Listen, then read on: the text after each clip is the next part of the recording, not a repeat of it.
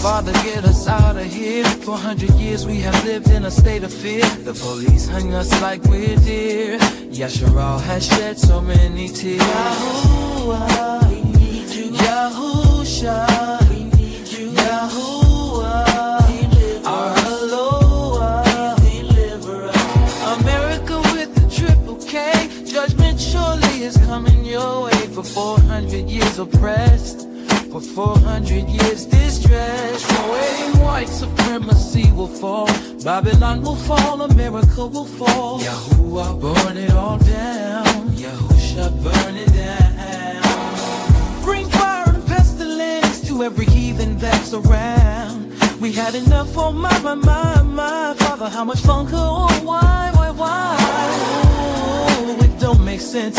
Father, we need some recompense. Burn it down, Babylon, burn it down. Abba, burn it down. Oh, yeah. My down. My baby, yeah. 400 years. To hell with Donald Trump, hair slicked back like Donald Duck.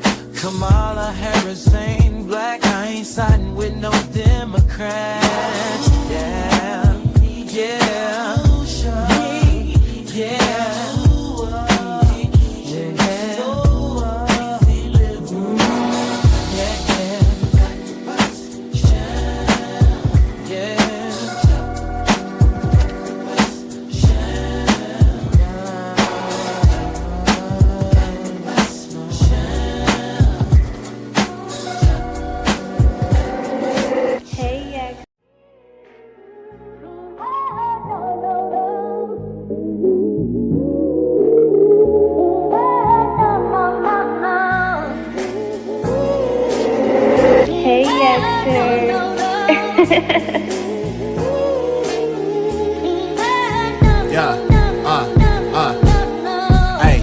Yo, I rest on the seventh day, it surely isn't Sunday. One path to Yahuwah and Yahusha is the one way. Narrow path step and stay on track like a subway. Yahusha crack the sky with the Malachim someday. Dietary laws, ain't no eating swine flesh. Yahusha garment staining blood like the wine press. The heathens crying out, strong delusion, they the blindest. These heathens can't keep Jesus, not appease in the slightest. Feast days, moral laws, keeping the Shabbats. Don't follow the ways of Edom, by Yahusha's blood I'm bought. Jesus is a big Virgin Mary, don't need her. Yes, I spin the block on the devil with the heater. Covenant keeper, the Ruach is my teacher. Yahuwah the creator, worship him and not the creature. Christianity can't be any same old difference. You call on pagan names and you call yourself bishops. Heathens in these camps, Jacob giving up his birthright. Held up with these nations, white body like a termite. Reject the Messiah, yeah, your doctrine is Jewish. Scum of the earth, cause that doctrine is sewage. Yahusha in the Torah, you can't see it, you foolish. Committed to Yahuwah, it's a fact that I do this. You are my enemy if you an enemy of Torah. Destruction for the wicked, just like Sodom and Gomorrah. Yeah. Ain't no new ways, doctrine, no chakras, no auras. The Apocrypha, I read it, I explore it like Dora. I'm a strong black man with biblical values. Fulfill doesn't mean abolish, yeah, I'm quoting out Matthew. I'm not a patriot, I am fearing the lure. 24 and forever, my king is Yahusha. I don't care about America, she surely gon' fall. And the ops gon' hate you when the Kadashi you called. Yahusha 24, always and forever. To Yahuwah I surrender, my life has been better. Put no trust in no man, or you are a curse. All esteem to Yahuwah, ayy, I put him first, yeah. Whoa, ayy. Yahusha 24, ayy. It's Yahusha 24, ayy. Yahusha 24, Yahusha 24, Yahusha 24. All esteem to Yahuwah in the highest. Baruch haba Basham, Yahuwah. Baruch atah, King Yahusha.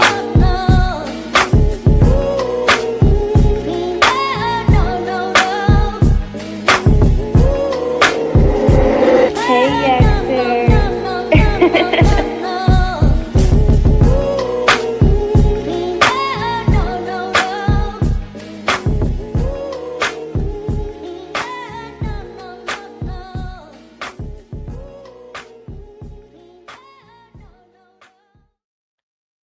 Shabbat shalom, family. I'm not gonna be on here long.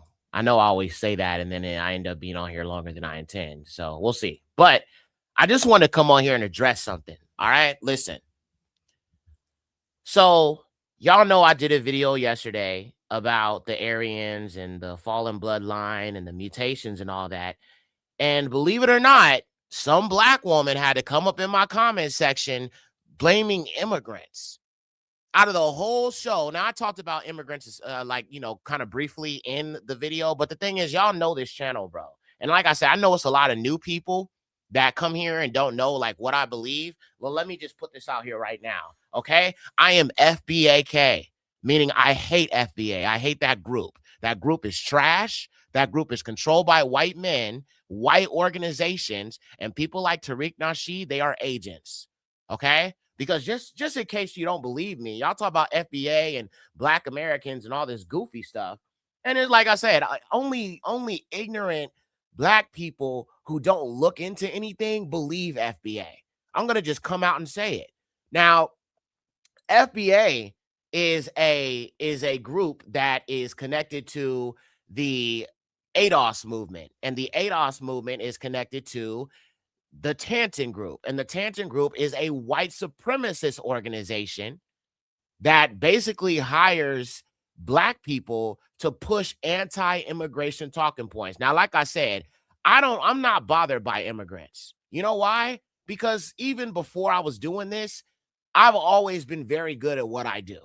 All right. So I've never had to worry about immigrants at all taking my job, taking what I can do, or replacing me because I'm good at what I do and I can do multiple things. And I'm not saying that to brag. I'm just saying if you're so worried about immigrants, maybe you need to learn how to develop some skills. Okay. Now, let me just say this out of respect for our people. I understand those of our people who are hard workers, right? Who do work hard, right? And go to work every day and all that. I'm not downplaying what you're doing, but I'm just saying, even when I was working a regular job, I never had no fear of no immigrant taking my job. Never. Never. And you shouldn't be either, because that is white supremacist propaganda. But this is the guy that our people follow, right? Tariq Nasheed. Well, guess what? I mean, his wife is not even fully black, or his ex-wife, or whatever you want to call her, because I don't think they're together. I don't know the truth about that, so I'm not going to speculate. But this is his mother-in-law. She's not black. She's Jewish. So shut the hell up about this. Oh, you're not black American. Well, neither is this man's baby mama or wife or ex-wife, whatever you want to call her. That woman is half Jewish. She's not even full black. So he wanted a mulatto. He's talking about being pro-black and all this, but you didn't even choose a black woman. You chose a mixed breed. You chose a woman who's mixed with Amalek. And according to Jewish doctrine, she's freaking Jewish because her mother's Jewish. Now, let me just continue on. And shout out to everybody that's coming in. I just had to do this because I'm just tired of this foolishness. What I find interesting is our people have more smoke for immigrants than you do white people. And I know some of us have our issues. Some of you, I don't have issues with immigrants, to be honest with you, because I mean, when I think about Yahuwah and I know about the Adamic race, and I understand a lot of these people are Adamic that are coming here, so I cannot hate them. Now, I know some Somalians don't like us. They're of Ham, and, some Hamites don't like us. They don't like Bantus and stuff like that. And I'm fully aware of that. I know that some of these people have conspired against us with our enemies, and I'm aware of that too. But the truth of the matter is, even with all that being factored in, I'm not going to hate these people because they're created by Yahuwah. Whether you want to admit it or not, Somalians are made by Yahuwah. Whether you want to admit it or not, some of those dark-skinned Native Americans are Japhetic. They are made by Yahuwah. So I can't, in essence, hate anybody who has melanin in their skin. But then when I see our people literally attacking black people, but not white people, and have no smoke for white people, because listen, just give me, maybe I'm wrong about this, right? Maybe I'm totally wrong about this, but give me a two or give me a one in the chat if immigrants are oppressing you. Just give me a one for any of these things. It don't matter what it is. Give me a one in the chat if immigrants are oppressing you. Give me a one in the chat if immigrants are literally coming for your basic rights in this country. Give me a one if immigrants are inciting hatred against our people. And I'm not talking about somebody who makes a TikTok video talking about, they don't like black Americans. I'm not talking about that. I'm talking about on a massive scale. Give me a one if immigrants are threatening so-called black people here to, basically get rid of them and to drive more hatred towards these immigrants. Because from what I can see, the immigrants are experiencing racism. So why would they be dishing it out when they are experiencing it? Everybody sees, there's no ones here. There is no ones here. Okay, exactly. The only people who are doing that is white people. So where is your smoke for them? This is what I'm talking about when I talk about COINTELPRO. See, Tariq Nasheed is not going to call out Amalek. He's not going to call out the Ish people. You know why? Because his mother-in-law is Jewish. That's a coward. See, I could talk about Amalek. Jewish. I can talk about them because I have no proximity to them. I can talk about white people. I can talk about the Aryans and all that because I have no proximity to them. You feel what I'm saying? So me, I don't have nothing to lose by telling the truth. But there are, if you look at Tariq Nasheed, his lawyer, all the people on his team, a lot of them are white. So he has to walk on eggshells because he's bought and paid for. I am not. That's the difference. So it's interesting how this black woman, and I deleted her comment because I'm just not playing this game where, you want to come here pushing this FBA stuff. And I don't even know if she is FBA, but she sounds like she watches Tariq Nasheed. And I can tell you watch Tariq Nasheed because Tariq Nasheed uses the exact same talking points of Fox News, of white people in general.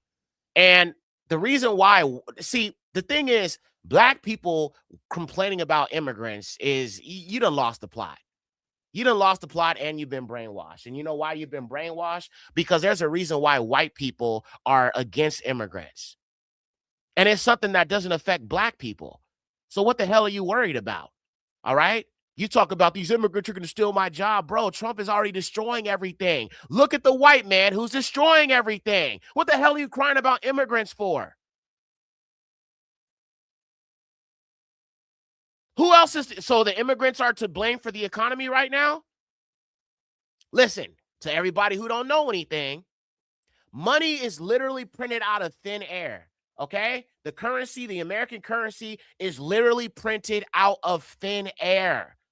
So stop listening to these talking points about they're taking all the money, they're taking all the jobs, they're taking this, they're taking that. Bro, the people destroying the economy are to blame for it. That's why inflation is so bad.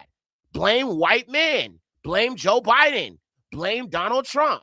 But it's not the immigrants who are affecting the job market and the finances. And to be honest with you, the immigrants are doing the jobs most people here in America do not want to do.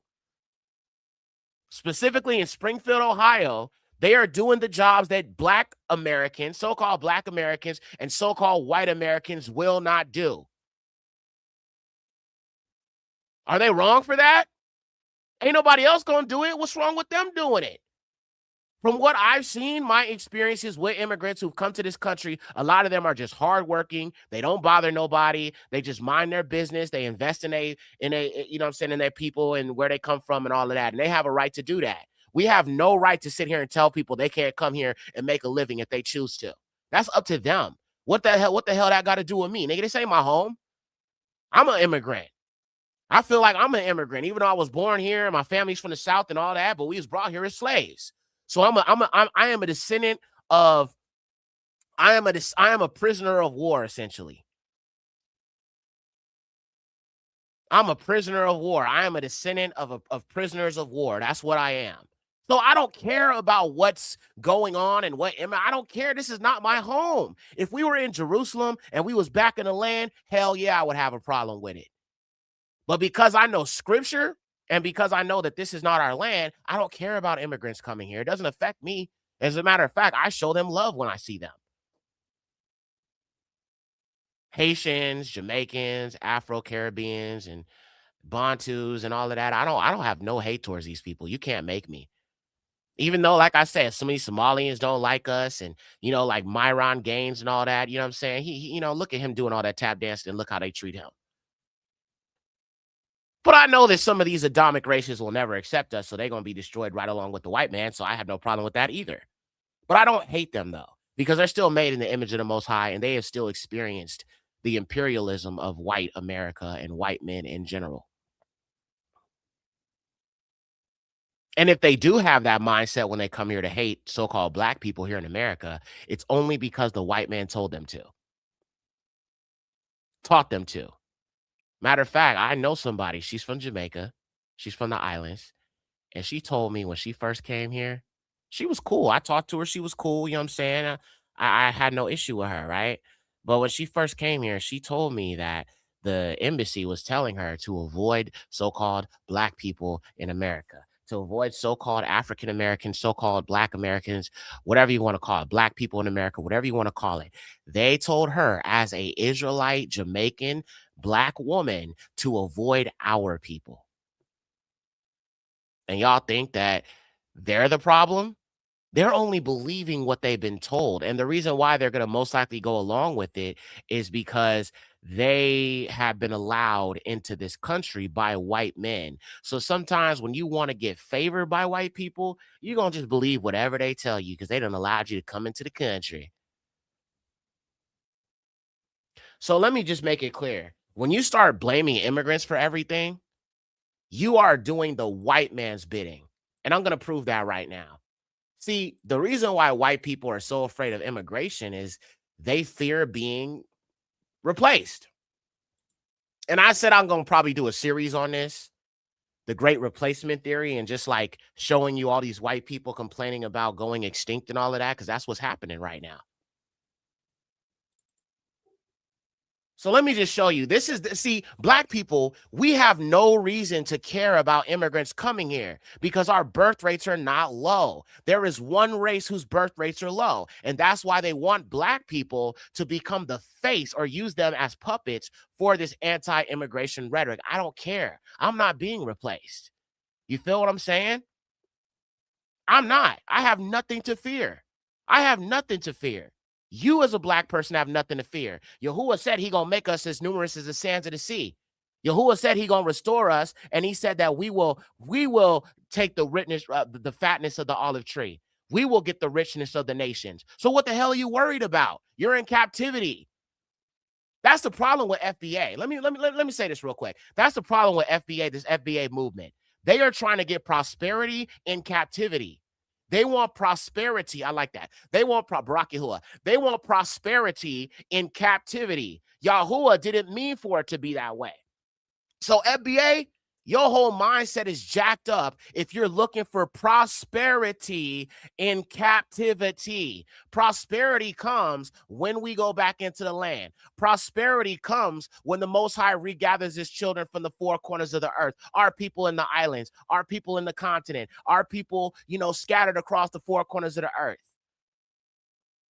All of us will be regathered. That is when the prosperity begins. When the land becomes lush and green and is no longer desolate and no longer, desert anymore. The Sahara starts to go green again and we get restored and the glory of Yahuwah shines upon us. Oh, that's when the prosperity comes. But see, y'all want to make this captivity easier for you. Y'all want to act like you're not going to experience hardship in this captivity. Then it wasn't a punishment then. Then you learned nothing in these 400 years. Then it means he brought back to put you into another captivity because you didn't get nothing from this one. So blaming immigrants is a white person talking point, okay? And I'm going to show you right now. Zakar Yahoo, shalom, good to see you, Brock Yahuwah. It is a white person talking point, all right? And I'm going to go ahead and show you guys evidence of that. So you can see for yourself, because they're the ones who are afraid. I'm not afraid. You feel what I'm saying? And you shouldn't be either if you are Negro or you are Black. He said, and even if you don't have children, right? Even if you don't have children right now, there's coming a time where you will. So if you don't have children, you know what I'm saying, don't feel bad. You know what I'm saying? Even if you are experiencing, being barren or anything like that, because Yahuwah said in the scriptures that there will be children running around in Jerusalem when we go back. When we get restored back to the land, our babies will be playing in the streets, you know what I'm saying, and all of that. So there will come a time, you know what I'm saying, where before we go back into the land officially, there will come a time where the Most High is going to part. Like I've been saying this for a while, but to those who are unmarried and don't have a significant other, husband or wife, there will come a time where the Most High is going to put you with the right person, most likely when we go into the wilderness. And I believe in that 3.5 years, he's going to expect you to be having children. So there will be children born. There will be babies that will be with us. Obviously, there could be some women who could be pregnant and giving birth when we're in the wilderness for that 3.5 years or whatever the case might be. But I just believe that Yahuwah is going to establish this perfect nation of Israelites. He will cleanse our blood. All the colonizer will be wiped out of our blood. And these Hebrew children, you know what I'm saying, they will be of the cleansed, bloodline. So everything will be restored as it was. You know what I'm saying? So there's a time and a place for everything. So if you haven't found a husband, you haven't found a wife, don't feel bad. You know what I'm saying? Just wait on Yahuwah, okay? But look, let me show you this first video. Shalom, bro. New subscriber here. Shalom, family. Hey, shalom to you, Barak Yahuwah. I heard ASAP in an interview that we are mixing and that it's a good thing. See, it's part of their agenda to mix the holy blood down and water down the G pool. And we must be set apart. Yeah, sis. And ASAP Rocky, bro, listen, that dude he's sus to me. He's just very sus. And it's like when I look at him, I don't want to get too distracted. So I'm going to highlight your comment because I might want to get to him and show y'all something about him. But when you look at ASAP Rocky and Rihanna, she is the one who represents the pants in the relationship and not him as the man. So a lot of these images I see in him on the magazine covers and stuff, he looks like a whole woman. Let me show y'all real quick. But he was promoting the mixing. He's bought and paid for. He's bought and paid for. Every single image I've seen of him. Now, and in his natural form, when he's doing interviews and he's rapping, he carries himself like a masculine man. But some of these like magazine covers and photo shoots he's done, he just looks like a whole sissy. Like they are portraying him as the woman and they're portraying, Rihanna as like the masculine figure. Like this, for example. Now, if you don't understand Yahuwah's order with gender roles, you're probably going to look right past this and be like, man, you hating on him because he got Rihanna. Bro, I think Rihanna's fine as hell. She's a beautiful Israelite woman, but I'm not mad at that. I'm glad she's with a black man, but look how they portraying him. Look at this. This right here, this is against the order of Yahuwah. Notice how she is leading him. Notice how she is leading him, and he's kissing and nurturing the baby. Look at that necklace he got on. This is gay. All right. Now, I'm not saying he's gay. I'm saying they got him looking like a whole beta male, a whole cuck right here. All right. He should be leading her. And notice how the way they have her positioned, she's a lot bigger than him. Now, obviously, I think he's taller than her and all that. But the way they have this set up, they have him looking like the woman nurturing the baby. And I'm not saying men are not supposed to nurture children. You're supposed to nurture babies. But what I'm saying is the woman, that's one of her jobs is to nurture the children. You're supposed to protect the children and protect her. But you're all supposed to lead that whole household. The household looks to you for leadership, right? In righteousness. But here she is leading him. This is demonic. And anybody saying there's nothing wrong with this, you don't know the Most High. You do not know his ways. You do not know his order. You do not know anything about him if you think that this is okay, because it's not. It is total. It's the Baphometic order of what I would think of as the natural order of things when it comes to the Most High. See, the devil, he inverts everything of Yahuwah. He turns everything around, flips it in people's faces, you know what I'm saying, and turns it into something satanic, where they got the woman leading. They got the woman at the top. Even this image right here looks very sus to me. I'm going to show you another one. Look at this. This is propaganda. Kind of hard to see. Let me see if I can make it bigger. No, Diddy. Bro, this looks feminine to me. Now, you know, Rihanna, she looks like she's in her feminine right here. But him right here, I don't know. It just looks gay to me.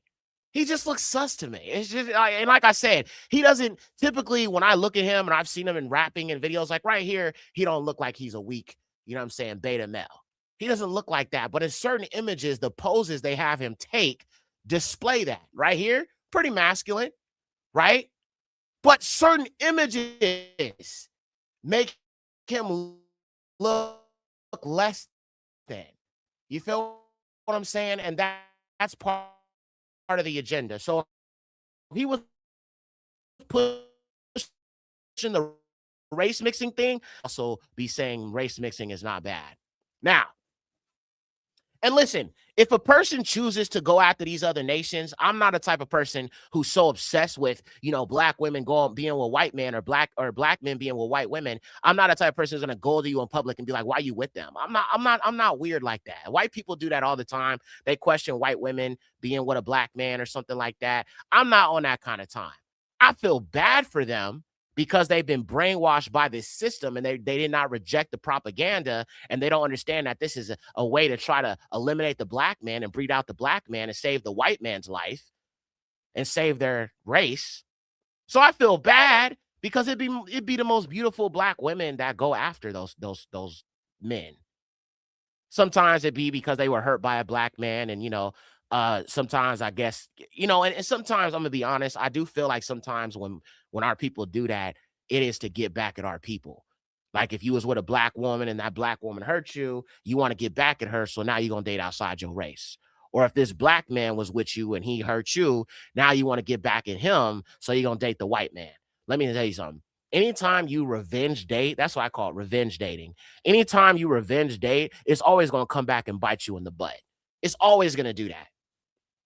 So let me show you these videos real quick, because I want to prove that having an issue with immigrants, like I said, you might have your grievances with them, right? But you shouldn't really, because immigrants don't affect you like it affects the fallen seed.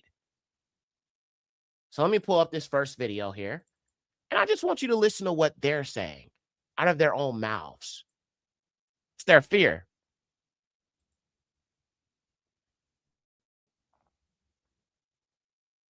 All right, White Americans will soon be a minority, and that's great. You know, whites will not be the majority. I mean, it's an exciting transformation of the country. It's an exciting evolution and, you know, progress of our country. We are going to be a white minority very, very soon. I'm okay with that. White people are going to be the minority. I think we'll also breed out too. Looking forward to it. Can't wait. Shit. If things are so bad, as you say, with the white working class, don't you want to get new Americans in? America is going to look very different in 100 years. You're not going to be able to tell you're black, you're white, you're Hispanic, you're Puerto Rican, whatever. It's going to be very complex, and I think ultimately that's going to be good. White Americans feel that they're losing their country. They're losing own. It's a wrap. It is a wrap. So what are you worried about as a black person? What are you afraid of? What are you afraid of as a black person, bro? You're not having low birth rates. You are not white. You are not having this, you know what I'm saying? Your birth rate's dying out and your women are not able to have babies and all that. What the hell are you worried about as a black person? Anytime I hear somebody saying, oh, these immigrants this, these immigrants that, bro, shut up. You got a white man in your mouth. You got a white man in your mouth because you're concerned about things that don't affect you really in truth. And if I'm being honest with you, some of these people who come here from other countries, a lot of them, like I said, are doing the jobs that you will not do, and as some of our people will not do, and even the white people will not do. They're not taking normal jobs that you went to school for. They're not taking jobs that you studied for and spent money in college for, still paying off student loans for. They don't get those kind of jobs. Most of them are just doing simple construction jobs, doing Uber, doing Lyft, doing DoorDash. You know what I'm saying? I had somebody bring some food here the other day. He was from Haiti. You know what I'm saying? No. Actually, he was from Burkina Faso. Yeah, she was a sister. She was a sister. And she was from Burkina Faso. And I had to just tell her, like, yo, listen, we love what Ibrahim Traore is doing. You know what I'm saying? We're praying for the continent. See, I show love to the immigrants, right? Even people who may not be, you know, black or Negro immigrants, like even Dravidians and stuff. I just talk to them, have conversations with them, because when I look at them, I see Adamic people. And do y'all realize Dravidians also deal with anti-blackness because of the racial caste system? Even these Indians, right? And you know, sometimes the Indians can be racist to us. I get it. I understand. I remember one time I went to a Indian store, because I do like Indian food. I'm not gonna lie. Obviously, you know what I'm saying, I don't eat it all the time. You know what I'm saying? But you know, I've had Indian food here and there. They also deal with anti-blackness, and it's because of the racial caste system. The original Dravidians were darker skinned people. And what ended up happening is these white colonizers came and they began to, you know, whitewash everything. And so now the darker skinned indigenous Dravidians are treated like trash. Meanwhile, the white ones are looked at as a standard of beauty. So I need y'all to understand, all of these Adamic people, all of their situations are very similar to ours. Not the exact same way. I'm going to be honest, not the exact same way, but they have all been affected by the children of Lucifer in one way or another. And that's what I'm trying to get people to see here. All right, let me show you this next video here. But I just want you to see, blaming immigrants is what white people do. So you sound a lot like the white man if you're blaming the immigrants. I'm just saying. All right, check out this next one. Why do only white countries have the moral obligation to live in this experimental diversity? I began to question why Americans living in the land of the free were forbidden the freedom of association. I began to question why the same groups of people that benefit from our country's altruism are allowed to collectivize within our borders in peace, yet any semblance of white collectivism is considered a form of supremacy.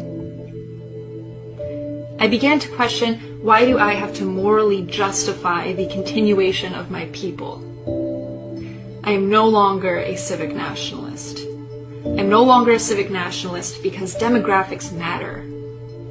I'm no longer a civic nationalist because in our majority white country, it is considered controversial just to say it's okay to be white. And I'm no longer a civic nationalist because I won't stand by as whites become minorities in their own homelands just so that I can selfishly claim at the end of it all, at least I was an individualist. And I have a dream that one day whites will be equally permitted to live in their own countries as others do. I am no longer a civic nationalist, and I'm not sorry about it. Okay, so boo freaking who, bro? All right? This is a white person's problem.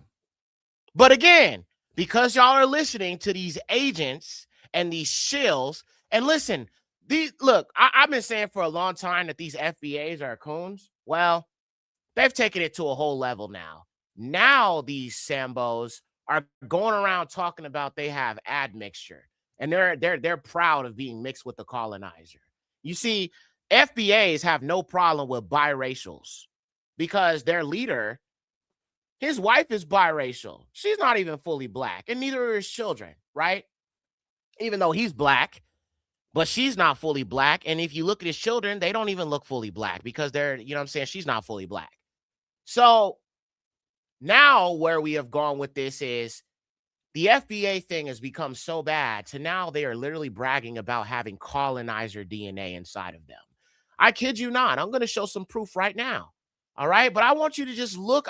We constantly come at FBA, bro, because a lot of y'all are part of the problem and y'all are stopping us from coming together as a people. And so me seeing the anti-blackness coming from other black people, I absolutely have to call this out.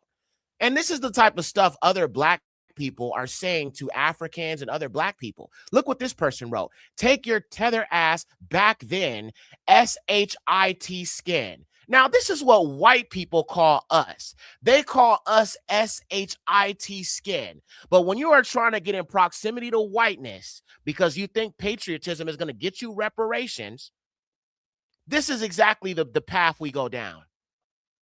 Now, I'd never do that.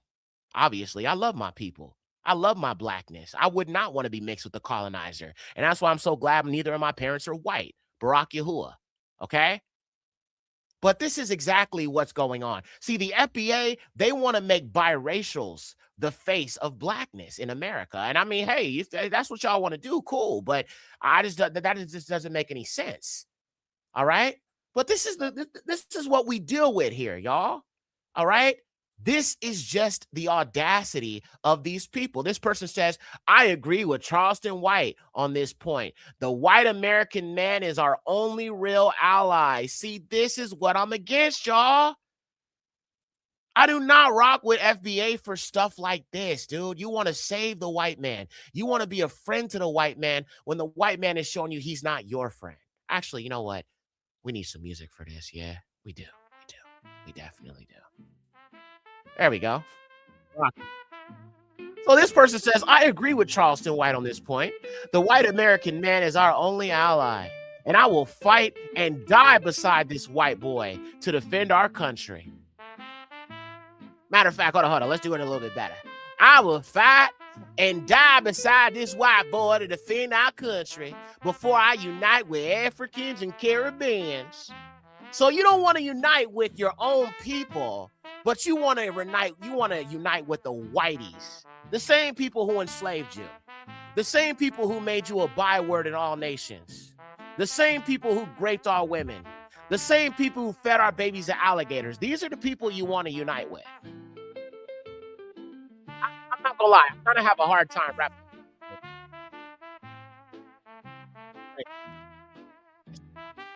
Let's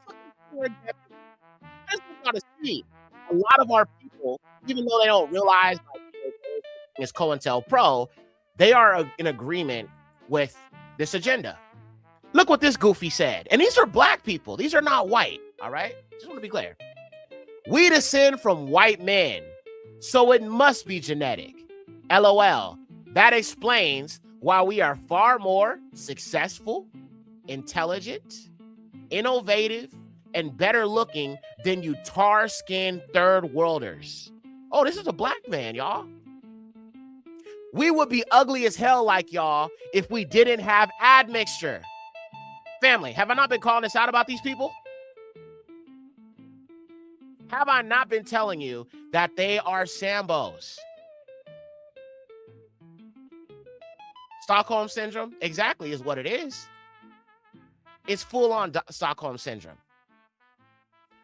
So when that sister said what she said in my comment section, that's why I went at her and I said, it's not immigrants. It has nothing to do with immigrants. Then she got mad at me and she said, oh, you over here calling the white people the devil, but you're the devil. I'm the devil because I'm saying immigrants are not the problem? How are you going to sit there and watch this whole episode about Aryans and white people and they're evil and then turn around and make it about immigrants? This is our people's problem. We want to defend the white man by any means necessary. And when you deal with somebody like me who's pro-black, that's what that tells me about some of our people. Our people do not have enough black people that are only for black people around them. They got Negroes who are around them who are, you know what I'm saying, FBAs, who are mixed, who got children with non-black people. So when you got somebody like me who's pro-black and just don't like the pale faces at all, don't rock with the pale faces at all, have an enmity towards the pale faces, but love my people and other black people, that's unusual to them. That's strange to them because they've been compromised. It shouldn't be strange to you because if you look at the freedom fighters back in the day, the liberationists, abolitionists, the pro-black individuals, they were only for their people. They didn't care about everybody else. As a matter of fact, if you look at Malcolm X, Marcus Garvey, Huey P. Newton, Angela Davis, all of these like pro-black individuals, bro, they all acknowledge their African ancestry. This FBA thing is a new concept. So how do y'all not see that as a psyop?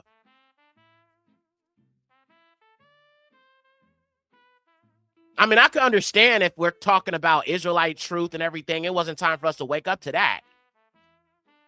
I get that. But I'm just saying, every single person who was for the people, from what I can see in history, they all acknowledge that they have some African ancestry and were, you know, pro-black, for black people. They all weren't talking about, oh, you're from the Caribbeans, you're an immigrant, oh, you're not one of us, oh, you're from, you know, Guyana, you're Afro-Guyanese, so you're not one of us, or you're from Tobago, you're from the islands, so you're not one of us. That is not what was going on back then.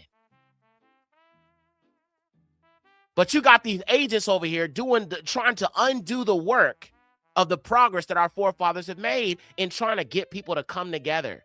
And see, the devil doesn't like it when we come together. That's why I got banned off Facebook, because I was bringing black people together for a positive reason. It drives white people crazy when they see black unity. When they see black people having a good time, they love it that's why they push this toxicity on us. They push the toxicity of, you know, the sitcoms and the television shows that show like anti-blackness from other black people. They push the killing and the unaliving of our own and all that. But whenever we treat each other with respect, we're all here having a session together, talking with each other, talking about Yahuwah, talking about scripture, talking about biblical things, agreeing with each other, not disrespecting each other. They hate to see that. And so what do? They create chaos. And sometimes what they do is they hide behind avatars of black characters, AI-generated black characters, pretending like they're one of us. And then they say something to set the whole chat off. Matter of fact, I had somebody, y'all know who he is, or some of y'all know who he is, but his name used to be Blackwater. He used to come on this channel. Anyway, I ended up, you know what I'm saying, calling him out because he was coming into this chat with a spirit of distraction.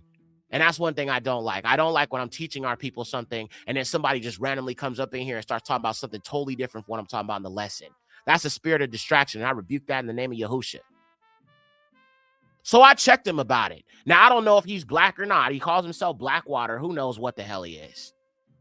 And I didn't even disrespect him. I just said, bro, do not stop talking about this. Because he was talking about, oh, I want to be an angel one day. Like, bro, what does that got to do with what we talking about right now? So I checked him about, like, bro, stop being distracting. And if you do it again, I'm going to kick you from the chat. So I ended up commenting on somebody's post on Instagram, and he was like, hey, Xer, this is Blackwater, blah, blah, blah, blah, blah, blah, blah. And I don't like how you did me on YouTube. And I just didn't respond to him. I didn't do you dirty. You came in with a spirit of distraction. And when I checked you like a grown man, you want to sit there and cry about it. Something wrong with some of our people, man. And I pray for them. I love them. I do. I love my people. I will never hate my people, but it's just what I see. I can see why a lot of people are not going to make it. I understand why there's only going to be a remnant. Our people have fallen into this concept of cliques and social circles. And looking, this is a warning to Tazaryak, man. Listen, I don't think Tazaryak is a bad brother. I think he's decent. I think he knows his scriptures very well. I mean, he's still in the camp. It is what it is. But I think he's very good at what he does about the scriptures. But I think he needs to be very, very careful jumping on all these different podcasts and platforms, because these Jewish people are definitely paying attention to him. Our people need to be very, very careful about jumping on all these different platforms, thinking that, hey, I'm just trying to get the truth out there. Be careful about that. Because the more exposure you get, the more there are people plotting against you. And I just find it interesting. He keeps getting called on these podcasts with other Jewish people. I find that very, very, very, very interesting. I notice Jewish people don't come on this channel, and when they do come on, they're not willing to challenge anything I'm saying. I watch how Jewish people run away like little girls.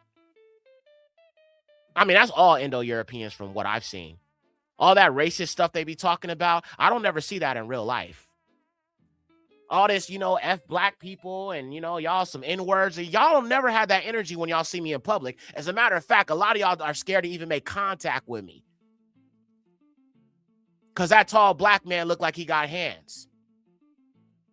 I'm serious. In real life, y'all, they never come to me. All this energy I be seeing on the internet, it's like a whole different identity that they have. Because in real life, bro, they don't never have that energy in real life. Not no Jewish person, not no other type of Indo-European. And I be waiting for them to say something to me. I be waiting for them to say something so I could check them. They don't ever say nothing. I'm not going to do nothing to you if you don't say nothing to me. You just keep your mouth shut. Sometimes that's the best way to deal with black people. Honestly, white people, the best thing to do is shut your mouth. But I'll be waiting for them to do something or say something to me. Give me a perfect reason to knock your ass from pale to pink to purple. You're going to go from Casper the Friendly Ghost to the Pink Panther and then Barney the Dinosaur in your final form. Pale, pink, purple. And if you already pink enough and you ain't pale, but you pink, I'll turn you purple. We'll just skip the first part.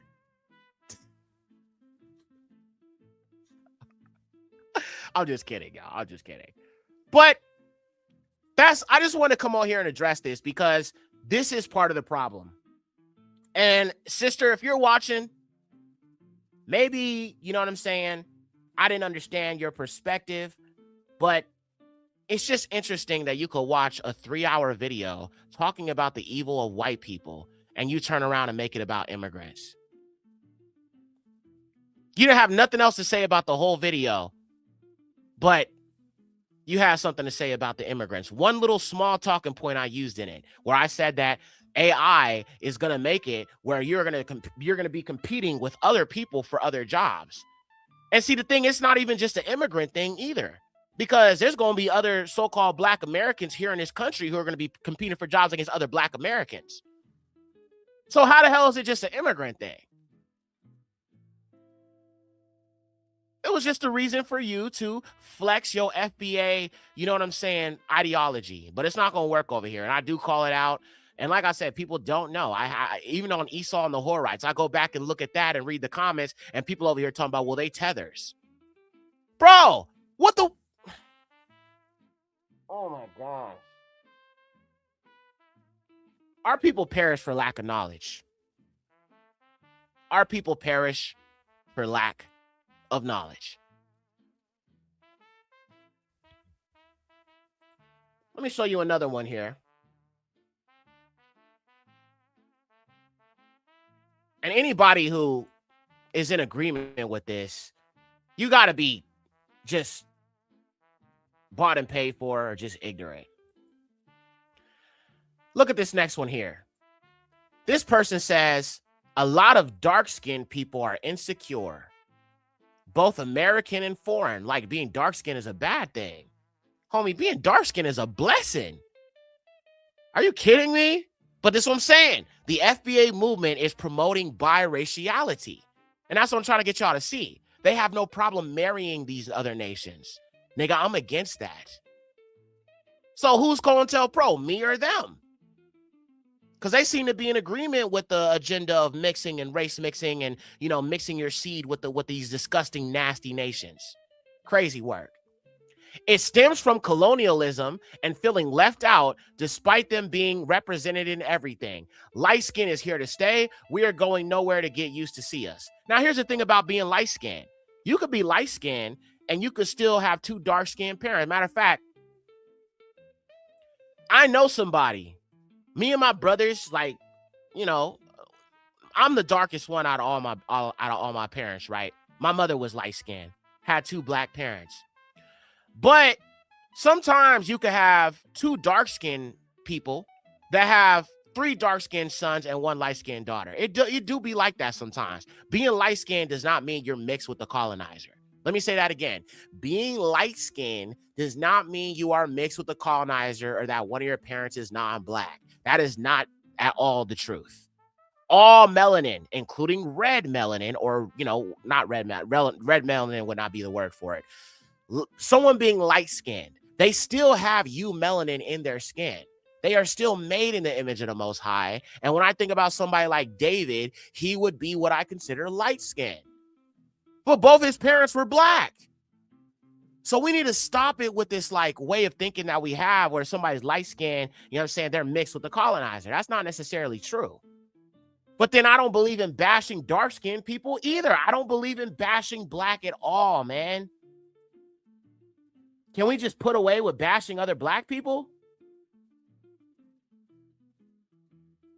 We already got these white people bashing us for being black. Why we got to join in with the games? Join in on their game. Crazy stuff, man.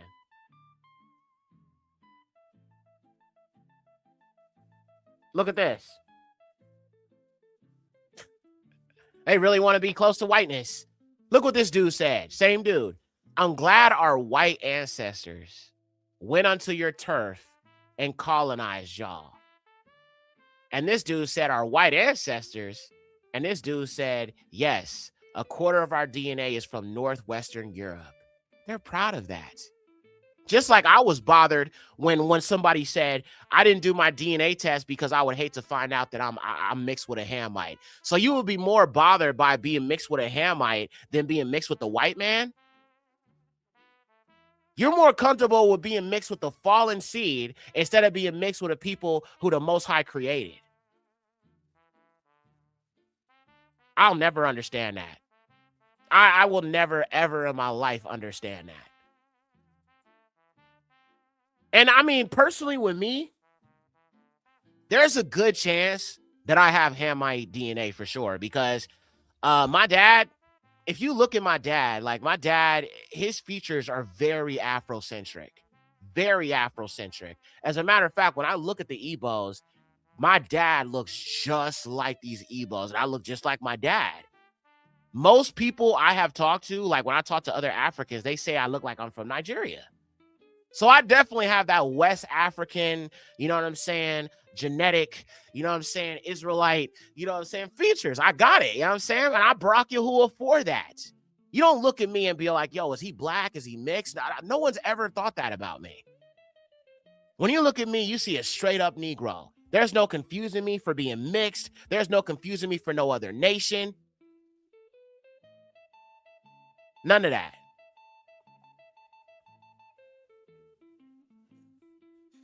Now that I showed you guys a few of these, I'm going to go ahead and show you more evidence of this whole thing with the white replacement. Because like I said, and maybe old girl did not know what she was saying. Maybe she doesn't realize pushing this anti-immigration rhetoric is really just serving white people and not serving black people. Because you're going to be competing with other black people that are born here in America for jobs, regardless of immigrants. That's something you have to understand.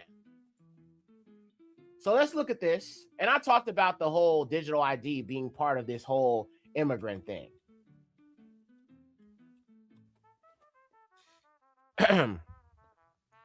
One of these days, bro,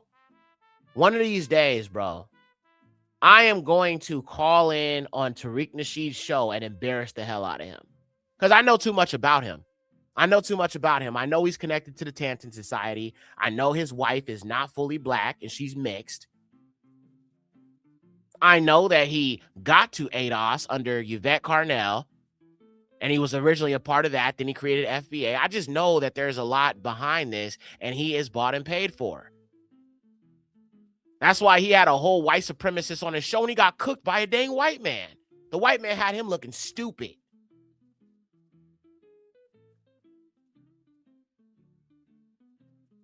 All right, let me pull up this first thing here.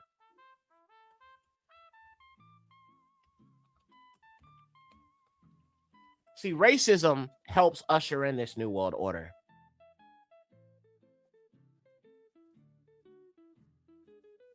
All right, let's look at this real quick.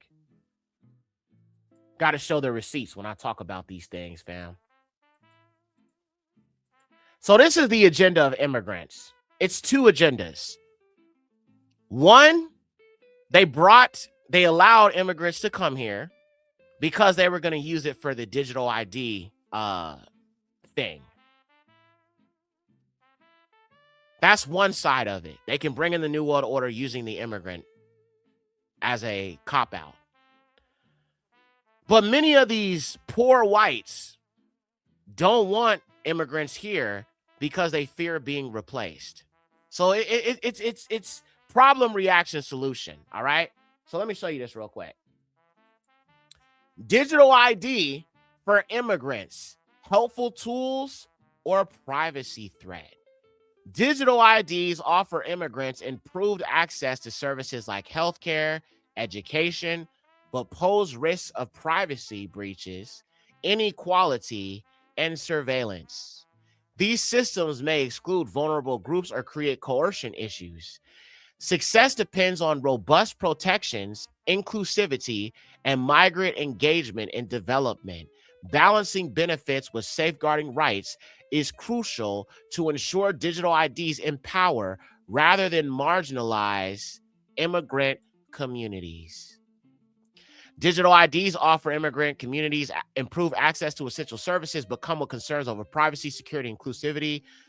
Risks include data breaches, surveillance, exclusion. Ethical implementation requires safeguards like data minimization, voluntary use, non-digital alternatives, and inclusive, transparent policies focusing on fairness. So basically, they're going to use this whole immigrant thing to bring in the digital ID. So when I hear white people saying things like, oh, or I hear black people saying, oh, we don't want these immigrants here, we need to get rid of all immigrants, you're only asking for the digital ID. You're only begging them to bring in some sort of system to stop immigrants from coming in here, which would be digital ID, which is going to lead to the B system. So I just got irritated by what she was saying because I realized she probably don't know what the hell she's saying. Number one. And number two, it just seems like you want to defend the white man because you're scared to call out the white man. As a matter of fact, Tariq Nasheed is scared to call out the white man. I've noticed that on his lives because he was supporting, he may not want to admit it, but he was very much behind black people voting for Trump. Him, what's that other dude's name from African Diaspora Channel? I can't remember his name. Phil. Is that what is his name? Phil, I think. A lot of these black influencers, they were behind getting black people to vote for Trump. And I found it strange because I'm like, hold up, you got an African Diaspora Channel and you're trying to encourage people to vote for Trump? And at first it started with, bashing Democrats. And I was like, okay, well, yeah, Democrats are garbage, but both sides are garbage. I have just as much disdain for the Democrats as I do for the Republicans because it's still white men behind it, regardless. If white men behind it, bro, it's tainted and it's unclean and I don't want nothing to do with it. So if the white man is telling me to vote, I'm going to do the exact opposite and not do either. So if you're going to just make it a one-sided thing and bash Democrats, I was just like, so they have all this smoke for Democrats, but they have no smoke for Republicans in the Trump administration. Yeah, these Negroes are bought and paid for. And it just became clear to me. Then when I started seeing black people talk more about immigrants and less about Republicans, then I noticed how Tariq Nasheed refuses to call out the Trump administration. And I said, I see why. He is bought by the Tanton Group. He is attached to the Tanton Group, and they will not pay him or let him continue to make money if he says anything about Donald Trump and ruining their plan to push this anti-immigration rhetoric. They're bought and paid for. They can't go out of the lines. But see, when I go out the lines all the time, I constantly break the rules, bro, and I suffer for it. And it's okay because that's just how I am. I just want the people to know I'm legitimate here. I'm legitimate. I could say destruction is coming to the Revelation 2939s. I could say destruction is coming to the white race. I could say destruction is coming to Babylon. I could say destruction is coming to the oppressor. I could say the Most High is judging white people right now with them low birth rates. Somebody that's bought and paid for is not going to come out and say that, knowing that these people don't like it when I speak this truth. And I still say it. And I say these things just because I want y'all to know I'm for the people. I'm not bought and paid for. Now, speaking of which, I'm going to pull up a video from Dr. Cress Welsing. Y'all know I'm a big fan of her, bro. She spoke a lot of truth about Caucasians. She helped me understand why they are the way they are. So I'm going to play a quick video from her talking about genetic annihilation real quickly.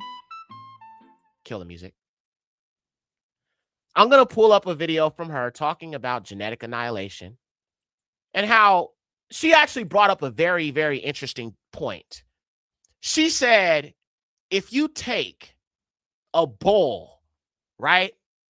You just take a regular cooking or mixing bowl. Let's just say mixing bowl for some context here. If you take a mixing bowl and you take every single person that's on this earth, every black person, every other group of people, and white people, and you mix it all into one bowl, you will not see one glimmer of whiteness.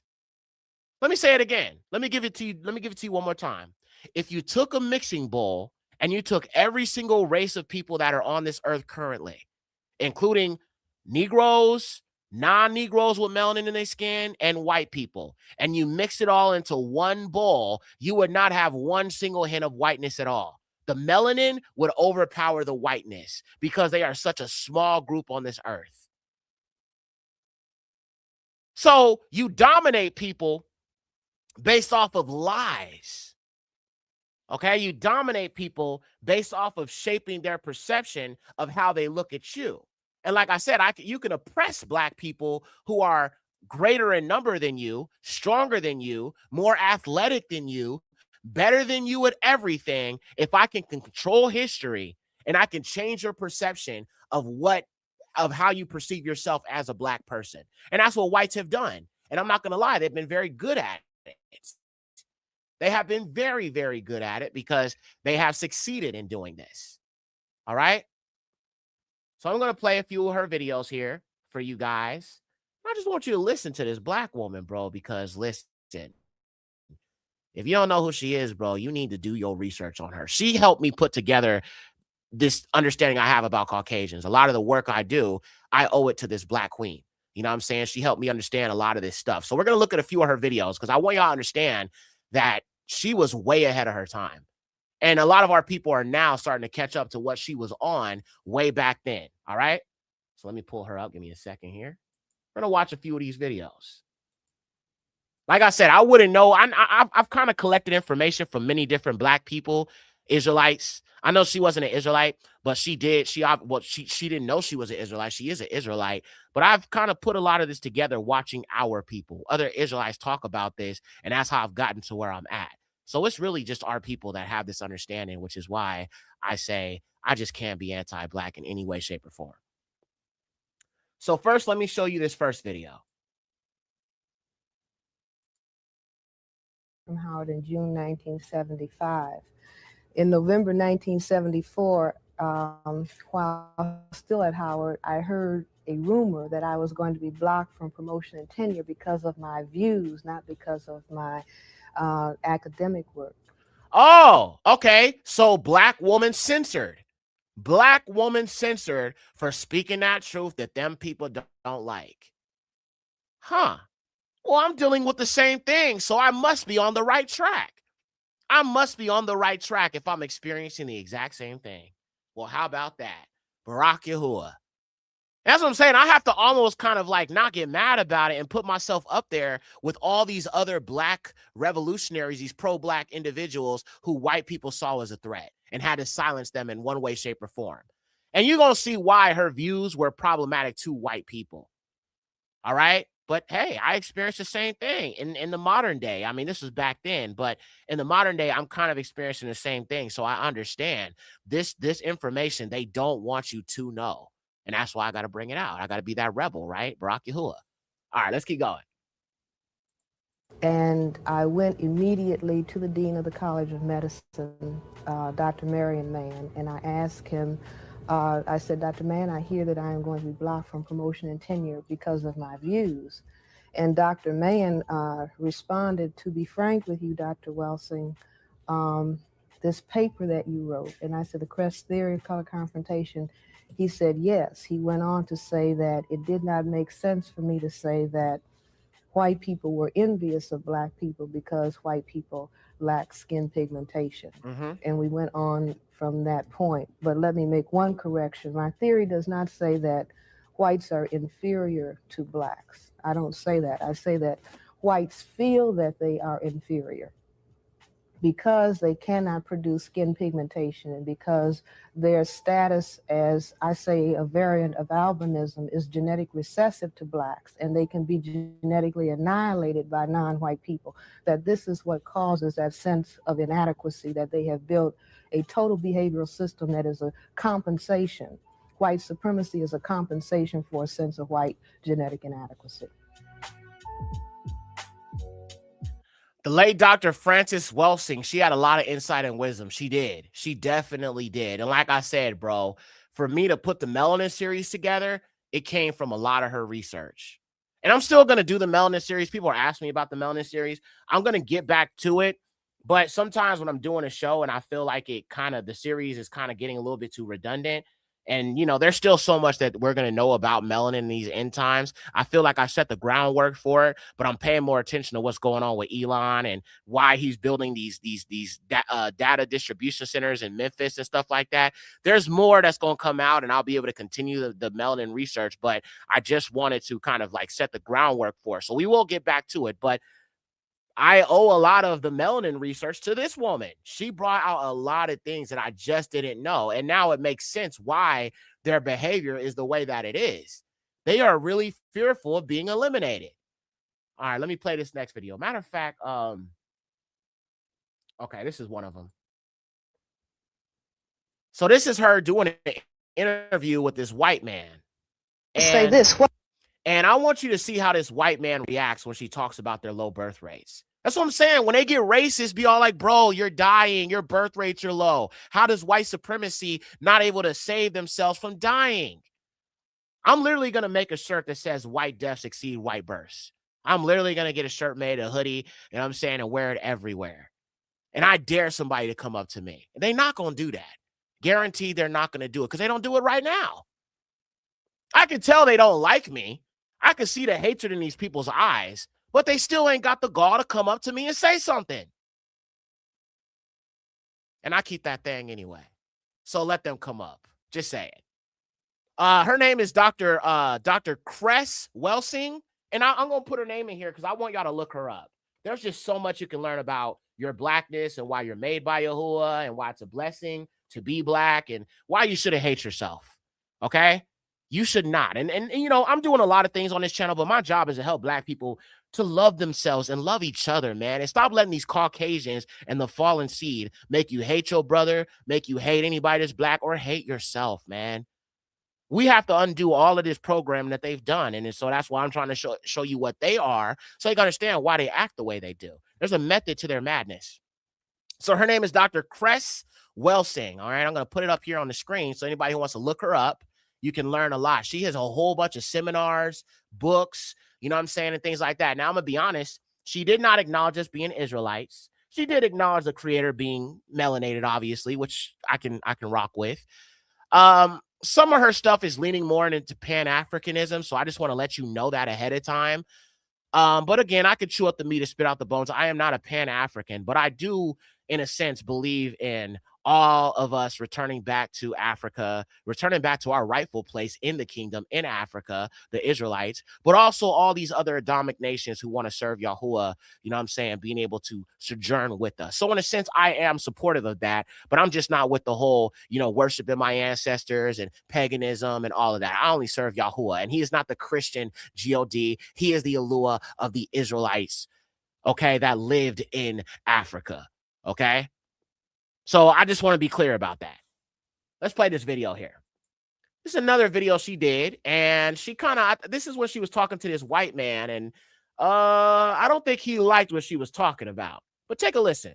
What is very interesting is in the study of biology, biologists who have studied evolution, one of the very interesting things that they say is that the more functional skin pigment cells in the animal kingdom, the higher you are on the scale of phylogenetic ascension.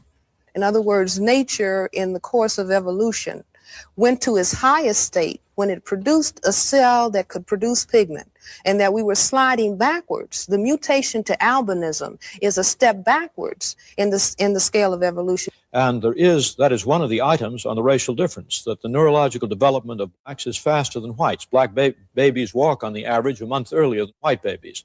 And the period of black gestation... people are much more creative also than white. Dr. Wells, Shockley, didn't the Giselle schedule, which tested the intelligence of children, make a correlative between intelligence and walking early? Yes. And I would think it probably would have been negative. No, it was not. It was. Look at that. You see that? You see? They are taught to automatically defend their people regardless of facts, regardless of information, regardless of truth being spoken. This is exactly why I had this one dude I used to know. He was a white boy, And I was cool with him until I realized what these people are, okay? When I first did Esau and the Horites, the very first original video, okay, that was uploaded in 2024, I believe. Yeah, 2024, beginning of 2024. The one that hit 100,000 that they took down. Had to re-upload it. When I did Esau and the Horites, he came while the film was premiering into the chat. And because it was talking about giants and pale skins and all of that. And the very first thing he said was, well, what about Shaquille O'Neal? The whataboutism. You talk about the slavery of what white people did, the chattel slavery they did. Well, what about the Arabs? They have no type of ability to look within themselves. That's what I'm saying. The children of the devil deflect. Is the devil not called the accuser? Give me a 1 if he is. Give me a 2 if he's not. The devil is called the accuser. So all he does is point the finger at everybody else. His children do the same damn thing.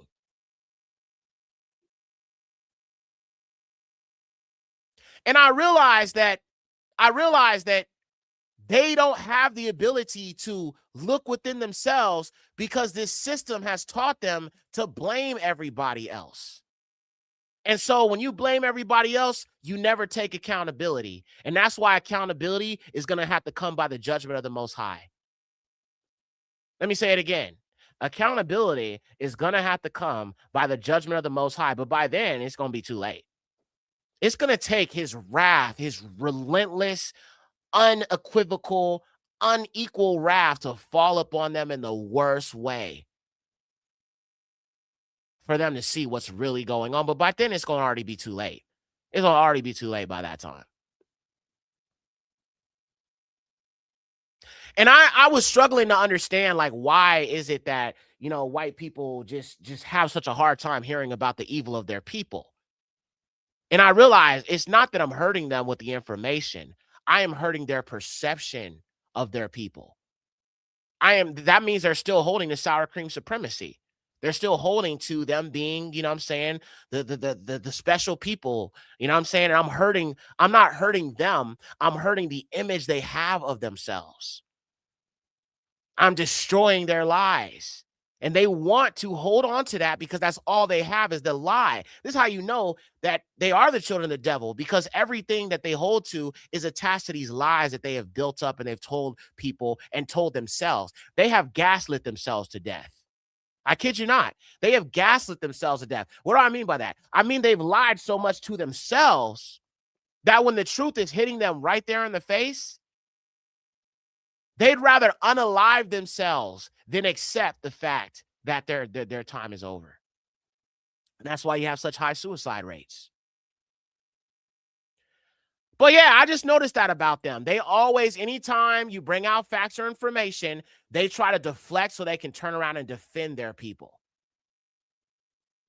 Now, me, I can't do that, right? Wrong is wrong. If I see wrong, I'm calling out Tariq Nasheed right now. That is a whole Israelite, and I'm calling him out. And I'm calling out all these other FBA boys, who are clearly Israelites, who are kissing a white man's ass.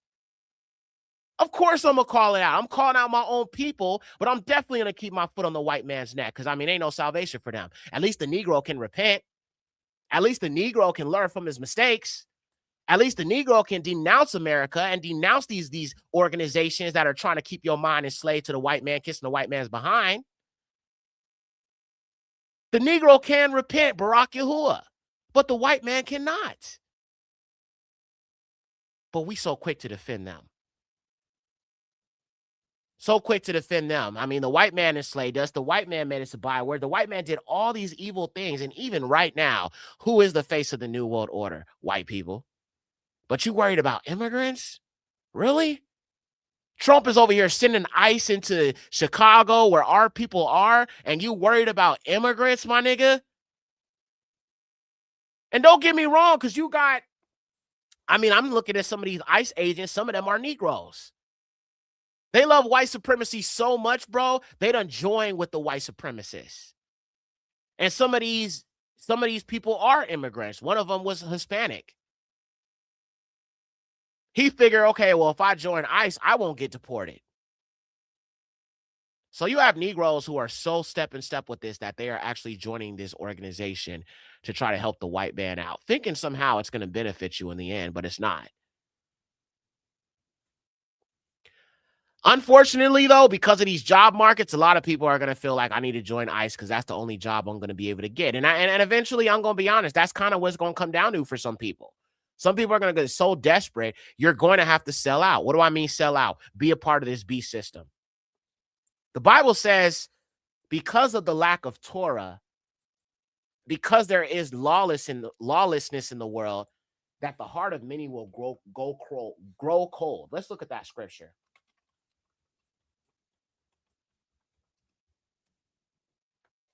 We're going to look at that scripture because that's exactly where we are right now. Matthew 24:12. Let's look at what Yahusha said. See, I have a heart, right? I may not like the fallen seed and I have no heart for them, but I have a heart for everybody Yahuwah created, bro. I do. I do.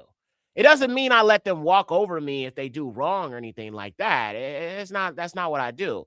But I care because I understand that they also are part of Yahuwah's plan to redeem everybody who comes from Adam through us. And we're supposed to be a light to these Adamic people.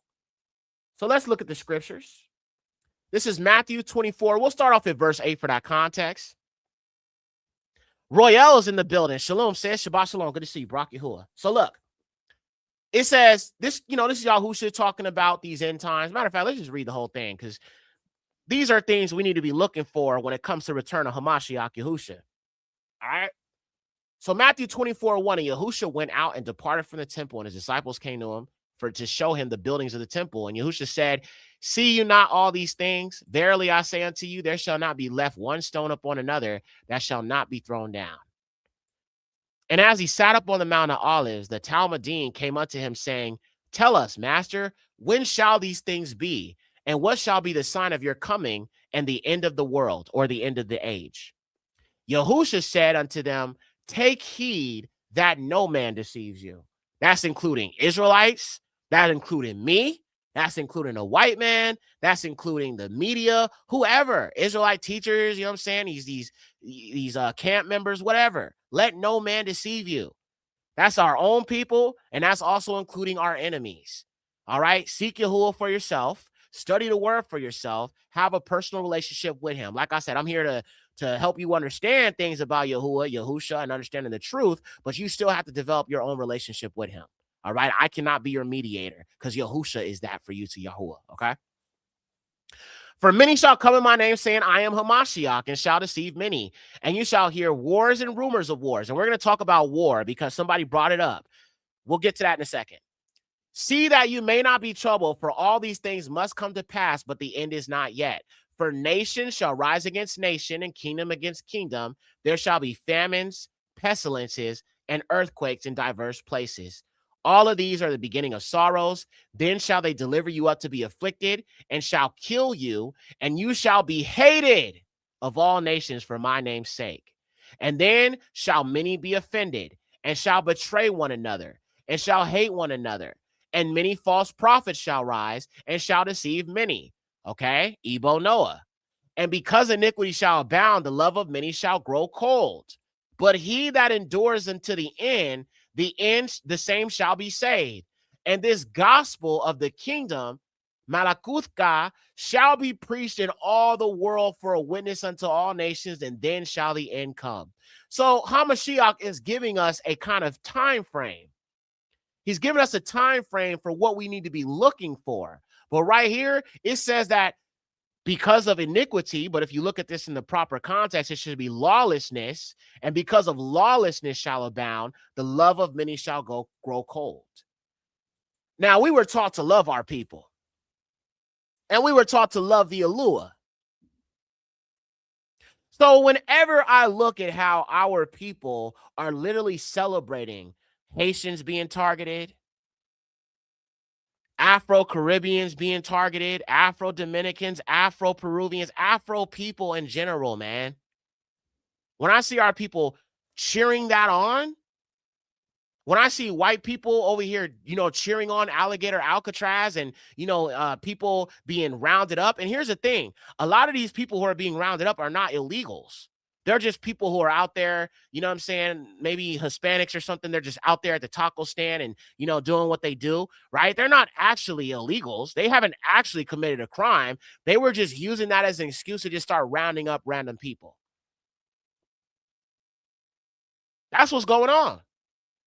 That is exactly what is going on right now. And so if they give an order towards Somalians, you see how it went from Haitians to Somalians and people who are brown? Do you think they're going to start caring about who's brown, who's Somalian, who's melanated? And they don't care about that. This is about anybody who's not white. And y'all Negroes talking about, man, we Black Americans, we can't be deported. They don't even consider you an American. Let me say it again. All these white people you tap dancing for, they don't even consider you an American. Let me say that one more time. All these white people you are tap dancing for do not even consider you an American, let alone a Black American. So calling yourself a Black American is the dumbest thing you can do to a people who don't care nothing about you. And it's funny because even like the Hodge twins, the Hodge twins, they are always kissing the white man's behind, right? So when they said they wanted a white-only town, and the Hodge twins was like, well, can we join with y'all? They said, no. Just because you fight with us, you're not going to be in our country. Just because you defend us, we don't want you in our country. So even the Sambos are getting their Negro wake-up call. Everybody got to get one. Sometimes I can't stop you from getting the Negro wake-up call. Sometimes you're going to have to learn the truth for yourself. Now, breaking news, family. So we're talking about wars and rumors of wars. To those who don't know, Trump literally just bombed Venezuela. And both the leader of Venezuela has been taken into custody. So now there is no leader. There is no leader. He captured the man who's the leader. His name is Maduro. The Trump administration has captured him, taken him in custody, and his wife. So now there is no leader in Venezuela. And guess what the white people going to do? They're going to go over there, they're going to colonize it, and they're going to take the oil. So I want you to look at what's going on with them and understand this plot against Ibrahim Traore. It's the same thing. So we're going to watch a news clip real quick, just so you can get, and I'll also show you the press release. Wars and rumors of wars.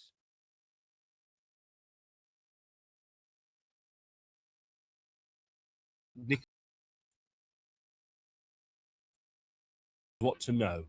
Multiple explosions and low-flying aircraft were seen in Caracas in the early hours of Saturday morning. Maduro's government immediately accused the US of an imperialist attack on civilian and military installations.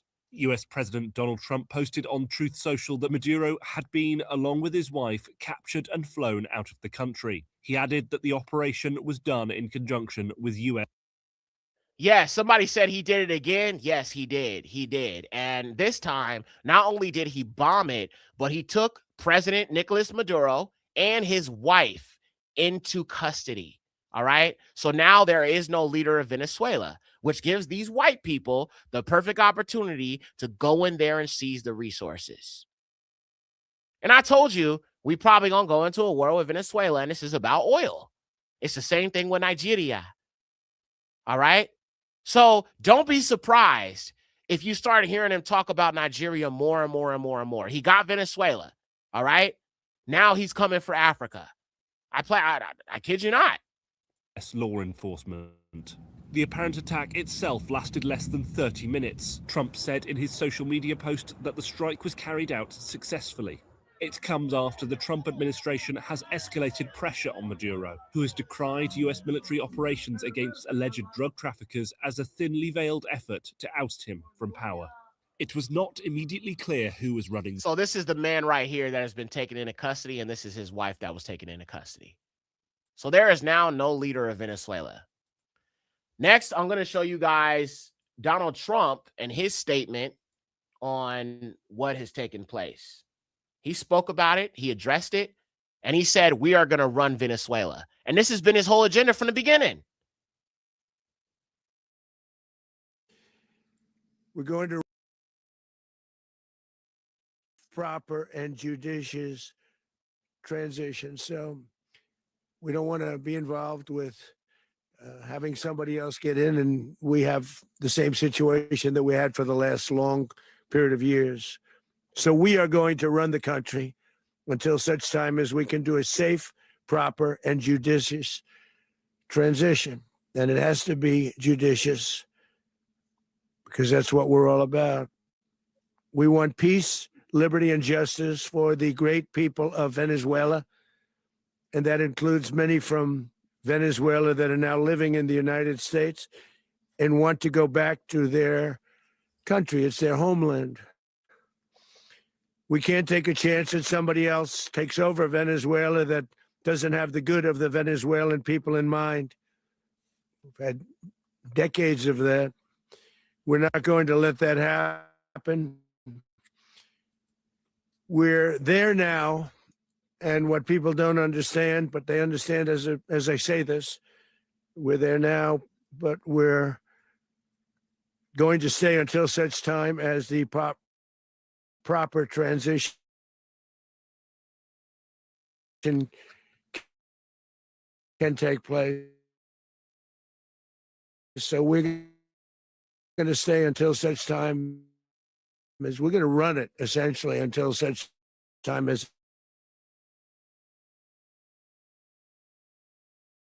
colonized Gaza.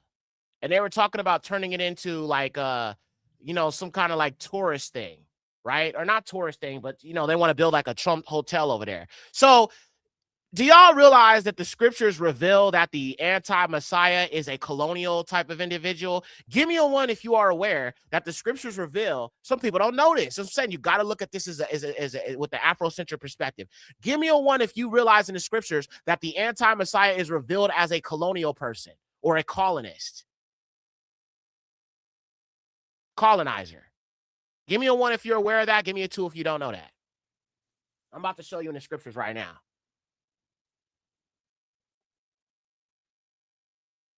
Barak Yahuwah. Okay, so y'all are aware of that. Okay, Barak Yahuwah. I'm glad y'all reading y'all Bibles, man. Barak Yahuwah. So we're going to look at that in scripture because the scriptures reveal that the first horseman of the apocalypse is a conqueror. You could think of that as someone who is a colonizer. Conquest or colonial ambitions would be another way to describe someone who's a colonizer. So let's go to Revelation 6 real quick. We're going to read this here. And we're going to look at this from a biblical perspective here. All right. So, reading about this white horse. And I saw when the Lamb opened one of the seals, and I heard, as it were, the noise of thunder, and one of the four beasts saying, come and see. And I saw, and behold, a white horse, and he that sat on him had a bow, and a crown was given unto him. And he went forth conquering and to conquer. I believe we are here right now. Let's keep reading. Second seal, war. And when he opened the second seal, I heard the second beast say, come and see. And there went out another horse that was red, and power was given to him that sat thereon to take peace from the earth, and that they should kill one another. And there was given unto him a great sword. The next thing is famine. And I opened the third seal, and I saw the third beast say, come and see. And I beheld, and a low black horse, and he that sat on him had a pair of balances in his hand. And I heard a voice in the midst of the four beasts saying, a measure of wheat for a penny, and 3 measures of barley for a penny. And you see, hurt not the oil and the wine. So 3 measures for a barley or for a penny is basically saying it will cost a full day's wages just to get enough to eat. We already entered into that right now.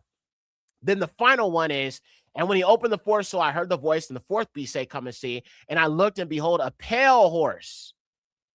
And his name that sat up on him was Death.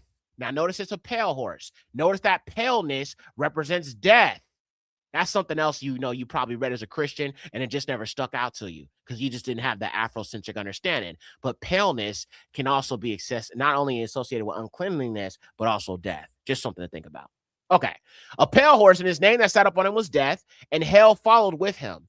And power was given over a fourth part of the earth to kill with the sword, and with hunger, and with death, and with the beast of the earth.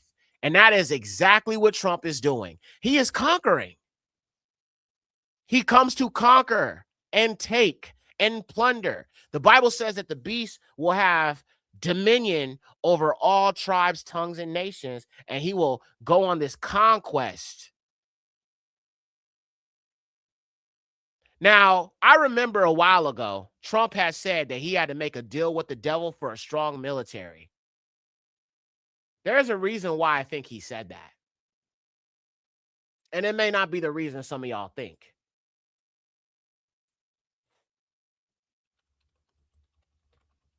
I'm going to be honest with you. Let me go back to that video, because there's a reason why he said that. And it may not be what some people think. Let me see if I can pull up that clip here. Said he had to make a deal with the devil. And I just found that to be interesting because military. Sometimes they be removing clips from the online thing, so I have to find them. So give me 1 second here.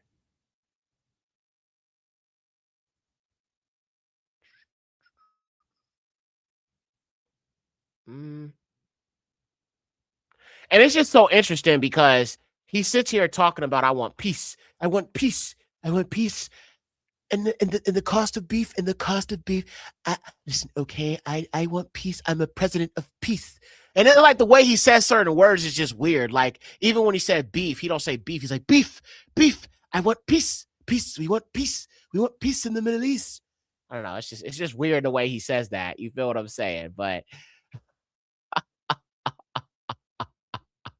the way he talks, bro, it just sometimes it's funny. It's like you can't not, you know what I'm saying, kind of laugh at just the way he is, you know what I'm saying, as a character, because he has this way about him that is just kind of weird, you know what I'm saying? Okay, I'm trying to find that video and I cannot find it online right now. Let me check YouTube real quick. I usually go to Twitter first because that's the best place. All right, hang on. So I wanted to show you about that. So they have basically seized Venezuela. Let me see if I can find it on YouTube.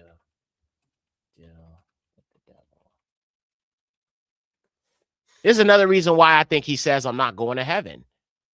He said I'm not going to heaven because, I've done some bad things. It's like he's really telling you what it is. Right to your face. Right to your face. All right, I think this is it right here. Pay attention to this, y'all.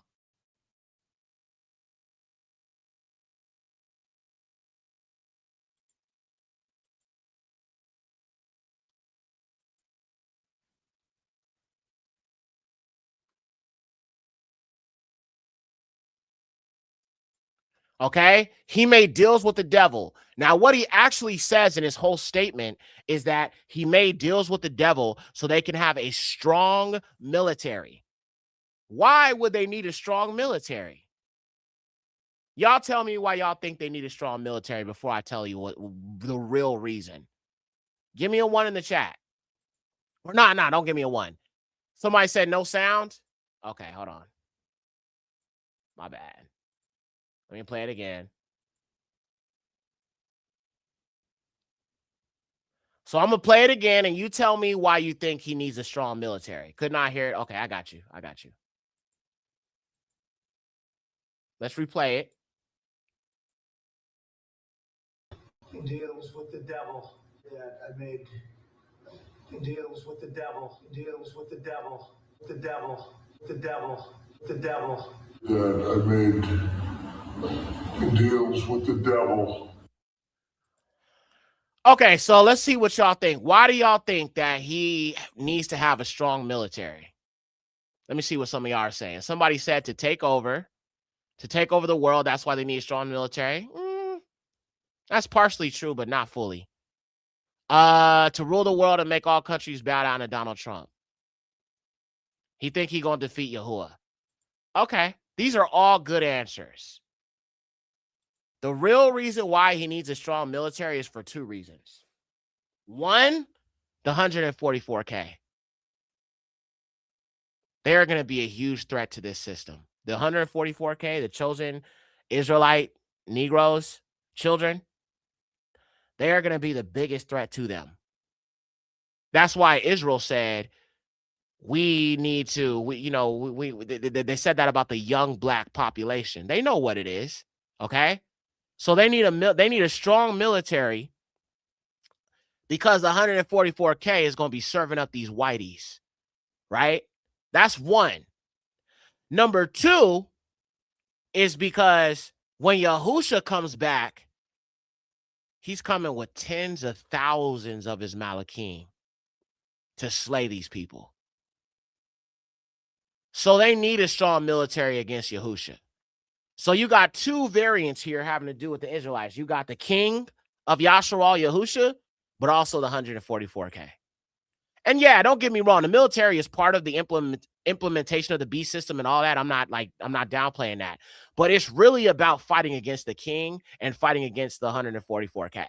Because they're going to be, having powers, and they're going to be dealing and judging these heathens, doing great things before, the nations. And they're going to try to need a military to overpower them. This military is also going to target the two witnesses. He had to make a deal with his father, the devil, to protect their people against the king, against the people of Yahuwah. Because I've been telling y'all for a long time, bro, they're going to see some power in the black man and the Israelites that they ain't never seen before. They fear us, but they're going to definitely have a reason to fear us even more. And they know it.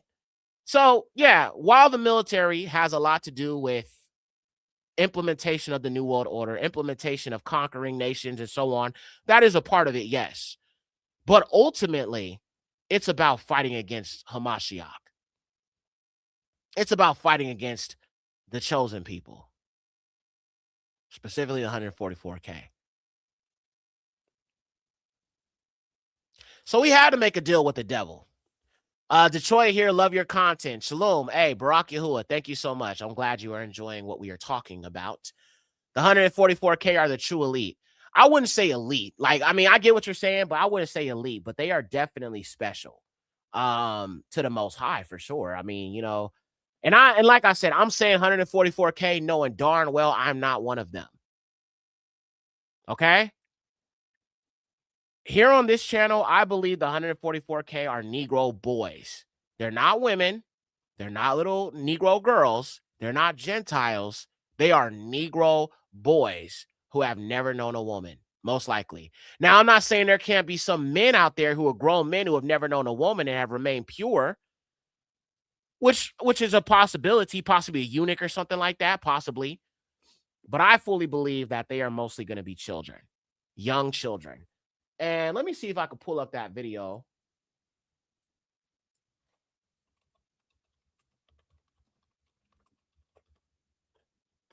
Even Amalek knows that these young children, these Negro children, are the greatest threat to them.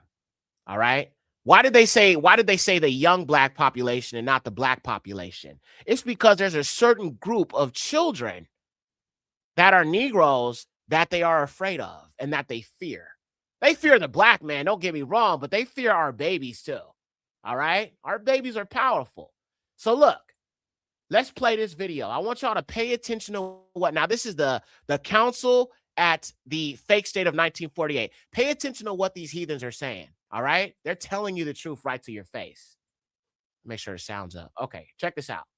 The major problem of Israel is with the young generation of the black community.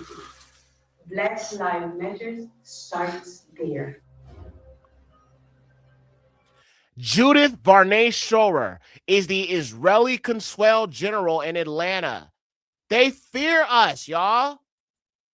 They said the young black population. I fully believe she is talking about the 144K, like this one right here. This is why I keep telling y'all, as parents, if you have children, you have an obligation to keep them sons. And don't get me wrong, you got daughters, keep them pure too.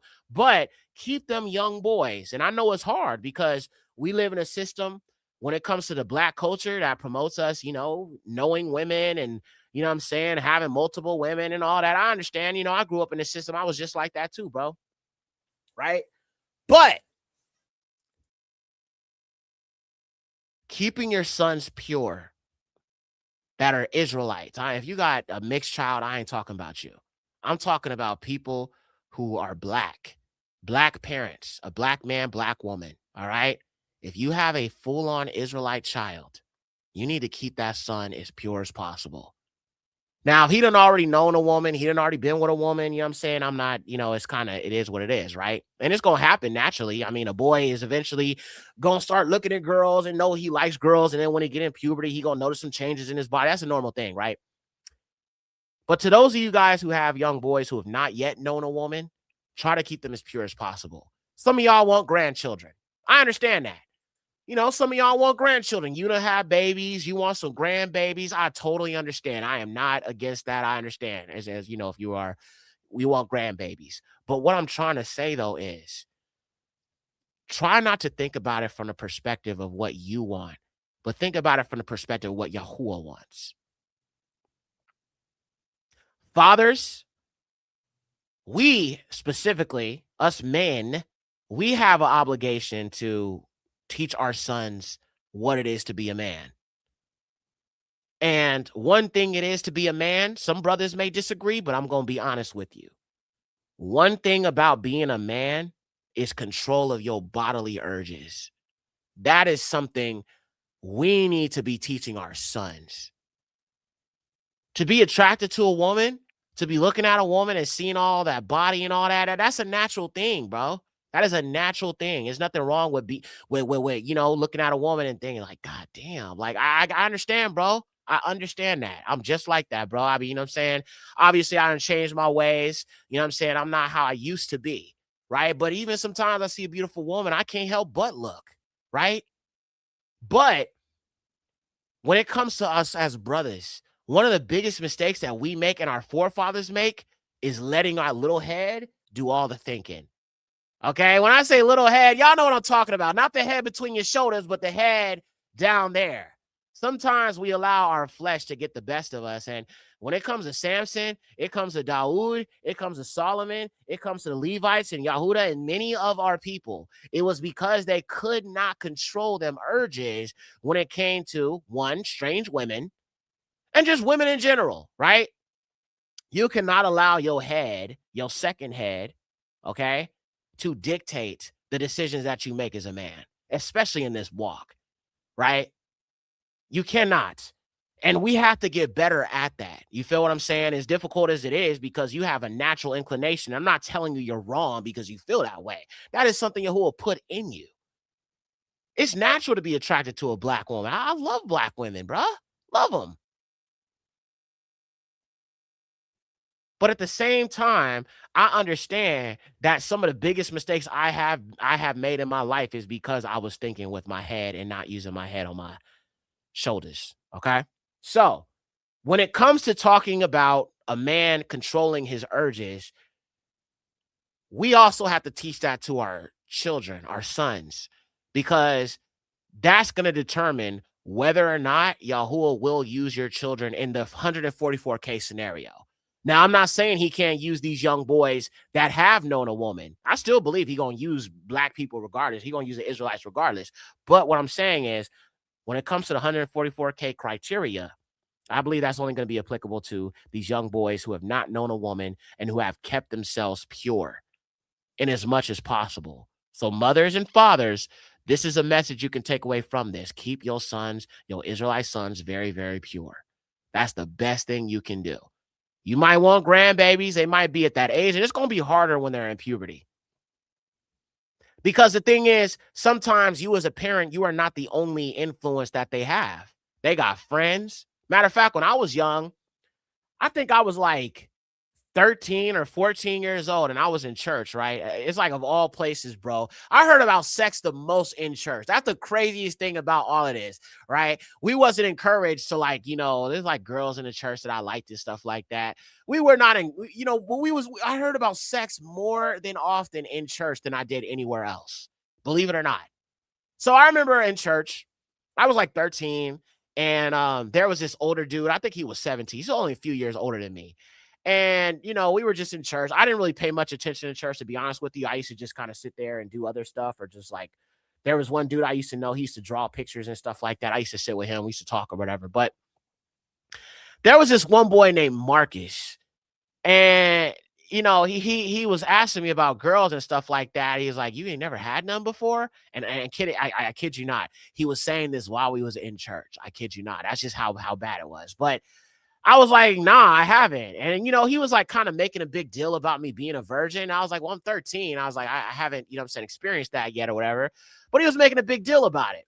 And for so long, like, that was kind of sticking with me, because I started thinking, the more he was describing a woman and kind of like, you know, the experience of that, I was just like, you know, it was something that was kind of hanging over my head in a sense, because he was making it seem like there's something wrong with me for being 13 years old and being a virgin. Now, I know some of our people have lost it a lot sooner than that, and that's fine. You know what I'm saying? It is what it is. I've had experiences when I was underage with adults that might have had something to do with that, in regards to why I had not. Because for a while, I was wondering if I was one. For those of you guys who don't know, I was sexually molested by my biological mother. So maybe that might have kind of made me kind of closed off to it in a sense, you know what I'm saying? But anyway, long story short, when you have children and they are influenced by other people, specifically children their age, they will kind of hold that over your son's head if they are a virgin, because a lot of these children are having it much younger than they originally did. You feel what I'm saying? They might have had it a lot sooner than they originally did, right? So with that in mind, you as a parent have to be sure you know who your children are dealing with. All right.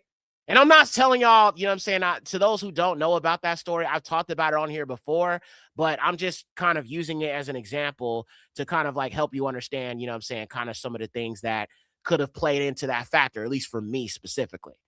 But then going back to the children. So you always have to factor in that there's other influences. There could be other children their age telling them this, making them feel bad because they're a virgin. And it's not that they don't like women. Maybe they just kind of haven't got to that position in life yet, right? But there are children who will influence your children to think that they need to get it on as soon as possible.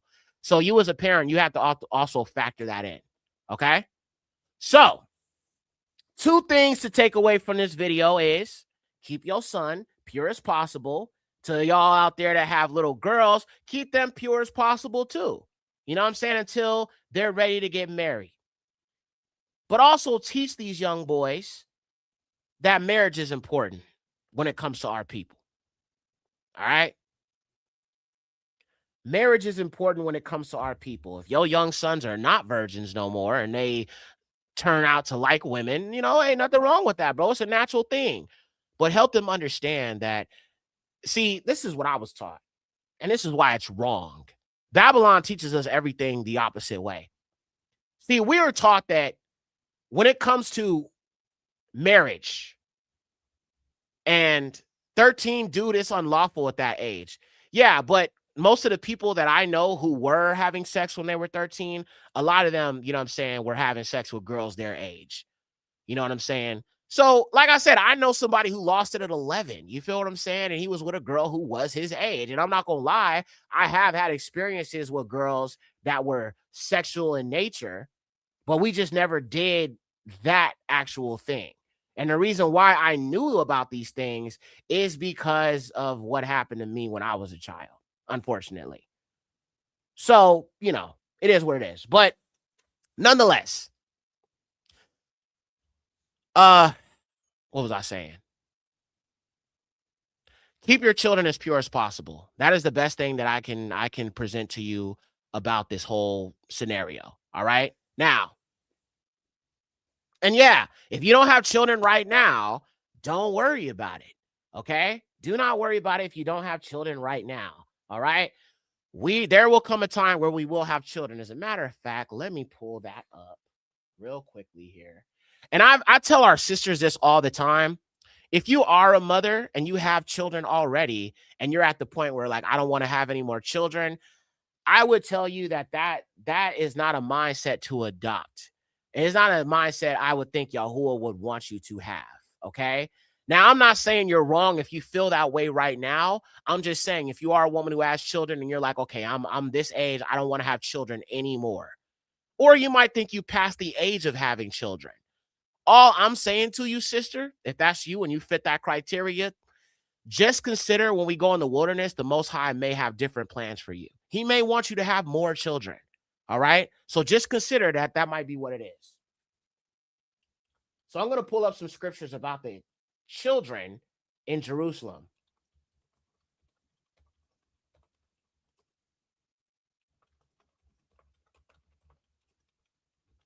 I got to look it up, though. I don't know it off the top of my head. At regathering. So let's look at this because I want y'all to understand, and I'm going to show you some precepts and some scriptures about this so you will be able to see for yourself that there will be children. All right? Barak Yahuwah. So let's start with Isaiah 49, 17 through 22. All right? Isaiah 49, 17 through 22. We always got to make this scriptural. So let's look at this. This is a prophecy about the promise to our people by Yahuwah. All right, Barak Yahuwah. So like I say, you ain't got no wife right now. You ain't got no children. Do not worry about it. He said he gonna make us as numerous as the sands of the sea. So don't you ever forget that. All right. He gonna have us raise up a generation of, Israelite children that will not be bastards, that will be full-on Israelites. Our blood will be cleansed. The colonizer will no longer be in our blood. The colonizer will be wiped out, and we will dwell in safety and peace and security and eternal rulership with Hamashiach. All right. So look, promise to Zion. But Zion said, Yahuwah has forsaken me. My Eluah has forgotten me. Can a woman forget her suckling child, that she should not have compassion on the son of her womb? Yea, they may forget, yet I will not forget you. Okay? So all of our people out there saying, oh, it's so hard, Yahuwah's forsaken us. He has not forsaken you, family. I'm here to remind you, he still loves you. I'm still here to remind you, you are still in covenant with him. That's why these curses have been so bad. That's why there is no prosperity in captivity. Because we have to be looking for that deliverance from him. Let's keep reading. So he said he will not forget us, even though our people say, Yahuwah has forsaken me. My Eluah has forgotten me. But he says, he likens that to a nurturing mother who loves her child. As a child, suckles from her breast to feed. That is the most important thing when it comes to a woman bonding with her child. So the Most High is presenting himself as like that, kind of using us as an example of like him nurturing us and caring about us, just as a mother nurtures her child, right? So let's read this. Can a woman forget her suckling child, that she should not have compassion on the son of her womb? Yea, they may forget, but I will not forget you. He said, you forgot me, but I will not forget you. Let's keep reading. Behold, I have graven upon you the palms of my hands, and your walls are continually before me. Your children shall make haste, and your destroyers, and they that made haste shall go forth of you. Lift up your eyes round about, and behold, all these gather themselves together and come to you. As I live, saith Yahuwah, you shall surely clothe with them all as with the ornament, and bind them on you as a bride does. For you waste and desolate places, and the land of your destruction shall even now be too narrow by reason of the inhabitants, that they be swallowed up shall be far away. The children, listen, Isaiah 49:20, listen to this. The children which you shall have lost the other, and shall again say in your ears, the place is too straight for me. Give place to me, that I might dwell. Then shall you say in your heart, who have begotten me, these seeing I have lost my children, and am desolate, a captive, and removing to and fro, who have brought up these, behold, I was left alone. These, where have they been? Now keep listening. This is talking about the restoration. Verse 22. Thus saith Yahuwah Eluah, behold, I will lift up my hand to the Gentiles and set up my standard to the people. And they shall what? They shall bring your sons and daughters in their arms, and your daughters shall be carried upon their shoulders, and kings shall be your nursing fathers, and their queens your nursing mothers. So wait a minute.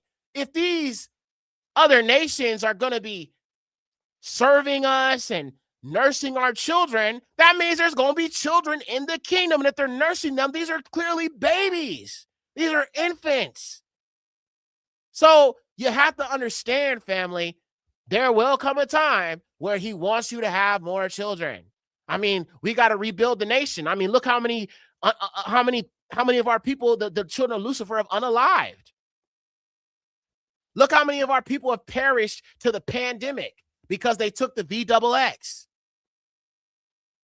Look how many of our people have been lost in this prison system. How many black men have been, unjustly incarcerated and put on death row for something they didn't do.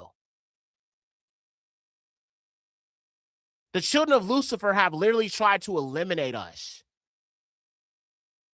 Look at how many children have been unalived through Planned Parenthood. We got to rebuild the nation.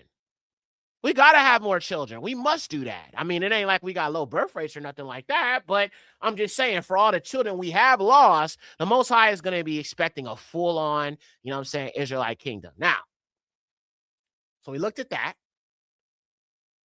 and we're going to look at some more scriptures. Barak Yahuwah. Let's go to Zechariah 8, 4-5. I'm trying to stick with prophetic books. And I'm in the KJV. I didn't even realize that. That's all right. I'll switch it to the next one. So we're going to read Zechariah 8, 4-5. And let me switch this to the Septuagint. I didn't realize I was in the KJV. Okay, Barak Yahuwah. All right, so Zechariah 8, 4-5. Let's read that. All right, so Zechariah 8, 4-5. Thus saith Yahuwah Eluah, there shall yet dwell old men, and old women in the streets of Jerusalem, everyone holding his staff in his hand for age. And the broad places of the city shall be filled with boys and girls playing in the streets thereof. Barak Yahuwah. Thus saith Yahuwah Eluah, if it shall be possible in the sight of the remnant of this people in those days, shall it also be impossible in my sight, saith Yahuwah Eluah. Thus saith Yahuwah, behold, I will save my people. Barak Yahuwah, he will save us. Behold, I will save my people from the east country and the west country, and I will bring them in and cause them to dwell in the midst of Jerusalem. And they shall be to me a people, and I will be to them an Eluah, in truth and in righteousness. So ba'amath u ba'zadaka. All right? In truth and in righteousness. But right here, it says that the city shall be filled with boys and girls playing in the streets. So again, I don't want you sisters out here who have already had children. I don't want you to completely dismiss that he may want you to have more. And I'm going to be honest with you. I feel like when we go in the wilderness, so the wilderness is going to be that part where, we're going to be in the wilderness and, we'll be in that place of tranquility. But I believe at that point, we're going to be so, we're going to drink, the water, and the water is going to heal us. And I might play the Exodus dream again from that brother. But nonetheless,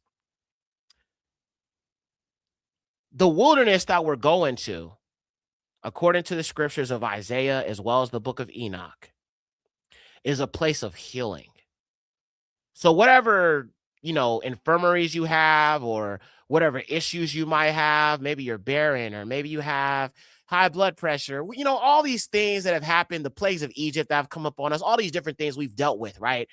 You will be healed when we go into the wilderness. That's the beauty of it all. You will be healed when we go in the wilderness. I don't care how old you are, how young you are. Okay, maybe you have cataracts, maybe you have arthritis in your hands. It's just whatever issues our people deal with, diabetes, you know what I'm saying? High cholesterol, whatever it is you are dealing with, bro.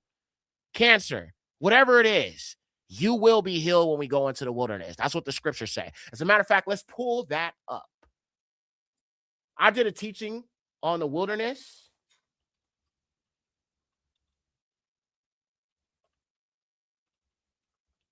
I did a teaching on the wilderness and everything, and I think you should watch it if you haven't. But we're going to pull up these verses here. And we are going to discuss this because honestly, I love going to these verses because these verses just give me so much strength. They give me so much strength, bro, when I read these verses. All right. So let's go to first Isaiah 41, 18 through 20. And we're sticking with these prophetic books because I'm showing you these things have not happened yet. Isaiah 41. So Isaiah 41, we're going to just read about this, okay? I'm going to scroll down here. All right, so let's read this, okay? Actually, let's start from the beginning. So this is for Yasharal, and this is a message of encouragement to our people. Always remember what he has for us, which is why I say don't care about what's going on right now. Just focus on what he has for us. This regathering is something to look forward to. After all we've been through, it is something to look forward to, all right?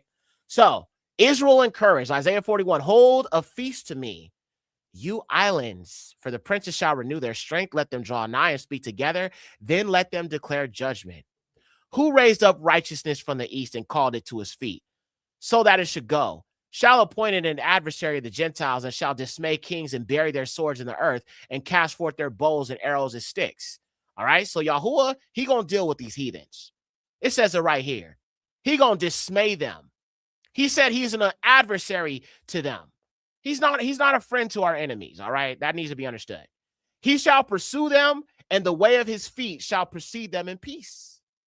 Who has wrought and done these things? He has called it, who called it the future generations of old. I, Elua, the first and the last of all futurity, I am.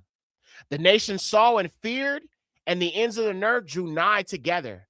Everyone judging for his neighbor, and that assists his brother, and one shall say, the artificer has become strong, and the coppersmith that smites with the hammer and forges also. Sometimes he will say, it is a piece well joined.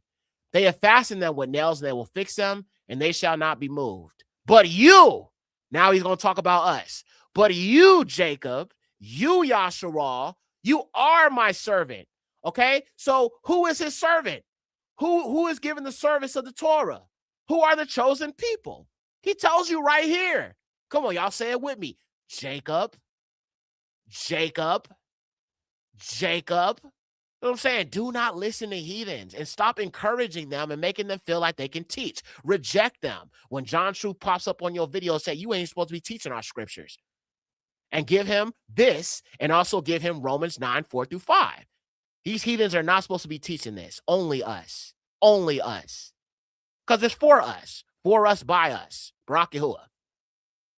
Yes, Jacob, Israel, Yasharal, we are. You, Israel, are my servant, Jacob. And he who I have chosen. Wait a minute. Who has he chosen? He chose Jacob. We are the chosen seed, period. Don't let these children of Lucifer tell you that the chosen doesn't matter anymore. Don't you let these lying children of the devil tell you that who you are to Yahuwah doesn't matter, because it does matter. To say it doesn't matter means that Yahusha and his purpose and his mission meant nothing. And that's what these devils are telling you. When they say who you are doesn't matter, the bloodline doesn't matter, then why did the curses stick to a bloodline? The bloodline needs redemption. From them, by the way. Let's keep reading. Jacob, whom I have chosen, the seed of Abraham, whom I have loved. Yes. Whom I have taken him of from the ends of the earth, and from the high places of it I have called you.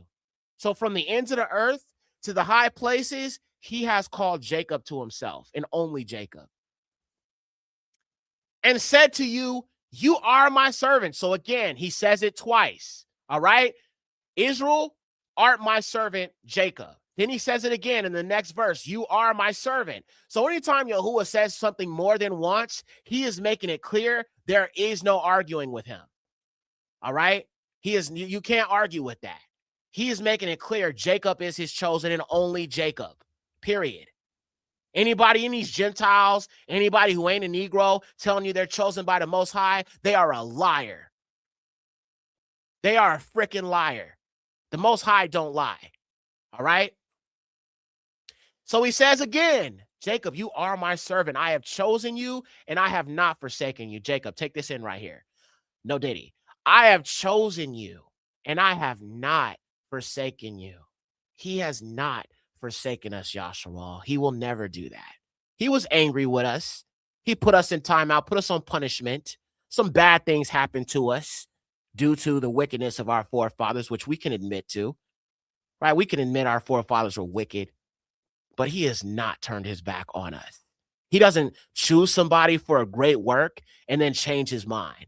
He chose us knowing how hard-headed we are. He chose us knowing that we would screw up many, many, many times, but his love for his people, will never, ever, ever go out. That fire will always burn. So thus say Yahuwah, I have chosen you and I have not forsaken you, Jacob. You are still my servant. He says, fear not, for I am with you. Wander not, for I am your Eluah.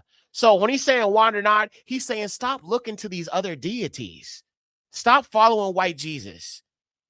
Stop following Kemeticism and worshiping the gods of Kemet, Matzraim. Stop following ancestral worship. To our brothers and sisters that are Haitians, to our people in the islands who follow this ancestral worship and all of this stuff, to our people who have followed the way of the heathen because they've been scattered to different nations and they took on the heathen customs. He said, I am your Eluah. He does not want you seeking after these other deities. So wander not after the ways of the nations or after their deities. So I am your Eluah, and I have strengthened you, and I have helped you, and I have established you with my just right hand. He has established us. He has strengthened us. That strength that you see in me and that you see in our people, that doesn't come from nobody but Yahuwah. The strength that I have in him, the strength that I have and my confidence with him and just what I know about the scriptures and how I speak things unapologetically, he has granted me that strength. I prayed for it. I asked for it. I knew I needed it in these end times to be able to keep myself together and make sure I'm doing the right thing to help lead our people to truth. I had to pray. I prayed to the Most High for the spirit of Dawood. But he has strengthened me. He has given me purpose. Before I was doing this, family, I didn't really have much to me. I mean, yeah, I was doing music and stuff, but you know what I'm saying? I just didn't really have, before I knew the truth, I didn't really have much purpose in the music I was doing and just what I was on because it was just the same degenerate stuff that's, on the radio. Back on, just you do worldly rap and stuff like that. But now Yahuwah is giving me purpose. He's given me strength. He's given me wisdom, and he has established us to where we now walk in accordance with the way he intended our ancestors to do. So right now, give yourself some credit. If you are here on Shabbat, you are observing these feast days, you are keeping Torah, you are studying the Torah, you are living for Yahusha, you are rejecting Christianity, Islam, Judaism, and all these man-made religions, that's because of Yahuwah. And you need to give yourself some credit for the work you've been doing to live for Yahuwah, Yahusha. So that's something to be proud of. You know what I'm saying? Give yourself some credit. I feel like sometimes we don't give ourselves credit for everything that we endure, right? Even with our family members who reject this truth. And I understand in these times, the holidays are over, thankfully, or at least the pagan holidays for the pagan year of 2025. But I understand, family, that sometimes these holidays can be the hardest for some of our people because we realize that some of them are still celebrating this stuff and don't want to let it go, right? They don't want to let it go. We got to continue to pray for them. It's not too late. You know what I'm saying? It's not too late. And then we just got to keep that strong, but don't let them influence you to stop what you're doing. You are doing the right thing, and there is a reward, okay? Some of the hardship we are experiencing is due to, one, disobedience, the curses, right? And sometimes we create these situations for ourselves, which we have to be careful of, which is why I say we just can't assimilate with what the way of America is. Because what they're trying to do now with America is they're trying to brainwash you into loving this country. And they actually admitted it. Let me see if I can find that. He said, yes, we will be teaching the children to love this country. We will be teaching them to love this country. Nah, you ain't brainwashing my children. You ain't gonna do that. Absolutely not. Absolutely not. That's why I say if you can homeschool, you should, because I think that's just the best way to go. So this is the new curriculum under this administration, which is pro-patriotism. Pro-patriotism. All right. And they are doing this in this education system that they are building out. They are brainwashing you to love this place and make your children love the oppressor. And it like I said, it stops them from being absolved of, you know, what they've done. What they have done. All right. Let me see if I can find that video. He was like, yes, you will be taught to love this country. We will be teaching children to love this country. You ain't teaching me that. And you dang sure ain't teaching my children that either. Nice try, devil. Let me show you this real quick here, fam. Just so you know, it's not a game. They definitely are kind of preparing you for worship of the beast and this beast system. Seems to me to be how Americans behave. I think that is not true in Europe. I think that European countries do have a national identity, a cultural identity, a religious identity. And I think that if Britain was filled with people who were of a completely different religion and a completely different ethnic background, I don't think it would be England and Britain in the way that it has been in history. So I think that doesn't necessarily preclude us from welcoming people in and assimilating them into our country. And assimilating. Now, he's talking about Britain. I'm trying to find the American one. That's Britain. Hold on. But you can see all around the world, it's still the same agenda. It's still the same agenda. Let's see. Hold on a minute. I think it was Benny Johnson that said that.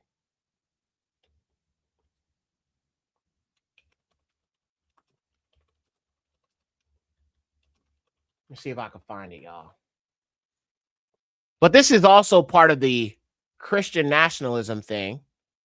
And yeah, it's a big part of the indoctrination that's taking place. It's just like how you were indoctrinated to love this country when you were forced to pledge allegiance to the flag of America. That's wicked as well. That is wicked as well. All right. They get you to pledge allegiance. Now, you already have an Alua that you're supposed to have an allegiance to, which is the Most High. But they got you pledging allegiance to your oppressor. Y'all think that it was an accident that they had you pledging allegiance to the flag, to the country of your oppression? That's on purpose. And you were indoctrinated because you didn't know. And it's like, I got old enough to a point where I started questioning it. I'm like, wait a minute. I'm like, you know, I was a Christian at the time. I was like, wait a minute. I believe in God. Why would I be pledging allegiance to a flag? And they were trying to suspend me because I wasn't willing to do that. And they're like, that's disrespectful. I'm like, what this country did to my people is disrespectful. All right, here's a video right here. Just to kind of show you some of this curriculum that they're doing to brainwash these children. Now, if you are a white person, I don't care about you joining allegiance to this country because you are already of your father, the devil. I'm talking about Negro children. I'm talking about my own people. I don't give a damn about what these white kids are doing. Their father is the devil, so it makes sense they pledge allegiance to their father, the devil, right?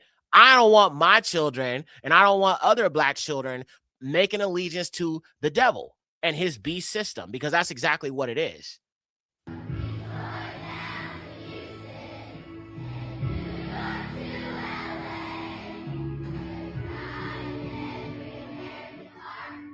Oh, look at this black child right here. Black child right here. See, you got a bunch of pasty children, right? But you have some black children. I'm looking at the black children. I just feel so bad for them because they are being indoctrinated. They are absolutely being indoctrinated. And listen, if you have children and any of your children ever pledged allegiance to the flag, if you as a child have ever pledged allegiance to the flag, listen, I'm not going to blame you for what you didn't know when you were a child, all right? But I encourage you to denounce, renounce, and denounce pledging allegiance to the flag in this country. Renounce and denounce that. You must, all right? We're not supposed to take an oath to anybody or anything. Yes, and Torah trained kids. Matter of fact, real quick, y'all. To those who don't know, she just dropped a song, and I'm actually going to play it here since she's here. If you are a parent, I highly suggest Torah Trained Kids channel, okay? Our sister Hadassah, she runs the channel, and it is educational content for Israelite children. Everyone who is a parent out there, her channel is perfect for you if you're trying to break their mind away from Babylon and following Yahuwah Yahusha. We're going to play one of the new songs that she just did or just dropped on her channel. Let me go to that real quick.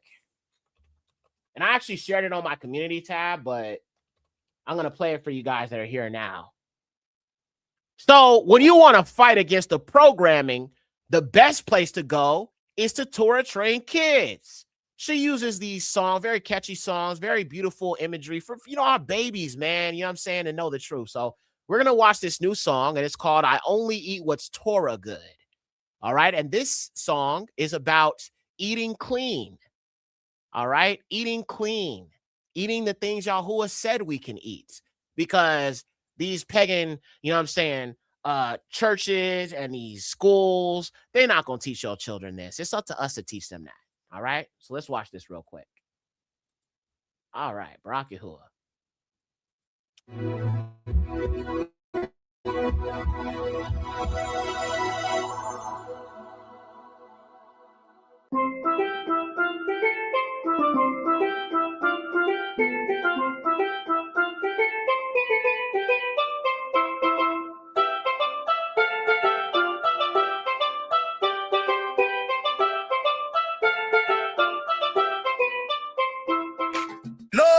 Shalom, Torah kids. Are you ready? Let's sing. If you offer me shrimp, I will say no. Wait. If you offer me lobster, I won't even bother. Wait. If you serve me pork, I'll say no way. Wait. Cause I follow Yah's commandments day by day. When Yah says I can, then I won't follow. For I only eat what's Torah good.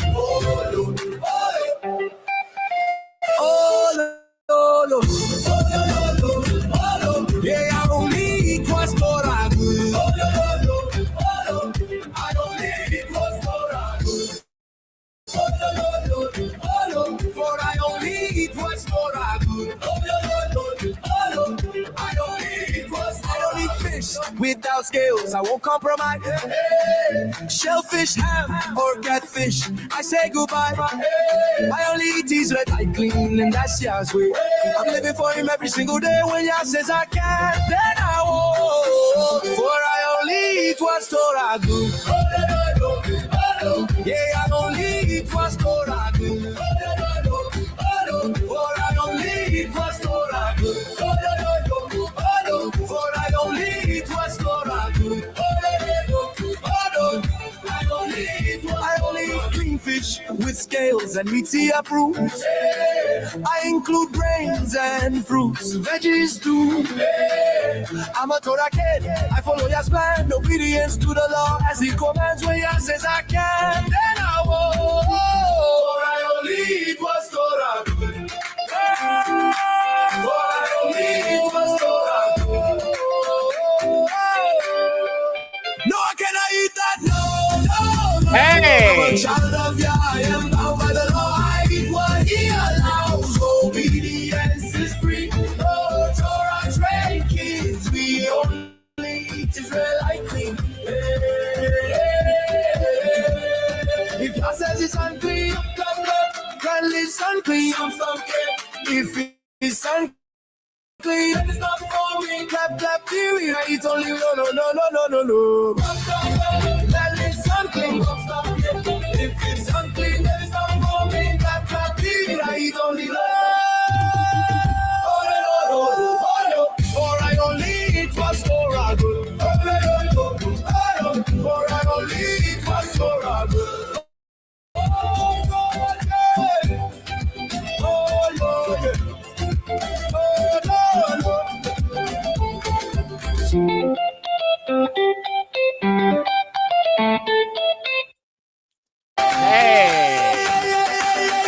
One more time.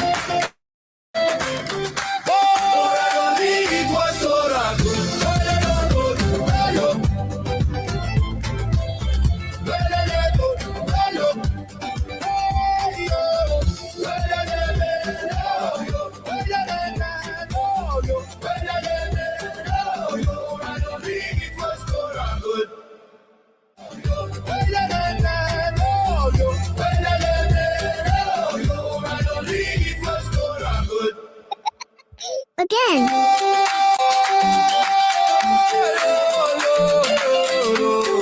Let's jam.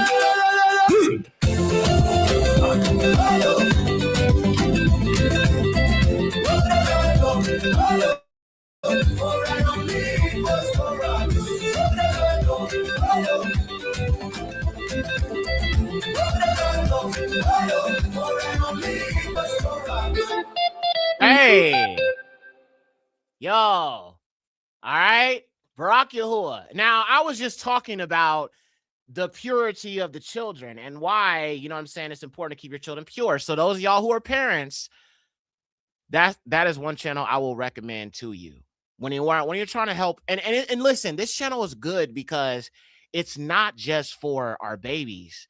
It's also for I'm gonna drop the link in a second, y'all. To people who are asking I'm gonna drop it right now. Give me a second. It's not just good for little children, little Israelite children to know the truth, but it's also good for parents who are trying to teach their children the ways of Yahuwah. So it's good for parents who are new to this as well as babies. All right. So let me go ahead and drop the link to this video. Please be sure to drop a like on that.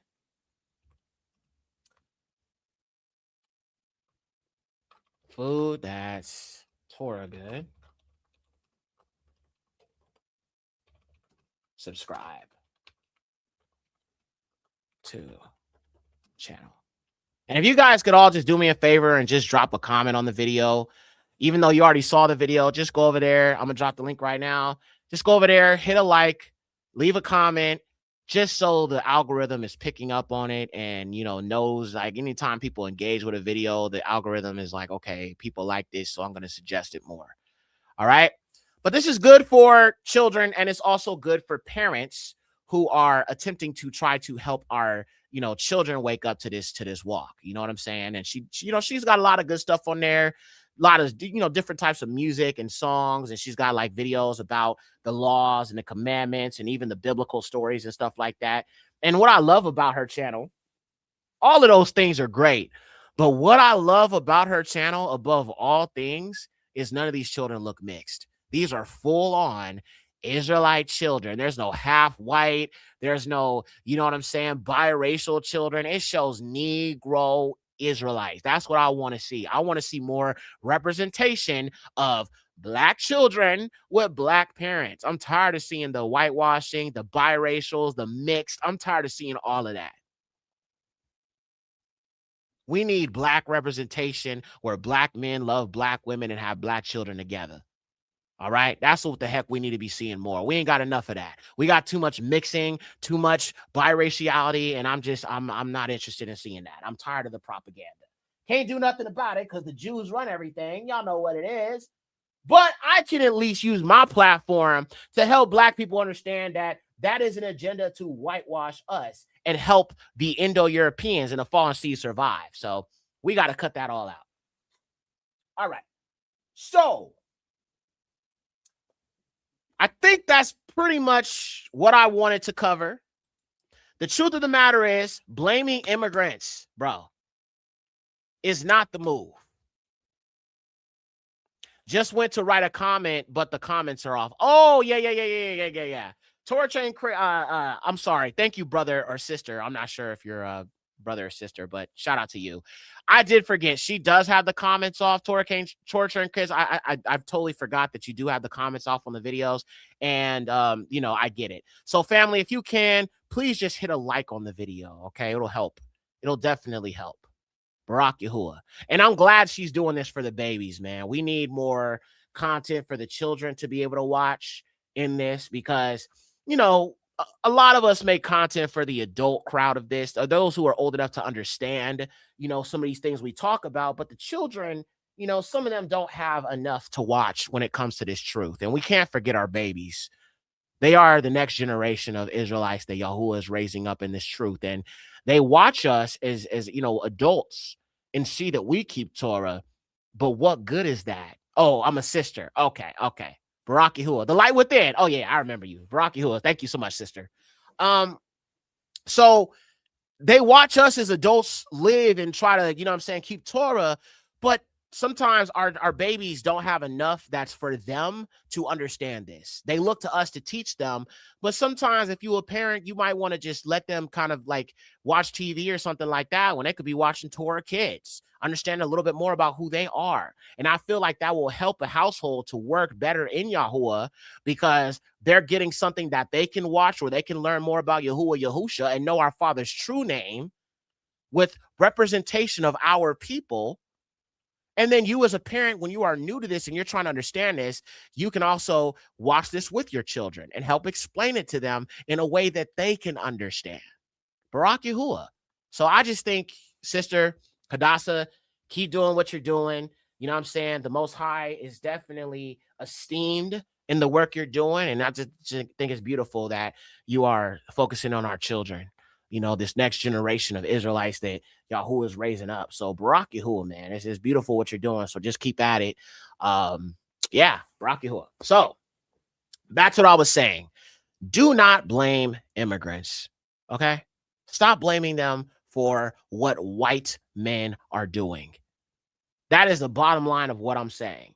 And if you do come on this channel pushing this anti-immigrant rhetoric, I'm going to block you because I don't support that.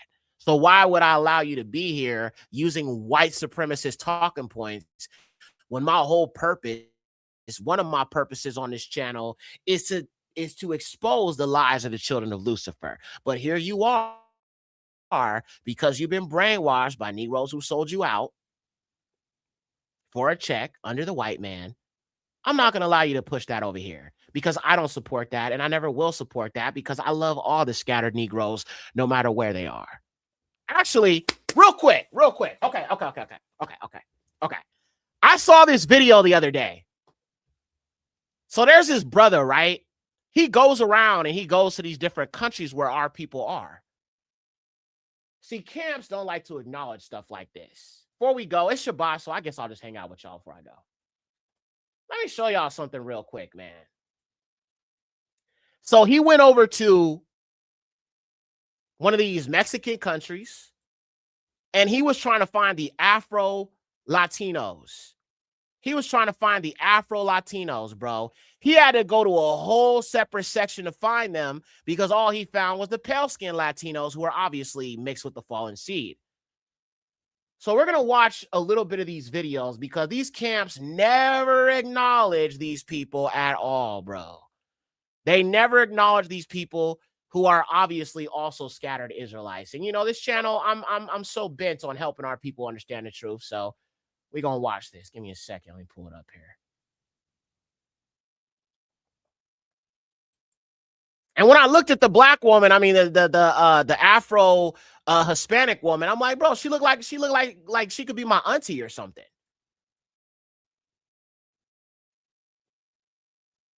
I'm still tripping how we're in 2025 and Negroes are still believing that chart.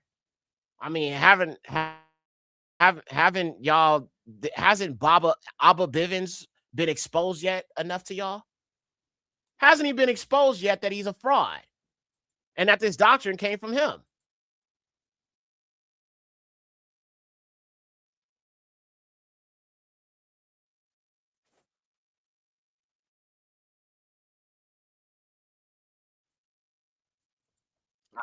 All right, hold on. Let me show y'all this screen.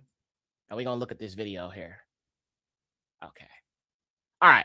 So if you look, this black man is talking about the Negro slaves that were brought to Mexico. All right. Negro slaves. Let me rewind it back so you can hear it yourself.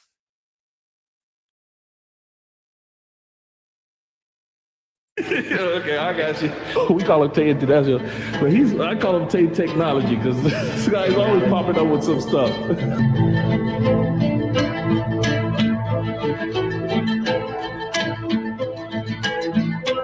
So this is Yanga, Mexico, and this is where all the freed slaves are living currently. And you're gonna see some of these Afro Latinos, and bro, they look just like us. You're gonna see.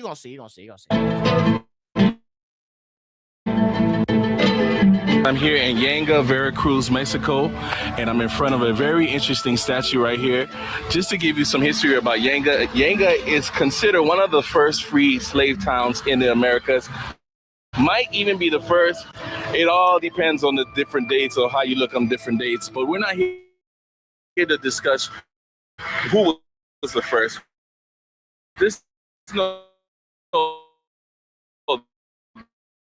This place used to be a village where running slaves.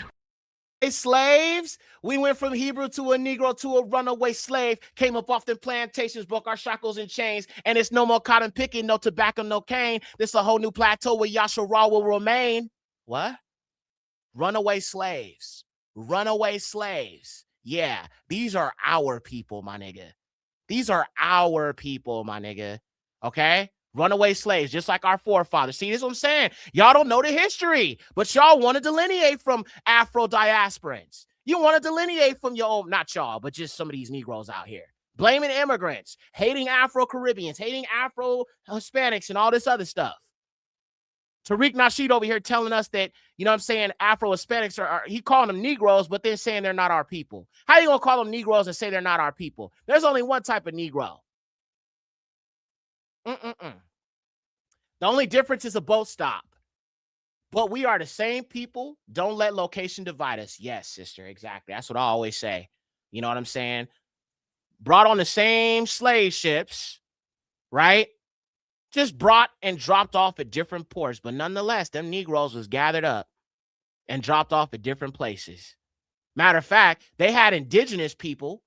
They had indigenous people working in Brazil at one point, but they realized there ain't nothing like the black man. See, they had indigenous people doing the slave work at first, but they realized that the indigenous people were not as strong as we were. So they had to get the Negro. They realized the Negroes built different. I mean, they could have had the indigenous build this country, but they didn't. They wanted Negroes. Why? Why? Yeah, y'all know why. Y'all know why. All right, so let's keep going. Brocky Hood. But yeah, some of y'all know who he is. I see y'all mentioning him in the chat. He does do this all the time. I've been meaning to do a video on him because he does cover the diaspora a lot. I just haven't had a chance to, but I was like, you know, we talking about our people. And look right here. It says Yanga, Veracruz. I'm not good with Spanish. Y'all forgive me. But right here it says Afro Descendientes. So Afro descendants. It says it right here on this placard right here. And it's supposed to be a black man. All right. And you can see the chains on his feet. All right. Afro Descendientes. So Afro descendants. Yeah. These are Negroes. Let's keep going. The slaves right here. And I really like what the Mexican people did pretty much. They went ahead and I found thus far to show us some of the history, and they put it in Spanish and English for those people who are coming from America trying to learn about living here in terms of how this town got established. It's very important. They have no choice but to keep this here. The slaves that used to be here used to run a village right here. The history goes, it was a guy from Angola where we're here, the free. Okay, all right, I'm gonna fast forward a little bit because I want to get to showing you some of these Afro-Hispanics. So he's giving you a little bit of history. I'll drop the link if you want to watch this yourself. But I just want to show you some of these people, right? Up, a Negro. Look at this black man. Okay? This is a Negro family. This is one of our brothers. You might have to lower the frame rate, probably. Actually, yeah, I'll do that right now, actually. Probably have it too high up. Yeah, I always have it like on the maximum capacity. Let's put 720. Barack Yahuwah. Okay. All right. So right here, you got a black man in Africa, or a black man in Mexico, family. All right. As there are many of them. They're just not talked about because they make the pale faces, the pale skin Hispanics, they make them the face of Mexico, even though you got descendants of slaves in Mexico right now as we speak. All right. So let's watch this. Yeah. I found, guys, I can't believe it. I found me Mexicano. Mexican-American citizen. Mi familia está en West Virginia.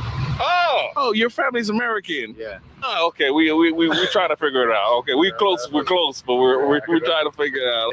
Yo aquí trabajo, acá vivo. Yo soy escritor. You write books? Yeah. 11 libros, 11 ejemplares de libros. You have 11 books? 11. El conformismo me hizo vivir acá muy. Bro, it's so beautiful to see black people, man, and that representation. Yeah, he was born here. But I'm going to show you guys, or he was born here in America. But I'm going to show you guys also like this other woman, and she's actually Afro-Hispanic. Let me see. Somewhere around here. Now, you see, he has to go all the way to a whole nother area to find these black Afro-Hispanics because they are shunned from society. They are put in different areas where nobody else is, where the tourists are not there, so they don't see these black, you know what I'm saying, Afro-Hispanics. They try to hide them from society, much like we are pushed in the hood, we're pushed in the projects, and we're not allowed to be in the nice areas because they feel like we are not a good representation of white America or America in general, right? They push us to the projects, they push us in the hood. Y'all know what it is, bro. Yeah, fingers crossed.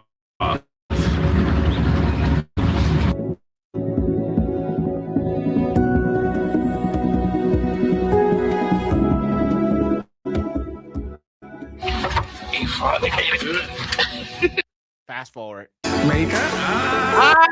Look at that. Afro-Hispanic. I'm looking for African descended Mexicans. And she pointed at her and said, she like, that's me. That's me. Matter of fact, let me go back to like where he right comes up to her. It's so powerful. All right, right here.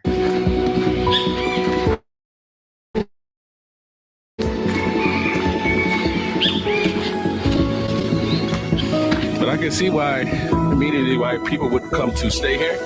It's just a calm, chill vibe here. All right.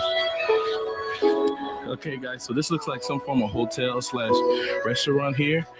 But this is where I think I saw the mural. So let me check out the mural real quick. All right. Wow. Beautiful mural here. But this is what I was seeing. Look at that. So when he was on the boat, he saw this image of a Afro-black woman. And so immediately he came over here to find the woman who painted it. Okay? That's what caught his eye. Seeing black representation. And that's how he found this lady that you're about to see right now. And I was writing too. Hola, ese tú. ¿Cómo estás, amor? Ay, yo vengo aquí para hacer una video especial. Yo estoy buscando afrodescendientes mexicanos. Oh my God! What? Can I give you a hug? Oh my God! And that's what I'm on, bro. When I see, you know what I'm saying, our people from the islands and, you know what I'm saying, our people, you know, the Bantus from Africa, I'll be wanting to hug them too. Like, yo, what up? Yo, hey. I show love to our people, man. I am not on no hate them type stuff. You can never get me like that. He got the right type of idea. You see our people scattered to the four corners of the earth. You know who they are. You know why they're in those situations. You shouldn't want to do nothing but show them love. But show them respect. They get mistreated by the white skins all the freaking time. You gonna become like them? Wild. But let's keep watching. He gonna, you know, talk to her, and it's fair use. You know what I'm saying? I just wanted to show our people some truth.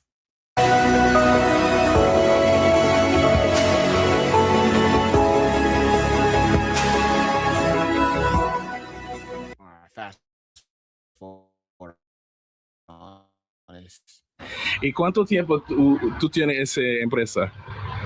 Ya hace muchos años. Muchos años, como ya la... vieja aquí. No, amor, como la 30. Ah, 60. Ah, 60. No, amor. Los negros aguantamos mucho. ¿Tú vives aquí todo tu tiempo, tu vida? Sí.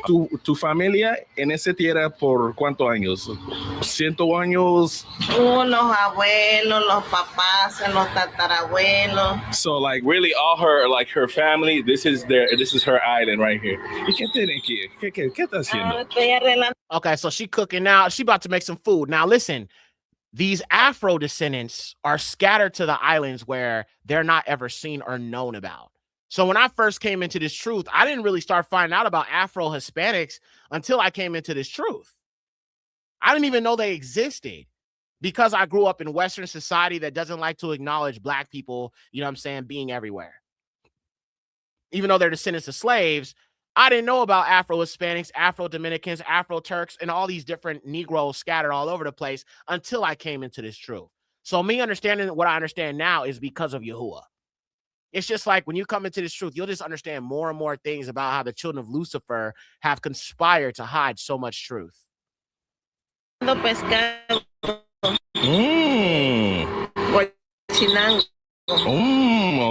Yo voy a comer hoy aquí, okay? Okay. Yo quiero conocer más Afro. Shout out to the op right here. We have an Afro Dominican that comes here. Shout out to you, Aki. I don't know your name, Aki. Like I don't know if you want me calling you Afro Dominican or whatever, but shout out to you. I know you follow me on TikTok too, Barack Yahuwah. But we have one of our own brothers right here with us. That's in the Dominican, and he's an Afro Dominican. He is one of our scattered brothers. You feel me? So this channel does not at all have a disdain for my people that are scattered all around the world. We love our people, bro. We love our people. We speak good on our people. We want blessings for our people. We want our people to walk in truth of Yahuwah because he's going to deliver all of our people. He's going to deliver her. He's going to deliver her babies, her children, her family, my family, all of us. We will all be delivered. Now is not the time for division when we got a certain race of people working against us collectively. All right?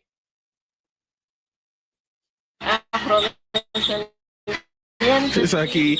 ¿Tú conoces que alguien yo pueda? Aquí estamos varios negritos, vivimos muchos negritos aquí. ¿Dónde yo encuentro? ¿Solo caminando? Todo el pueblo hay muchos negritos. Okay. Afro-Mexicano. You see how she say that? She say she proud of being a Black woman. Homie, she proud of being Black. She said Afro-Mexicano. Bro, she know what it is. Look at that smile on that Black woman's face, cuz she's beautiful, beautiful Black woman. All praises to the Most High. But she's proud of her Blackness, bro. I'm sure these pale skins try to make her feel like she's not pretty or whatever, but she is proud of her Blackness. She is unapologetically Black. All praises to the Most High, Yahuwah. I got to hear her say that again. She say that with such pride, bro, and I love it, bro. So like really our family, this is her island right here. ¿Y qué tiene aquí? ¿Qué está haciendo? Estoy arreglando pescado. Cochinango. Red snapper? Oh, red snapper. Bro, I love red snapper, and red snapper is clean. Barack Yahuwah. I was like, when I started following the dietary laws, I'm sorry to interrupt so much, but when I was following the dietary laws, I was hoping red snapper was clean, and thankfully it is, because us in the hood, nigga, we love some red snapper. We love some red snapper. I love red. That's one of my favorite types of fish. I like red snapper, and I also like salmon, but red snapper is my favorite. Yeah, so you can even see, yes, according to y'all, you know what it is, sis. So y'all can even see even the way they eat is similar to Negroes in, you know what I'm saying, in America. We're not too different. Yeah, there might be some language differences, some cultural differences because they've assimilated, right? But they still like what we like. I mean, she talking about some red snapper, bro. I love red snapper, bro. I love red snapper. Red snapper and salmon. Those are my top two. I mean, I'll eat tuna. You know what I'm saying? I'll eat sardines. You know, all of them is clean, but I like red snapper and salmon. Those are my favorite ones. You know what I'm saying? Lady of Warrior says, I learned about Shabbat Shalom, sister. I learned about Afro-Latinos when I was younger in my 20s when I was dating an Afro-Peruvian guy. I was surprised and it made me want to learn more. Wow, Barak Yahuwah. All praises to the Most High, Yahuwah.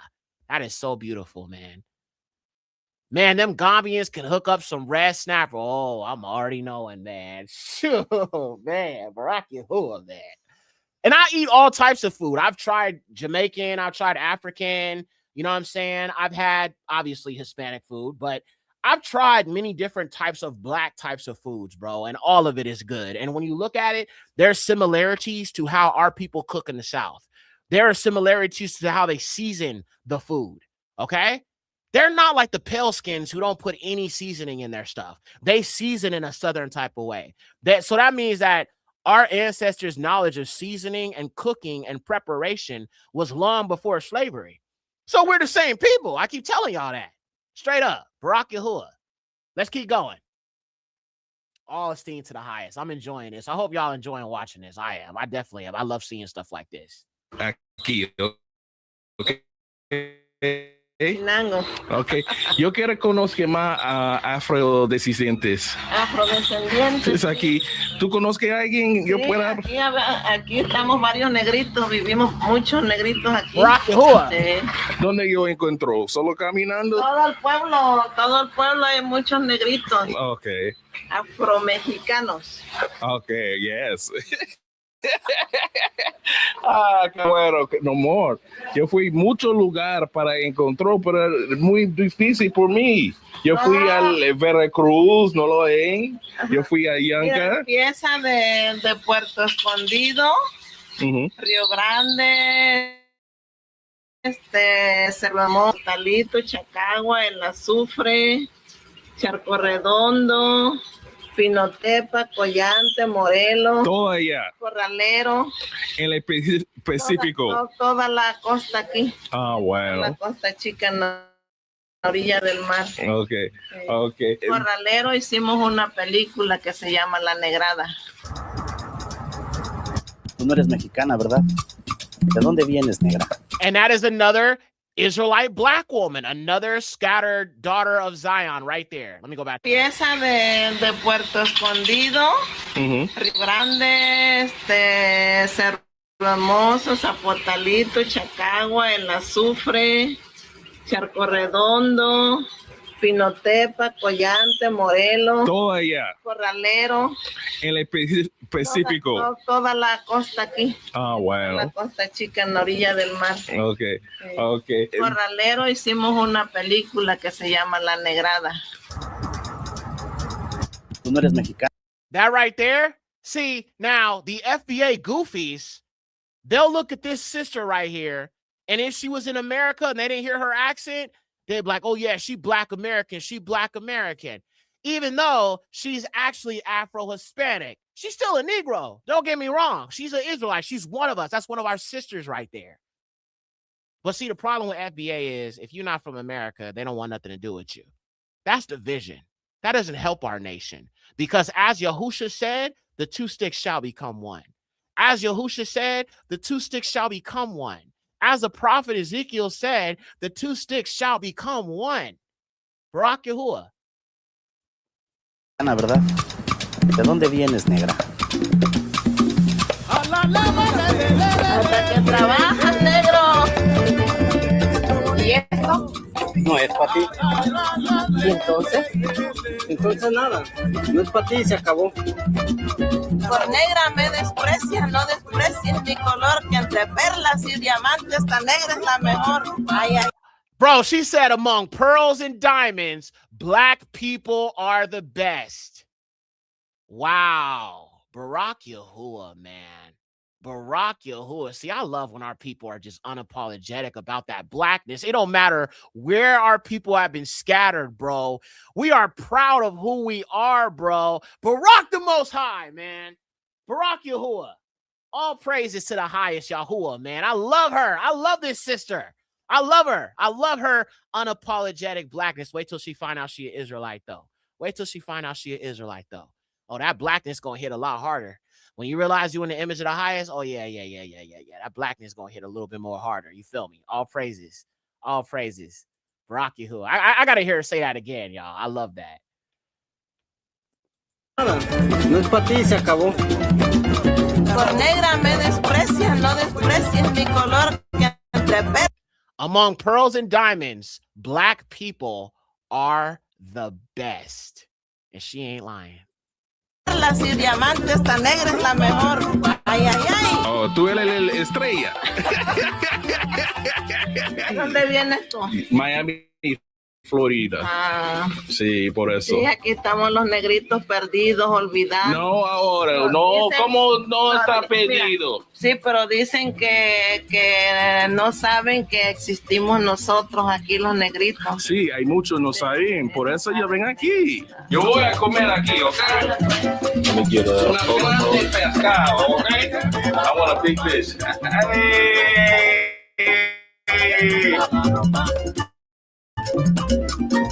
Nosotros vamos a caminar un poco para conocer más gente, okay? Okay, so she has some fish, seafood. We're gonna come try when we come back. Okay, we're guessing, okay?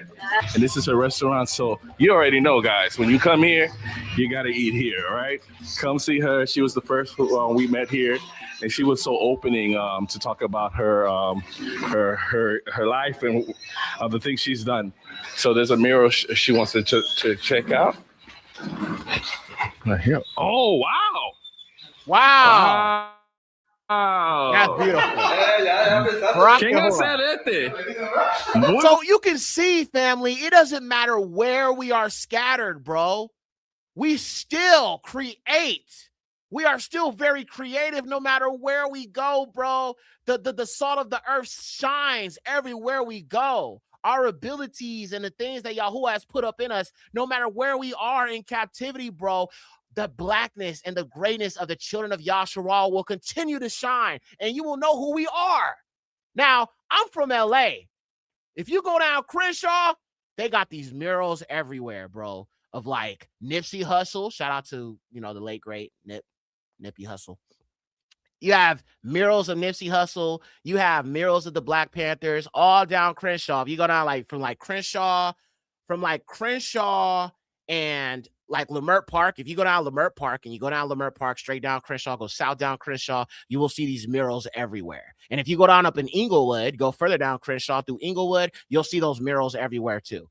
Black people, I just love that we are just so expressive as people. We are just so expressive, you know what I'm saying, as people. And we allow our gifts and abilities to allow us to express ourselves. If we don't have a platform, if we don't have anything else, all we have is what we naturally are good at.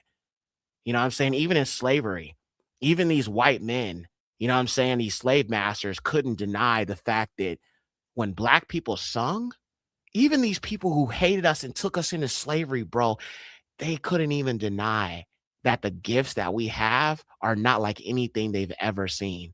And you will oftentimes see it, Black people at a party having a good time, dancing, doing the electric slide and all that. And white people, they'll be sitting over there watching, paying attention, wondering how we do that, how we move like that, how we sing like that. And yes, I'm going to be honest. I believe a Black man's vocal cords, Black woman's vocal cords is different than a white man's. That's why we sing a certain type of way. If you grew up in the church, you know about squalling, you know about the Clark sisters, you know about Dorinda Clark Cole. They are the face of that gospel sound. Jay Moss and Dorinda Clark Cole and Twinkie Clark, all of them. Shirley Caesar. I grew up listening to all of them, bro. Andre Crouch. We used to listen to all them old gospel records, bro, when I was a child. Soul Stirrers. My auntie, she loved Sam Cooke. Soul Stirrers. Those crooners from back in the day. I grew up listening to like D'Angelo and like R. Kelly and Isley Brothers, but I always had those old school sounds in my house. My mom didn't let me listen to certain things, but some of them soul records, she would let me slide on. Listening to Temptations, David Ruffin. Y'all know what it is. I love old music. Y'all know that about me. I got an old soul, bro. I'm a young man with an old soul. But yeah, man, I just love that about our people, man. I just love to see this kind of art, this type of self-expression. It is a beautiful thing. And I Barack Yahuwah for what he's, Mahalia Jackson. Yes. Bati Abaya Yasharal. You know what it is? Go look up Isamar on the storefront. I was about to look it up because at first I was thinking Issachar, but Yeah, let me pull it up. Hold on. Let's see. Let's go back a little bit here. Okay, so Isamar. All right, let's look it up. Isamar. Whoa! Crazy. Okay, let me show you this. Isamar is actually a Hebrew name, family. Look at this. Isamar, name or meaning and origin. The name Isamar is of Hebrew origin and is derived from the combination of two Hebrew words, Isa, meaning God, and Mar, meaning bitter. Now, I kind of figured it was, but, you know, I'm not used to seeing eyes when I'm, like, thinking about Hebrew and stuff like that. But, like, for example, the song that I played before I came on here, which is Yahuwah, We Need You, that was with my homeboy, Athamar. And Athamar is actually the name of one of Aaron's sons, Athamar, right? Then you have another name, which is Ithamar, which is tied to the Levitical line. So when I asked him to do it, I just told him, just, you know what I'm saying, I'll just give you a name, don't worry about it, because he don't really, you know what I'm saying, be all on social media like that, but I just wanted him to do it, and he was doing it all out. I'm just put Athamar. He's like, all right, that's cool. So yes, that is in essence a Hebrew name. It's just when I see eyes and stuff, I'll be like, I don't know. But yeah, it's a Hebrew name. It definitely is. You know what I'm saying? So maybe she knows. Maybe she knows she's an Israelite. And maybe that's why she's so unapologetically black. But Yahuwah will restore his people. Yahuwah will restore his people. Period. Period. Period. Period. Barak Yahuwah, man. I love to see this, y'all. And this is what we need on Shabbat sometimes. We just need to kind of remember that our people, you know what I'm saying, are all around the world, and they're waking up to the truth, and we see what Yahuwah is doing. So let's keep going. We're going to keep watching. There's more. But I just, you know what I'm saying, thank you, sister, for pointing that out. She was so opening to talk about forward. I want to see if there's more Afro-Hispanics. Okay. Bueno, so we have some Afro-Mexicanos. ¿Y cuánto tiempo tu familia vive aquí en ese pueblo? Now, this one, you could tell there's definitely been some mixing, right? So I'm assuming, you know, one of her parents possibly was more darker skin, but obviously you could tell you could see more of the mixed features in her versus that other black woman, straight up Negro, like 100% melanated, all of that. This one kind of melanated, but you can definitely see there's been some mixing here. And that's known as blanqueamento. They were doing the same thing in Brazil, where they were, you know, kind of forcing themselves, or some of these black Afro-Hispanics, they were taught that if they mix with the white nations, they could have more opportunity. But it was really just a way to erase the black Hispanics and things of that nature. So, yeah. 70 years. ¿Ustedes tienen agua aquí? ¿Agua? Sí. Pozo de agua. Dame 2 botellas. No, para beber.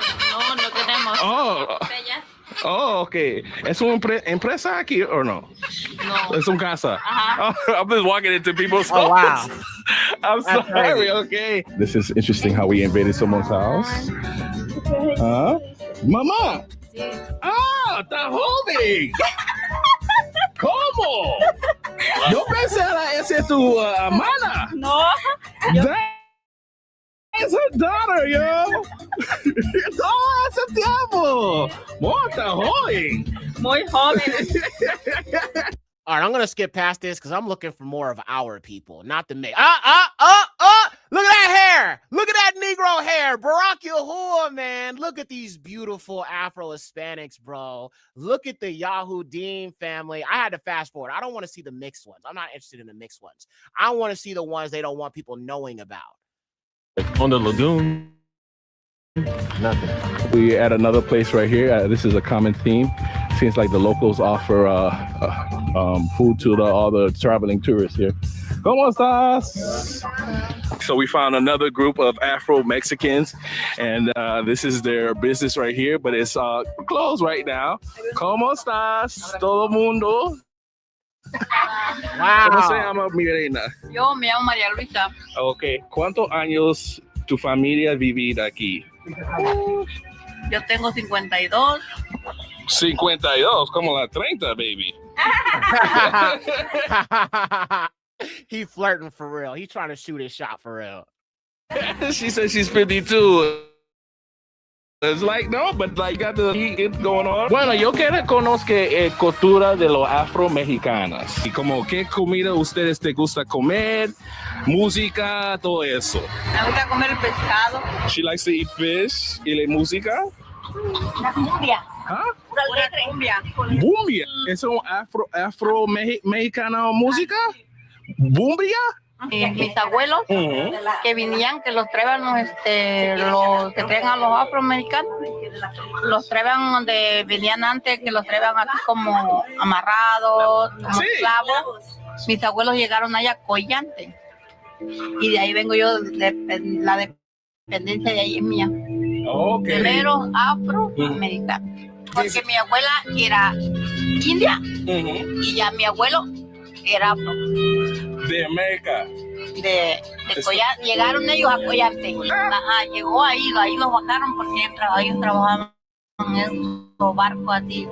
¿Pero dónde él llegó? Los traían donde traían como trabajadores, los traían a ellos, pues como antes que los traían así. They were brought in as laborers, just as they would bring slaves from Africa to work on the boats. And yet, here you got Negroes saying the slave trade never happened. Yeah, you got these FBA Negroes saying the slave trade never happened. If that ain't one of the perfect examples of revisionist history from white men to absolve themselves of the wickedness they've done, right? That's all it is. And our people over here, not just polishing master's shoes, but they over here polishing master's image. But they saying the slave trade never happened, but yet all around the world, every single Negro can admit that they were brought there as slaves from Africa. So why are we the only people, not our people, you know, most of us on this channel right now, but a lot of our people here in America are the only ones who say the slave trade never happened. Meanwhile, you got all these scattered Negroes telling you it did. I'm telling y'all, man, FBA is a PSYOP. These are agents. And I'm not saying every single one of them is an agent, but they are definitely being influenced by them higher-ups like Tariq Nasheed that are agents. And they're just pushing it because they believe it to be true because our people don't like to read. I'm going to be honest, all right? The biggest problem with our people, and I've been saying this for a long time, and I'm going to say it again. The biggest problem with our people is we don't like to read.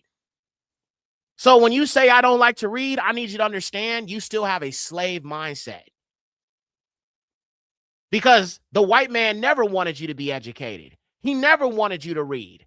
And now that you're telling me you're able to do it of your own free will and you're still choosing not to, that's exactly why we keep falling into traps. We don't know history. We don't read books. We don't look into things more deeper. If it sounds convincing enough and it's TikTok education, it sounds convincing enough. Here, this is truth. Believe that. Then we go around and we repeat it.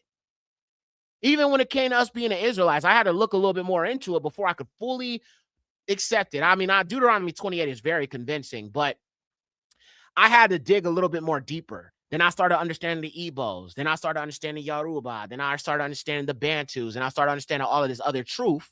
I started understanding about Spain and Portugal, how our people were brought into, to St. Tomé Islands, how they got to Jamaica. And I was like, wait a minute, hold up. This all fits. This is the scattering.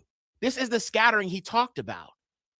Then I looked into the Indian Ocean slave trade. That's not talked about a lot. Some of the Bantus in East Africa were brought into China and Asia, Eurasia through the Indian Ocean. So you have 3 slave trades that are not talked about. So you have the main one. That's the transatlantic. Then you have the sub-Saharan, which is the Arab slave trade. Then you also have the Indian Ocean slave trade. Both the sub-Saharan slave trade and the Indian Ocean slave trade were Arab slave trades. And then obviously the transatlantic was a European one. So we have been scattered for years upon years upon years upon years upon centuries upon centuries. So when people say it's wrong to think that we are going to be kings and queens in the kingdom, why the hell would we not be? And why would that be, wrong or prideful for me to talk about that? That should give our people hope. Being that we have been nothing but the bottom of the bottom to the rest of these nations, even the other nations, even the other Adamic nations have been able to ascend above us. Look at the Indians. They probably working at your 7-Eleven, working at your gas station. They own it. Look at the Chinese selling Chinese food in the hood. Some of those Indian people, they selling hair to black women. So all these other people could come here and they're able to ascend above us, right? And get business loans and all of that. Yet we can't open black businesses in the hood. We can't get a loan for a business. And I'm not knocking these people because they're able to do that. It just goes to show that what is to come for us, we will be above everybody else. It's going to be a reversal. Everybody needs to come clean with that. They need to come to clean with it. It's going to be a reversal. It ain't going to be no white people in power. It ain't going to be no white people at all. That's really what it's going to be. But it's going to be a righteous rulership. We will be running things. We will have employees. And, we're not oppressors. We're not finna treat you bad or nothing like that. But you definitely going to have to submit to Yasharal in this kingdom to come if you want to be part of it. You definitely going to have a black man and a black woman as your employer. You're going to definitely be nursing our children for sure. So just understand that. You got the world right now, but in the kingdom to come, the Adamic nations must serve the children of Yasharal as Yahuwah has commanded. So I understand why things are the way they are for us, because there's a beautiful ending to this story about the Israelites. We will be restored back to our position, and we will be the kings and queens he called us to be. We just need to make sure we're following him in obedience and righteousness. All right. So it's like, every story, like if you think about every movie, every story, every film, there's a conflict resolution, right? You have a main character. That main character, if it's a good story, of course, it has a main character. That main character goes through some things, goes through some hardships, has some life-changing experiences, right? But then there's a happy ending with that main character, right? Well, in this story, Yasharal is. So it's Yahuwah, Yahusha, Yasharal, right? The main character is the Most High. It's his word, right? But there's a people who this creator is in covenant with that he deals with all throughout the scriptures. He loved these people so much, he made sure to include their whole history, right? So what was, and what shall be. So he is giving you a history book on these people who he chose to himself and he's in covenant with. And these people have been through some hardships. They have been through some very, very, very difficult situations. Indeed, they have. But he loves them. He loved them. So therefore, he's going to restore those people. And those people who have known nothing but shame and hatred by these other nations. Oh, the Most High has a plan for these people. A plan so great that every single nation will honor and acknowledge we are the chosen people of this Alua, Yahuwah, the true Alua. They will all have to be forced to acknowledge this truth. Now, we're going to get back to that video, but I'm going to just make this scriptural. So let's go to the KJV Bible real quick. I'm going to it has the Apocrypha, so we're going to just jump over to, I don't want to pull up the Bible app right now. So we're going to go to the Wisdom of Solomon, and we're going to read chapter 5. Kakma Shaluma, and we're going to read chapter 5. And we'll get back to this sister, or the diasporans. And I feel like it was important to do this so our people can understand why, you shouldn't be blaming immigrants, because sometimes you could be blaming your own freaking people and speaking evil against your own people. And the Most High don't like that. So just understand that. So we're going to go to Wisdom of Solomon, chapter 5. And we're going to read about the shame of the nations when they find out who we really are. So like I said, there's no way around it. They are going to acknowledge we are the chosen people. Okay. They may not acknowledge it right now, but they will be forced to. Okay. So Wisdom of Solomon, chapter 5. Let's read this. Then shall the righteous man stand in great boldness before the face of such as have afflicted him and made no account of his labors. Or they don't want to give you reparations, right? They want to act like you didn't build, our ancestors did not actually physically build this country, because we know damn well ain't no white man built nothing. They want to downplay your pain. They want to downplay what our people are dealing with. You know, our people being unalived by the police. They targeting our people, going to Chicago. You know what I'm saying? Targeting our sisters, targeting our women. They made no account of your labors. They hold themselves not guilty. And they say, blessed be God, for I am rich. Zechariah. Let's keep reading. When they see it, they shall be troubled with terrible fear and shall be amazed at the strangeness of his salvation. Who was that? Jacob. They never thought that the black man and the black woman could have such honor. And they'll be fearful when they see this. They shall be troubled with terrible fear. They shall be amazed at the strangeness of Jacob's salvation, so far beyond all that they looked for. You see, they taught this doctrine that we're all the same. We're all one in JC. There's no more chosen people. They told us we could be saved, but we still gonna be below them because they are supposedly supposed to be the image of so-called God, right? So they taught us salvation, but they still taught us that we're going to be at the bottom and they're still going to be above us because they gave us the gospel. They gave us Jesus Christ, and they did us favors by doing this. They don't expect it to be the other way around, us being with honor and them being without honor. Let's keep reading. And they repented and groaned for anguish of their spirit. You see why they get so bothered when we talk about us being the true people? They shall say within themselves, wait a minute. That black man, that black woman, that black child, this was him whom we had in derision and a proverb and a reproach. Who has been the byword? Who has been the byword? Have you noticed, family? No matter what country you go in, everybody can speak a different language, but they all know the N-word, though. They all know how to use that N-word against people that look like us. They may all speak different languages, but the N-word seems to be a universal language for the heathens. It's not the N-word a universal language that everybody understands against our people.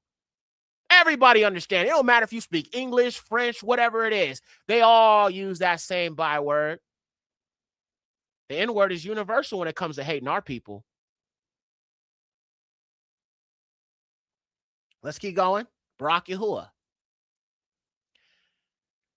So it says, they will be groaning and repenting for anguish of spirit, and they shall say within themselves, this was he who we had in derision, a proverb and a reproach. And then it says, we fools accounted his life madness and his end to be without honor. So even when you think about these end times, especially with the fallen seed, they are anticipating and trying. I mean, they know our end is going to be with honor, but they're trying to build a system to make sure we have no honor at all. They really think they can stop the Most High. Does he genuinely think all white people are like this? Absolutely. I absolutely do. And you may be new to this channel, and maybe you don't know about these people, but they are the children of Lucifer. They are the children of the devil, and that's why they act like that. And yes, I believe all of them are the seed of the devil, 100%. And I don't believe there's no salvation for them either. And I know our people are so forgiving, and you seem like you look like you are a black woman, so nothing against you, sister. But this is the problem with our people. We believe in salvation for everybody but ourselves. We are always so quick to be all like, but white people. Listen, we as black people need to focus on our own. Because if you're looking around you, you can see these people hate our guts. You can see it with your own eyes. And they are being so emboldened now in this racism. So do I give a damn about them? No, I do not. See, the Yahuwah, he is an Yahuwah of justice. And he promises that he will destroy our enemies. He promises he will bring recompense upon them. So I'm not against it because I know my Father in heaven, he is righteous and he loves righteous justice. And he promised us that he would deliver us from them. He promised he would wipe out their seed. Because as long as these people are here, I hate to tell you this, but 400 years should be enough proof. This world will not be better as long as these people are around. It will not get better. They have had hundreds and hundreds of years to prove that there is some good in them. They have had centuries to prove that there is good in them. And they failed to do it at every single measure. They have failed every test. Every single test. So, sister, I know you might disagree with this, but I would just say, and it's nothing against you. You're one of our own, so I don't hate you. I love you, okay? But I do not love the oppressor. I do not believe in salvation for the oppressor.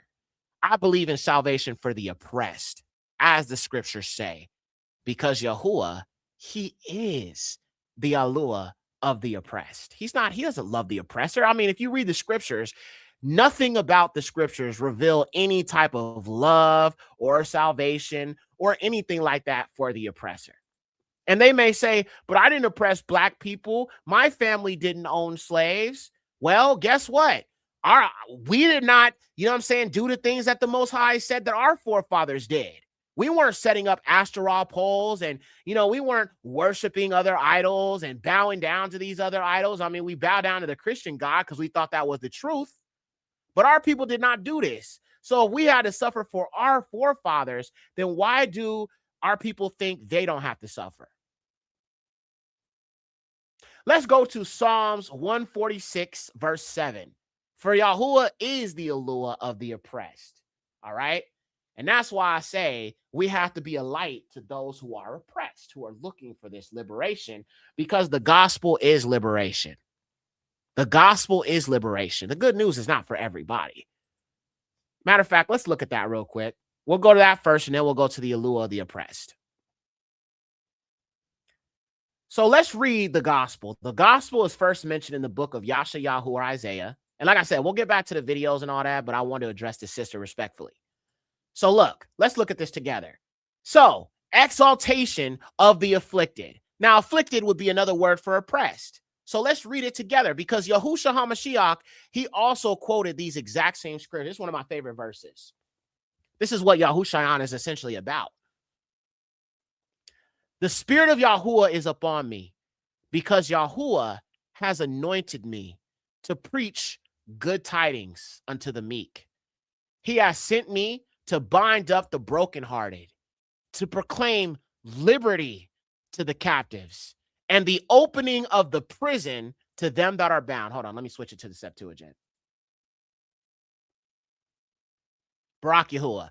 The spirit of Yahuwah is upon me, because he has anointed me. He has sent me to preach glad tidings to the poor, to heal the broken in heart, to proclaim liberty to the captives and recovery of sight to the blind, to declare the acceptable year of Yahuwah and the day of recompense, to comfort all that mourn. The day of recompense, recompense, recompense. So what is the day of recompense? Let's look at that. Joel chapter 3. For in those days at that time, I will have turned the captivity of Judah and Jerusalem, and I will gather all the heathen and bring them down to the valley of Yahushaphat, and will plead with them there for my people and my heritage Yasharal, who have been dispersed among the heathen, and these heathens have divided my land, and cast lots over my people, and have given their boys to harlots, and sold their girls for wine, and have drunk. What will I do with me, O Tyre and Sidon and Galilee of the heathen? Do you render me a recompense, or do you bear malice against me? Quick and speedily will I return what? Recompense on your own heads. Because they've done what? Because you've taken my silver and my gold. You have brought my choice ornaments into your temples, and you have sold the children of Judah and the children of Jerusalem to the Greeks, white people, that you might expel them from their coast. Therefore, behold, I will raise them out of the place where you have sold them, America, and all the places where our people are scattered, and I will return what? Recompense on your head. And I will sell your sons and daughters into the hands of Judah, into the hands of the children of Judah, and they shall sell them into captivity to a far distant nation. See, this is righteous judgment right here. When Yahuwah said recompense, he meant they are going into slavery. If you look at what Yahuwah says, he says, I will sell your sons and daughters to my children. Pay attention. Yahuwah is saying this himself. He says he will sell these oppressors to us, to sell to another nation. The Most High is literally going to facilitate their slavery, and we're going to be a part of it. We're going to sell them like they sold us. So this is what I call recompense. This is the good news. The gospel is liberation. The gospel is beautiful because, and listen, here's the thing. I have no intention to do evil like these white people did to us, as I said. But these other nations, oh, they definitely gonna do that evil to them. Let's get another witness. Because I know this person is new and she don't know all this stuff. That's what I'm saying. You got to watch this channel because I'll bring it all out for you. So let's look at another example that they going into slavery. All those who hate us. So we saw that right here. Let's go to Deuteronomy 30, verse 7. Deuteronomy 30, verse 7. Let's read that. And it says, and Yahuwah Eluah will put these curses upon your enemies and upon those that hate you, who have persecuted you. And what are we going to do in return? We will return to him, hearken to his voice, and keep his commandments. So if we obey the Father, he will deal with our enemies. So I don't need to do nothing to no white people. I know he's going to do something to them. Barak Yahuwah. All right, eye for an eye, exactly. Recompense, recompense. And Yahuwah said he loves judgment. He loves recompense. Let's get that precept. I'm gonna go back to what I was looking at, but I got to show it to the people, man. All right, because you won't learn this in Christianity, unfortunately. All right, so we're reading about the glorified Zion and whatnot, okay? But we're gonna read a little bit more about this, okay? Because he's talking about these strangers that are going to be in our land, and strangers shall build your walls, and their kings shall wait upon you. For by reason of my wrath I smote you, and by reason of mercy I have loved you. Sorry, let me make this bigger. There we go. Barak Yahuwah. And your gates shall be open continually. They shall not be shut day or night, to bring in you the power of the Gentiles and their kings as captives. So all of these nations, bro, will be serving us in the kingdom if you're allowed to make it. That's what I'm saying. Humility for the Gentiles is important. And I'm talking about the Adamic Gentiles, not the fallen seed. But yeah. For the nations and kings which will not serve you shall perish. Let me say it again. Come on, y'all say it with me. For the nations and kings which will not serve you shall perish. The nations and kings which will not serve you shall perish. The nations and kings who will not serve the children of Yasharal, or who some call Israel, will perish. This is what I call the great reversal. We had to serve y'all. Some of y'all, some of the other nations, the Adamic nations, like the Indians and the other people, they have been able to, the Arabs, they have been able to open up shops in the hood and make money off our people. So yeah, you're gonna be serving us. Arabs, descendants of the Indians and all these other tribes and different people who are Adamic melanated, but just not of the fallen seed. Yeah, you will be serving us in the kingdom. That includes some of the nations in Africa, Ethiopians, Libyans, Canaanites, all of them. All of these nations will serve us as the chosen people of Yahuwah. But those who make it into the kingdom will not go into slavery. They will be treated fairly. They will be paid for their work. They will be taken care of. They will be treated with respect. It's a righteous rulership.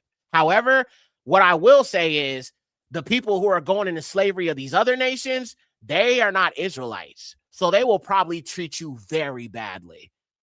You know what I'm saying? And those are the people we will sell you to. And as a matter of fact, Yahuwah will officiate us selling the heathens to captivity. And the ones who are in the kingdom with us are the strangers who have attached to our people and are willing to serve the Most High and are willing to submit to our righteous rulership. So you don't have a choice. All right. Now, black woman, I don't know if you're still in here. All right. But I just wanted to bring that out for you to understand, because that's important for you to understand. Okay, hold on. She says, what swirling? Are you kidding me? I know what the word says, no mixing, and I only date my people. Also, I'm friendly to anyone who's not discriminating or is a bad influence. Are y'all okay? Okay, sis. So I do think you have a wrong understanding of the scriptures. I'm going to be honest with you. I do think you have a Christian understanding of the scriptures. And I'm talking to you because I love you. You say you love us. We love you too, sister. But I'm going to be honest. I'm going to be humble. And I'm going to be very, very, very delicate with you because you're one of our own. And I never want to attack our people in a negative way when they're just trying to understand some things. Listen, sister. When I first came into this walk, I had a very similar understanding to what you have. I was very welcoming to these Gentiles, especially the white ones. I was very nice to them. You know, you can go back and look at all my old videos. You can even listen to some of my old music where I was literally talking about we need to respect them. We need to love them, you know, and all of that. It was a whole bunch of white people who used to watch this channel. But then I noticed how, let's talk about it for a second. All right. I had noticed how every time it comes to talking about who the true people are, they don't like discussing that. They don't like talking about that. They don't like mentioning recompense coming up on their people. They do not like talking about how they will be servants to us. And then you could clearly show them the scriptures and they will still ignore that. And I wondered, I was like, Father, why do they do this? Like, if you have awakened them and they are allowed to serve you, why do they have such a problem with this truth? Why do they have such a problem with telling their own people that we are the chosen people and their people are going into slavery? Why is that such a problem for them to talk about? Why do they fight that so much? And I was like, Father, I need to understand. Then I noticed my situations with them.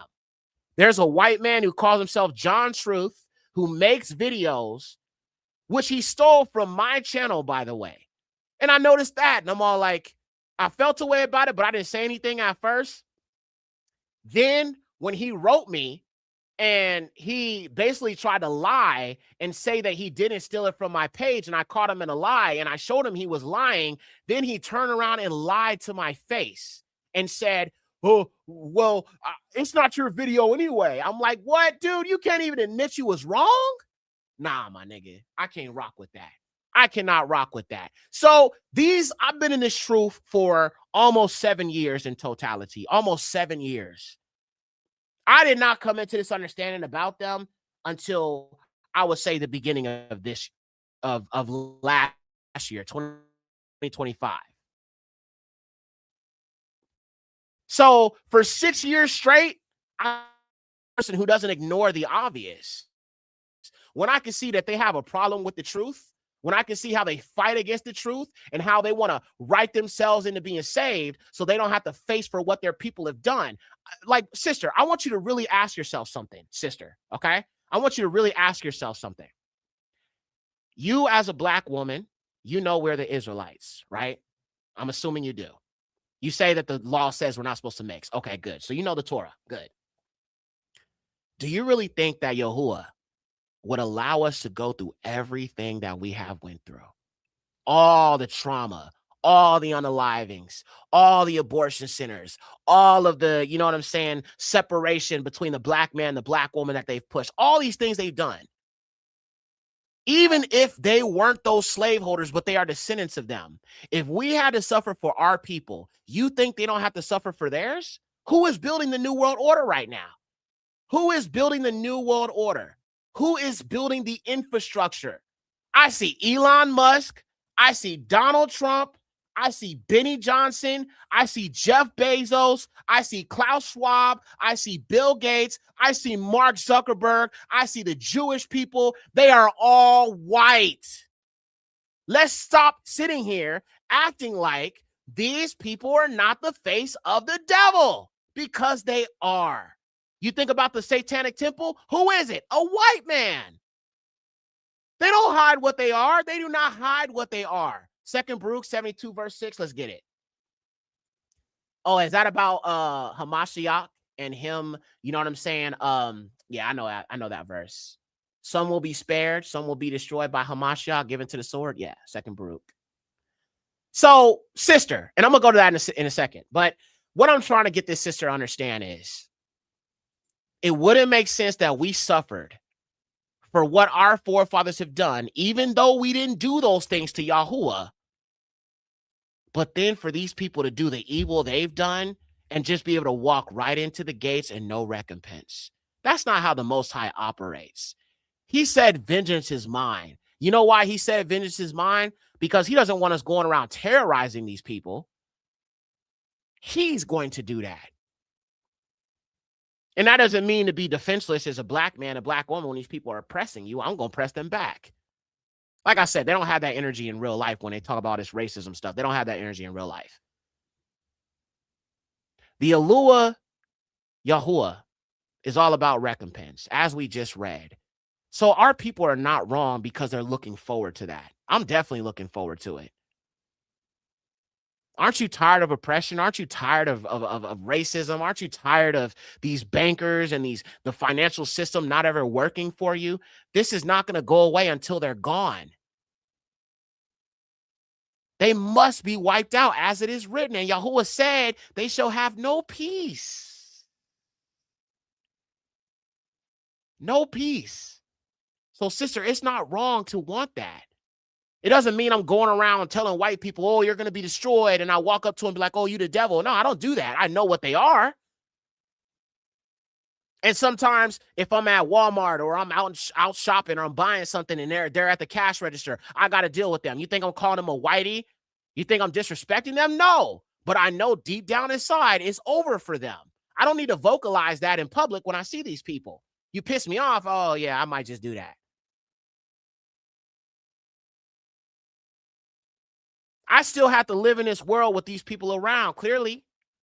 But I know no matter what, my interactions with them, good or bad, I know what their destruction is coming. I know that Yahuwah has promised he will wipe them out completely. So it doesn't really matter like what's going on right now. I just know what it shall be. And that should give our people hope. That should be the true gospel of liberation. Let's look at another verse.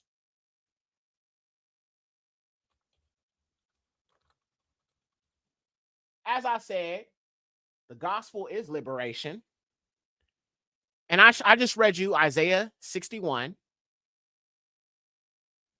But we're going to look at another verse. Yahuwah has raised up a horn of salvation for our people. And we're going to read about that right now in the scriptures. Let's read Luke. We're going to go to Luke 1 real quick. So I just showed you that those nations who do not serve us shall perish. All right. Now let's go to Luke 1:69 just to prove that the gospel is liberation. I know some people like you be too much into your Old Testament. Yesterday I was reading the Old Testament because you're supposed to read the New Testament because Jesus said that in the New Testament that sorry.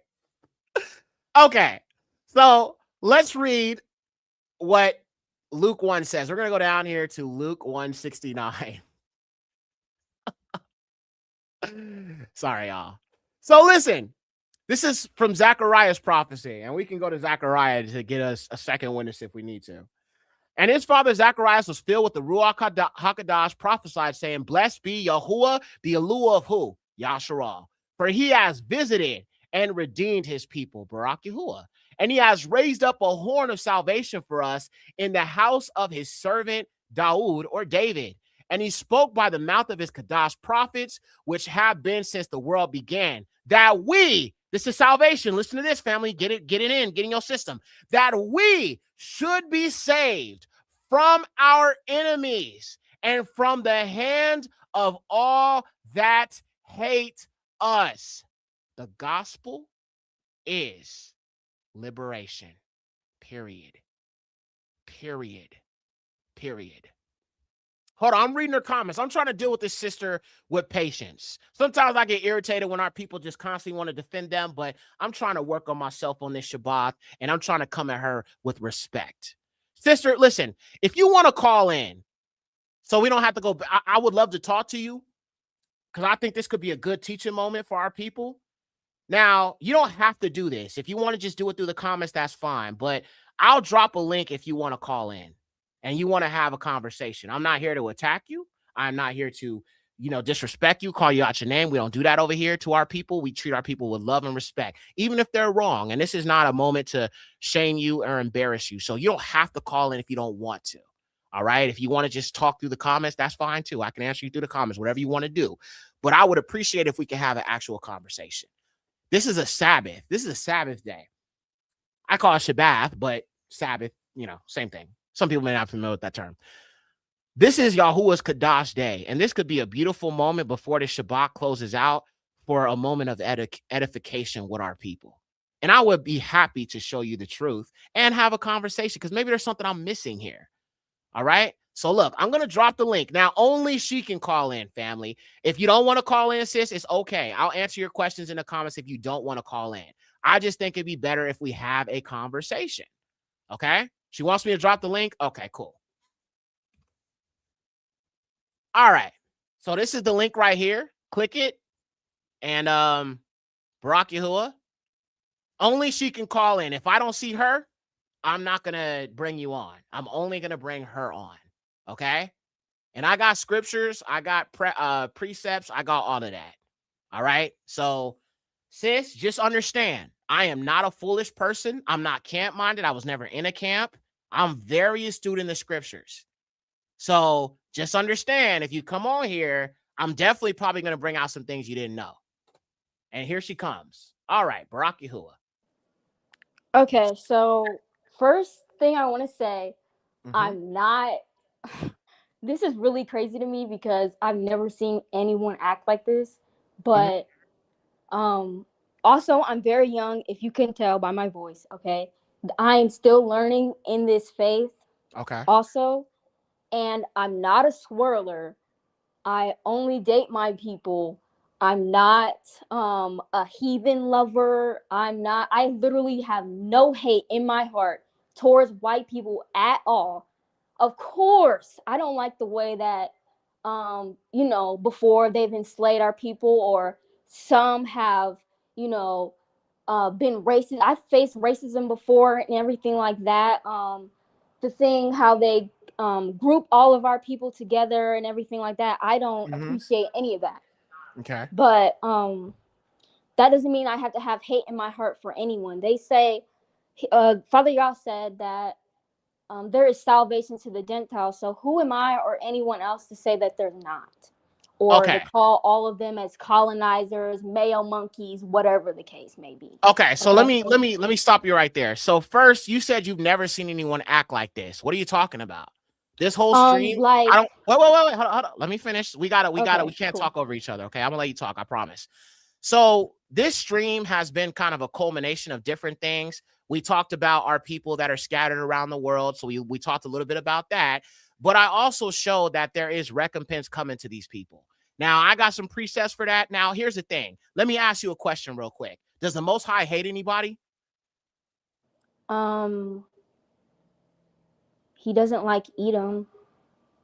So he does hate Esau. So you admit that he does have hatred for people.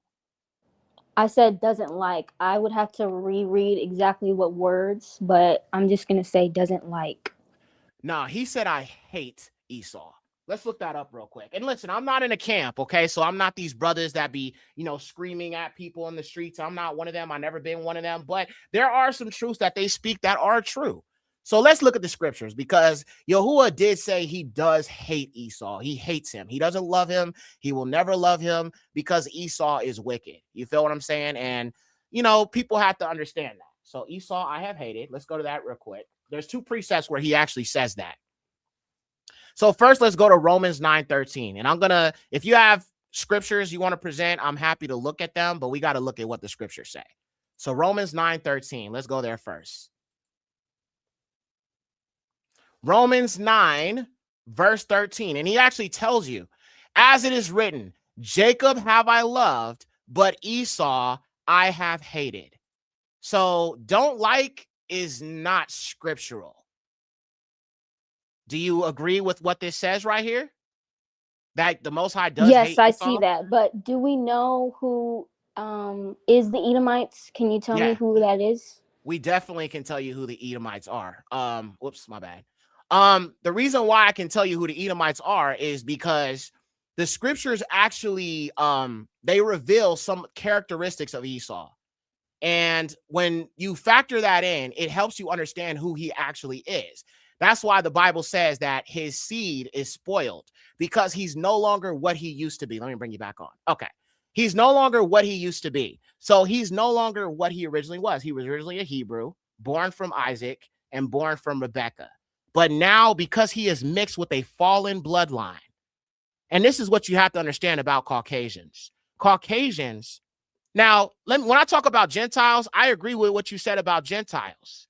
But Gentiles are made by the Most High. So if you think about like African people, you think about the Ethiopians or the Libyans or, you know, just all of these black people, these indigenous black people that he made. Can you agree with me that Adam and Eve were black? Yes, of course, because the original people were black people. Okay. So if you can admit to me, sister, that the original people were black people, then where did white people come from then? If black people are the original people, according to your understanding, where did black people come from or where did white people come from if that's your understanding of it? Due to mixing. Due to mixing? Okay. Yeah. So here's the thing. Black and black only makes black. Now, that's not to say that black women cannot have a child that's light. I mean, like from the fallen, like. Okay. Mixing. So you also can admit that the fallen created the Caucasian, right? Sure. I just want to know if that's what you believe, because I don't want to put words in your mouth. Like I said, I'm pretty young. I don't know everything. Okay, I don't know exactly where they came from.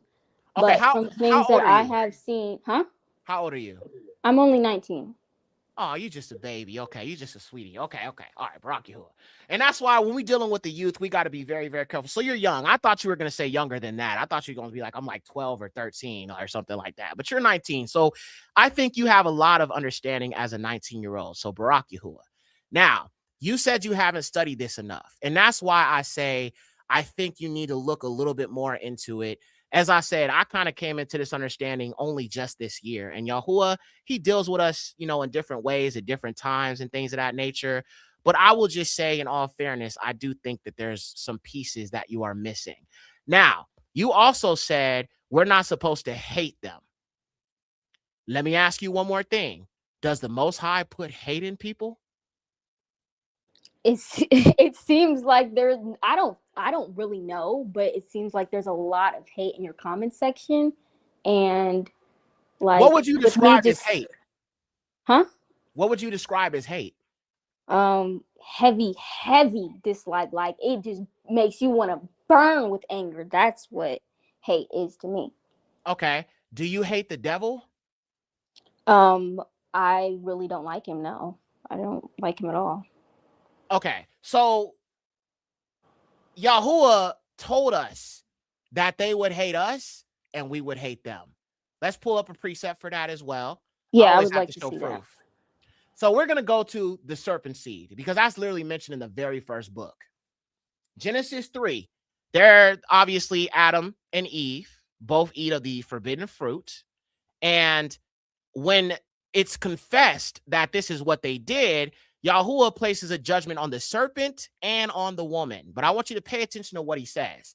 So let's go here to Genesis 3, verse 14. And Yahuwah said to the serpent, because you have done this, you are cursed above all cattle and above every beast of the field. Upon your belly shall you go, and dust shall you eat all the days of your life. And I will put enmity. Do you know what enmity is, sister? I'm sorry, can you repeat that? Do you know what enmity is? Not by definition, no. Okay. Just so I can prove to you what it is, I'm going to just pull up the definition really, really quick so you can understand what it's actually saying here. Now, you just talked about a deep dislike for someone. That's exactly what enmity is. All right. So, enmity right here says deep-seated, often mutual hatred, a feeling or state of hatred or animosity, and the quality of being an enemy, hostile, or unfriendly disposition. So in the scriptures, Yahuwah said right here, I will put enmity or hatred between who? Between you, because he's talking to the serpent right here, between you and the woman, okay? And between your seed and her seed. And it shall bruise your head, and you shall bruise his heel. So the hatred they have for us, the Most High put it there. He said, I will do this. So they hate us, and we hate them. And personally, I do not love the devil. So it wouldn't make sense that I would love his children either. Because yes, the devil has children, and that is the so-called Caucasian. I'm sorry, real quick, because Mhm. I am listening to you and reading the comments at the same time. Don't read So the I hope I'm comments. not being rude by saying this. But Leo, or I'm sorry, I don't know how to pronounce your name. He said, "Sister can't be lukewarm, and that's what it seems like you are. You have to choose. It's all Yahuwah or nothing." How am I being lukewarm? Okay, listen, sister. I don't want you to focus on the comments right now because you're dealing with me as a brother. And you know, they're entitled to feel how they want to feel. I'm just trying to deal with you personally. I'm not paying attention to the comments. I'm giving you my full attention. I just want you to focus on what we're talking about. Please do not read the comments because people are going to have their opinion. It is what it is. You know what I'm saying? But I'm trying to help you understand. So I just want you to focus on what we're talking about. Okay. I got you. And also, I Yes. understand what you're saying as well. And before I even got on here, it was making it seem like all I care is about the Gentiles or whatever. I do appreciate your content and everything. I just don't like how you kind of group everything together, and that doesn't make me a lover of the heathen or anything like that. I understand what you've shown me and said as well, but I want to say that first. I do appreciate your content. I do like some of the music and everything. I've watched a lot of your videos with my family, but that was just the main thing that rubs me the wrong way. Okay, that is a fair assessment, and I appreciate the fact that even though you disagree with some of the things that I say on this channel, you still kind of you get something from it. So I'm gonna say this, like when it comes to this understanding, like if we're being honest with ourselves here, let's just be honest. Let's have an honest dialogue. When we're talking about Black people in general, the scriptures are our history book. So when we're thinking about what the oppressors have done to us, why would a book about Black people have anything good to say about them? Knowing what they have done. Just like in just a general sense, we won't even say the Bible. We'll just say a history book in general. You look at any history book, you read about Harriet Tubman. You think she's going to have good things to say about white people? I'm sorry, I can barely hear you. Can you repeat that last part for me? Yes. Any history book, any book written about Black people or written by Black people about Black people, do you expect a book about Black people's history to have anything good to say about white people? For example, if Harriet Tubman wrote a book, do you think she has good things to say about the white man? No, because in that time she was dealing with slave masters, so I would assume not. Okay, fair assessment. Now, if we go to Israelite history, for example, we talk about the Romans. You think our people are going to have good things to say about what they did to the Messiah? No. Okay. What about the Greco-Roman kingdom or these other white nations that have, and don't get me wrong, they have something to say about Black people too. The Egyptians that enslaved us, they didn't have good things to say about them either.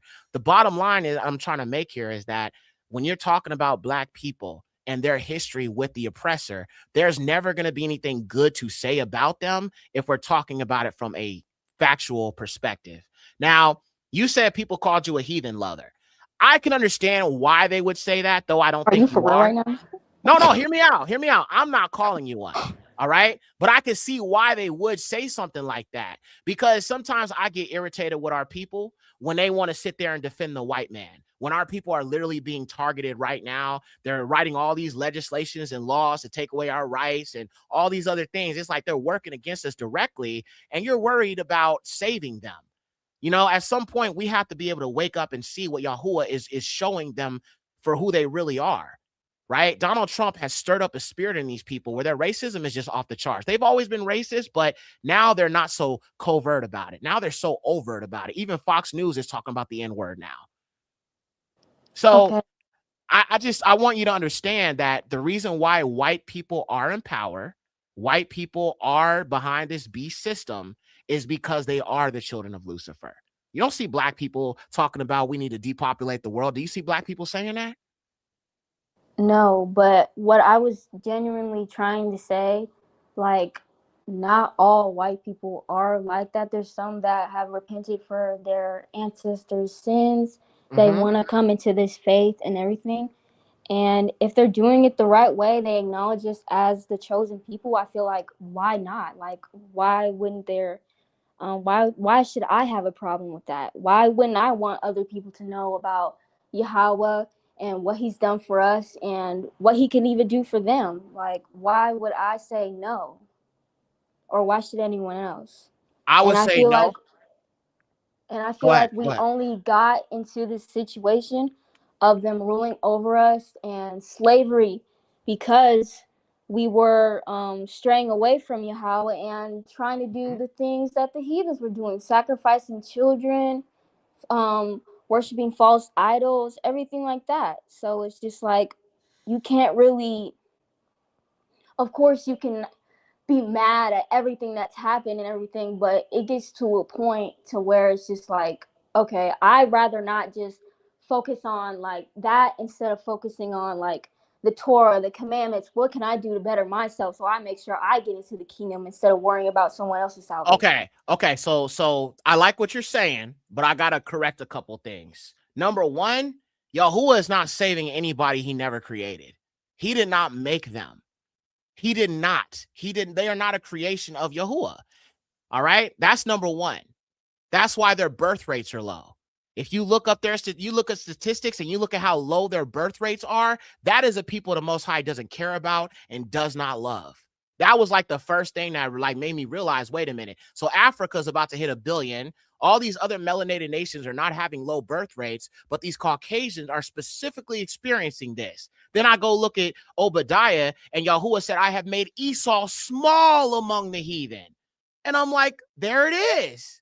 Shout out to the Ak, man. The Ak Dennis, he in the chat. He brought that to my attention. But look, so if Yahuwah has not even cared about them enough to preserve them so they can continue to have children, that tells me off top, these are people he doesn't plan on saving at all.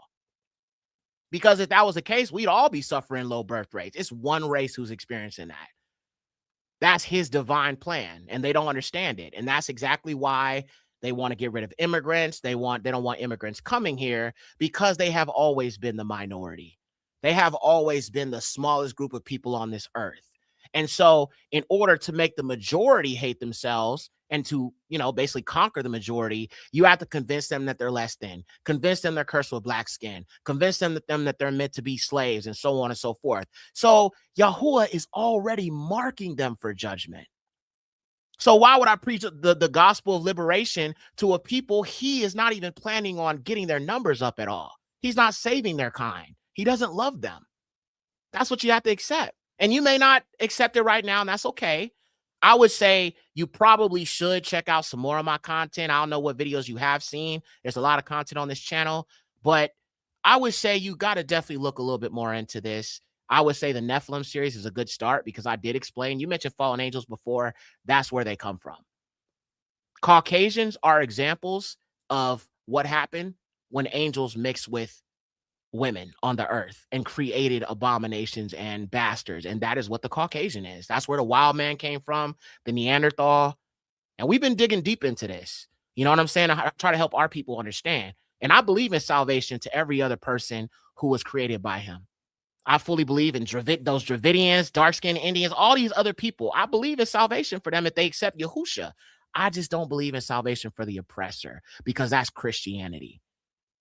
That is white people doing evil and getting away with it over and over again. That's not what the scriptures say. So,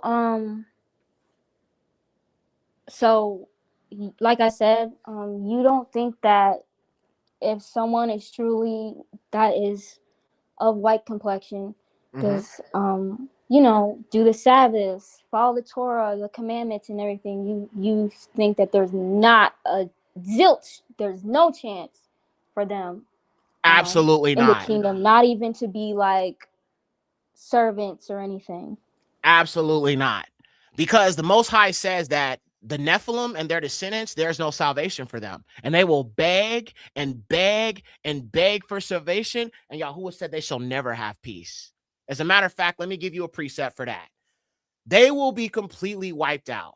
All right. That's what the scriptures say. Because listen, are you trying to tell me that the serpent seed, the wicked seed that has plagued this earth and brought so much destruction, you're saying that they can just repent and there's still not going to be destruction? Listen, if this serpent seed is not wiped out, sister, evil will continue.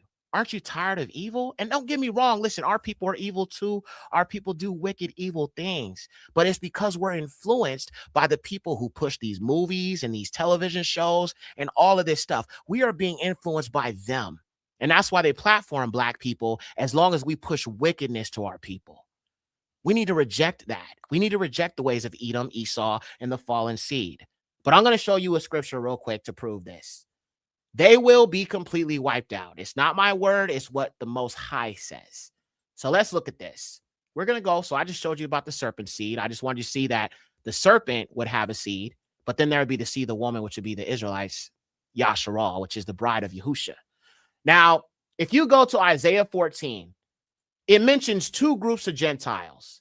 And this is what I always have to show people because I just notice a lot of people never address this. So let me show you what I mean. In Isaiah 14, it mentions two groups of Gentiles. There's a Gentiles who will be with us, who will go into the land with us, who will serve us. But then there's another group of non-Israelites who will be completely wiped out. Let's look at this. Isaiah 14, 1-2. And Yahuwah will have mercy on Jacob and will yet choose Israel, and they shall rest in their own land and the stranger. So look, this is a Gentile. This is not our own people. These are strangers. These are another nation. But they shall be added to them, and they shall be added to the house of Jacob. And the Gentiles shall take them and bring them into their place, and they shall inherit them, and they shall be multiplied up on the lands for servants and handmaids. And they that took them captives shall become captives to them, and they that had mastership over them shall be under their rule. So there will be Gentiles with us. I'm not saying that there's not. But there's another group here in this same chapter that will not be in the land. Let's look at that. So if we scroll down to 19, we get this second group. We'll start off at verse 20. As a garment defiled with blood shall not be pure, so neither shall you be pure, because you have destroyed my land. We just read in Joel that these nations, these same Caucasians, have parted his land. White people went into Africa and carved it up, split off everything. Still under colonization to this day, and that's exactly why Trump is bombing Nigeria, because he wants the resources. The West can't survive without us or without Africa. You have slain my people. You shall not endure forever. You are an evil seed. Prepare your children to be slain for the sins of their father. Who is their father? The devil. John 8:44. That they arise not and inherit the earth, so they will not arise, they will not inherit the earth, nor fill the earth with wars. I will rise up against them, says Yahuwah. I will destroy their name, their remnant, their seed, thus saith Yahuwah. So this is a Gentile group who is not included with this Gentile group. So there is a wiping out of a certain group of people. And this is what I'm trying to get you to see. I'm not saying Gentiles can't serve Yahuwah, serve Yahusha, accept Torah, follow Torah. I encourage them to do that. I'm talking about the fallen seed being wiped out, though. He already said in Enoch, there's no salvation for them. These people go back to when Yahuwah told Enoch to tell them that they can't be saved. And it says it right here. Okay. I understand where you're coming from. I hope you understand where I'm coming from. I do. But and I see the scriptures and everything, but I still feel the same way that I feel. I feel like I can't determine anyone's salvation. He will literally, he's gonna gather us. He's gonna tell us everything we need to know. Okay. When he Well, tells look. me, what you say is true, then that's is what it is. I can't go against him or anything else. It doesn't affect me either way. Like, Okay. Fair enough. I So still want to focus on the Most High and what He has and what I need to be working on. At the end of the day, I'm not going to tell anyone whose salvation is whatever. okay, Barack Yahuwah. So you're not okay. Well, I would tell you to do what I did. Go to the Most High and ask him like I did, and he'll reveal it to you. You know what I'm saying? I had to fast, I had to pray, I definitely had to take some time to seek him about it because I need to understand. And so he did reveal it to me. And you're not quite there yet, and that's all right. And I don't hate you because you disagree. I just kind of wonder how you can see those scriptures and still be like, well, I don't know. Maybe you just don't have enough proof yet. That's okay. Seek Yahuwah about it. If you really want to know, pray about it and ask him, and he will reveal it to you because I had to do the same. So yeah, that's fine. If you disagree with the message, it's okay. All right. I still love you as a sister. I think you've been very respectful, and I appreciate you coming on here to talk to me. And I'm glad we were able to share some scriptures and some thoughts. Now, before we do go, do you have any scriptures that you would like to share that preach a different message than what I'm saying right now? I think we've covered everything, honestly. I Okay. don't, like I said, I've only started reading the Bible, like through and through, Bible study every day, summarizing Yeah. what I've learned. I'm not all the way through, so I couldn't Okay. really tell you. I would have to pray, discuss with my parents, and read for myself. I'm not going to say I fully disagree with you. I just really want to ask my parents, talk to Okay. them, read more context, Yes. Yes. So I thank you Absolutely. for letting me up here. Of I course. think I appreciate everyone in the comments, even though we're not agreeing and everything, but thank you for your time. Yes. All right. Bless you, sister. Bless you too. All right. Rock Yahuwah. So, and listen, family, she's just a baby, y'all. Like, I mean, come on, man. Like, she's like a little baby, y'all. She's only 19. She's just a baby. And that's why when I'm dealing with our people, man, especially the young ones, I have to understand as a brother. You know what I'm saying? I have to be very gentle when I'm dealing with our people, man, because I can understand what she's saying. I do. And I'm not going to hold to my own what the Most High has revealed to me. I genuinely understand where she's coming from. Okay. And we all do love you, sister. Okay. We all do. I know some people were disagreeing. Okay. And they were telling you, you want to defend the oppressor and you love the Gentiles. I understand sometimes our people can be a little bit too direct. All right. But listen, we still love you. You're just a baby. And see, that's the thing. That's why I wanted you to come on here, because I just wanted you to be able to explain yourself. And I wanted to hear you and kind of hear your position. And she has admitted, family, that she doesn't know the Bible that well. And that's okay, sister. That's okay. I'm glad you're here. You know what I'm saying? So you can learn a little bit more. But I'm glad that the Most High brought you to this channel and that there's been good that's being done, you know what I'm saying, through what I'm bringing out, even though some of it may kind of not be as easy to digest. And I didn't get a chance to ask you, sister, but I wanted to ask you how long you've been in this walk. Some of us have been in this for a number of years. And we've all had to kind of like deprogram from Christianity, because Christianity does teach a all-inclusive gospel. It does teach salvation for everybody, even those who have done wrong to us. And that's part of the problem, because Yahuwah does not teach that. He teaches recompense.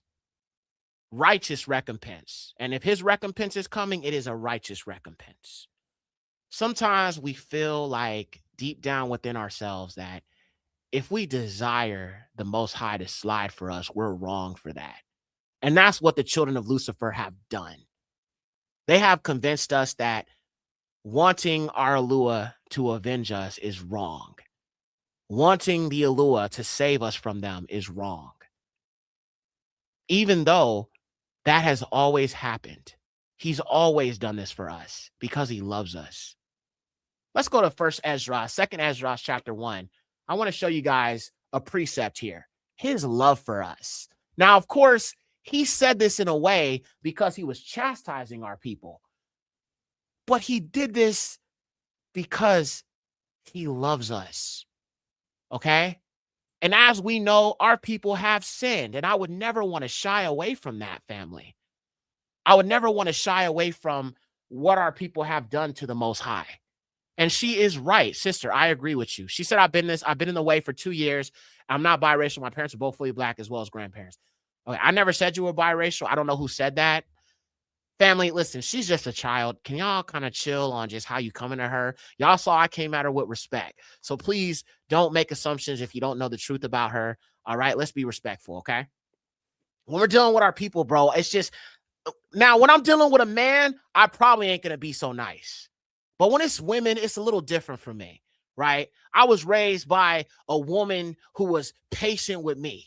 All right. My aunties, both my aunties raised me, bro. My parents didn't want me. Y'all know what it is, right? My aunties raised me, bro. And listen, they had to be patient for me because I'm a Hebrew. We hard-headed, right? But when we're dealing with women and children, I have to have a little bit more patience versus a man. If you're a man, bro, I might not be so nice to you. I'm still going to show you in love and come at you, but I'm going to talk to you a little bit more aggressively than a woman or a child. It's just different. You feel what I'm saying? I don't talk to my woman how I talk to a brother that, is wrong about something. It's not the same thing. I'm very gentle with her. I'm very assertive and I'm direct, but at the same time, I don't ever dog her out. I don't yell at her. I don't do none of that. Now, if it's a man, it's different. As a black man, you have to kind of learn how to operate. But let's look at this. So, in regards to what you're saying, somebody said, question, do you think all 12 tribes are so-called black people, or do you believe Latinos and Indians are a part also? Nope, I do not believe that Latinos and Indians are part of the 12 tribes. As a matter of fact, we watched a video before we got into this where I had showed that these Afro-Hispanics, matter of fact, here, I'll just show you real quick. Of course, I have a 12 tribes chart, not the one in the camps, but it's not the most, exhaustive, but it's just enough for people who are trying to understand who the Israelites are. But all Israelites are of Negro descent. So they would not be pale skinned with straight hair. All right. No disrespect, but that's just what it is. They are not going to look like the people in the camps who they're telling you are Israelites. Those are not Israelites. Those are imposters. All right. So just quickly, I'm going to just show you real quick. All 12 tribes were Negroes. Okay. Jamaicans and the Caribbean, West Indies, Haitians, Trinidadians, Tobagans, Barbadians, Bahamians, St. Lucians, Grenadians, Kittians, all tied to West African tribes of Israel. Okay, so this is the West Indies. All these Negroes in the islands and in the Bahamas and stuff, all Israelites scattered through the slave trade. North America, clearly you're African American Negroes, so-called Black Americans. Okay, we are Israelites. Afro-Canadians, Israelites. Even in the UK, all the Negroes all around the world are Israelites. Latin America, Afro-Dominicans, Afro-Cubans, Afro-Puerto Ricans, Afro-Brazilians, Afro-Colombians, Afro-Venezuelans, Afro-Honduras. If Afro is not in front of these people's names and they're not darker skinned, and I'm not saying you ain't got some light-skinned ones. I'm just trying to make it clear they're all Negroes, okay? South America, Afro-Guyanese, Afro-Peruvians, all right? Afro-British, Afro-French, Afro-Spanish, Afro-Dutch. All right. You obviously got our people in the continent. You have the Malawi, you have the Igbo, you have the Limba, you have the just all these different Bantus, the Kikuyus, the Kamba. You have all these different Israelites, right? They go back to the Bantus. These are the people who are scattered. And then, of course, in Asia and East Asia, you have like the Afro-Iraqis, Afro-Iranians, Afro-Indians, Afro-Pakistanis, Afro, so on and so forth. So all 12 tribes were Negroes. If that's what you're asking me, yes, they all were. Not one of them was white. Not one of them was, had different features. Now, the Hispanics, the pale-skinned Hispanics, they are mixed with the colonizer. The majority of them, if they take their DNA test, they are European. So I consider them the white man. As a matter of fact, they actually oppress the dark-skinned Afro-Hispanic people. Just as the white-skinned Brazilians oppress the Afro-Brazilians. It's the same thing all around the world. So they can't be Israelites. There's no way they're Israelites. Their customs are not Israelites. And what I mean by that is, obviously, some of our people have embraced other traditions and things of that nature. But every single Israelite has African descent, and I'm going to show you why. The Negro land map tells you everything you need to know. And when I hear white people and white Hispanics talking about, well, we're Israelites too, I'm like, how? You don't come from Negro land. You ain't no Negro. You are not a Negro. Your people come from, the Mayans and, those pagan worshipers and all of that. Them is your people. And it's nothing to be ashamed of. It's just your people ain't my people. All right. But let's look at this map here. I want to show you this real quick here. So the Negro land map is where our people were brought from in the continent. But you're going to notice something about this map. And it points to who we are and why we were taken into slavery in the first place. So let's look at this. So this is the Negro land map. Let me make it bigger. And I'm going to zoom in a little bit more here. But this is the map right here. Let's make it bigger. No diddy. All right. So this map is from 1747. 1747 map, which is the Negro land map. All right. And that's the one that I just showed you. And I don't know why they don't have an image of it, which is kind of weird. Hold on. Let me pull up another one. Okay.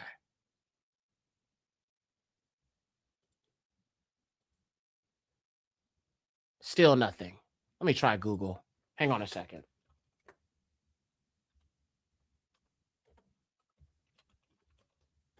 Okay. Pay attention to those who are asking these questions, because no white person will tell you this or even bring this to your attention when they're talking about the Israelites. And it's because they don't want you knowing this. And that's exactly why a lot of these maps now, when you look them up, they've been changed. They've been manipulated. They remove certain things so you won't understand who it's talking about.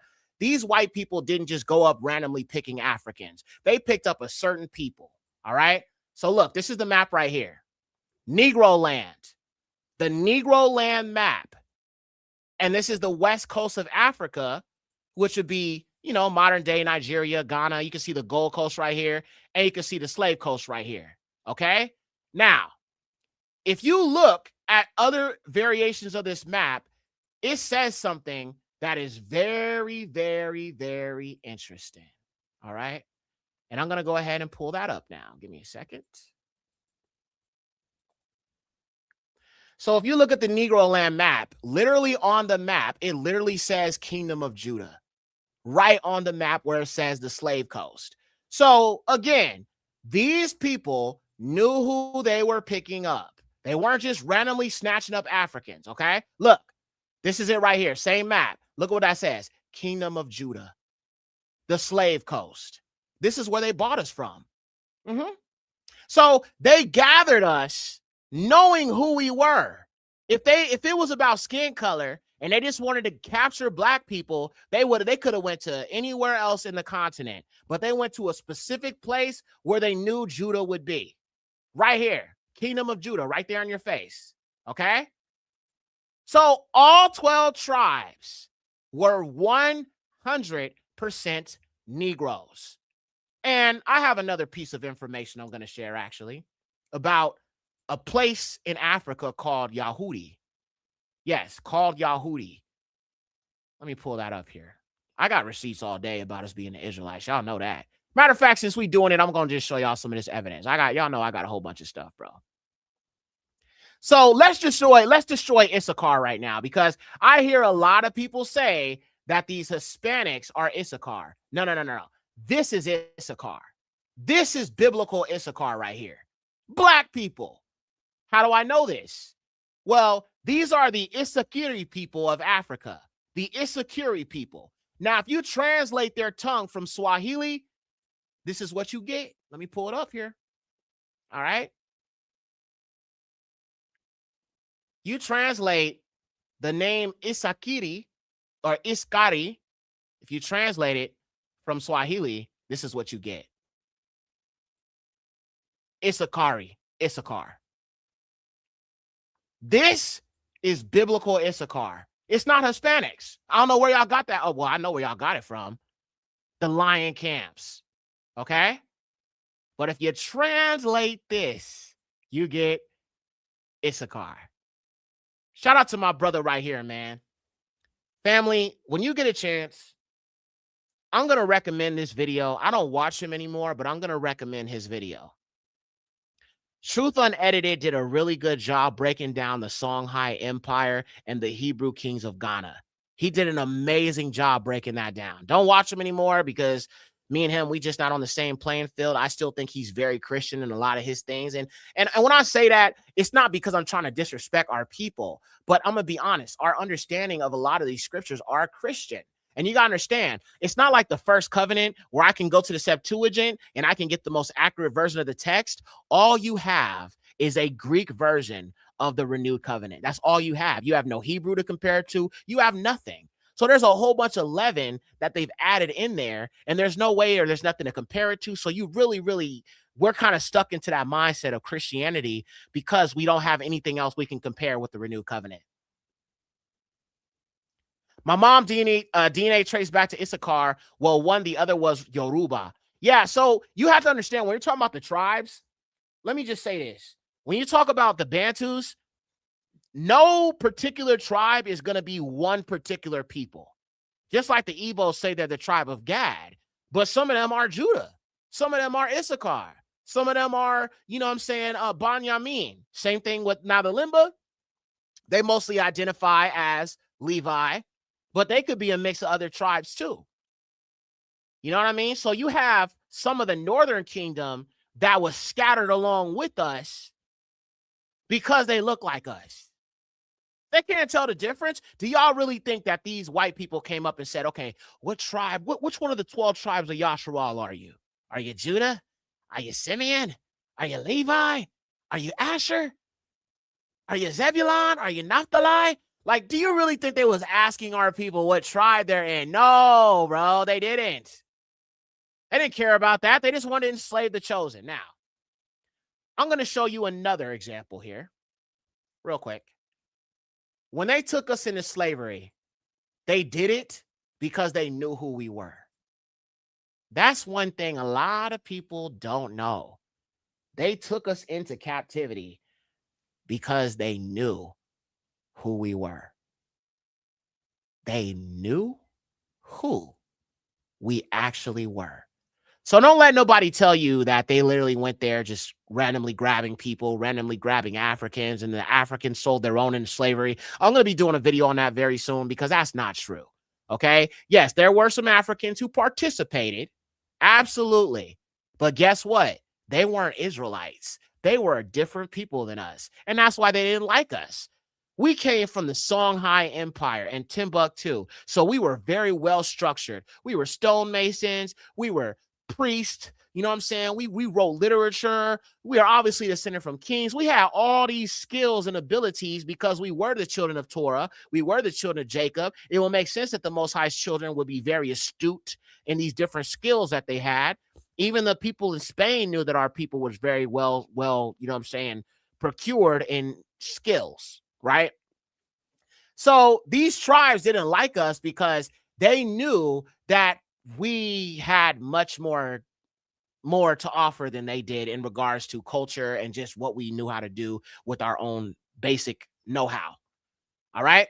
So let me pull this up here real quick. I'm going to pull up this scripture from my blog, and it talks about how they knew that we were Yahudah. They knew we were the chosen. They knew we were cursed. And that's exactly why they took us into slavery. So give me a second. I'm going to pull up that scripture real quickly here.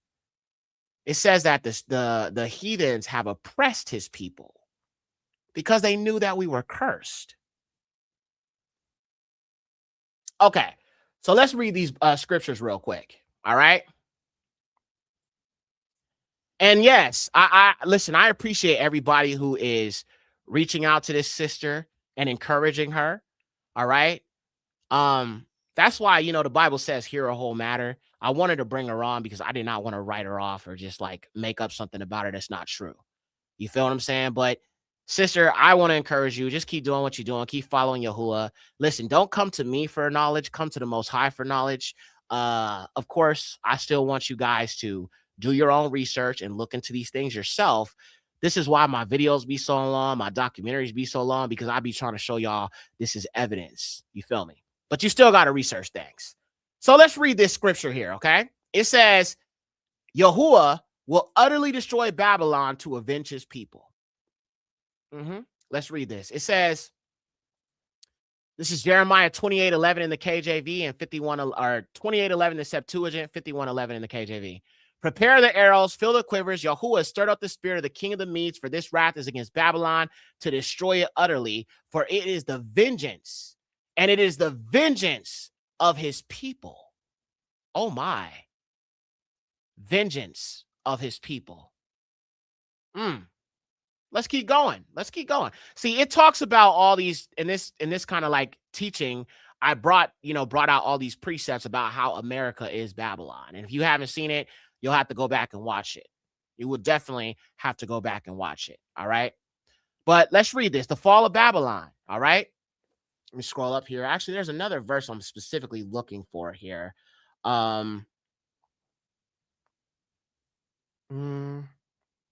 This is a specific verse I'm looking for. Right here. Here it is. Here it is. Listen to this. This is Jeremiah 27:7 in the Septuagint, and it's 50 verse 7 in the KJV. Babylon has taken Yahuwah's children into slavery and plotted against his children evil schemes because they knew we were cursed. Jeremiah 27:7. All that found them consumed them. Their enemies said, let's not leave them alone because they have sinned against Yahuwah. We will not leave them alone because they have sinned against Yahuwah, meaning they are cursed. Let's get them.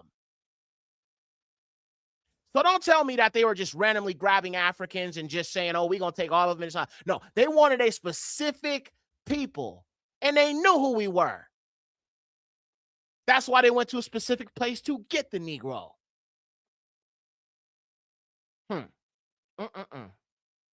Who are the shepherds in the last days by Moving Minds? He clips the video where he says that and speaks on truth unedited. I'm going to be honest. I do not like Moving Mindset Ministry at all. He's too much of a Sambo, personally.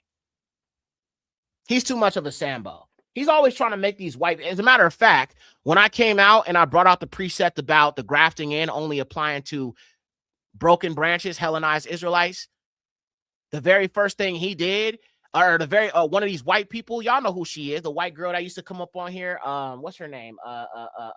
Kathy. Yeah. She literally went to him to try to get him to make her feel like she can be saved because she didn't like what I said about the grafting. And even though it's true, you was listening to me all this time, but then as soon as I said you can't be grafted in, what do? You go run to a house nigga so he can make you feel better about what the scriptures actually say. So you want to be lied to. You don't want the truth coming from Yexer. You want somebody who's not a student of scriptures to tell you a lie.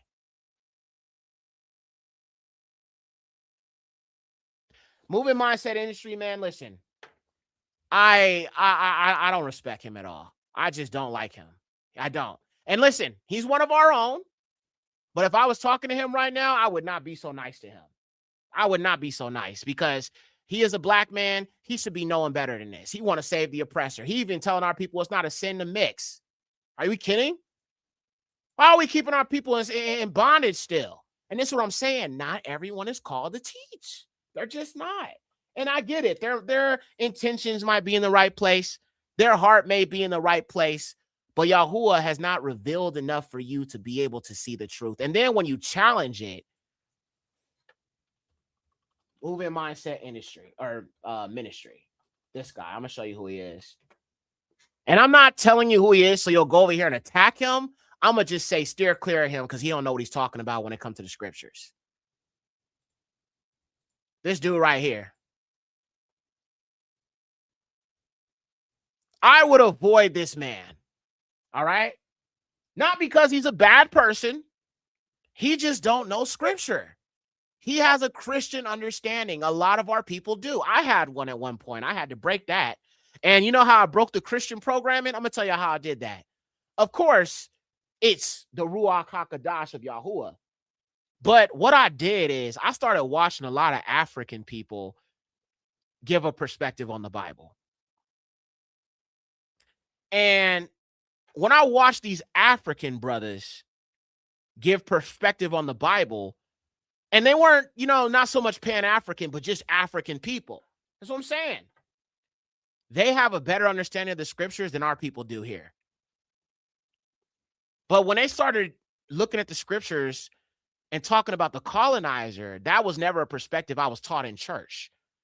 So when I started to watch these videos, it started to make some sense. You know what? Hold on a minute. Let me pull it up here. How many of you guys saw my video about Yehukanan or John the Immerser? I'm going to show y'all a few videos here real quick. I played a video of an African man talking about this. Never heard of him. Dang, a lot of y'all was like, bro, I don't know that guy. I don't even know I would subscribe. I don't even know I would watch. I don't even know who this guy is. I know who he is because I've seen him before a few times on here. He's on Facebook and he's got a huge following. And you know why he's got a huge following? Because he preaches that Christian stuff.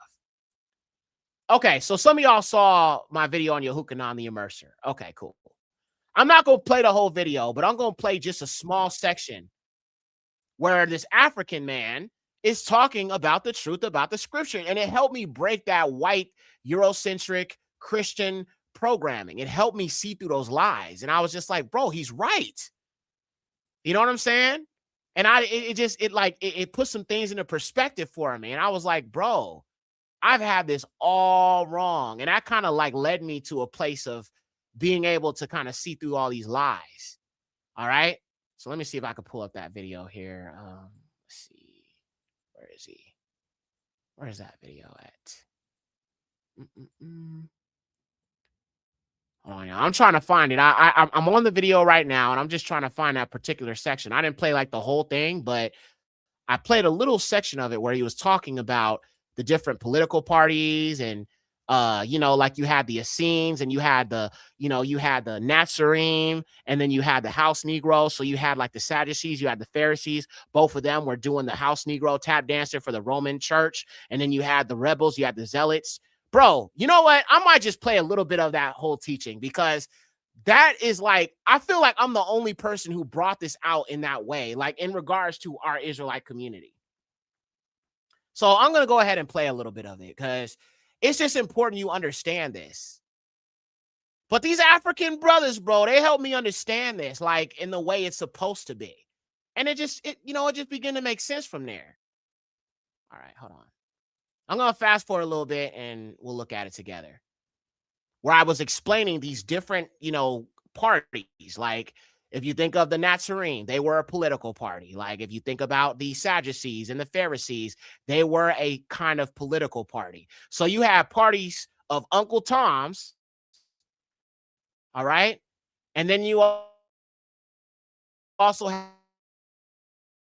had a political party of people who were rebels to this system. And that's why I always tell you guys about righteous rebellion and saying no to or not. Some people are secret, or they're secretive about their worship of Yahuwah. We cannot be like that. We need to be loud and proud. I'm not saying you got to go around and yell out yada Yahuwah to everybody you come up to. I'm not saying that. I'm just saying when it comes to who you serve, you can't be afraid to lose your life over saying Yahuwah. You can't lose your life you can't be afraid to lose your life and say you only bow to Yahusha. Matter of fact, I remember this one job I had. I was working at a casino, right? And I didn't like the job, to be honest. I did not like it at all because I had to do a lot of cleaning. And it was kind of disgusting, bro. The stuff they had me doing.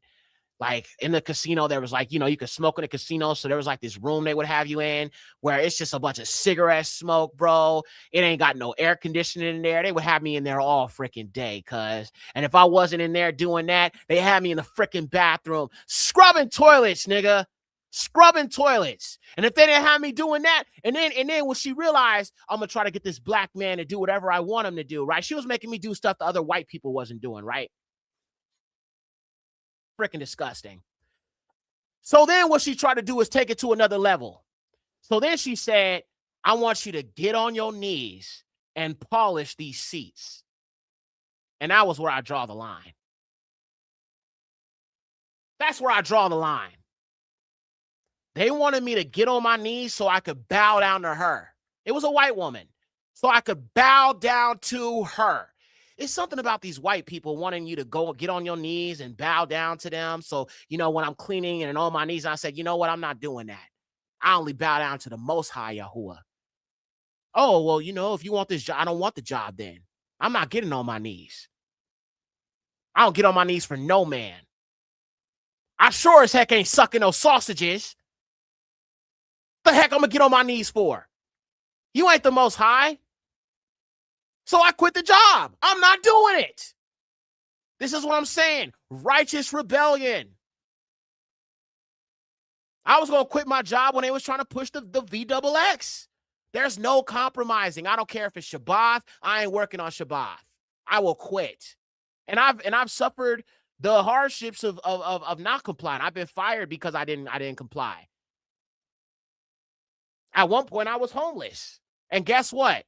I still didn't regret my decision, and I still kept the feast days, and I still followed the Most High, and guess what? I'm all right now. He made it so I ain't even got to worry about a job no more. Barak Yahuwah.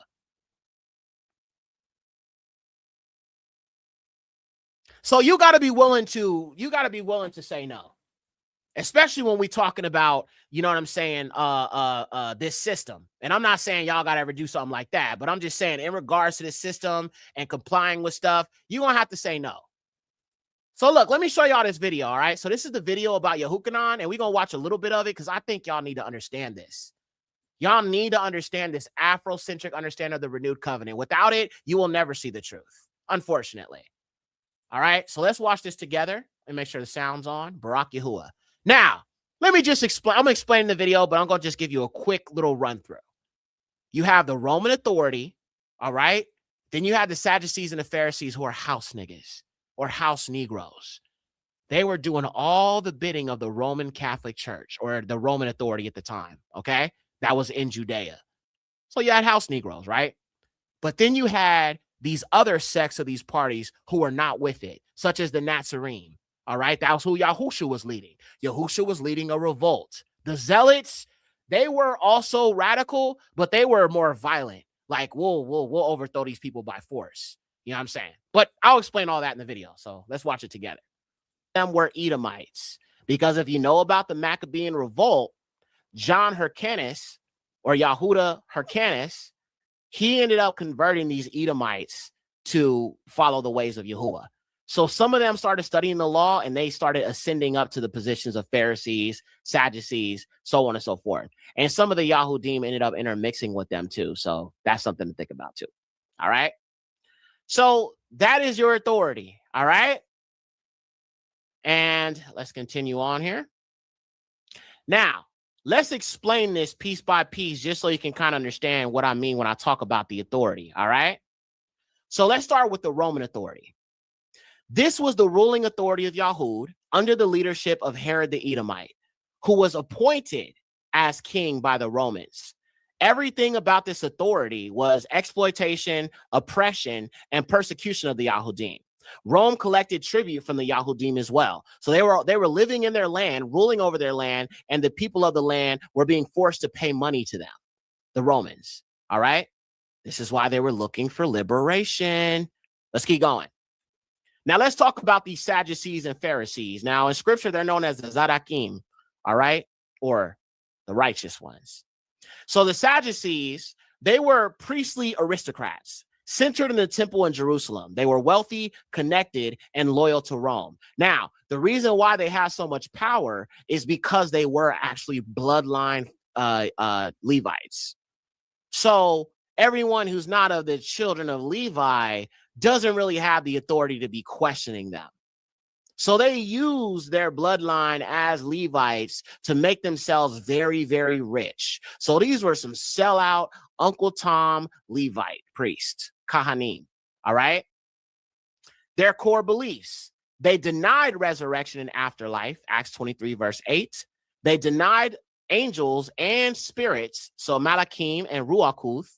And 3, they only accepted the written Torah and rejected the oral law. Now, the oral law is where you get the Pharisees, and we'll get to them in a minute. Their social role: they controlled the priesthood and the temple sacrifices, and they aligned with Roman authority to preserve their power. Okay?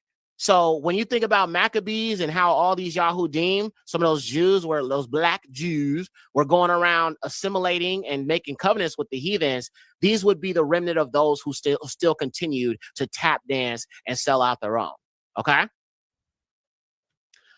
Why did Yehukanan oppose these Sadducees? 1, they were seen as corrupt collaborators. He didn't like them. And Yehukanan did not like these house Negroes, and they didn't like him, because all they was trying to do is tap dance for massa. All right? 2, their power came from Rome, not Torah. So they were using the fact that they were Levites to do all types of corrupt stuff, but they were not actually following Torah, and they were a bunch of hypocrites. 3, they turned temple worship into profit. And this is exactly why Yahusha went into the temple and said, "Do not turn my father's house into a house of merchandise," and started beating people.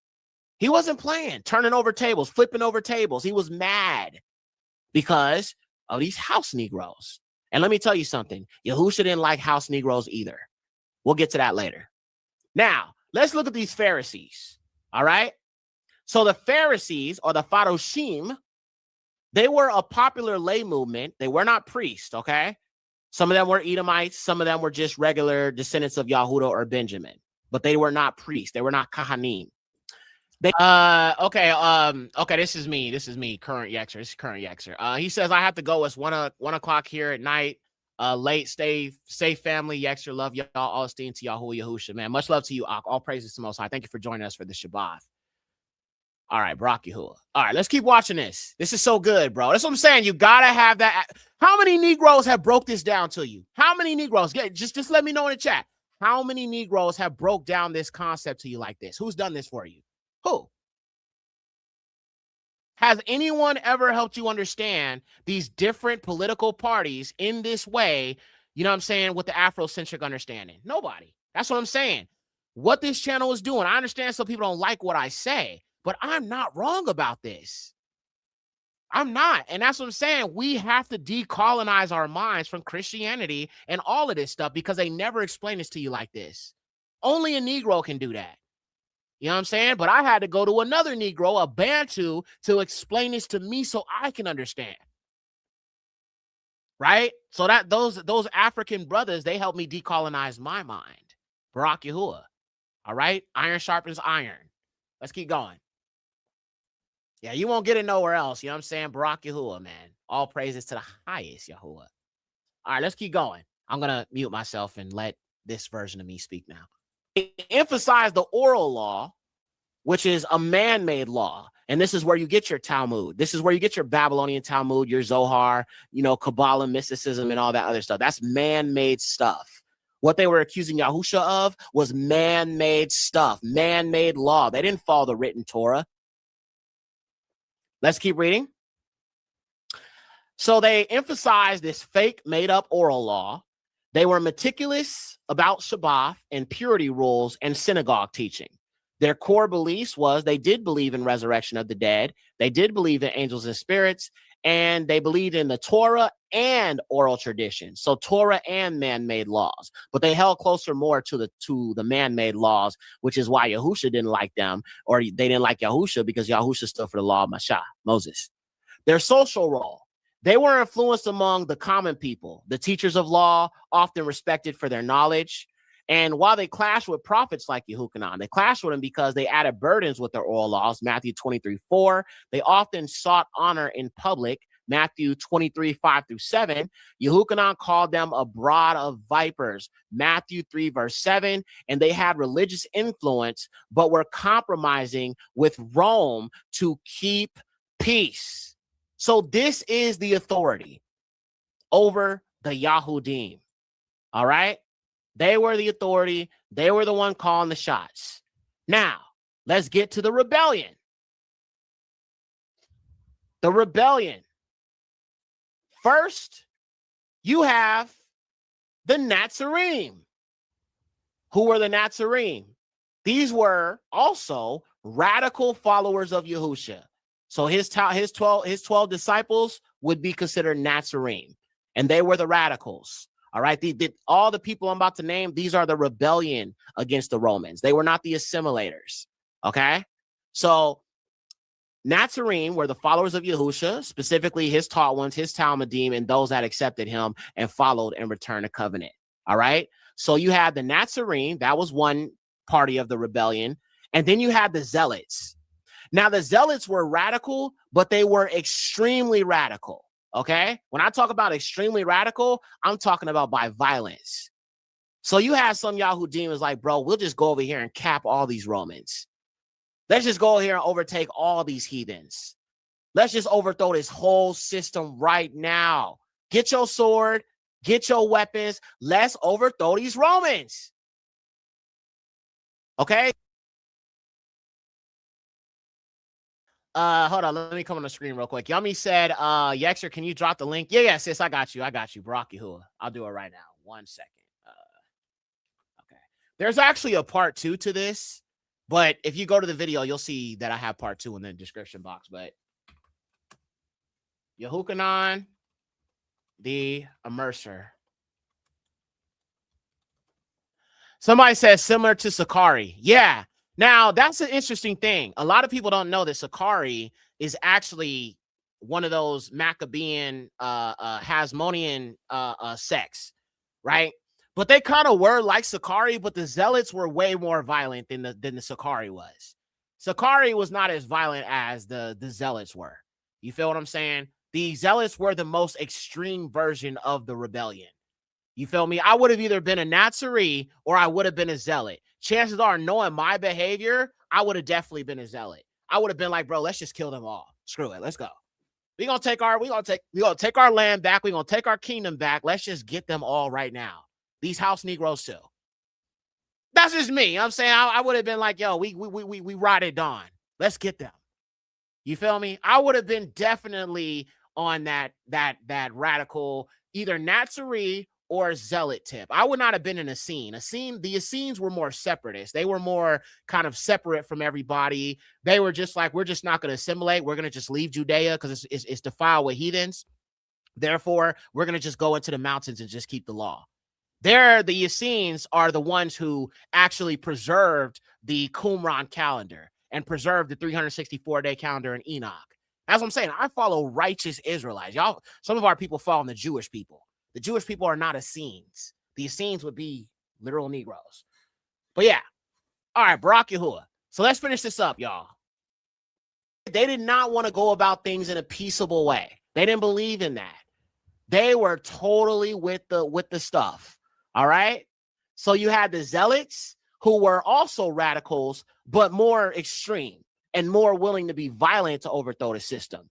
And then last, you have the Essenes, who are radicals, but separatists, meaning that they were not in agreement with the system. They were so against the system that they chose not to live within the confines of Yahud. So they kept the law, they kept the Torah, but they did not live within the land because of the heathens that were ruling over everything.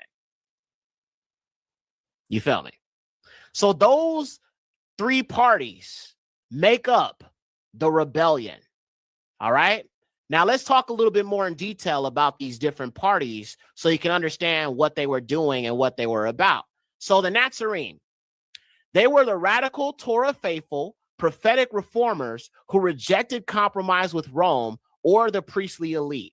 So again, all of them were against these white folks there and all these people that were in power. Who they were. They were earlier followers of Yehukanan and later Yahusha, Torah faithful radicals who emphasized direct loyalty to Yahuwah. Their core beliefs: restoration of Yasharah under Yahuwah's reign, rejection of the corrupt temple order, and radical separation from compromise with Roman-backed leaders. Their social role: they were seen as troublemakers by Pharisees, Sadducees, and Rome. And lastly, while they mattered, they carried forward Yehukanan's radical call for repentance, purity, and preparation for Yahuwah's kingdom. All right? So they were followers of Yehukanan originally, and then they became followers of Yahusha. All right? Next were the Zealots, or the Kanaim. They were radical nationalists, militant revolutionaries, believed only Yahuwah was king and no Jew should serve Rome. Their core beliefs: they were willing to use violence to overthrow Rome's rule. They were inspired by Torah heroes like Phineas and Judas Maccabeus. So some of them were the remnants of the Maccabeans, who literally fought against those Macedonians and like slaughtered a whole bunch of them and restored the temple. So a lot of them were just remnants of those children or those people who were involved with the violent overtaking of their temple back from the dang Macedonians and the Edomites. All right. So their social role was underground fighters and agitators against Rome, and their relation to Yehukanan. Now, Yehukanan himself was not a violent person, so I would not say he was a zealot, but he was definitely very extreme as a radical. So Yehukanan himself wasn't violent, but his call for purification and judgment aligned with radical anti-Roman fervor.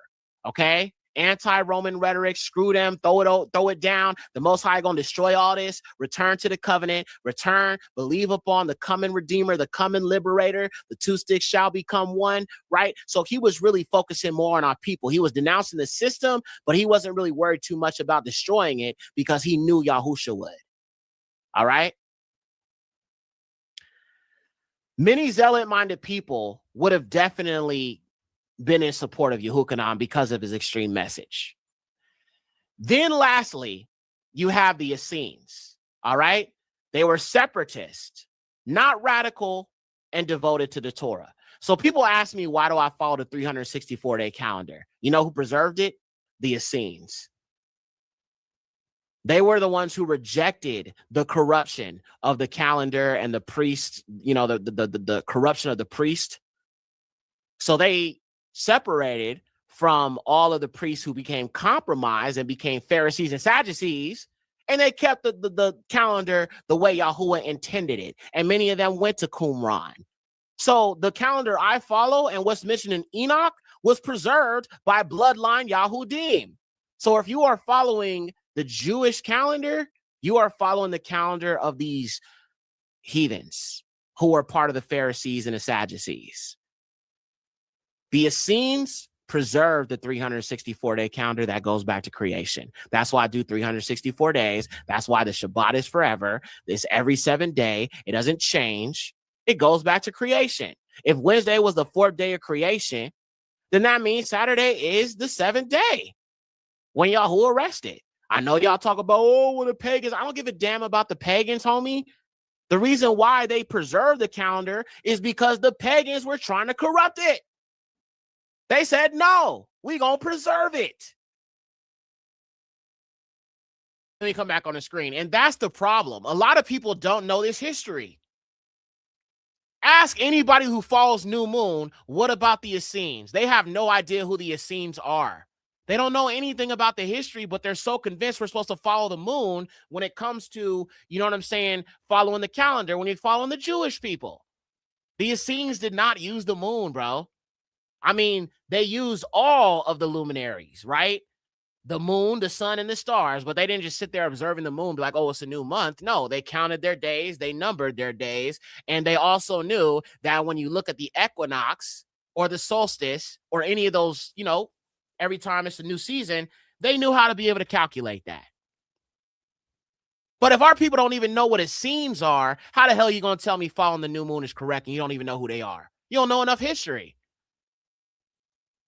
And I'm not saying it to shame you if you don't know. I'm just saying a lot of our people are so overzealous about believing something's right, but then they're missing so many pieces about history for our people. Just like with Christianity, I know Christianity is a lie, and I know it's from the devil, not just because of what we see, being promoted with this Christian white Jesus and lawlessness and all that, but Christianity was introduced to our people even in Maccabean times. They set up an altar of Zeus. And these are the same descendants of these people, because the same thing they did to us in America, getting us to worship their God, who JC is just Zeus rebranded. That's all he is. They just modernized his name, but it's still Zeus. Just like the slave masters fed us pork, in slavery, because they knew we were Israelites, they did the same thing in Maccabees. They tortured us and beat us in Maccabees. It's the same thing, cuz. It's the same damn thing. It's the same demons, same spirit, same fallen seed. So tell me this then. If white people, if you say it's wrong, and sister, I'm not coming at you, but I just want to say this. Like, I don't lump everybody in. Well, here's the thing. I don't either, but I look at patterns of behavior. So how did the Christians know to do the exact same thing to us that the Maccabees did? How? There's no other reason other than them being the children of Lucifer and them knowing exactly how to oppress our people. They had us bowing down to Jesus. Okay, Jigsaw. They had us bowing down to Jigsaw, Jesus Christ, in Christianity, in the slavery. They fed us pork, unclean foods. They beat us. They tortured us. Well, they did the same thing in Maccabees. So, yeah, I know Christianity is not the truth, because the enemies gave it to us. They gave us an early version of that in Maccabees, family. How long we been on here? Almost 5 hours? I'm gonna see how long I can go. We gonna make this a long one today. I'm gonna try to see how far I can go. I'm reading Maccabees, and what they did to our people was brutal. And this is what I'm trying to get people to understand. When you know the history of what these people have done, you are not going to be so nice about trying to defend them and help them and save them. And like I said, that sister, shout out to her, she don't understand this because she said she only been this for a few years. She probably ain't even touched Maccabees yet. And that's one of the reasons why I stopped watching Truth Unedited. I'm not trying to, tell you not to watch him or nothing. I just stopped watching him because he's a Christian, dude. He is a Christian. He gonna sit there and do a whole video about Esau and not even mention Jasher 90? You ain't gonna mention that Esau mixed with Rome. You ain't gonna talk about that. You showed all these other passages in Jasher, but you made sure to skip over that. Yeah, that is you trying to assimilate and get these people's approval. I don't want their approval. I want them to hate me, because then it means I'm really following Yahusha. He said they would hate us. What you expect? They shouldn't like you. If they like you, are you really following Yahusha? I gotta ask that. Because Yahusha said they would hate us. So if they like you, you doing something wrong. He said they would hate us, family. If they like you, you could definitely be doing something wrong. And here's the thing. They don't like our people in the camps, which is why I say, in some regards, our people are closer to the truth than some of our people who, teach the scriptures. They write about the white man. They write about Esau. They write about some things. They ain't write about everything, but they write about some things. I can give that credit where it's due. They write about the renewed covenant, talking about these Gentiles being Hellenized Israelites. They write about that. I'll give them that. I'll give them that. They write about Yahusha only being sent to the lost sheep of Yasharal. They write about that too. They write about John 3:16 being a lie. They write about that. I'll give credit where it's due. I don't agree with everything they say, but they are right about that though. So knowing Maccabees and seeing this soft version of Christianity that was foisted upon us, and what they did to our people. And listen, to old girl that I was watching, I highly suggest you read Maccabees. You need to read that. And you tell me if you still feel the same about them. I'm just saying, it's a brutal book. I'm not just talking about first Maccabees. I'm talking about second Maccabees, third Maccabees, fourth Maccabees. The deeper you go into those books, bro, the more brutal it is. Yeah, they were hanging babies by their necks. They were hanging little Hebrew children by their necks and torturing them and raping our women in Maccabees. You think they was doing that in American slavery, bro? They was doing it long before that, y'all. Long before that. Same thing. It's the exact same thing. You just got to have the knowledge to be able to understand that. They are descendants of these oppressors. So no, I don't believe in salvation for them. And we'll look at Maccabees in a minute. Let me actually highlight that. Because we're going to get, I'm going to try to go as long as I can, y'all. Okay? I'm going to try to go as long as I can. I've never done like a 10-hour, 9-hour. We're going to see how long this lasts. It's 6 o'clock.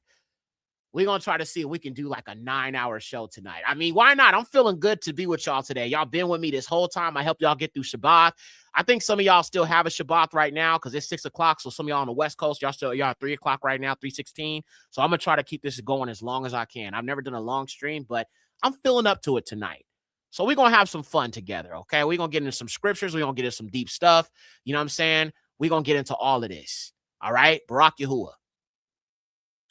So with this being said, we went through this video. We talked about these different sects. I'm going to try to see if I can still find that video of that black preacher guy. I know I have it in here somewhere, man. I just got to find that part that I shared. Ah, there it is. Barak Yahuwah. I found it. Barak Yahusha. I found it, family. Now I want y'all to listen to this Yahudi black man. I want you to listen to one of our brothers and listen to how he tells you about the scriptures. I Barak Yahuwah for this man because he helped me understand the truth. All right? So I'm going to mute myself, and you're going to know that it's not me on screen, okay? Because, you know what I'm saying? Well, you probably ain't going to know. But anyway, I'm going to mute myself, and I'm going to...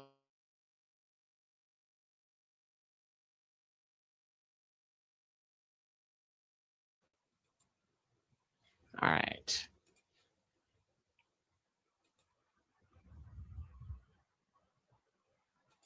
So, by the way, Yahukanan means Yahuwah has favored. Yahukanan, Yahuwah, Kanan, favor. Yahuwah has favored is what his name means.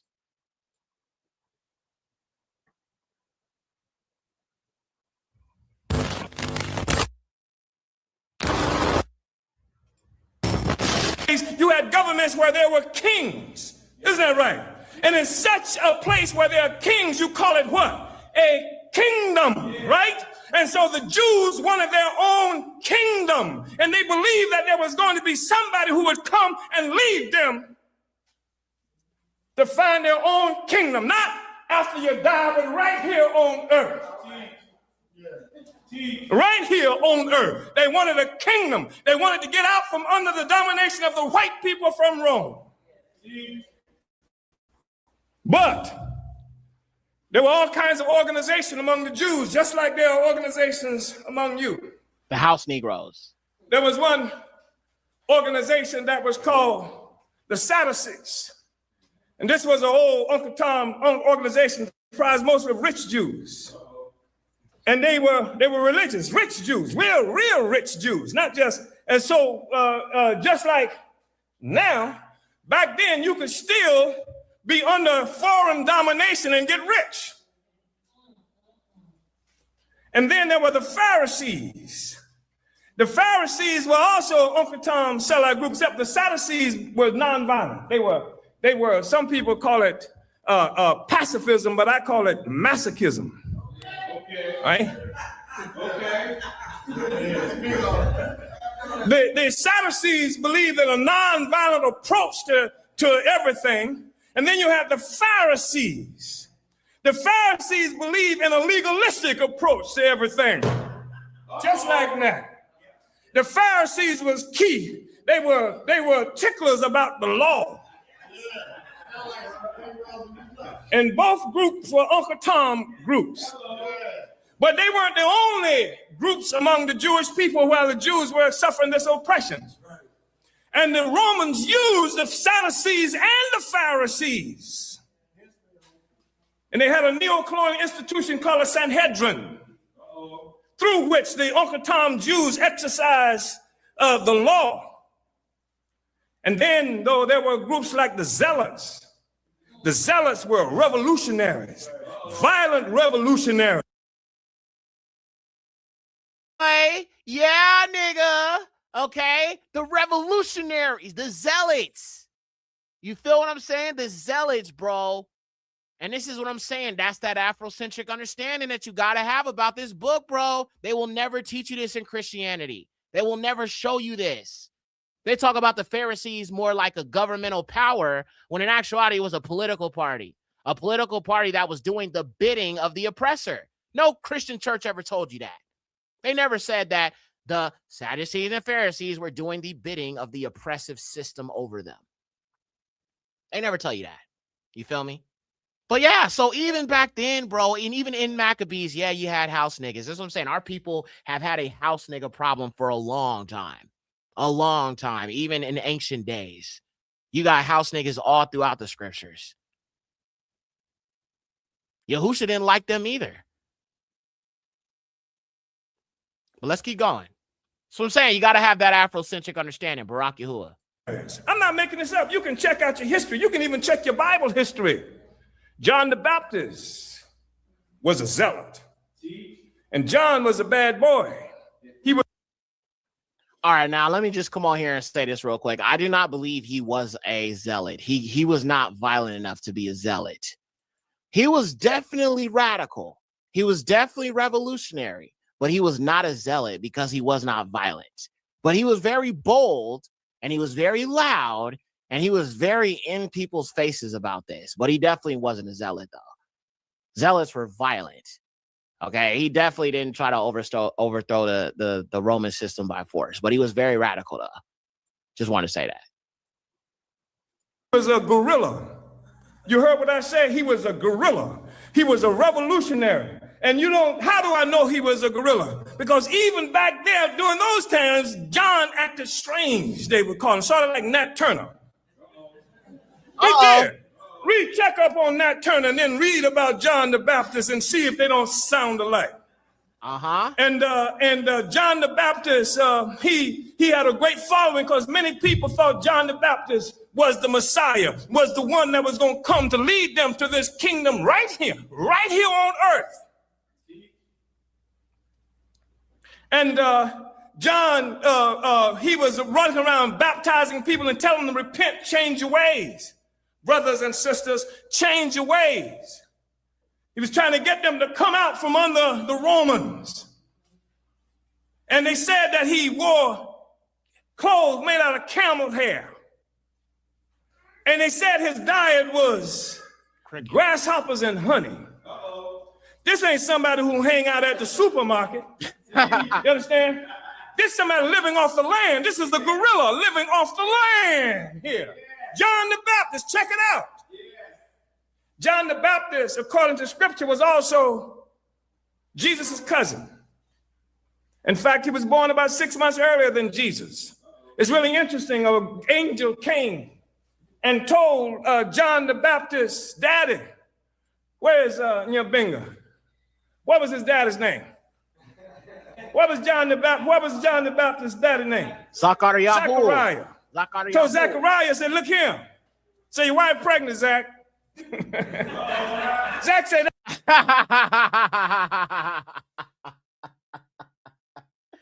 somebody said we are Israelites, Jacobites. Bro, we know that. Like, I don't need nobody telling me, what these words are, because if you being honest with ourselves, we weren't called no Israelites and we weren't called Jacobites. You want to use the real Abari? We were called Yasharelim. We were called Abari or Abarith Yasharelim.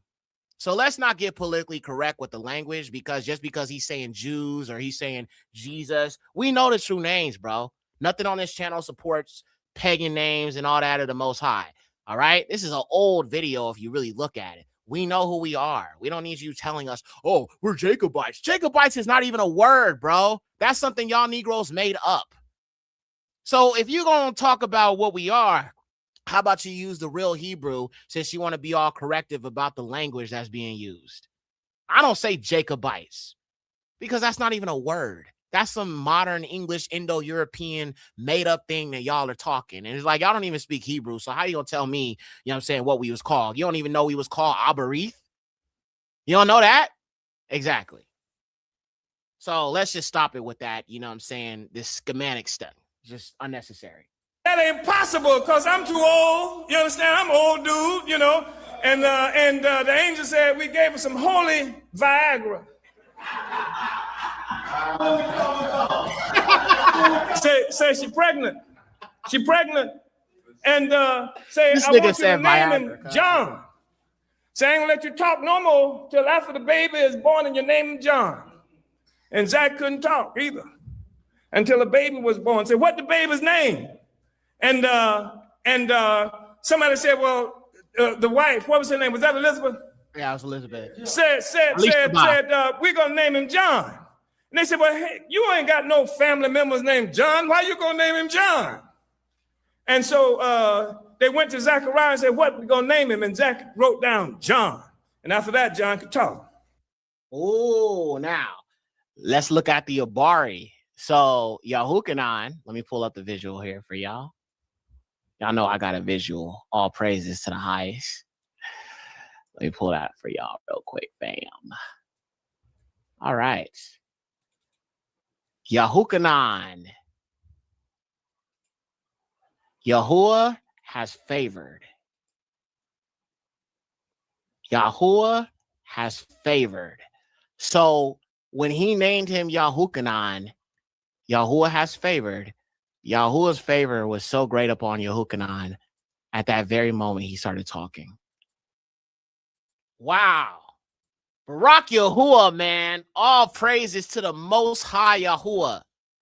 So, yeah, go watch the full video. I just wanted to pray that a little bit because I'll be talking about our people understanding what the scriptures are teaching. And like I said, if you don't have this understanding, you're just not going to get it, bro. And like I said, I only came into this. Like I said, when the first few years I've been in this, bro, I had a very, very Christian understanding of like the Bible and stuff like that. And I admit that. Somebody said, who did Jacob bite? Right. I mean, I know he wrestled with the Most High, but he sure didn't bite him. That's fallen seed activity. You feel me? That's fallen seed activity, y'all. You feel me? We don't get down and biting people and all that. I'm like, nah, bro. It ain't like that, man. It ain't like that. It ain't like that. Okay. So we're gonna keep going because I mean, bro, there's just so much more. Now, Maccabees. Let's look at the back of Maccabees. Let's look at Maccabees because I think this is a good moment for teaching. And since we're probably going to be on here for a while, we're going to get into this deep because, you know, y'all got to know the history, man. And you won't be so quick to defend white people. I'm just saying, when you look at the history, there's a reason why these books, every single book that they removed, you need to do your due diligence on why it's been removed. You need to look at that because there's things they don't want you to know. There's things they don't want you to know. And I know, you know, when we're bringing these things out, it's like, you know, it could be bothersome to a certain group of people because, you know, it's just judgment on the heathen, like boom, boom, boom. Y'all know what it is, bro. Y'all know what it is. So we're going to look at Maccabees because I think Maccabees is just very, very, very important to look at. And you'll understand why there is judgment on the heathen, like boom, boom, boom, boom.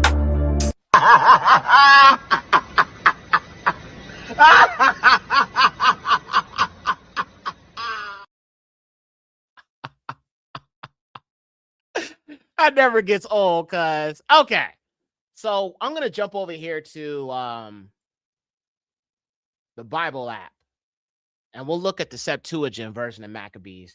Now, I haven't actually compared the KJV version of Maccabees versus the Septuagint, but because it's in the Septuagint, I just rather go with that. So let's read 1 Maccabees 6. That's going to be one of the ones we're going to go to, y'all. And the Septuagint, of course.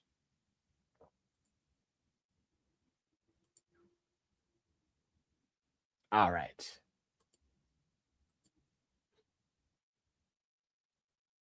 This is the one I want to read.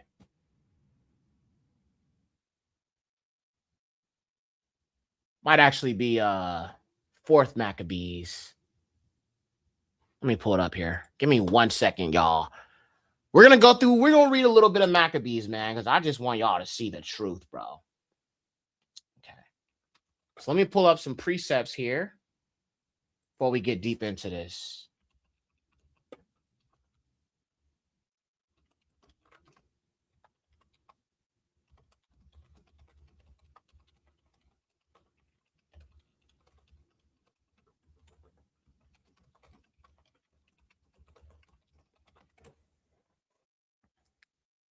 All right. So we're going to pull up these precepts and we're going to read a little bit. Now, when we're talking about the white man, I think the first thing you need to understand is 1 Maccabees chapter 3, verse 48, the whitewashing of scripture. The fact that we can actually prove that should be something nobody is ignoring. And even with that truth being revealed, people still ignore that. So let's go to first Maccabees chapter 3, verse 48. That's going to be the first precept we're going to look at. So even back then, there was an attempt to whitewash the scriptures, whitewash the prophets, whitewash Messiah. And so you could really see, looking at all this, that the children of Lucifer haven't changed at all. At all, bro. At all. All right, cool. Barak Yahuwah. Can y'all see the screen right here? Oh, wait, I didn't pull it up. Okay, there we go. Barak Yahuwah. Okay, so we'll start off at 1 Maccabees chapter 3, verse 48. And it reads thus, and laid open the book of the Torah, wherein, who? The heathen. Not the Israelite. The heathen. Let me say it again. The heathen, Hakuyim, had sought to paint the likeness of their images. Now, if we're talking about the Macedonians, they came from Europe. So these were pale-skinned people. So when it says that they sought to paint the book of the law into the likeness of their images, that's talking about white people. Don't we have a problem with white Jesus? Don't we have a problem with their same descendants to this day who turn around and, you know what I'm saying, whitewash everything? Every damn thing. Black people can't get no credit. They whitewash everything. Hold on. I got a meme for that. I got a meme.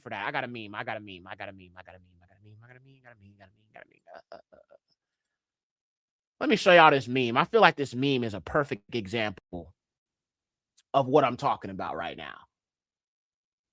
Let me pull it up. Give me a second here.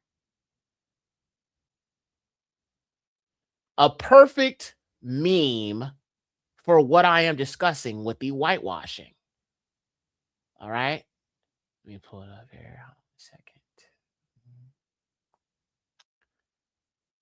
Right. All right. Let me show you this first one. I'm going to show you something. I'm going to show you something else. So take a look at this right here. This is actually one of these Amalekim or Amalek painting the images white. Look at that. You can see their crime right here in plain sight. And look who it is. A freaking Ashkenazi, pale-skinned Ashkenazi. Look at that, painting the images white. Yeah. So whitewashing is a serious problem, family. So if you believe that white Jesus is the devil, I don't understand how you don't believe every single white person is the devil. Because, I mean, if you're saying that that image is the devil and the image is a lie, why did the devil want an image of a white Jesus? Because that's his likeness. That's his image. All right, I'm going to pull up a next thing here. I got a few little memes that I be saving for like the perfect time. For like the perfect time, y'all. You feel me? Barak Yahuwah. All right, let me show you this next one here. These are just some like memes that I made, you know what I'm saying? Just to kind of like hint at, you know, the great deception. So another one that I made is called White Lies Do Not Matter. White lies do not matter. For the king of Edom is JC. Let me pull that up. Right here. Check this out. White Jesus is the greatest weapon of mass deception used against the true Israelites, the Negroes. King of Edom. White lies do not matter. And it's actually, you know, I'm going to post this on Facebook. Somebody asked me am I on Facebook again. I am, but if you type my name, you should find me on there.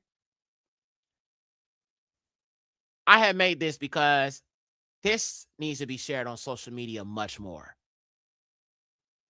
So if you're seeing it right now, please take a screenshot and share this on social media because this truth needs to be known. You feel me? Barak Yahuwah. White lies do not matter, bro. They don't. All right, let me pull up this next thing here. And we're going to get to Maccabees. And somebody asked me, can I read a specific passage? We're not going to be able to get to everything. I'm just going to go to some of the stuff that I wanted to show you guys. I want to kind of make sure that I stay on track with this. I know y'all got like a lot y'all want me to look at and show everybody. I may not be able to get to everything. I'll try to get to some of your stuff, but I can't promise I'm going to get to everything, unfortunately. That's just the way it goes, y'all. All right, let me show you this. Look at all these black people being indoctrinated into Christianity. African people. And look who's there. The Roman Catholic Church. Give up the link because I couldn't find you. What, on FB? All right, hold on. I'll drop the link. I'm going to be honest, though, man. I don't know how long I'm going to be on there because, you know, y'all know what it is, bro. They always be trying to censor me. But I'll drop the link to my page. Give me a second.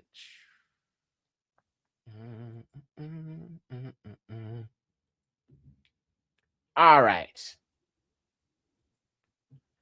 And I always look at these situations like, how long am I going to be on there? Who knows? Who knows? There you go. Right there. So you have these African people being indoctrinated into Christianity. There go another one. Okay. Let me make this clear because I had to explain this before. Not every African is a Hamite. As a matter of fact, some of these are yo people. If you Negro. I don't know if you Negro or not.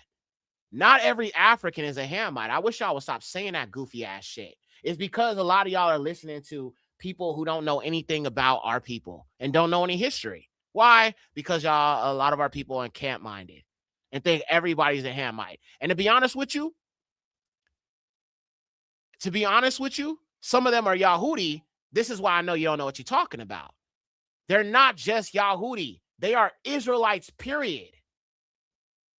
Israelites, period. You saying the Hamites can move away from you. That's not what the scriptures teach, bro. The scriptures teach us to love our people, and you telling them to move away from you? You sound like the oppressor. This is why I have to break our people's programming, because you sound like the oppressor. Maybe you don't mean it that way, but listen, I don't hate Hamites. I know some of them are wicked and do, you know, ancestral worship and all that, but guess what? The scriptures say that Hamites are going to serve Yahuwah. So how are we going to be a light to them if you saying they can move away from you? Then you said some of them are Jews, but then you won't say that some of them are actually biblical Israelites and our brothers and sisters in Yahusha. But nah, you didn't want to say that. This channel does not support this foolishness, bro. All right? I'm just saying. So calling them Hamites and you saying your father's from Lagos, okay, so you doing your father a disservice right now, brother. My father is from Lagos and we worship and survive from him when I was a child, and I'm 43. Fair enough. But to turn around and say all of that while your father is Nigerian? Come on, man. Come on now.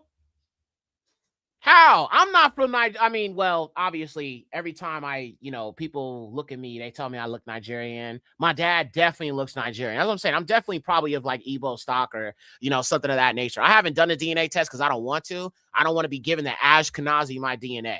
But just knowing the family that I come from and knowing my background and my history, you know what I'm saying? My dad's features are very, very Afrocentric. Very Afrocentric. Matter of fact, when I look at the movie Amistad, bro, some of those people look like my dad, like same build, everything, bro. You know what I'm saying? Barak Yahuwah. So I know I got an African lineage, nigga. I'm proud of that. I'm proud of being Bantu. I'm proud of that. Nobody could make me hate black people or Africans or anything of that nature. All right, so going back to this, I just wanted to say that. I mean, look, you're cool to be here, Ak, but just don't be bashing Africans, bro. You know what I'm saying? I understand there's some of them who don't like us, and I get that, bro. But listen, my woman is African. She's Bantu, but I still take offense to, you know what I'm saying, people talking down on other black people, bro. All right. Let's focus on the white man. Let's focus on the colonizer. Let's focus on the people who are descendants of the people who did this to our people in Maccabees. The Africans did not do this to our people. Whitewashing images, torturing us, burning us alive. The Hamites did not do that to you. As a matter of fact, when I think about the captivity right now and what our people have dealt with the white man, what the Egyptians did, yeah, it was bad, but the white man did way worse, bro. They had us hating being Israelites, hate us being black.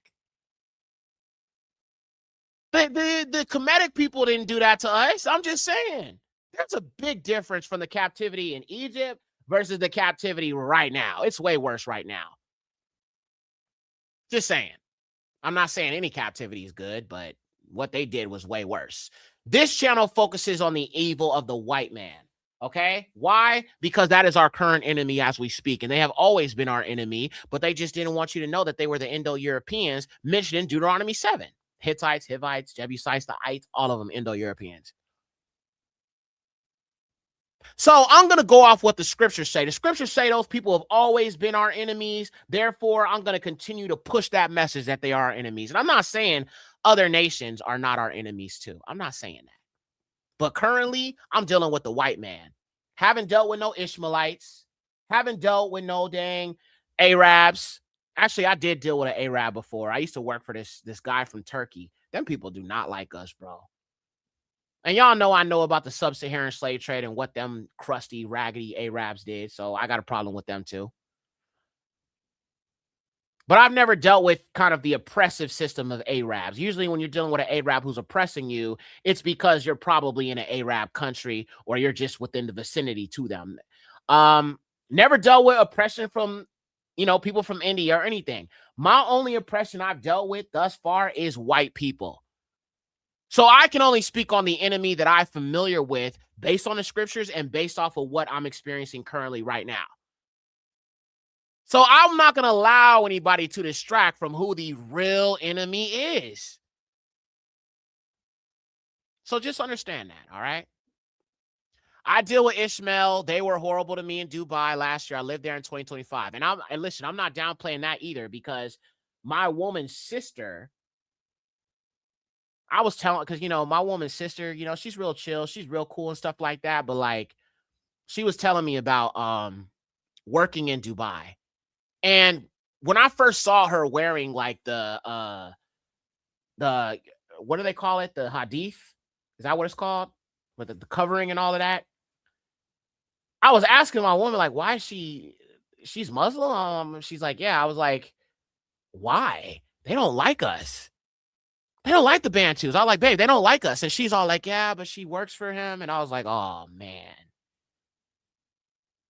And she actually converted to Islam, and she was asking me about Isaac and Ishmael.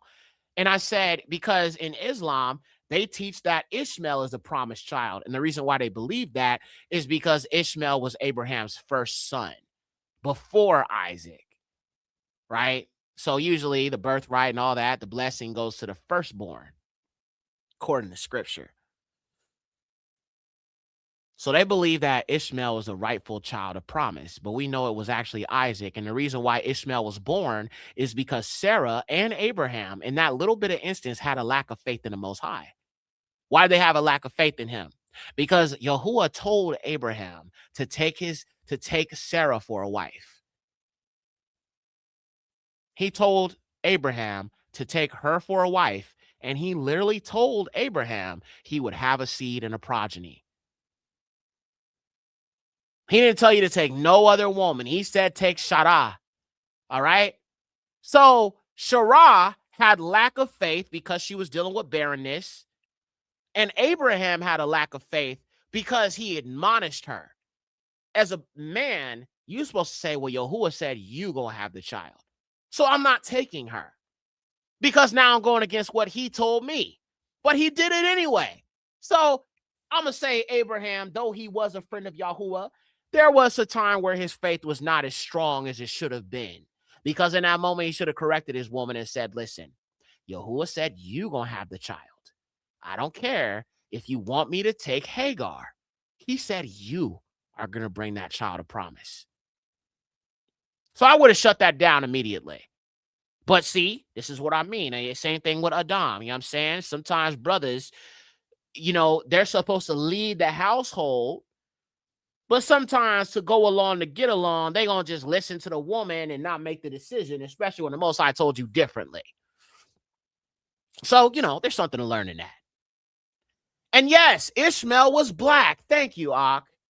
When people think Arabs, bro, they think these white, you know what I'm saying, mixed Turkic people that are mixed with, you know, black North Africans and stuff like that. But if you look at some of the black North Africans, them is Arabs. Them is Ishmaelites. So the original Ishmael is darker skinned. But the ones you see right now are the white mixed breed ones. Tech said, I didn't know. You didn't know? Okay, fair enough. You didn't know. Okay, I don't never get mad at people when they don't know stuff. It's just always good when you don't know because then I can show you. So let's look at some of these Afro-Arabs real quick. They still exist.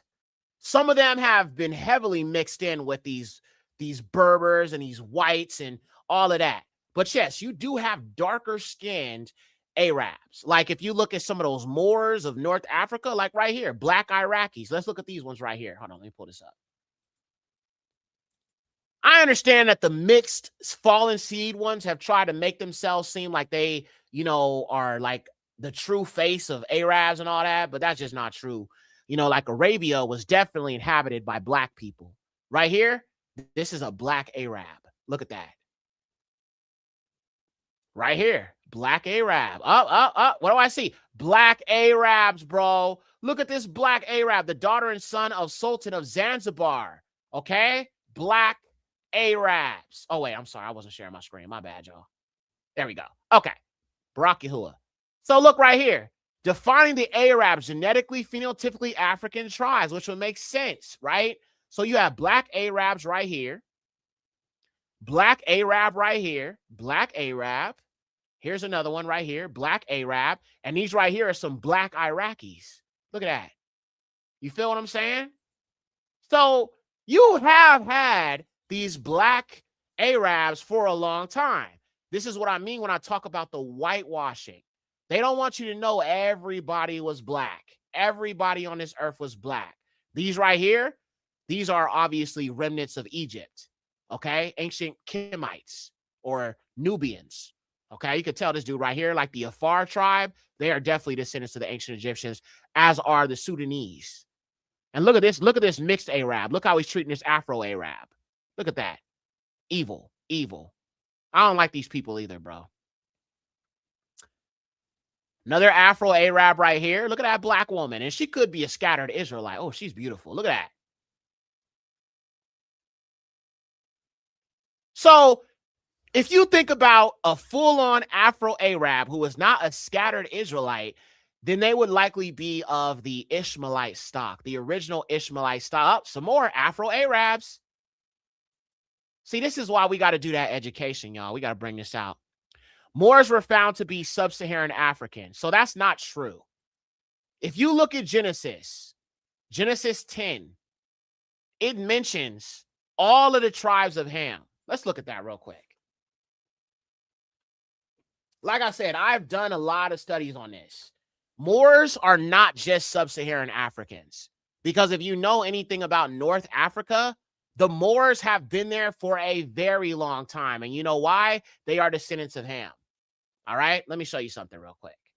Got to always prove stuff. Genesis 10, let's go there real quick. All right. So let's look at this. Genesis 10, we're going to start off at verse 6. See, you understand now when a colonizer talks about Africans,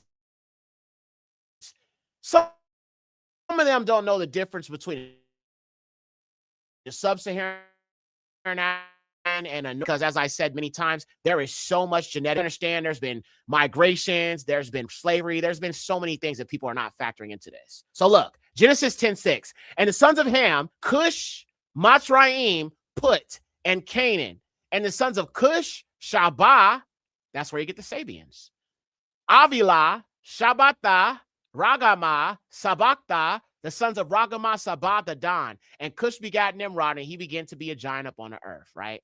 Now, if we keep going, we can understand here that right here, like, so you have the sons of Ham, then you have Cush, Mitzrayim, Put, and Canaan. So a lot of these people here, Mitzrayim is obviously the Kemetic people. Then you have Put and you have Canaan. Some of these make up the tribes of the North Africans you see, such as the Black Berbers, the Black Moors. Moors are not sub-Saharan. Most of them are in North Africa because they are descendants of Put and some of Canaan. All right. Some of Canaan obviously migrated, but let me show you this next thing. Hold on a minute. There's a difference between sub-Saharan Africans and North Africans. So let's look at the Moors real quick. All right. So look, let me just show you this right here so you can see for yourself what this actually says. So I just did a quick Google search, and I'll just read you what it says here on the screen here. So it says the Moors is a exonym used in European languages to designate primarily the Muslim populations of North Africa and the Iberian Peninsula during the Middle Ages. Now it says Moors are not a single distinct or self-defined people, all right? But Europeans in the Middle Ages and the early Northern period verily applied the name Arabs, Berbers, Muslims, Europeans, and Black peoples. So it says right here that they dwell mostly in North Africa and the Iberian Peninsula. So that's not sub-Saharan Africa. Sub-Saharan Africa is below North Africa, below the Sahara. So there's a difference. And that's what I'm saying. I know some people haven't studied this because there's a lot of like people who claim themselves to be scholars and they talk about the Moors are the same as us. And that's just not true, bro. When you understand geographical locations, you understand that North Africa and a lot of the Arab Peninsula was Ham's land.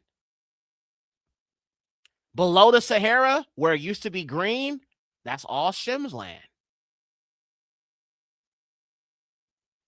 So we shared a continent.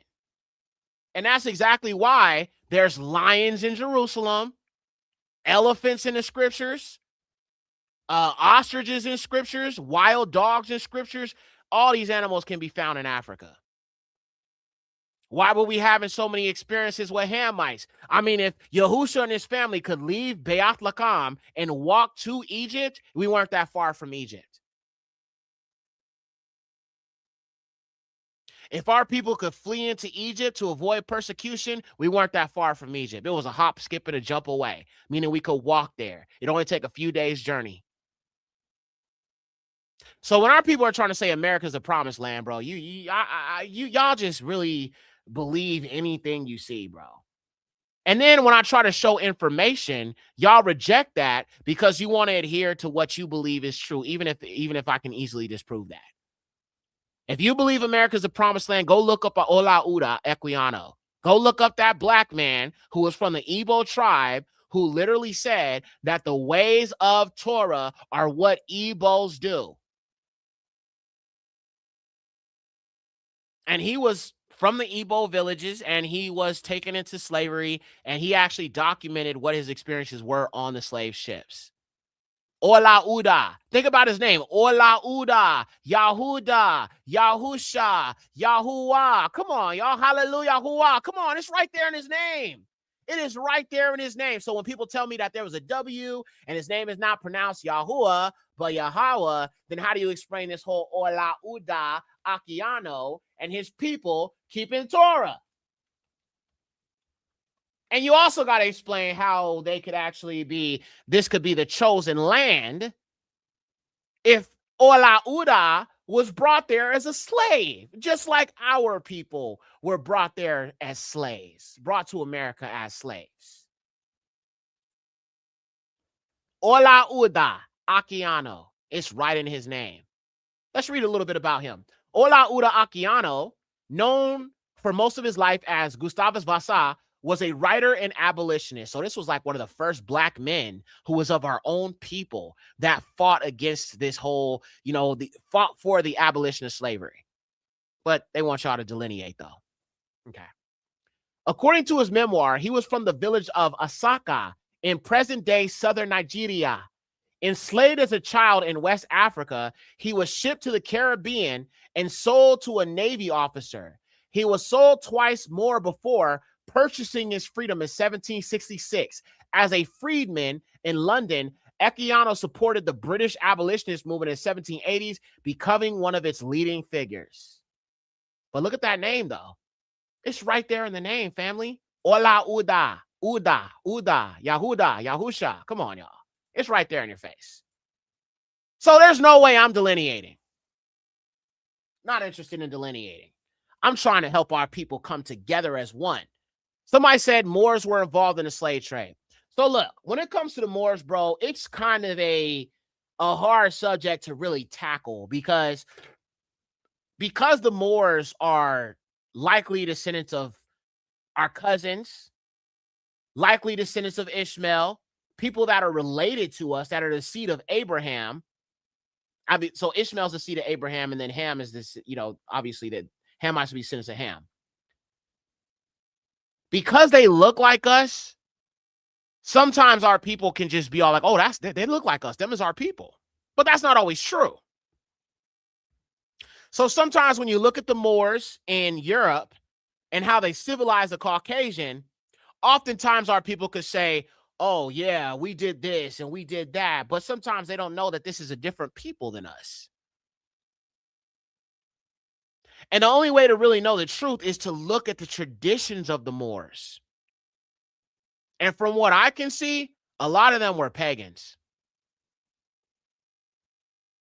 None of them were worshipers or followers of Yahuwah, Yahusha.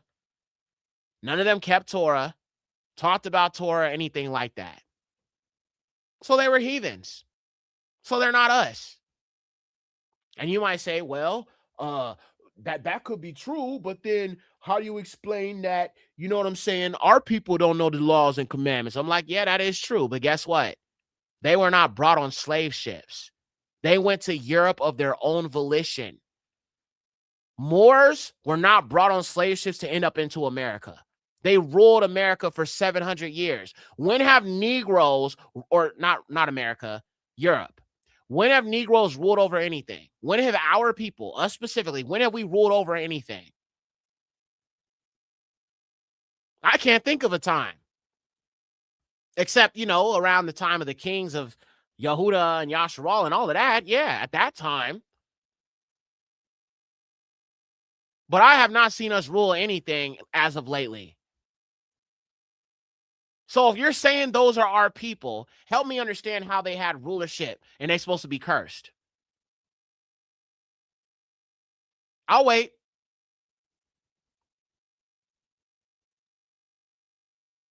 How are Moors our people if they have had rulership and we haven't had that yet? This is how you easily destroy these talking points. Because like I said, some of our people think, oh, well, they black, so, they're us and they look like us. But they could just be distant cousins or something of that nature. But they're definitely not us. And it's just important our people kind of look into these different things. Now, let's talk about the Israelites in Nigeria. Shout out to our people in Nigeria, Barak Yahuwah, and our people from Nigeria.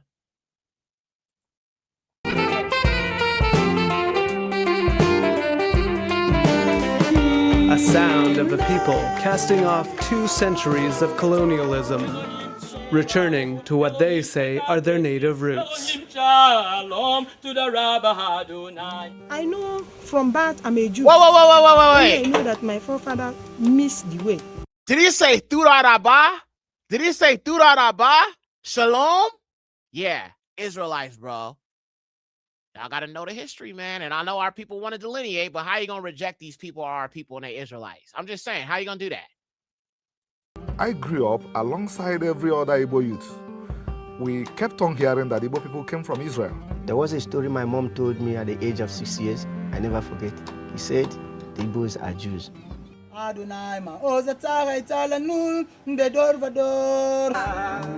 place where resources are few, but commitment transcends. Through prayer, practice, ritual, diet, and song.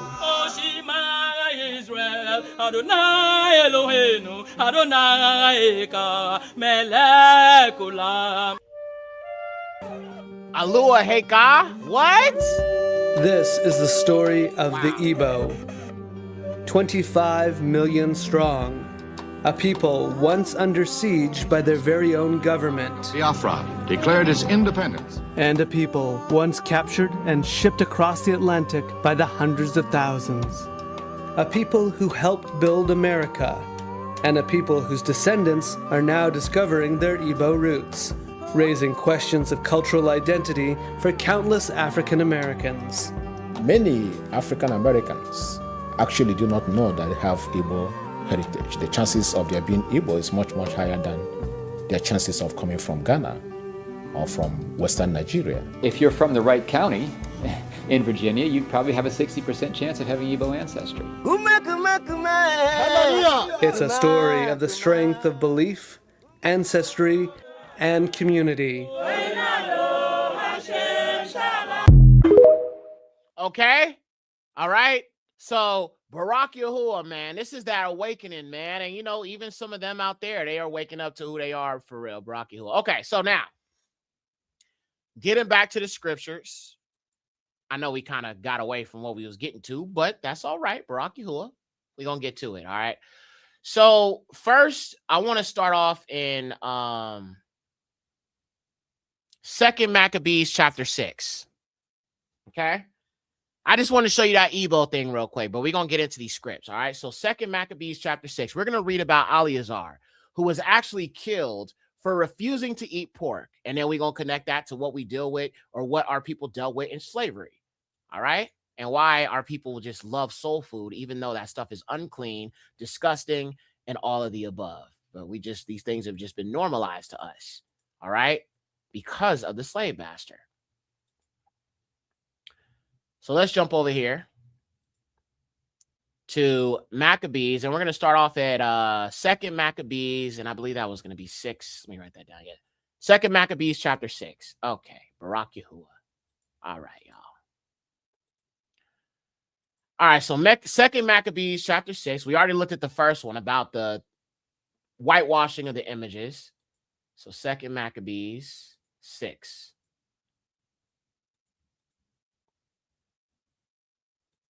Okay, so let's read this. And you tell me, give me 100 emoji in the chat if this reminds you of what the Christian slave master did. Not long after this, the king sent an old man of Athens to compel the Yahudim to depart from the laws of their fathers and not to live after the laws of Elua, and to pollute also the temple in Jerusalem, and to call it the temple of Jupiter, so naming it after their gods, or the temple of Zeus, because Jupiter and Zeus, same thing.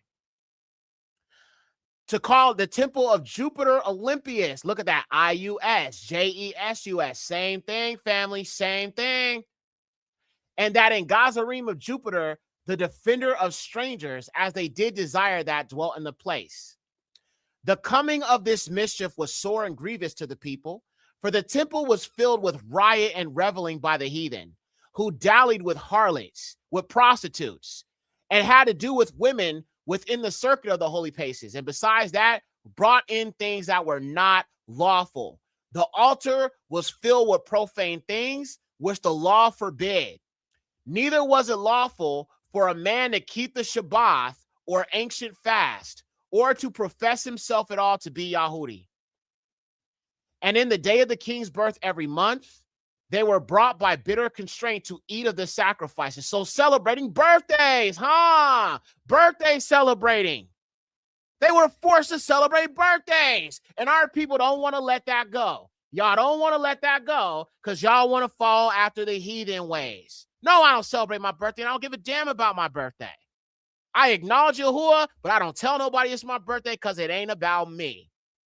Now, when it comes to these feast days, I'm definitely going to go hard. I'm going to let everybody know. I'm going to talk about it. I'm going to go live about it. I'm going to do all of that because it's about esteeming him, not me. I'm a sinner too. I've transgressed commandments of Yahuwah. I'm not worthy of exalting myself in any way. Yahuwah is. So they were being forced to celebrate birthdays, and y'all still want to celebrate them pagan feast days. Stop it. I'm really disappointed in Shonda at large, man. I gave her scripture, and she literally ignored it so she can justify doing that. I showed her that's the way of the heathens. I showed her the Egyptians celebrated their birthday. I showed her King Herod celebrated his birthday. And not one place in scripture did our people celebrate it. And Yahuwah said, learn not the way of the heathen. And then you turn around and do it anyway. And then you say, oh, well, I think our people are just, too legalistic. No, now you sound like a Christian. What's going on with y'all? And I don't hate her or nothing like that. I was a little taken aback because with all the wisdom and her love and zeal for Yahuwah, I would not expect her to justify doing a wicked holiday. You'll say Christmas is wicked. You'll say Halloween is wicked, but you won't talk about this homosexual, ritual thing that they did that had to do with the children of Lucifer and them celebrating their birthday because it's the highest degree of, worship to Satan.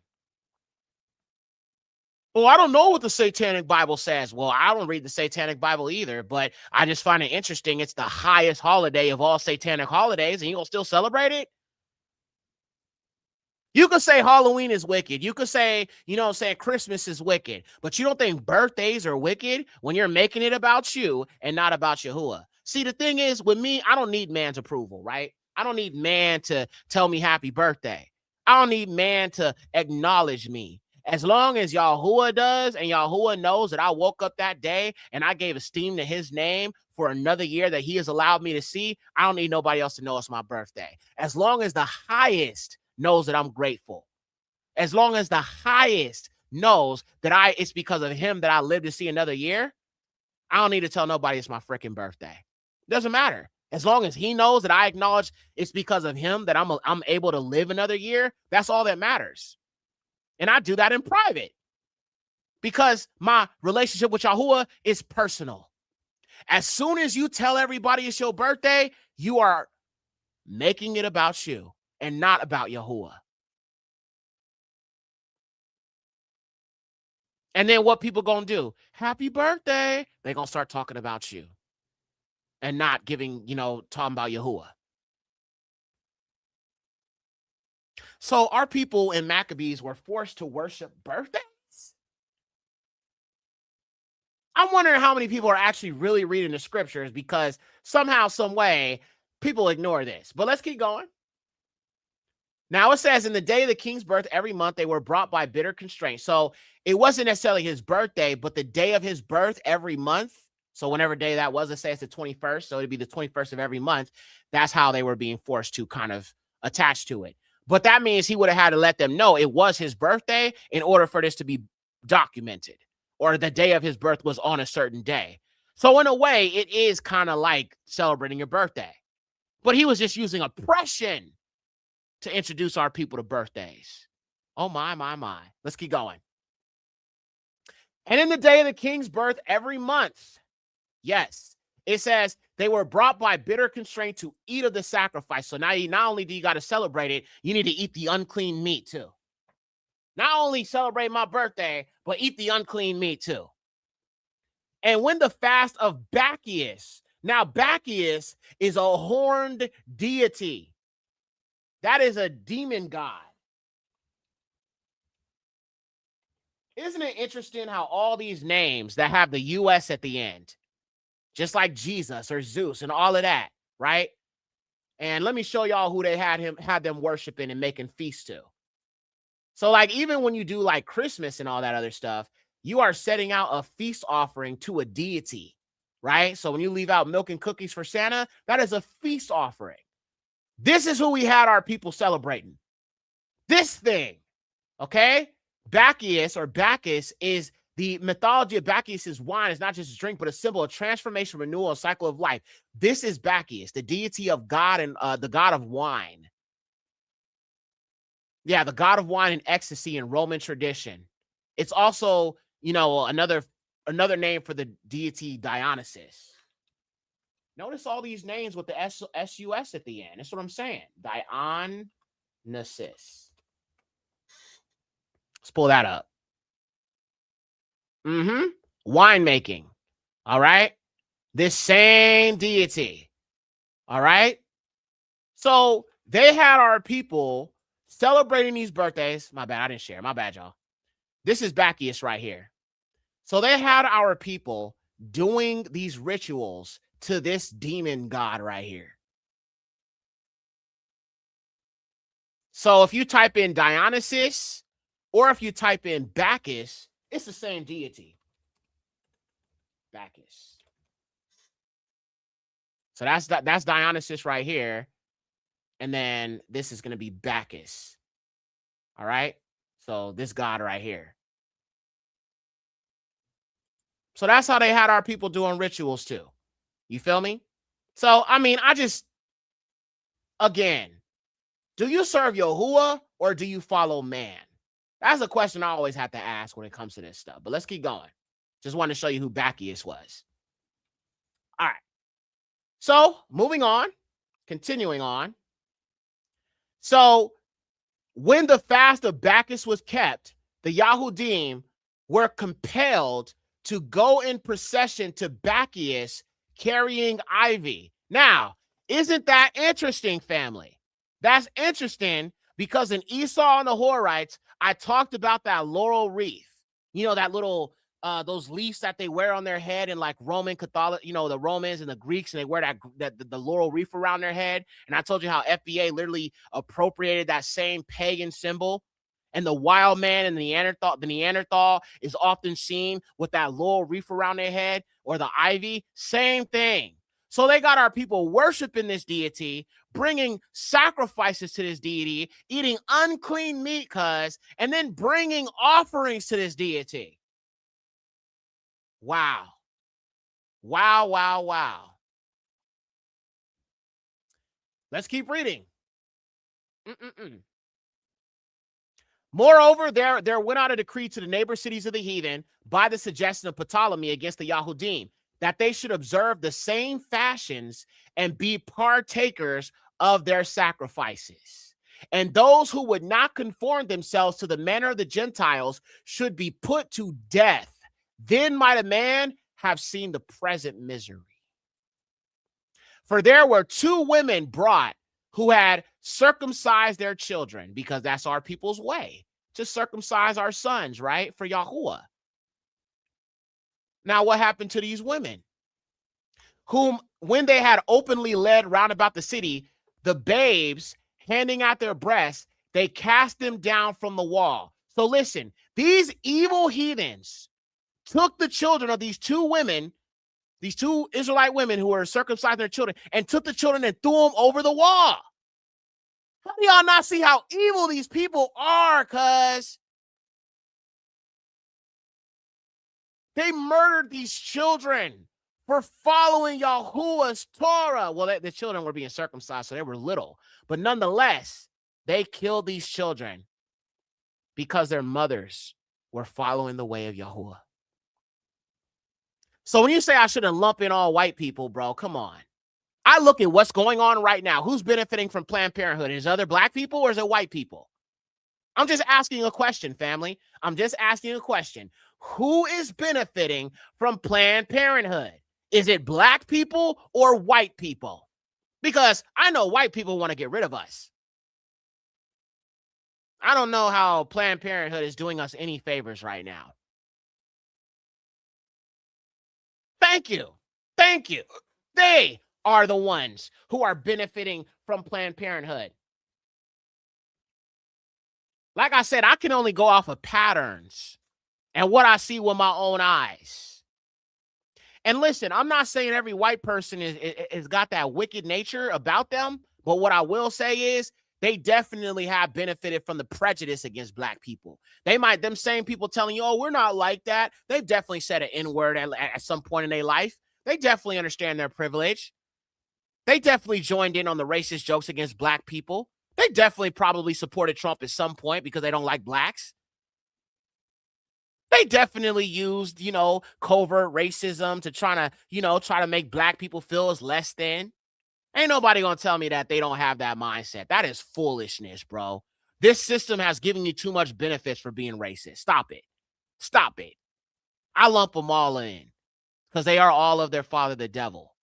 Every single one of them is. And no, I don't believe in salvation for the oppressor. That just doesn't make any sense. These descendants of these people who did the same thing their people did. You talking about salvation for them? Yeah, you out of your mind. You done lost your mind. Y'all done lost your mind, yeah. Y'all done lost your minds, yeah. Y'all done lost your minds, yeah. You done lost your mind. You done lost your mind. Don't get me start singing on here, bro. I will start singing for real. Y'all know what it is. Rocky Hua. Okay, so let's keep going. So we see this, right? They threw these babies over the wall, y'all. Much like I think about how the black women said, please don't take my child. Please don't take my husband. Please don't rape me. Don't do this to me in front of my babies. And they still did it. They didn't care about all the families they broke up. They didn't care how many black men got buck broke in front of their women and their children. Just like they don't care about people being deported. They don't care. They don't have compassion. Listen, a lot of what's going on right now, I know the scriptures, what the scriptures say, and, the New World Order is all going to happen anyway. But the thing is, a lot of it was implemented simply because people were asking for it. Because of racism. Deport all the browns, deport the blacks, send them to Africa. There's no compassion in white people at all, man. Even what I experienced in, certain positions, in Hollywood, right? I got fired for something I didn't even do, bro. Just because I'm black. And most black people in this industry, bro, you skating on thin ice. And I'm not in the industry now, but I was at one point when I was younger, when I was a child, I was in the industry. They said my name was too ethnic. They didn't like that. They wanted me to play stereotypical roles. All these things I've had to deal with as a black person. And then the name that they wanted to suggest to me was obviously European. And we ended up going with it because they kind of suggested it. But yeah, it's racist. It absolutely is. Something I didn't even do wrong, I got fired. And then what did they do? They replaced me with a white girl. Blue eyes, blonde hair. They have no compassion. They have zero compassion. Because they're not human. They don't have a soul. They don't know what it is to feel. They don't know what it is to feel. Unless it's they white people. Unless it's their own people, then they feel bad for them. But when it comes to people who don't look like them, they don't feel bad. Right? Like when that black man stabbed that white woman on the train, I didn't support that. I wasn't cheering that on. I thought that was wicked that he would just randomly stab this white woman and didn't do nothing to him. Right? I think that was evil. I don't support that. I can call out my own people because right is right and wrong is wrong. I mean, I still don't believe that. I don't think that what the Most High is going to do, I don't welcome and I don't want, because I do. Absolutely. But I just don't believe in taking it into my own hands unless I got to do that. But she wasn't doing anything to him and she got stabbed. You know what I'm saying? And guess what? The whites, they literally took that image and now they're going around posting it on, social media, talking about we need to deal with these black people. Even though her family told these white people, stop posting your images. And what happened to her? Because a lot of them were literally taking images or screenshots of when the black dude was about to stab her and going around using it on Twitter to push their racism. Her own family asked you to stop sharing that image, and y'all are still doing it. Why? Because you don't care. As long as you got a narrative to push, you don't give a damn. And by the way, they talk about they hate immigrants. She's from Ukraine. She's not even a citizen in here in this country. Y'all say y'all hate immigrants, but yet she's a freaking immigrant. Y'all said Biden needs to stop sending money to Ukraine. Guess where she's from? Khazaria. She is likely Jewish, my nigga. But y'all say, oh, we don't like them. Such a double standard when it comes to white people, man. It is such a double standard. Let's keep going. There's more. All right, so we read about this. No compassion, but let's keep going. There's more. And others that had run together into caves nearby to keep the Shabbat secretly. So some of our people, bro, they fled the town and they went into caves. Now, this is where you get some of these Essenes. Remember I told you about how some of the Essenes, they went out into the wilderness, they went into caves, they went out to the wilderness to keep the law of Yahuwah because they made it illegal. The heathens made it illegal to keep the laws of Yahuwah. Now, doesn't this kind of remind you of Revelation and how the beast is going to persecute us and those who have the testimony of Yahusha and keep the laws of Yahuwah, and they want to, indoctrinate you with this Christianity stuff? I see history repeating itself. I see history repeating itself. Nothing new under the sun. Let's keep going. Being discovered by Philip, they were burnt together. So these Yahudim said, they're not going to let us keep the law, but we love our Alua, so we're going to just go ahead. If you're not native to this land, then you're immigrants. Well, I'm an immigrant. I'll say that profoundly because I'm not no freaking American. I might live here. I might have been born here, but my family is definitely from the continent. So I'm an immigrant. And I'll say that because there's nothing wrong with that. You know why I'm an immigrant? My Heavenly Father is going to deliver us. He's going to deliver all his children who were never meant to be here in the first place, just for a punishment. But that's almost over.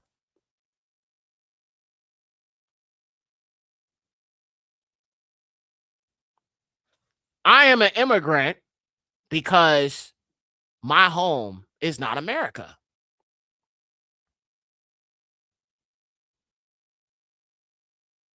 It's not. I know some of y'all have found comfort in your captivity. There's no comfort in mine. I hate America. What a passion. What a passion. I hate this place. I hate this whore. I hate the whore of Babylon and her people. Can't stand it. Trash, garbage. I can't wait to see the destruction of this place, whether I'm here or not.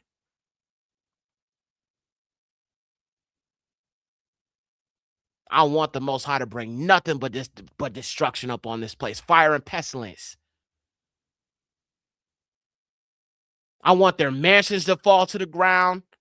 What was these slave plantations? I want these heathens crying. I want them broken. I want to see death. I want to see despair in all of our enemies.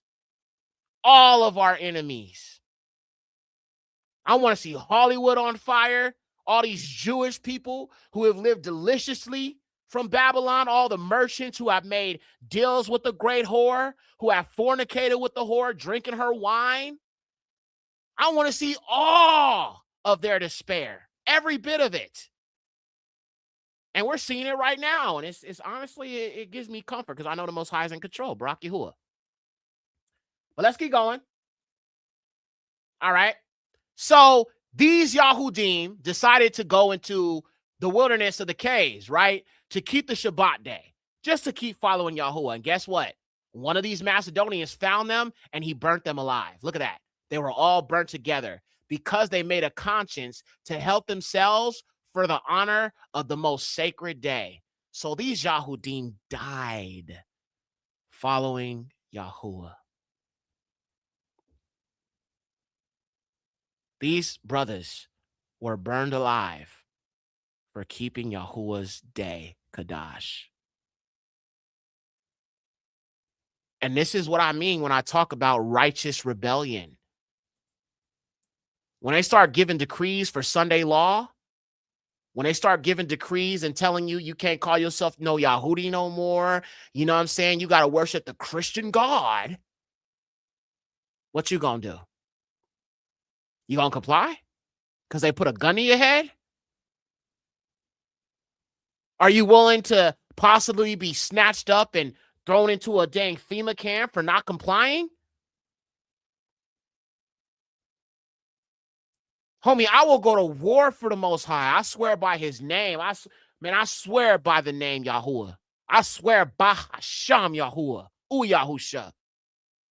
I swear by the name Yahuwah Yahusha, bro. They come over here trying to get me to do that, homie. I will kill. And I don't care what YouTube think, bro. I will unalive any of these Caucasians trying to force me to worship no white Jesus. Because I'm overzealous for the Elu. I'll kill for him like he kills for us. I'll die for Yahusha like he died for us. That's where I'm at. And that's the mindset you're going to have. Even the zealots, we talked about the political parties of the scriptural times. Even the zealots would have died for the truth. They would have died for the Torah. And that's why they were meaning to do it by any means necessary, even by violence. Sometimes violence only gets things done. I'm just being honest. I ain't trying to encourage nobody to do nothing evil or commit violence, but I'm just saying history has proven violence gets stuff done.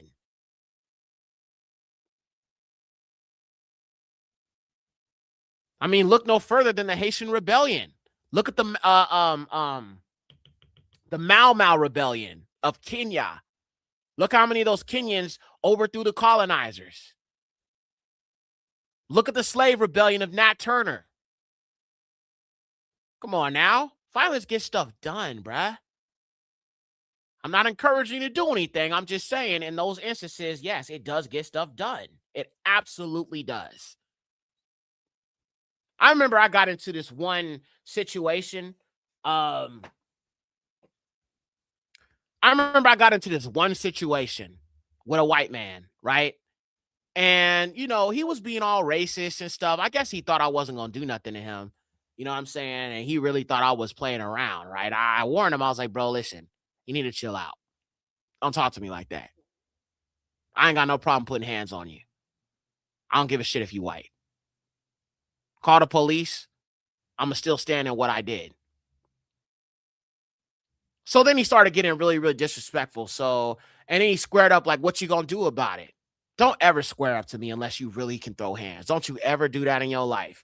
Listen, to anybody, I just want you to understand this. Never square up to me like you're going to do something, bro. Because as soon as I see that, I'm automatically ready to knock you out. And so I did. After I probably whooped on him maybe 4 or 5 times. I'm sorry, man. Okay, I'm sorry. Please stop. I'm sorry, man. And guess what? I showed him mercy. I left him alone. I could have just, bro, he was looking like Barney the dinosaur, bro, by the time I was done, homie. He was looking like,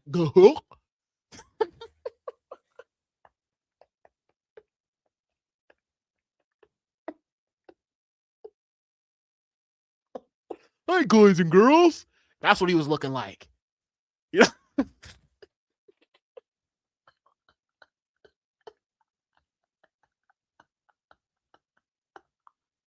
I'm sorry, I didn't mean to say that, y'all. So, you know, I just noticed that I must have beat the racism out of him. I ain't gonna lie, man. I did put hands on him.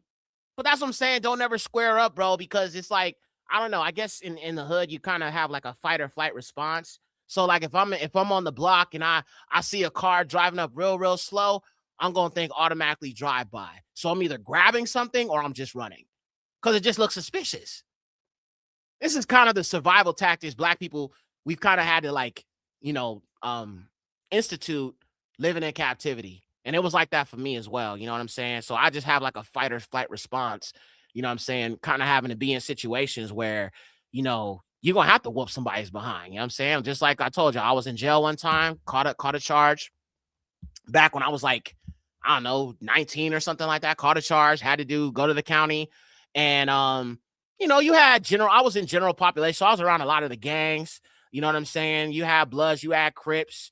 And the thing is, sometimes you have to put that gang stuff aside because it's the essays and the whites that you got to worry about.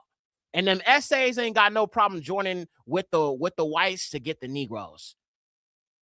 So we had to kind of be on one accord. The Crips and the Bloods, yeah, we might kind of have some issues outside the streets, you know what I'm saying, out in the streets, but we stuck with each other just in case there was a race riot. That's how it is. That's how it is. General population. But see, considering the fact that some of these people, I knew some of their peoples because, you know what I'm saying, I went to school with some of them, grew up with some of them, knew some of them, right? It was cool. Like, okay, yeah, I know about you, bro. You got Ken, you know what I'm saying? I know who you are. I'm like, yeah, you know what I'm saying? It's all good. You know what I'm saying? I know these people, I rock with them, but you know what I'm saying? It is what it is, right? So when I was in county, the cops were we were about to be transported to court, right? And so I remember the holding tank right before they bring you on the elevator or the bus. Actually, it was the bus. Yeah, it was the bus downtown, the bus to take you to wherever your case is, right? So we were about to go to get on the bus or whatever, and they put me into a tank with a white boy. They knew what they was doing. And then they closed the door. And the white boy said, "You in the wrong cell, bro." I'm like, yeah.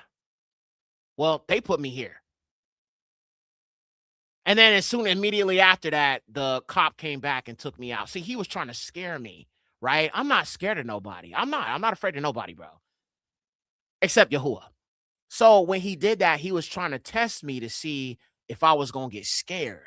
Like I wasn't going to knock that white boy out if he tried something. Because I was. You feel what I'm saying?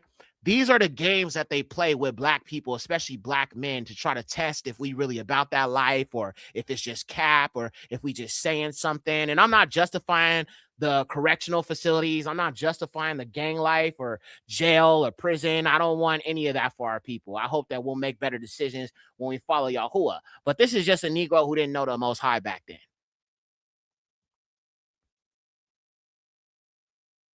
But even to this very day, that boldness that I've had is still in me. It's just now I can put that boldness in truth. I don't have to put that boldness into, you know what I'm saying, the street life and, you know what I'm saying, the things that I was attached to before. I could put all that aside now. You know what I'm saying? I could be bold for Yahuwah. Now my boldness has purpose. To be overzealous for Yahuwah. Let's keep going. No spirit of fear. Right. Barak Yahuwah. So like even the stuff that's going on right now, I'm not operating in fear. And I don't want y'all to operate in fear either if you trust the Most High. Let's keep going. All right. So moving on. Now I beseech you that read this book, that they be not discouraged for these calamities, but that they judge those punishments not to be for destruction. So here's a message for you guys. Be not discouraged for these calamities. That includes your calamity right now, because this is talking about our people. Obviously, they were under Deuteronomy 28 around this time in Maccabees. That was before Messiah. So be not discouraged for these calamities, but they that judge those punishments not to be for destruction, but for a chastening of our nation. So even our people were acknowledging we did this. They're overtaking us and they're coming after us because our forefathers screwed up. But the Most High had to chastise our nation, right? As we know. Most High had to chastise our nation. Barak Yahuwah, as we know he did. So even in our calamity, sometimes we have to remind ourselves this is something that our forefathers brought up on us, which is why we just owe it to Yahuwah to just repent and just live according to his purpose and his will. All right, let's keep going. For it is a token of his great goodness. So even our brothers can admit that even in our hardships, the Most High is still good. It is a token of his goodness when wicked doers are not suffered any long time, but forthwith punished. But wait a minute, I thought we're not supposed to speak destruction on our enemies. But here is an Israelite doing this. Here is a Yahudi righteous man who was overzealous for the law, talking about it being a good thing when the wicked are destroyed and punished. So to our sister who said, I've never heard such evil wickedness being spoken, sister, I want you to definitely get into the book of Maccabees. Because if you understand the things they were doing to our people in this book, our people were not quiet. They were rebuking them. They were calling them demons, devils, all type of stuff, because that's what they was doing to them. I mean, I don't know how you could call someone a human being that's doing that to somebody else just because they can. There's no rhyme or reason to it. They came into Jerusalem and colonized it like these people do. Changed the laws. Said we can't keep our own Torah. Can't call ourselves Yahudim. Can't follow Yahuwah's way. We need to assimilate and worship the deity of the heathen. Is that not what Christianity is, bro? Let's keep going. Verse 14. For not as with other nations, whom Yahuwah patiently forbeareth to punish, till they come to the fullness of their sins, so dealeth he with us. All right? Lest that being come to the height of sin afterwards, he should take vengeance of us. And therefore, he never withdraws his mercy from us. And though he punish with adversity, he never forsakes his people. But let this that we spoke be for a warning unto us. And now will we come to the declaring of the matter in a few words. Now listen to this. Forcing him to eat pork. Alazar, one of the scribes, an aged man and of a well-favored countenance, was constrained to open his mouth and to eat swine's flesh. But he, this is what a strong black man does, but he, choosing rather to die gloriously than to live stained with such an abomination, he spit it forth and came of his own accord to the torment. So such a righteous black man, he would rather die than break Yahuwah's laws.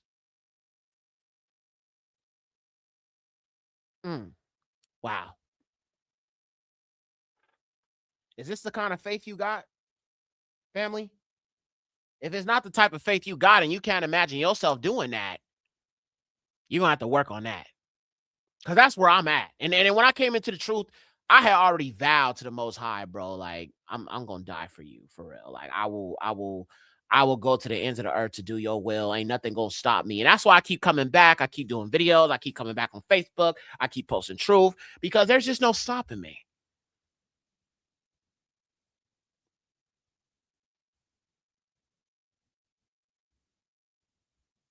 You always notice how the wicked and the fallen always call the chosen wicked. Yeah, they definitely do. So he would rather suffer than break the laws of Yahuwah.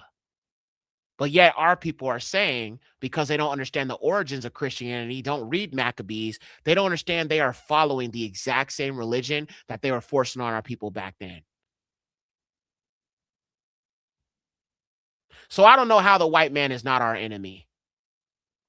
I'm trying to understand, looking at all this and what they've done and what they did in slavery and what they're still trying to do now. Come on, man. Wake up. Let's keep reading. We'll go through some more of these precepts. As it behooved them to come that are resolute to stand out against such things as is not lawful for love of life to be tasted. So listen to that. We are taught in Torah that preserving of your life is not more important than preserving the law.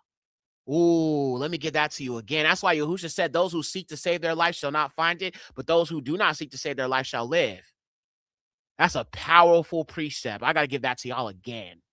So, according to Maccabees, we were taught in Torah, it's better to preserve the ways of Yahuwah than it is to preserve our own life.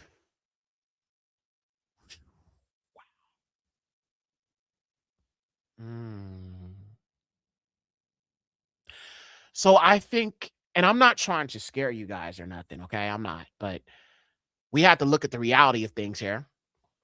The scriptures mention martyrs.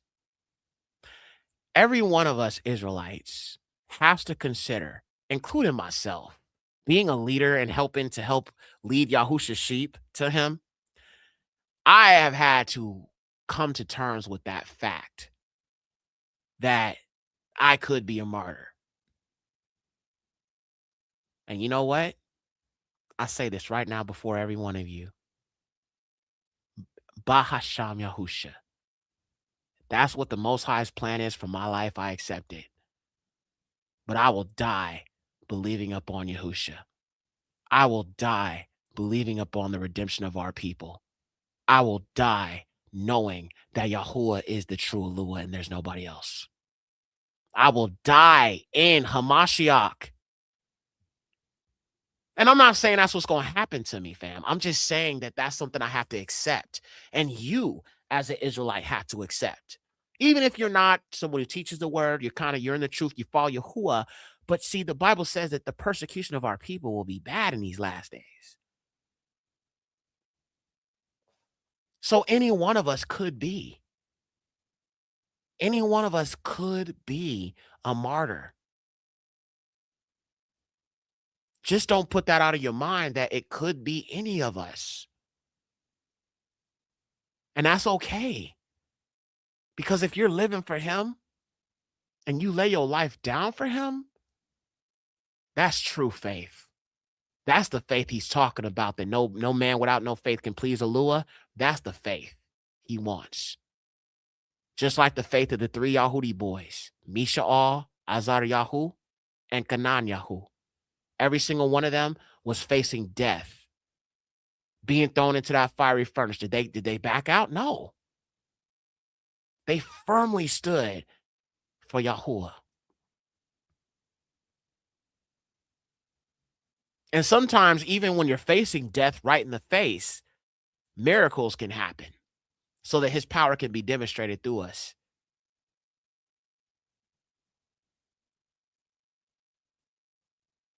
Great is our faithfulness. Absolutely, sister. Absolutely. And we got to stand on business. I like how you said that, sis. We got to stand on business for the Most High, man. No matter what these people throw our way, no matter what they say, no matter what they do. Let's keep going. I love the righteous Yahudim. All right. So, as it behooves them to come that are resolute to stand out against such things as it are not lawful for love of life to be tasted. So if you place your own security and self-preservation over the ways of Yahuwah, that is not the way of Yahuwah. We have to keep his ways above our own self-preservation because it's him above all things. He commanded you to love him. Okay? Loving him is obeying him and keeping his laws. People say, I love Yahuwah, I love Yahuwah, I love Yahuwah, I love Yahuwah, but you don't keep his laws. What good is love without commitment, family? What good is love without commitment? Anytime somebody tell you that they love Yahuwah, but they don't keep the Torah, what good is love without commitment? I can say I love you, but what good is it if I don't even show it? Then it's just empty words. What good is love without commitment, family? If I love my woman, she's expecting me to demonstrate that, to prove that, and not just say it because it sounds good. If I love Yahuwah, I'm going to follow his ways. I'm going to keep his commandments. I'm going to believe as he told me to believe. And I'm going to go to him when I need to understand things. I'm going to know he's in control.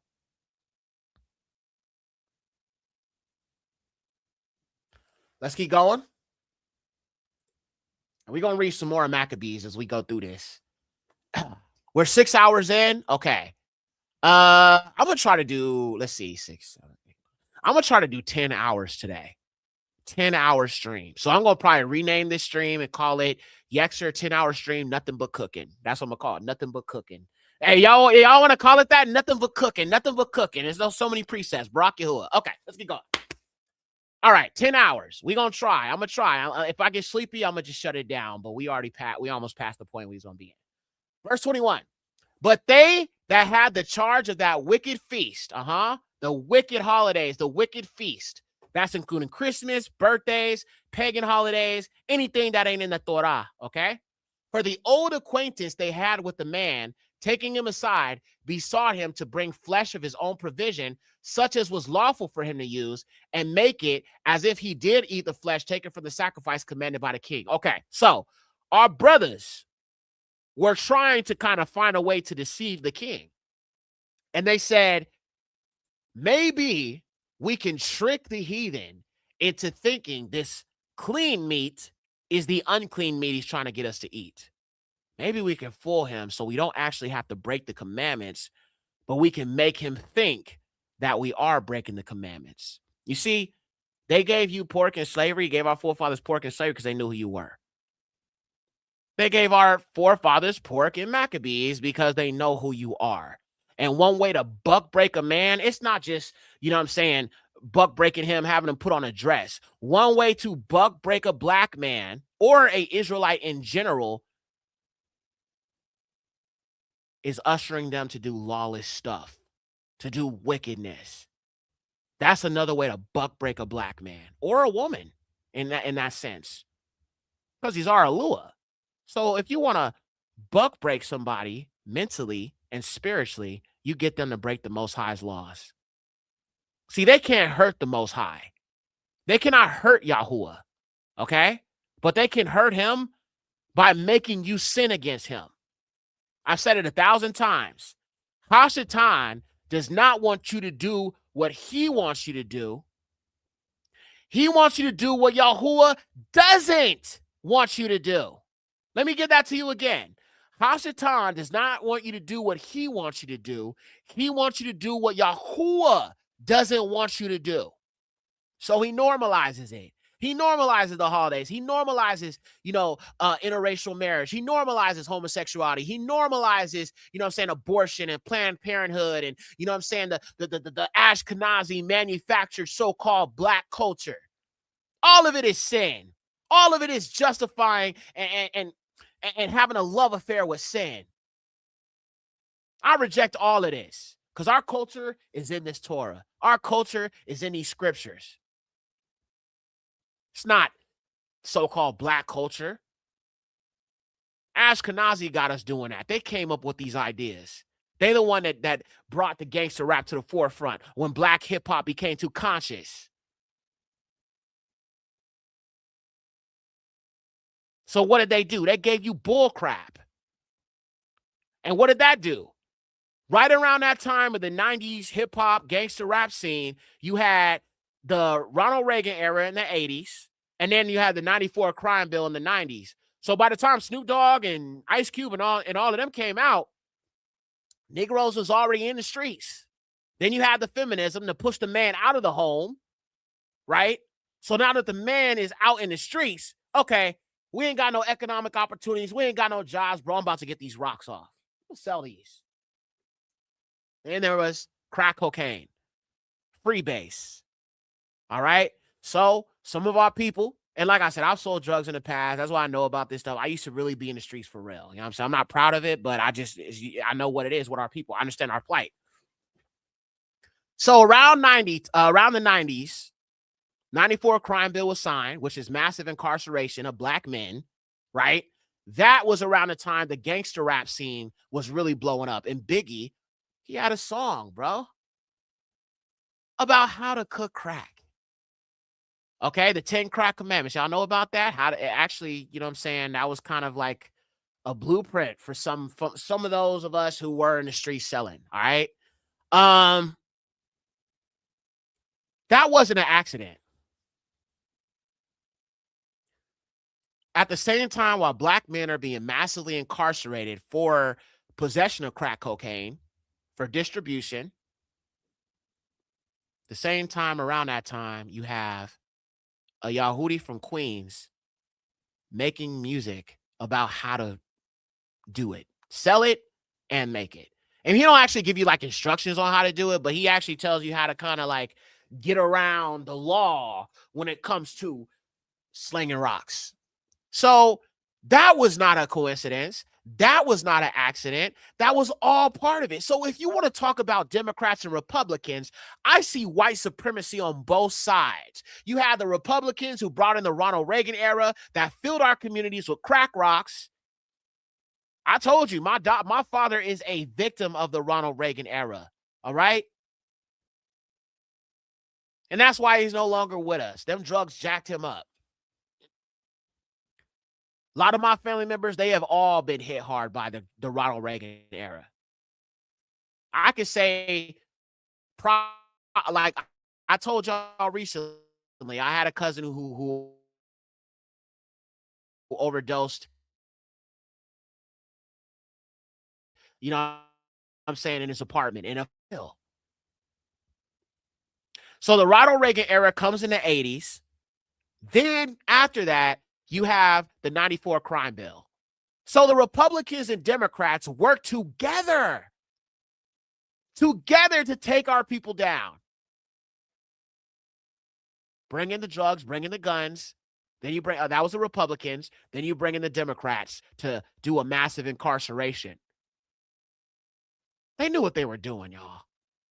They knew exactly what they were doing. So telling me that I need to be voting on either side, you don't know nothing, bro. Not interested. Let's keep it going, fam. We're almost done here. We're almost at 7 hours. Barak Yahuwah. All right. So they thought that they could try to trick him by eating clean meat so they wouldn't break the ways of the Most High. So it's like our people are so overzealous for him. They were not trying to break his commandments. So they were trying to find some way to get around this, right? Let's keep going. That in doing so, he might be delivered from death and for the old friendship with them and find favor. But he began to consider discreetly, and as became his age and the excellency of his ancient years and the honor of his gray head, whereon was come, and not his most honest education from a child, or rather the holy law, made and given by Elua, therefore he answered accordingly and willed them straightway to send him to the grave. For it becomes not our age, said he, in any wise to disassemble, whereby many young persons might think that Eleazar, being 80 years old and 10, were now gone to a strange religion. A strange religion. Up. Well. Christianity, family, lawlessness, and all these heathen religions are strange to our people. Let me say it again. Heathen religions, Christianity, and everything that these heathens do is strange to our people because our people do not follow this. Christianity is a strange religion to our ancestors, according to the scriptures here. We didn't know nothing about it.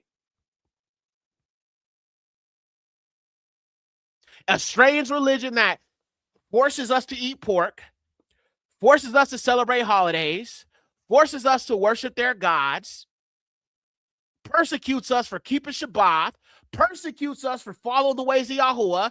Family, is this not Christianity? Is this not a soft version of Christianity? So when our people be all like, yo, Yak, I don't think you should be saying that about JC. I don't think you should be saying it about Jesus. A lot of our people, they say, bro, Jesus is a lie, cuz. It is a whole lie. It is a whole lie. And this is one of them books that they removed, obviously. You feel what I'm saying? A lawless religion. A lawless religion. So you can see how the Europeans, this is obviously before Messiah. So the Council of Nicaea was after Messiah, or around the time, towards Messiah at the end of his ministry, that these things were kind of instituted, right? So you had the Gospels that were written after Messiah's death, and then you had the Roman Catholic Church, the Council of Nicaea, and creating this false image, false Messiah based off the true Messiah, Yahusha. So they already had everything that they needed to be able to bring about this lawless religion. So Maccabees reveals the conspiracy against our people even after this, to keep this religion going. This strange religion that is identified in the scriptures by our people is strange, to keep it going on our people. This has always been a plot against the Israelites, family. Everything is a conspiracy against our people. And it's important we understand that and we see that, y'all. And I know y'all see it, but I pray that sister, I don't know if she's going to watch all these 7 hours or whatever, but I hope that she does. I don't know who would sit through 7 hours other than y'all. So Barack Yahuwah, man, for y'all, for my family. We've been here all day, dang near. So all praises. Got through the Shabbat. You know what I'm saying? Learned a lot. Looked at the different things. We learned about our people that are scattered. You know what I'm saying? Barack Yahuwah, Barack Yahuwah. Okay, let's keep going. Let's keep going. All right. Bianca says this is slow cooked stewed lesson stream. Yeah, sis. I was kind of trying to break that 7 hour, you know what I'm saying, that 7 hour streak. And I just feel so energetic today on Shabbat. So I Barack Yahuwah. It's no longer Shabbat, but I just felt energetic on the Shabbat. I want to spend time with my family on Shabbat. So I was like, hey, here we go. Question, sir. Okay. I'm new and subscribed to your channel. Do you have a video on your view on what happens after death? Yes, I actually do. I have 2 videos, but I'm gonna go ahead and send you the most recent one because I feel like the recent one went so much more deeper. Yes, that was actually what happens when you die. And by the way, thank you for subscribing to the channel and everything. What happens when you die was one of the first, one of those beginning videos that I had done when I first started doing this, you know what I'm saying, seriously. So let me pull that up here.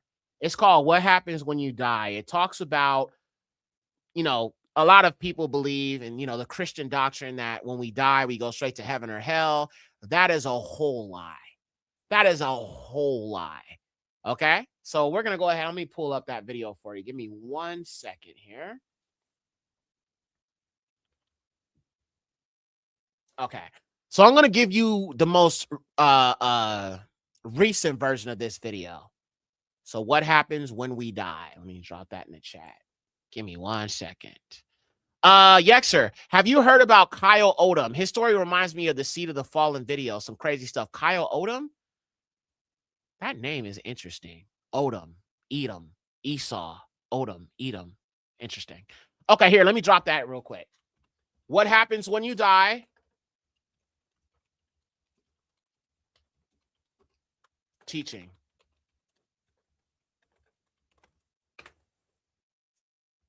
All right, there you go. Barack Yahuwah. So just click that link, and it's like, I don't know how long the video. The video is 2 hours and 36 minutes. So not such a long video, but I go deep into what happens after we die. So I'm going to highlight your comment, brother or sister. I'm going to highlight it, and I'll come back to it when we get through the rest of this, all right? Barack Yahuwah. Let's finish this up, though. All right, let's keep it going. So continuing on, it is a strange religion, as the scriptures say, verse 25. And so they through my hypocrisy, and desire to live a little time and a moment longer, should be deceived by me, and I get a stain in my old age and make it abominable. See, they were trying to be assimilated with these heathens.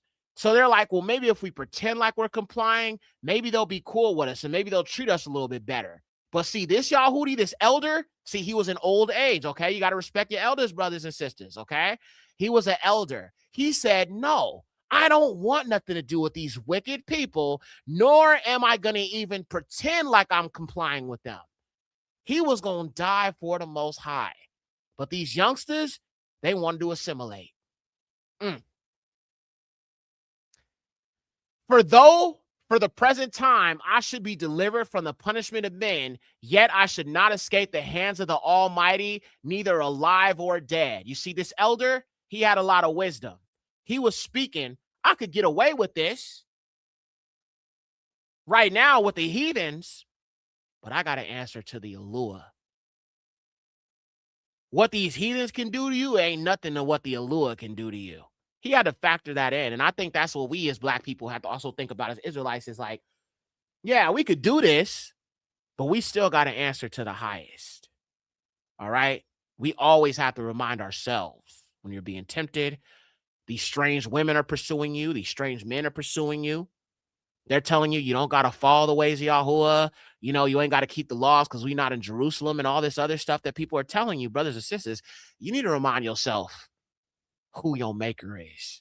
We all have to answer to him regardless. Let his will be above everybody else's. Nobody can tell you how to walk with Yahuwah, okay? Nobody can tell you how to have your personal relationship with him. That's up for you and him to build together. Yahuwah will reveal himself to you as you seek him more. But when I talk about that zeal for Yahuwah, there's just no compromising. Not for me. I'm like this elder right here. You know what I'm saying? It's just like, I'd rather die than go against the Most High. That's why I said, bro, if I ever go against Yahuwah, if I ever say I don't believe in him no more, turn my back on the Torah, turn my back on the people, I want the Most High to strike me down. I don't deserve to live. And I mean that. Bahasham Yahusha. And I mean it. I'm saying it right now in front of y'all because y'all need to know the zeal that I have for him. There is no going back.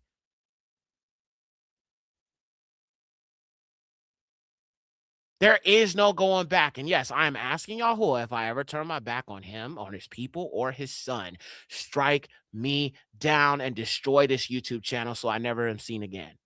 I don't deserve to live. That's where I'm at. I'm not telling you need to say that, but I just need you to understand where Yexer is at. All right? All right, Barak Yahuwah. Let's keep going. Continuing on. Elder says, I still got to deal with the Almighty. I still got to deal with the Elua, alive or dead. So me breaking the law is just something I'm not going to do, right? Continuing on. Wherefore now, manfully changing this life, I will show myself as one my age requires. So he said, I'm going to be a man. I'm going to show my wisdom of the Elua, and I'm going to stand on this till death. Wow. That's a strong black man. You feel what I'm saying? That is a powerful, overzealous black man right there. Wow. Wow, wow, wow. This is the type of faith our nation needs to have, y'all. I'm telling you. Let's keep going. And leave a notable example. Okay, so now he's thinking about the youth. Barak Yahuwah, this is a wise elder. Okay, let's keep reading. And leave a notable example to such as be young to die willingly and courageously.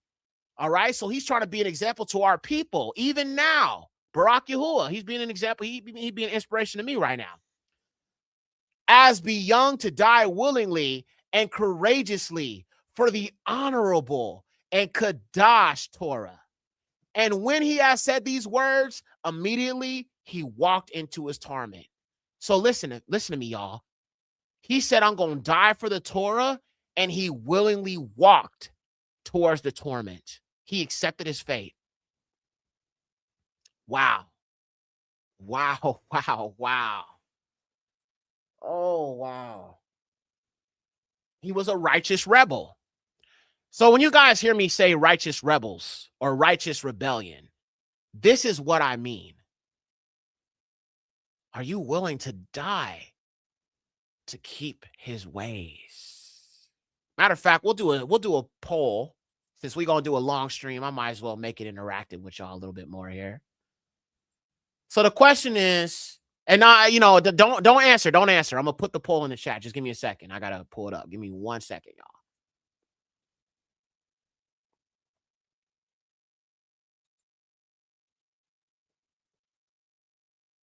Haven't done a poll in a while. Okay. I'll probably gonna have to change the thumbnail and everything because this was such like a deep topic, and we talked about so many things, bro.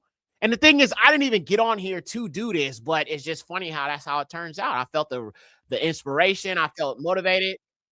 Okay. All right. Brock this year. Okay. So let me go ahead and drop this poll in the chat.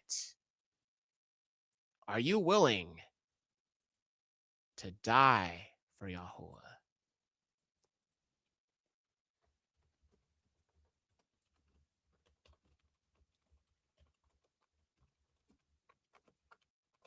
All right, so for this one, we will do 2 minutes. I want you to take your time and think about this before you answer. So 2 minutes, family. All right, let's get the music going, of course. Barak Yahuwah. Right here.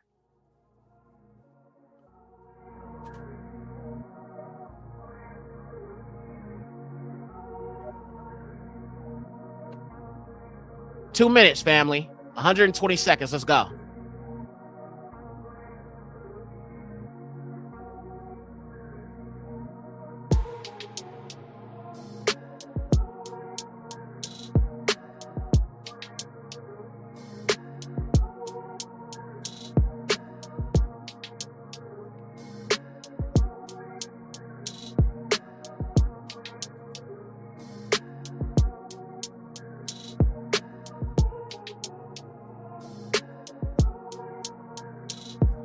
1 minute, 30 seconds.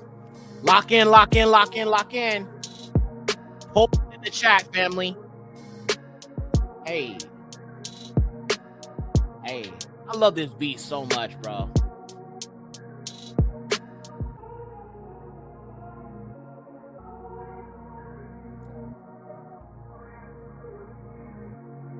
Hey.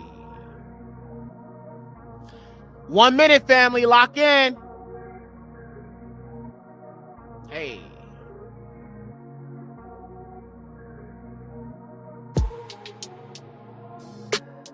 $50 seconds.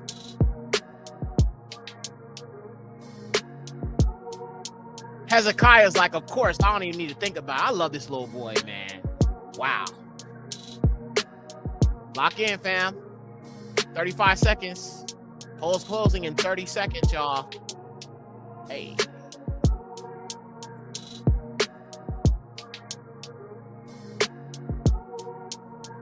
$22 seconds. Lock in, lock in. Thank you, sis. 14 seconds. Hey. Hey. Barack Yahuwah. All right, 6 seconds. 5, 4, 3, 2, 1. All right. Barack Yahuwah. All right, let me close out the poll. And let's see how we did on this. 40 votes. Okay, that's decent. That's decent. It's like almost half of what we have here in the chat, but it's all good. All right, let's see what we got with these numbers here. Okay, Barack Yahuwah. So, okay, so we're looking at this poll here, and let me pull it up so you guys can see it as well. All right, Barack Yahuwah. So according to this poll here, family, it says 100% said they would be willing to die for Yahuwah. Barack the highest. All praises to the Most High. I was hoping I wouldn't see I was hoping I wouldn't see no no's. Should always be 100%. But Barack Yahuwah for Hezekiah, man. That child, man. Shout out to you, young Yahudi. I know your zeal for Yahuwah is very much like mine, and I always have to give thanks to Yahuwah for you, Ak. Because for you to be so young, bro, and have such a zeal for the Most High, I've never seen this before. I have never seen a child that is so on fire for Yahuwah. And I'm not taking away from the children that have a zeal for Yahuwah and do follow his commandments. And I see those children. But this is just one of the children that I have dealt with since I've been doing this. And I look, he's like a son to me. You know what I'm saying? He's like I see him kind of as a son in a way. You know what I'm saying? And I just respect so much Queen Raya Yasharal. Shout out to you, Queen. Thank you for all the work you're doing in this child. Thank you for all the work you are doing with this child. This child is so special. And I told you that, sister. And I'm just thankful to see how you are helping him to walk in this truth. And I know he started out listening to my music, and then he kind of introduced you to the music, or introduced you to the music and to the teachings. And you said you've been here since. So Barack Yahuwah for you, sis. But I'm thankful for what you are doing to help this child to walk in Yahuwah's ways. And you guys watch the videos together. All praises to the Most High. So thank you, Queen. Thank you for what you're doing. And Hezekiah, young Yahudi, keep being bold for the Most High. Keep doing what you're doing, and he will use you, young Yahudi. He will use you, my brother. He will use you in a mighty way. Just continue to be overzealous for our Lua. All right? Barack Yahuwah. I thank Yahuwah for you both and everybody in the chat. But I just wanted to show some love to this young Yahudi because I ain't never seen nothing like this. Barack Yahuwah. All praises to the Most High. Yada Yahuwah. Okay. All esteem. Somebody said, can you send me this beat? Everybody loves this beat, bro. Everybody loves Yahushayan, bro. I mean, I love it too. It's one of my favorite songs I have ever done. But I do not send out beats. And I do send out beats, but I only send beats if you want some new production. For songs I've done that already have a song for that beat, I will not send it out. Nothing against you, but it's just, you know, when I was making the beat, I was just like, bro, I'm definitely gonna get on this. Like, and I knew when I was writing it and I was making the beat, I knew it was gonna be about Yahusha, you know what I'm saying, and the liberation and all of that, you know what I'm saying? Yeah. Yahusha is probably the best song, one of the best I've made the pagan year of 2025, the Gregorian year of 2025. It's one of my top ones and one of my top favorite beats, period. And it's like the beat really ain't that much. It's just like the melody, and then it's just like some drums and stuff like that. It's very simple, but it's so good, bro. Barak Yahuwah, man. All praises. So let's keep going, fam. Royal Priesthood, welcome back, sis. Right now, we're going through Maccabees, and we're reading about this soft version of Christianity that they were introducing to our people even in ancient times. All right, so we're going to finish reading up some more of this. But we just read about a young man or an elderly brother, Yahudi, who chose to stand for Yahuwah's laws and not eat pork and not follow the ways of heathens, even until death. And I'm just trying to help our people see that this is the faith or the amunah the Most High is looking for our people to have in these last days, yeah? So we have to just remind ourselves of what our people have done that were righteous having that faith. So let's keep reading. And they that had led him, changing the good, will they bear him a little before into hatred, because the foresaid speeches proceeded as they thought from a desperate mind. But now when he was ready to die with stripes, he groaned and said, it is manifest unto Yahuwah that has the Kadash knowledge, that whereas I might have been delivered from death, I now endure sore pains in my body by being beaten. Family, do you see the parallels? You don't eat the pork, we gonna beat you. You don't get out there and work, we gonna buck break you. You run away from the plantation, we gonna put some welts in your back and send the dogs after you. So again, when you say that the Negroes should not be in rulership and should not be the excellency and the glory of all the nations and above all nations, why not? I'm not even talking about right here in America. I'm talking about the things that happened even in before Messiah's time. Y'all understand the Israelites have a history of slavery. Hezekiah said, can you play Yahusha on? Yes, Aki, I will play it when we close out. I promise. I just don't want to do it because we got so much to get into, but I'll definitely play it after we do this show. All I see is parallels. All I see is parallels, family. My. I was having a hard time voting, but it's definitely yes. Since it's okay. I mean, we normally do these, you know, every now and then on the streams. I wanted to do it today just for the fam, because the fam's been here for almost 7 hours. Shout out to the family, bro. That's like a full, I mean, I basically did a whole shift. You know what I'm saying? It's like a shift. You 6 hours, this is a whole shift right there. You feel me? Now we going into the full time. You feel me? I'm gonna see how long I can go. Parallels are crystal clear. Okay, I'm glad y'all seeing that. All praises to the Most High. So, beaten, forced to eat pork, forced or attempted to be forced to abandon the law of Yahuwah, worship other gods, turn their back on the righteousness of Yahuwah. So he says, I now endure sore pains in my body by being beaten, but in soul am well content to suffer these things. Why? Because he doesn't fear man. He fears Yahuwah. Oh, that's so powerful. Let me get that to y'all again. I'm going to read it slow, okay? Pay attention to what this elder got a lot of wisdom, man. Wow. And I've read this before, but every time you go back and read the scriptures, you're going to always get something that just sticks out more previous than it did the previous time. Let's read it again in full. But when he was ready to die with stripes, he groaned and said, it is manifest unto Yahuwah that has the Kadash knowledge, that whereas I might have been delivered from death, but I now endure sore pains in my body by being beaten. But nafash, but in soul, am well content to suffer these things. Because I fear him. Who is him? Yahuwah. So he didn't fear what these heathens are doing. He didn't fear what these people are doing to him and the beating and the hurting and the buck break-ins and, you know what I'm saying, all the evil they were doing to him. He didn't fear them. He feared Yahuwah. And that's why I say self-preservation is not more important than preservation of the Torah. Because the Bible teaches us to fear him who destroys the body and the soul in Gaia Hanam, Yahuwah, the highest.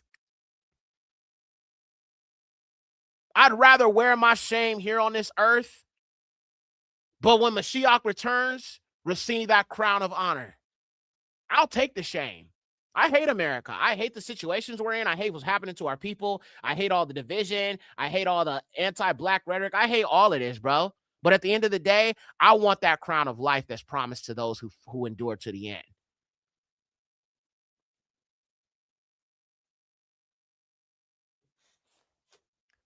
And thus, this man died, leaving his death for an example of a noble courage, Barak Yahuwah, and a memorial of virtue, not only unto young men, but unto all his nation. Oh, hallelujah. This is beautiful. I love this. I'm definitely going to turn this into some scripture art. I'm going to make some art for this. So I'm actually going to highlight this because I need to save this one. This one's really good. Highlight. Okay, Barak Yahuwah. I'm going to definitely come back to this one. I'm going to read that again. This is, so all of our elders out there, this is a perfect example of what an elder should be. An example to the young brothers, this coming generation of young Yahudim, and that's what I'm trying to be, right? I mean, you know, I'm getting older, and you know, I'm saying eventually I will consider myself an elder. I'm not quite there; it's still kind of young, you know what I'm saying. But I'm just saying, like when I get to that point, I could, you know, accept that I'm an elder, Barak Yahuwah. But that's why I say I have such an obligation to the nation and to Yahuwah, because I want to teach these young brothers and these young men, these young Yahudim, to understand the importance, the double wise, to help the double wise, the young Yahudim, to understand the importance of what righteousness looks like according to the will of Yahuwah. So this man was humble. He was not self-serving. And he wanted to allowed this wickedness to happen to him so that it could be documented and be an example to our young people and to the nation in general. So that would be the Negroes that were there at that time and the Negroes who are reading and sitting here right now while we read this. Let's read it again. It's beautiful. 2 Maccabees 6:31. And thus this man died, leaving his death for an example of a noble courage and a memorial of virtue, not only unto young men, but unto all his nation. All his nation. Barak Yahuwah. Wow. That's powerful. I don't even know what to say after that. That is just so deep. All right. Now we're going to read a little bit more in second. We're going to go to we're already in 2 Maccabees. Let's go to chapter 4 because I want y'all to see some more of what our people were dealing with back then. All right. Okay. So we're going to look at some of these house Negroes who had made covenants with our enemies and were compromised. So let's read. So this is 2 Maccabees chapter 4. All right. Same book, chapter 4. This Simon now, of whom we spoke afore, have been a betrayer of the money and of his country, slandered Ananias as if he had terrified Helaterus and been the worker of these evils. Thus was he bold to call him a traitor, and he deserved well of the city and tendered his own nation and was so zealous of the laws. But when their hatred went so far that by one of Simon's faction murderers were committed, Ananias, seeing the danger of this contention and that Apollonius, as being the governor of Celesyria and Phoenice, did rage and increase Simon's malice. He went to the king, not to be an accuser of his countrymen, but seeking the good of all, both public and private. For he saw that it was impossible that the state should continue quiet, and Simon leads his folly unless the king did look unto. But after the death of Seleucus, when Antiochus called Epiphanes took the kingdom, Jason, the brother of Ananias, labeled underhand to be a high priest, promising unto the king by intercession 303 square talents of silver, and of another revenue 80 talents. Besides this, he promised to assign 150 more, if he might have licensed to set him up a place for exercise, and for the training up of youth in the fashions of the heathen, and to write them of Jerusalem by the name of the Antiochians. Okay, now let's stop right there. Do y'all notice something? Do y'all know how in the Christian Bible it says that they were called Christians first at Antioch? Where do you think the word Antioch came from? Antiochus, the king who gave us these lawless decrees. So when our people are trying to turn around and say, oh, well, we was called Christians, where do you think the word Antioch comes from? Antiochus, the heathen who caused our people to do this wicked stuff, to break the Most High's laws. Well. Oh, well. The king. Yes, sister. The king. And though it says king, he was not a king of the Yahudim. He was an imposter European who came into the temple and colonized and stole that position by violence and destruction. As a matter of fact, if you read Maccabees, there's actually one chapter, I don't know where it is at the top of my head, it's like either 3rd Maccabees, 4th Maccabees, where they were literally having elephants come in and stamp all over the Yahudim and trample them to death. This book is brutal. This book is extremely brutal, but I think it's important for you to understand why there is no salvation for them. These are all the sins of these people that have stacked up to high heaven, even before Messiah's time. Yeah, they had elephants. I kid you not. There were elephants trampling the Yahudim. I kid you not. Matter of fact, I'll pull that up next. Hold on. Let me get that verse. I just want y'all to see the evil of these people, even in the scriptures, bro.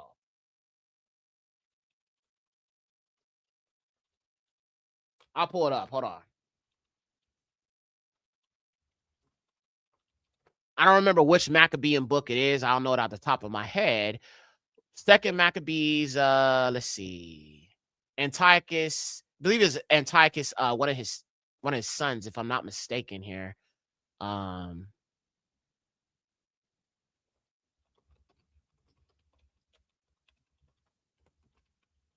Give me a second. I'm pulled up. 2nd Maccabees 13, 1-2. Okay. We'll go to that real quick, and let's read through this first, and then we'll go to 2nd Maccabees 13, 1-2. All right? We'll get to that in a second.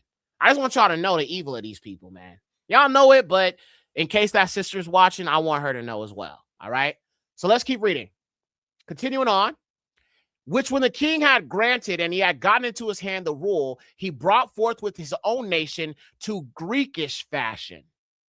And the royal privileges granted of special favor to the Yahudim by the means of John the father of Apollomus, who went ambassador to Rome for amity and aid. And he took away and putting down the governments, which are according to law, he brought up new customs against the law.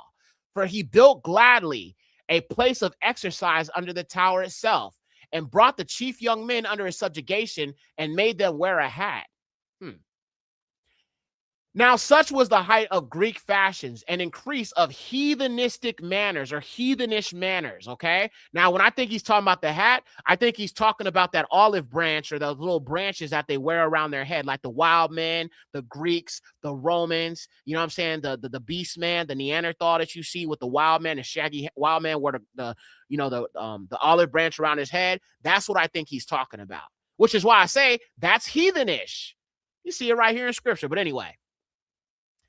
Now, such was the height of Greek fashions and increase of heathenish manners through the exceeding profaneness of Jason, that ungodly wretch, and no high priest, or wicked wretch, unhigh priest, that the priest had no courage to serve any more at the altar, but despising the temple and neglecting the sacrifices, hasten to be partakers of the unlawful allowance in the place of exercise after the game of discus called the fourth.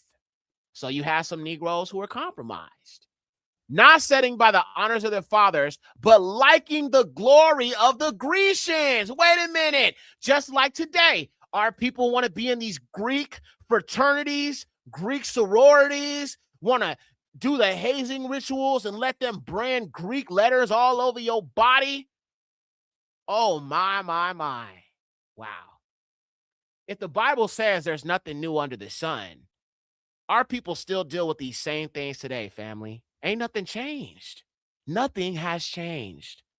Nothing. Our people sided with the oppressor. They love the white man. They love the Greeks. They love the heathens. I don't know how somebody could read this and just dismiss this. Let's keep going. And we're going to get to the elephant thing in a second. I don't know how long this verse chapter is. Okay. All right. So we're not going to read all of this. We'll read a little bit more. By reason whereof sore calamity came upon them, for they had them to be their enemies and avengers, whose customs they follow so earnestly, and unto whom they desired to be like in all things. Up. Trying to be like the white man. Trying to be like the white man. Sambos. Wanting to get their approval. Wanting to get the pat on the head like you a dog or something by telling them they could be saved. Wow. I told you had house niggas back then. It's just when this is not presented from an Afrocentric perspective, people will refuse to understand that there were house Negroes. And they love the white man. So am I wrong because I see a problem with this to our people today? Our people didn't like this. As a matter of fact, if you look at what they're writing about, it's talking about how the Most High brought calamity upon them because they were in agreement with the oppressor. So I want all of these brews out here who want to be a super brew and save the heathen. Yahuwah brought calamity upon them because they were in agreement with the oppressor. Make sure being in agreement with the oppressor don't make you in agreement against Alua. I'm going to read that again because I don't want people to miss that one. It says, by reason whereof sore calamity came upon them, for they had them to be their enemies and avengers. Wow. So these Yahudim were helping to avenge the oppressor for all the Israelites who would not comply. House Negroes. And you can see how, as we talked about earlier, the Sadducees and the Pharisees, you now see why, when you get to the time of Yahusha, why you had house Negroes in Judea. Look how much in agreement with them they were. Wow. By reason whereof sore calamity came upon them, for they had them to be their enemies and avengers, whose custom they followed so earnestly, and unto whom they desired to be like in all things. Now, let's take that scripture literally. Verse 17, for it is not a light thing to do wickedly against the laws of Alua, but the time following shall declare these things. Let me say that again. It is not a light thing to do wickedly against the laws of Alua, but the time following shall declare these things. And yes, as a matter of fact, when you talk about the Gentiles in the New Testament, this is really where it started. Okay? Because they started referring to themselves as Gentiles. So in case you don't believe the grafting in, being only Israelites, I'm going to prove it. Verse 18. Now, when the gain that was used every faith year was kept at Tyrus, the king being present, this ungracious Jason sent special messengers from Jerusalem who were Antiochians. Wait a minute. These Israelites that lived in Jerusalem were calling themselves Antiochians. They were not considering themselves Yahudim anymore. They totally embraced this heathen religion and everything about it. So basically, yeah, They were calling themselves Christians because they turned their back on Yahuwah. Wow. Wow, wow, wow. And let's see what else they did, because now they don't consider themselves Israelites no more. What else did they do? Let's keep reading. So, to carry 300 drachms of silver to the sacrifice of Hercules, another god, sacrificing to other gods. So now this kind of, see, this is why this is important when you're understanding the renewed covenant. Now you understand who Paul was going to. Now you understand where we were all scattered. Now you understand who these Gentiles are. They are our people who started doing this stuff, who started becoming forcibly assimilated by death and, threats of violence against their life. Just like our people went along and became Christians so they wouldn't get beat no more. Wow. The parallels, family. The parallels. Let's keep going. Which even the bearers thereof thought fit not to bestow upon the sacrifice, because it was not convenient, but to be reserved for other charges. This money then, in regards to the sender, was appointed to Hercules' sacrifice, but because of the bearers thereof, it was employed to the making of galleys. Wow. Wow, wow, wow. Okay. All right, we're going to stop there, and we're going to read about these, the elephant thing. Kind of brutal, bro. I'm not going to lie. 2 Maccabees 13, 1 through 2. 2 Maccabees 13, 1 through 2. Listen to this. In the 140th and 9th year, it was told to Judas that Antiochus, Jupiter, was coming with great power into Judea, and with him Lysias, his protector and ruler of his affairs, having neither of them a Grecian power of footmen, 110,000 and horsemen, 5,300, and elephants, 22, and 300 chariots armed with hooks. All right, and let's keep reading. And Melanius also joined himself with them, and with great dissimulation encouraged Antiochus, not for the safeguard of the country, but because he thought he had been made governor. But the King of Kings moved to Antiochus' mind against this wicked wretch, and Lysias informed the king that his man was the cause of all this mischief, so that the king commanded to bring him into Berea and put him to death, as the manner is in the place. Now there was in that place a tower of 50 cubits high, full of ashes, and it had a round instrument, one on every side, hang down into the ashes. And whosoever was condemned of sacrilege or had committed any other grievous crime, there did all men thrust him unto death. Such a death it happened that wicked men to die, not having so much as burial in the earth, and that was most justly. And actually, hold on a minute, y'all. I'm trying to find that specific verse. I know it mentions the elephants, but there's actually another one here. Hold on, I'm trying to find it. Hold on, y'all. Let me look up that specific verse. So we saw there it mentioned the elephants, but there's actually a specific verse right here. 2 Maccabees 6, 40, or 1 Maccabees 6, 43 through 46. Okay. 1 Maccabees 6, 43 through 46. 6. All right, so right around here. Okay. So let's read this.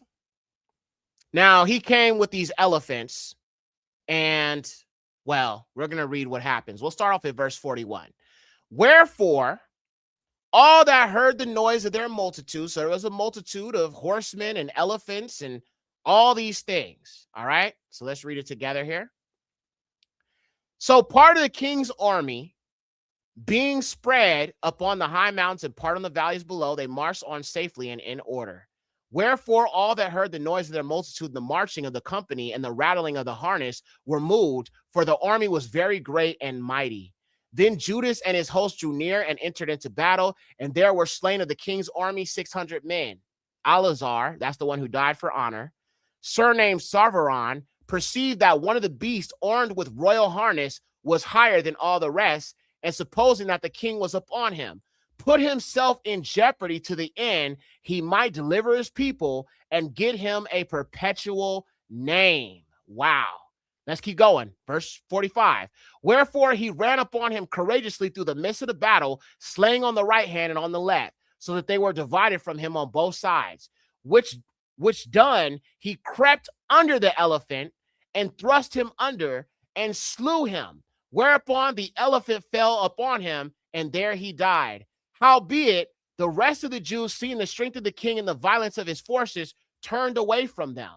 Then the king's army went up to Jerusalem to meet him, and the king pitched his tents against Judea and against Mount Zion. But with them that were in Bethsura, he made peace, for they came out of the city because they had no victuals there to endure the siege, and it began a year of rest to the land. Wow, wow, wow, wow, wow, wow, wow, wow. So they came with these elephants, y'all, and they came with violence. They came with war men, you know what I'm saying? And they definitely use these elephants as weapons against our people. As a matter of fact, one of them sacrificed his own self to try to stop these people from doing this violence against our people, man. Wow. Wow, wow, wow, wow, wow. All right, now the next one I'm going to show you, 2 Maccabees 13. 2 Maccabees 13. 2 Maccabees 13. Okay. All right. I think we covered that ground. Okay, cool. All right, let's move on. So there's another verse in there, but I just don't know what it is off the top of my head. But if you read Maccabees, you will find it. Matter of fact, you know what? Let me check something. I'm going to look it up on my phone because I have the Sefer on my phone, so I could just type in certain words and I could pull it up. Let me see if I can find that specific verse. Got to show proof of it. Where we at? Okay, we're 7 hours in. Barak Yahuwah. And I still got some energy to keep going, so we will keep going, y'all. This is like the longest stream I will ever have done. But see, the thing about me, though, is I can do a long stream. And I'm not, you know what I'm saying? It's like I could definitely just like keep it going. I could do a 24-hour stream if I really wanted to.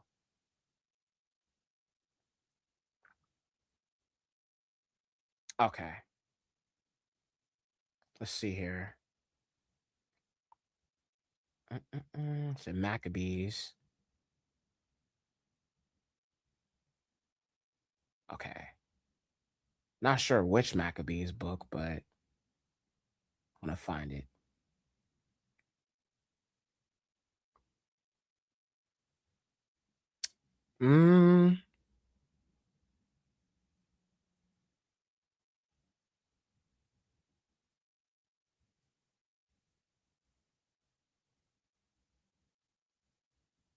Maybe 3rd Maccabees.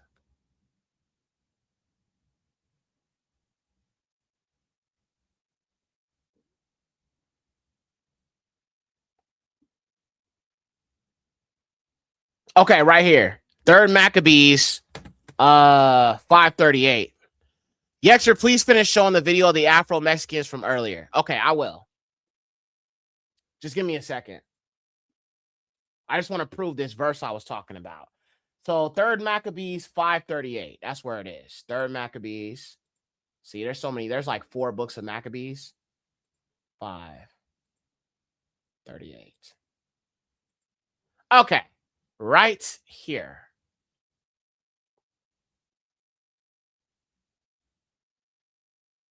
Wow, that verse is actually missing in here. I don't even see it. Okay, fair enough. All right, well, I think you should read Maccabees in your own time because there's just so much that you have to understand about what our people went through by the hands of these individuals from Europe. I think that's important for our people to understand, in truth. Now, before I go back to what I was going to show, I just want to make sure I didn't miss anybody. Oh, I wanted to look at this Kyle Odom person. This person mentioned. Somebody mentioned this earlier. Who is Kyle Odom? Let's look it up. Kyle Odom. When I saw Odom, automatically I thought Edom. Automatically. Kyle Odom. Man who pleaded guilty to shooting North Idaho pastor.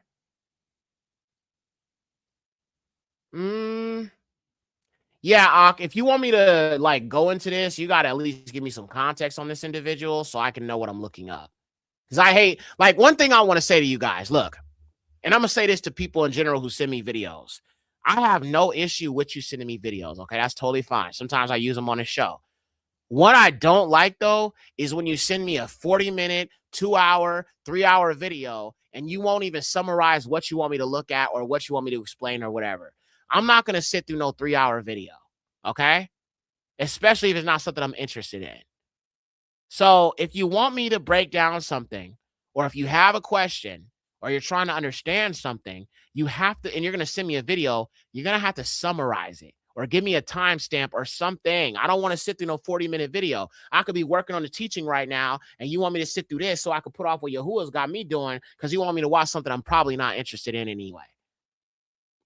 So just understand, if you ask me questions or you send me videos, I don't have no problem with that. But if it's like a long old 2-hour documentary, 3-hour documentary, I need you to break it down and tell me what it is you want me to look at or whatever. Give me a timestamp. Give me something to narrow it down or summarize it or something. Just don't send me no 4-hour video and expect me to sit through and watch the whole thing. I'm not interested in that. And like somebody sent me a video about, something about Ethiopia, and he was like, is this true? And I'm all like, bro, what part? You want me to watch the whole thing? I'm not watching this. It's boring. I don't want to watch this. I remember one time I tried to watch something somebody sent me. I could not watch it. It was so boring. It was so boring. Odin. Oh, you were thinking Odin when you saw the name? Yeah, I was thinking Edom off top, because it looks like Edom. Edom. Yeah. All right, so let me go back to these Negroes scatter. We're going to go back to that video because I did want to finish watching that. And since we're going to keep this stream going, we're going to look at some more of our scattered brethren in this video. So we're going to look at some more scattered Negroes, all right? Not just these Hispanics. And I feel like this is good anyway, considering the fact that a lot of our people think these are so-called immigrants when they're freaking Israelites, but they don't like talking about that. All right, so we back. Barak Yahuwah. Okay, so let's finish this up, fam. We're going to look at some more scattered Negroes. Give me a one if y'all want to see me go through more of these scattered Negroes. I know I want to look at more of them.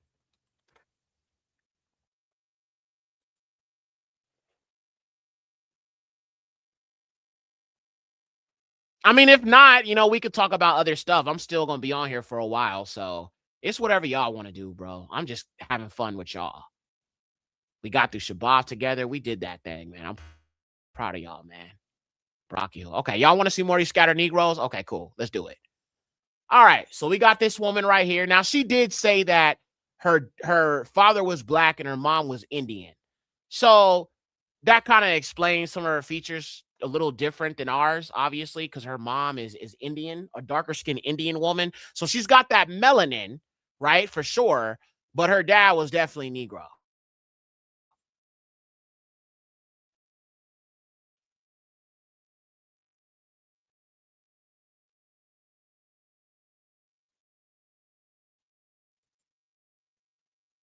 All right, let me make sure the sound sounds on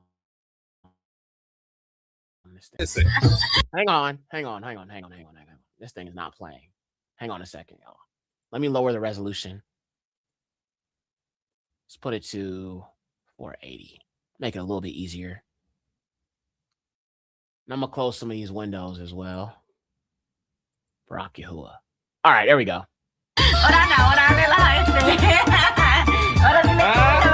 ¿Cómo bailar? No sé, así. Ok, vamos a ver. Así.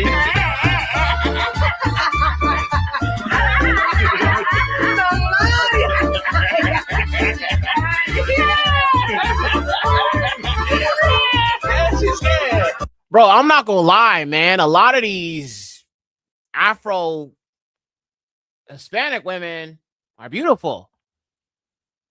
Beautiful people. I mean, she's beautiful. You know what I'm saying? That melanin and just, I mean, they look like they could be related, bro. That's how much we look alike as the scattered Negroes.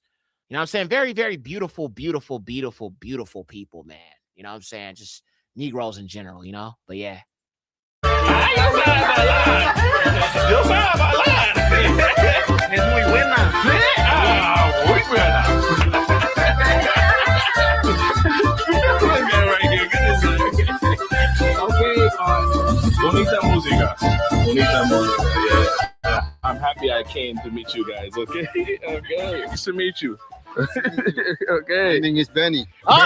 Another Negro. Look at that woolly hair. Hair like wool, white like wool. Look at this Negro right here. Okay? That's your Uncle Gino right there, bro. That's your Uncle Gino. You probably got somebody in your family that look like this with a frosted fro. You know somebody in your family with a frosted fro. Tell me, you black people out there. Tell me, you Israelites. Y'all know somebody in your family that look like this Negro right here with a frosted all-white fro. Like Noah. Barak Yahuwah. Look at that frosted fro. Come on, man. That's a Negro. Ernie? You? My name is Leon. Oh, you speak English? Okay. No mucho. No mucho, okay.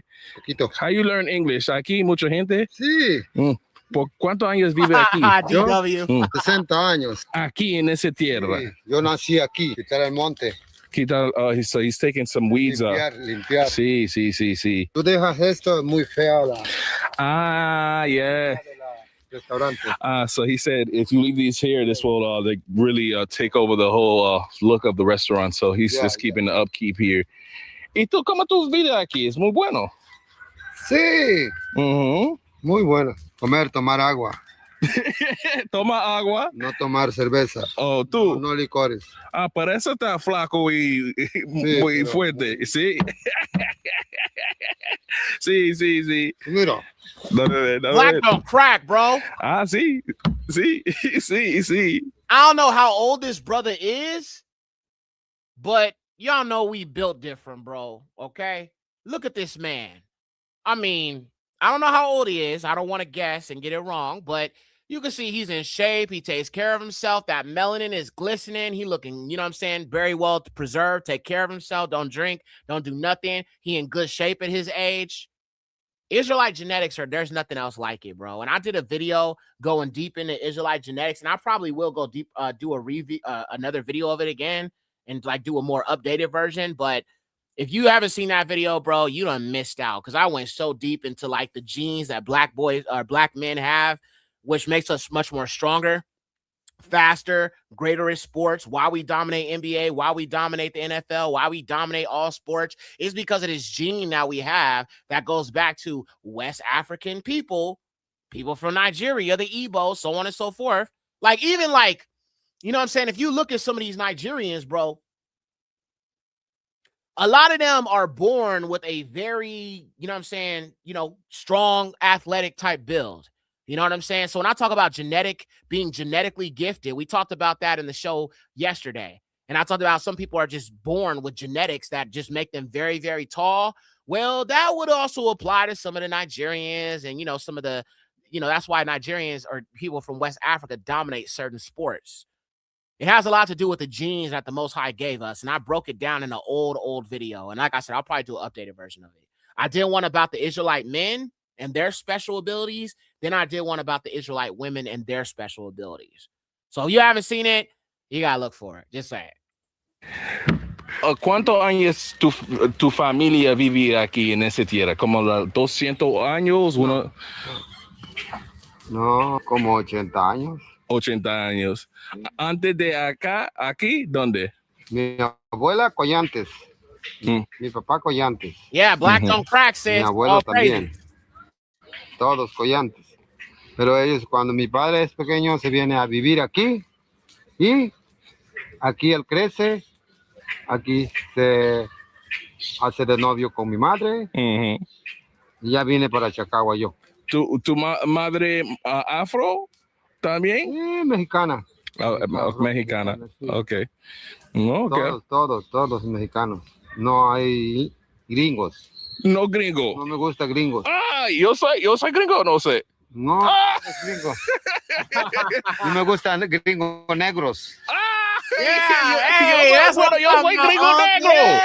Yeah, crazy. this. Yo, he was all like, I don't like gringos. Black gringos, yeah, cool. But I don't like them other ones, the pale skin. He didn't want to say it right then and there. He only rock with his people. Bro, I almost want to go to Mexico right now and go hug these people, bro. I love to see this, cuz. I love this, bro. I love to see our people that love our people, are pro for our people, rock with our people, done with the pale skins. This is what I love to see, y'all. All praises to the Most High. Aquí es una reserva, un parque nacional. Hay 7 poblaciones que están dentro de esta zona que son descendentes afromexicanos, como es Zapotalito, Cerro Hermoso, El Corral, Chacagua, El Azufre, Charco Redondo, y todas esas zonas son personas muy morenas. Ah, okay. Bueno, okay. There's an area called Chaco Redondo.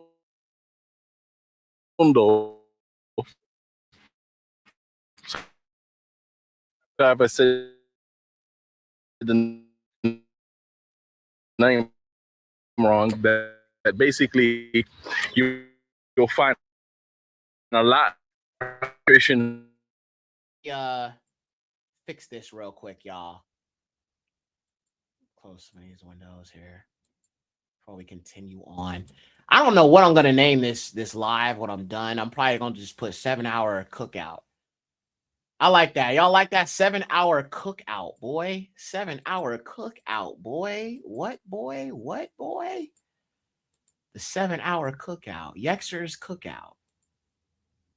I like that. The 7-hour cookout. I rock with that. Do y'all rock with that? Y'all with it? I like it. The 7-hour cookout. Or however many hours it's gonna be, even if it's 10 hours, whatever it is, bro. I'm gonna just call it that. The cookout, boy. It's the cookout, boy. All right. I'm closing out some more of these windows, hell. All right, Barak Yahuwah. That should be a little bit better. The 7-hour cookout, baby. I don't know if you guys noticed this, but that woman she reminded me similar to women I've seen in Australia, like Aboriginals as well. So there's so many different connections to talk about. Basically, what I'm gathering here, everybody uses the word descendants because their family was mixed with other races. Most of these guys in this village were mixed with a indigenous race. So that's why they have properties of Africans, but they have their own indigenous properties as well. But I want to say this. I feel like that wasn't something recent happening. It's been happening for hundreds of years. All right. In the beginning of the video, we saw statues of the Olmec, and needless to say, I feel like before there were too much classifications on what someone looks like, there were just tribes of people that looked differently. Not everyone in the tribe looked the same. I think that's something that we need to investigate a little bit more on.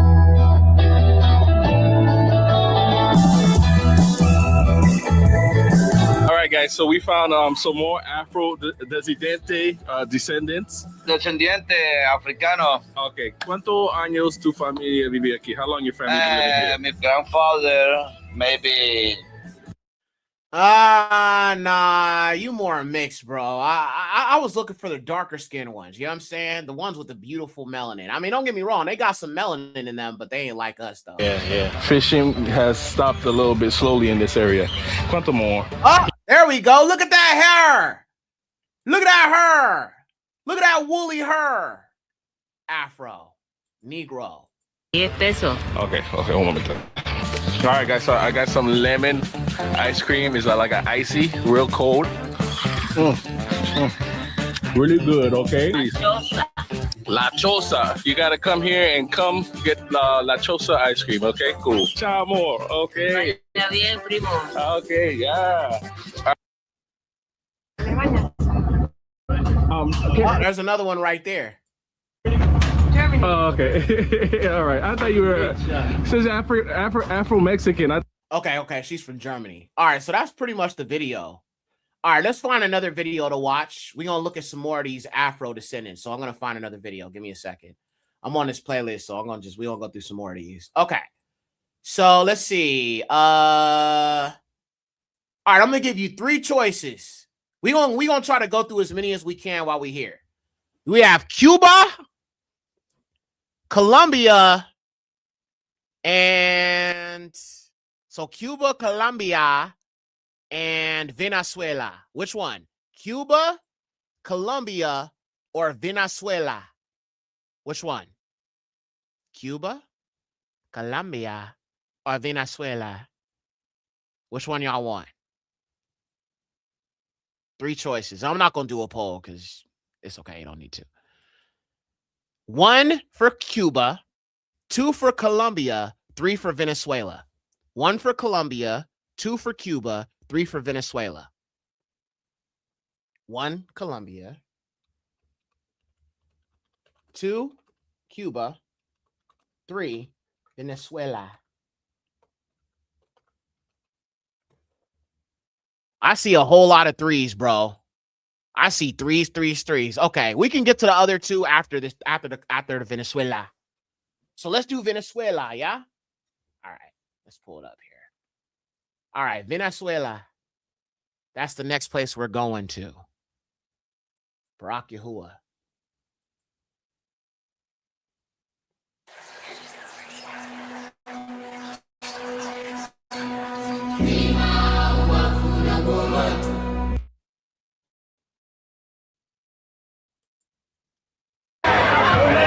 This is crazy to see that we're in Venezuela and they're going crazy for baseball in this community. Check it out.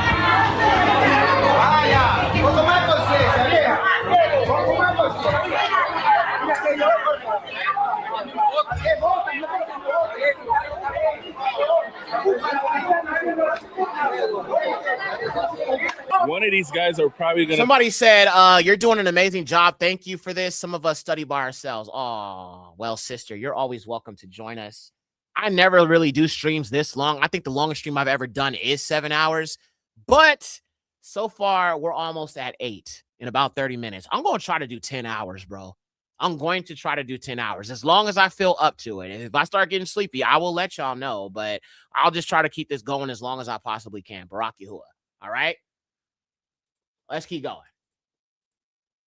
Be playing for the National League in the United States. Let's watch.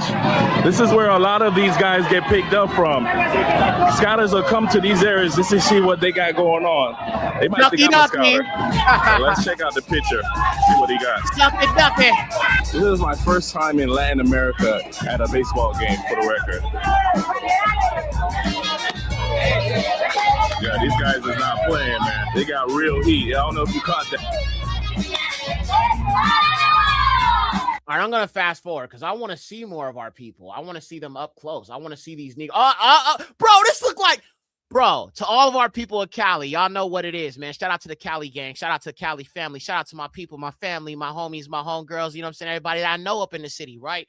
But look, this right here, bro, this kind of like reminds me of the station off the Blue Line when you going towards Compton.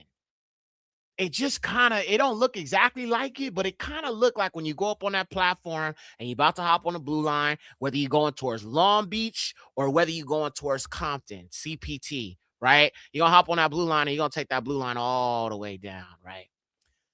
This right here looks just like one of those platforms you get up on. And what do you see? Negroes in the slums. Hey, Yahushua HaMashiach, he was raised in the ghetto. Yeah. Hey, he came from the ghetto. Y'all know what it is. Barack Yahuwah. This country has a lot compared to those other countries, similar in terms of culture-wise of food they like to eat, music they like to dance to, and sports they like to play. And we're going with this young lady, and she's going to be showing us this how she cultivates chocolate. This is basically something that the people in this area like to eat, so we'll check it out. Oh, come on, man. That look like your uncle right there, bro. That's your Uncle Perry, cuz. That is your Uncle Perry, homie. That's your Uncle Perry. That's your Auntie Vivian right next to him. Come on, man. You can't tell me that don't look like some relative you got. You can't tell me this brother don't look like some relative you got. That is your Uncle Perry. Collectively, to everybody in this chat, that's your Uncle Perry. Y'all know what it is, bro. Y'all know, bro. How you doing? Nice to meet you. Okay, yeah. Are you a baseball player? Yeah. Oh, nice. Beisbolista, baby. Beisbolista. What team you used to play for? Chicago. Nice. Chicago White Sox, Chicago Cubs, St. Louis. Did you make it here? Did they come looking for you here, or you? I make it here. They found out about you here. How they found you? Right here. Yeah, right here. Right here. It's a ballpark. Wow. Yeah, it's my ballpark. How did they find it? Everybody was talking about you. And here, I play pretty good. Do you coach the kids and everything? I coach it right now. I have an instructor here. Nice. Sí, yo tengo, más de 30 años, soy profesor de la Universidad Central de Venezuela. Ahí hemos desarrollado muchísimos proyectos en esta área, sobre todo con jinetes del hipódromo, con tenistas, algunas selecciones, con academias de béisbol para prospectos que van a República Dominicana y los Estados Unidos, con tenistas y muchas otras disciplinas que la gente pues busca como un soporte desde el punto de vista psicológico para poder hacer mejor el trabajo. Y sobre todo estamos haciendo muchas investigaciones. Right here. That's awesome that we're actually meeting pro baseball players. We're just talking about that. I had no idea there was one still here. It just goes to show you, man, the talent comes from the trenches. You got to come to the country. The talent comes from the trenches. That is so true. Some of the most successful, most talented, most creative artists, individuals grew up in the hood. Even the greatest who ever lived, Yahushua HaMashiach. Wow.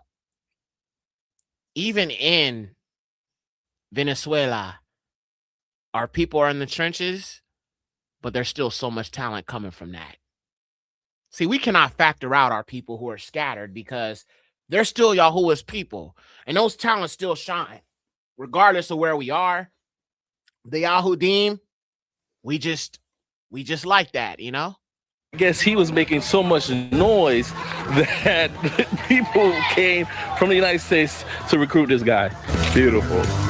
We here, baby. Let's do it. All love. That's what I'm talking about. Yo. Yeah, bro. Hola. ¿Cómo estás?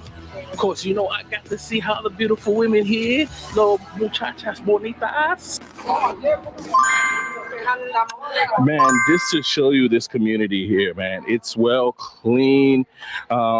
Granted, they have their own particular style of housing, but everything here is clean, which I appreciate. I've been to other Afro communities, and sometimes the streets are not maintained up, and that goes to show you like how much the government is involved in helping the community there. But as you can see in this town right here, you have a stadium over there. There's a huge satellite dish you probably can't see. Full pavement roads. These are signs that the government does take care of their own to a certain capacity. Now, I did mention in another video, I have several videos here so far, majority of this infrastructure was here during the rich time. So that was the building time. Now you got the little black children, the little Yahudi chilling, crying. I mean, bro, this is just like in the hood. Like, you know what I'm saying? It's like a mother outside, her baby, you know, her son, he young and he got a lot of energy. So he over here climbing up fences and all that stuff, climbing trees. Y'all know what it is, bro.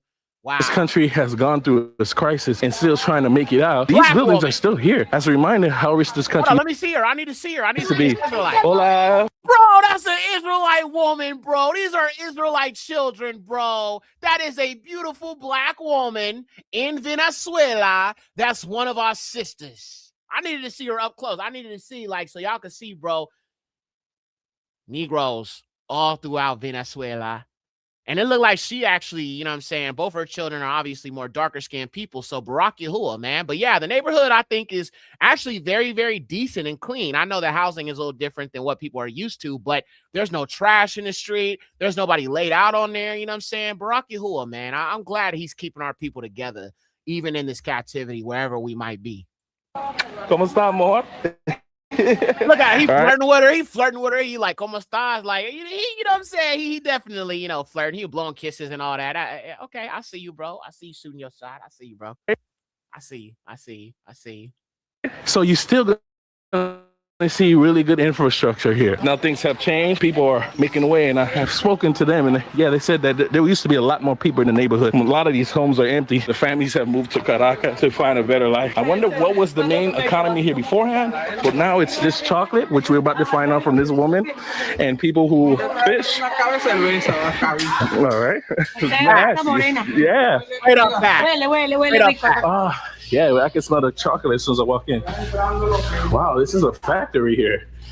Wow, this is the plant right here. Yeah, she said there was a bank here.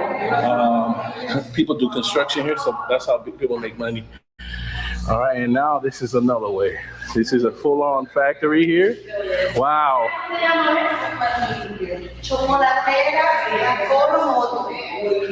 Wow. Buenas tardes. Nosotros somos representantes de la chocolatera La Coromodo, aquí de San José de Barlovento, municipio Andrés Bello. El espacio es una empresa de producción social.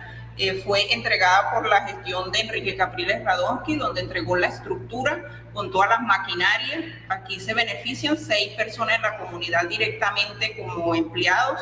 Nosotros que estamos en la parte administrativa, en total somos 8 personas las cuales laboramos aquí en este espacio.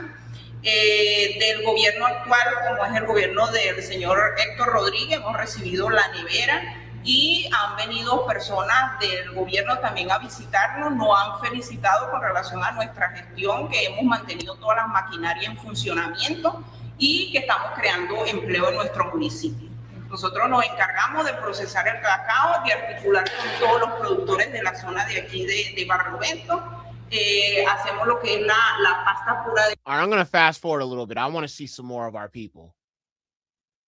All right, so they're talking about chocolate making. Okay, so he's entering into another Afro-Venezuelan town. Okay, let's see what we got. As we're in the town called Curepe. Totalmente afrodescendiente. Vamos para que tomen aquí. Okay, so we're gonna get on and look at these tambores. ¿Cómo se llama? Sí, tambor. Tambor is huge. It is pretty much Rodriguez! that they seen in the last video. Rodriguez, alaro, rangando, Rodriguez.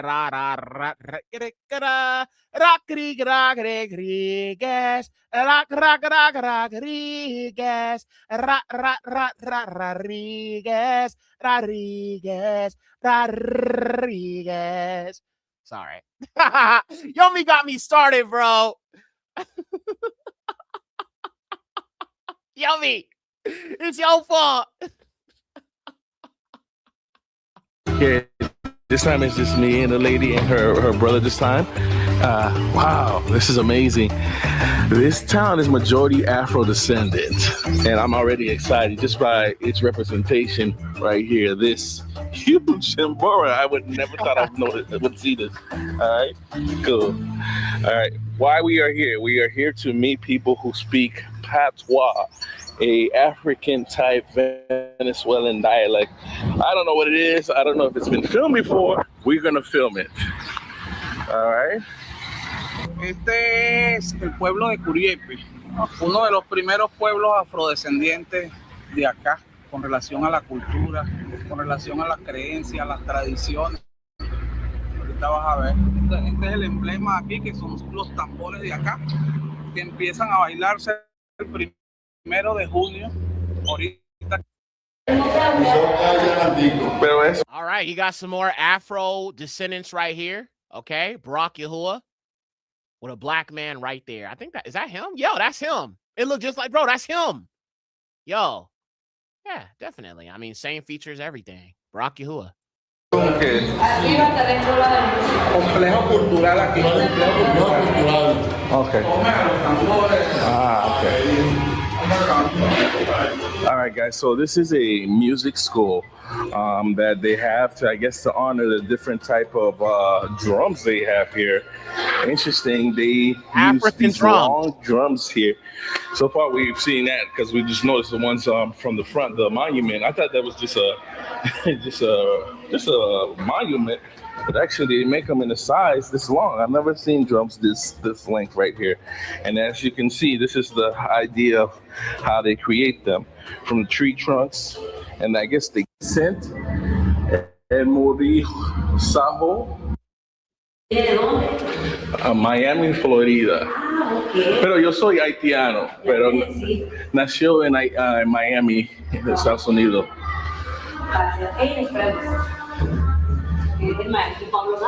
Wow. De la escuela. Okay. Another Afro. He's the professor of the school. Okay. So we got young kids. Esta vez, una visita. All right, you got a black woman right here, Afro descendant. De la Juan Pablo Sojo. Okay. Por eso, permiso. Él es el director del espacio. La maestra la Juan Pablo y la chica no. Hola, ¿cómo estás? ¿Ellos van a cantar aquí o qué está haciendo? No, el profesor le está haciendo, ellos están haciendo una visita guiada por todos los espacios culturales que tiene aquí el casco de Viaje. Se le están presentando a ellos, creo que son de qué grado, de segundo grado. Okay. Ellos están ahorita en la música y ellos de aquí. Oh, qué bueno. I'm not making fun of the name Rodriguez. It's just that, you know what I'm saying, when we were talking about these white Hispanics, right, and them claiming to be Israelites, there was one individual specifically, okay? One individual specifically who calls himself Guerrilla Hebrew, and I'm talking to you, Afro-Dominican, all right? I don't want you to take personal offense to me saying that. There's just an inside joke that we kind of have on this channel for people who've been watching me for a while. I don't hate Afro people, okay, as you already know. And Rodriguez, that is a heathen name, because I guarantee you, just as you know, you think about our people who are given white men's names, well, the same Spanish individuals who took them into captivity gave them the name Rodriguez. Because if you look at the slave trade, every single person on there has Yah in their name in some place. So Rodriguez is a slave name, all right? Just as an English name is a slave name because it's Indo-European. Our people are not Hispanics. So when we attach to these pagan-ass names and these names that we actually never had originally, that were not given to us by our Father, because the Most High put his name upon his people. So any name that's not our actual name or tie back to Yahuwah, it is still a heathen name nonetheless. My name is ethnic, but it's not a Hebrew name. It's actually Arabic, which is crazy. But nonetheless, Rodriguez is a Gentile name. And so going back to the inside joke, this one boy named Guerrilla Hebrew who claims himself to be an Israelite, even though he is not, lying about his dad being Haitian and all that, we looked at images of him when he was younger, and I was all like, bro, he looked like his name is Gustavo or Rodriguez. He looked like a straight up white-skinned Hispanic. Now, when I look at these Negroes right here, like that we're showing in this video, or even like you, for example, if I saw you, I'd be like, bro, you one of us. Like, I wouldn't even question that. Like these black people right here, these Negroes, I do not consider them to be Hispanics. I consider them to be scattered Israelites, scattered Yahudim. And they are not Hispanics. They are Israelites. So I'm always looking at things like that instead of just, you know what I'm saying? Oh, well, you know, they're Afro-Hispanic. That's what the white man calls them. And I don't even like using that term personally, but it's how we identify our people nonetheless. But nonetheless, bro, I'm not at all coming at them because his name is Rodriguez or there are people that have that name Rodriguez. I'm not coming for that. I am saying that is an inside joke that we've had on this channel for people who are trying to claim to be Israelites who are not. You feel what I'm saying? So that's all, bro. It's like, I'm not making fun of people's names or nothing. It's just an old joke that we've had a long time ago on this channel. Some people have been on this channel for more than a year, so it's like some of those videos we're a little hip to, but yeah. So that's it. Nothing against anybody with the name Rodriguez. I don't have no issue if your name is Rodriguez or Gustavo or Fernando or whatever it might be. I ain't got no issue with that. But what I do also know is that Hebrew is a Afro-Shemitic language. So therefore, it would not sound like Rodriguez. That is definitely a heathen name for sure. So, yeah. A lot of those Spaniards and a lot of those individuals, bro, they gave us these slave-ass names. You feel what I'm saying? They didn't speak African. They didn't know anything about Hebrew. They didn't know anything about Afro-Semitic languages. Trejo. Yeah, like all of these names are, you know what I'm saying? But you know me, look, you follow me for a while. I just want to be clear. I don't never want my people to think that I don't love them, even if I'm talking about this name Rodriguez. And like I said, I don't have no issue if that's somebody you know with that name or whatever. I just wanted to make it clear that I'm not attacking our people. I love our people, man. I just don't look at our people in the lens that they have been given by the oppressor, whether it's the Spaniards, whether it's the Brazilians, whether it's the Portuguese, whoever that called them Afro Negroes or called them Black Mexicans or whatever the heck they called them. I still see them as Yahudim, Israelites, and I love them. You know what I'm saying? And I'm showing these videos because there's not enough tension brought to this, but out of respect for you, brother, because I know you are one of our Afro-Dominican brothers and you speak Spanish and you know Spanish very well.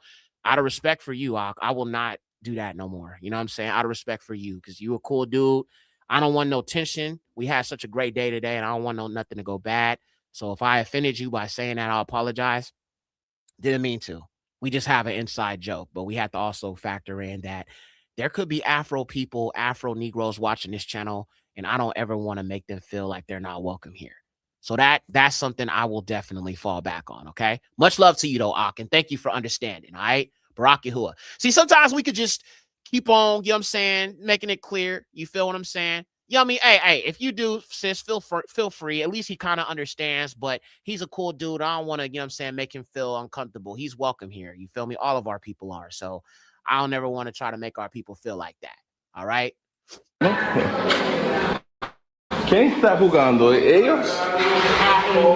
So, he's playing that. Y de otro hombre allá. Hey, got a drummer boy. Barak Yahuwah.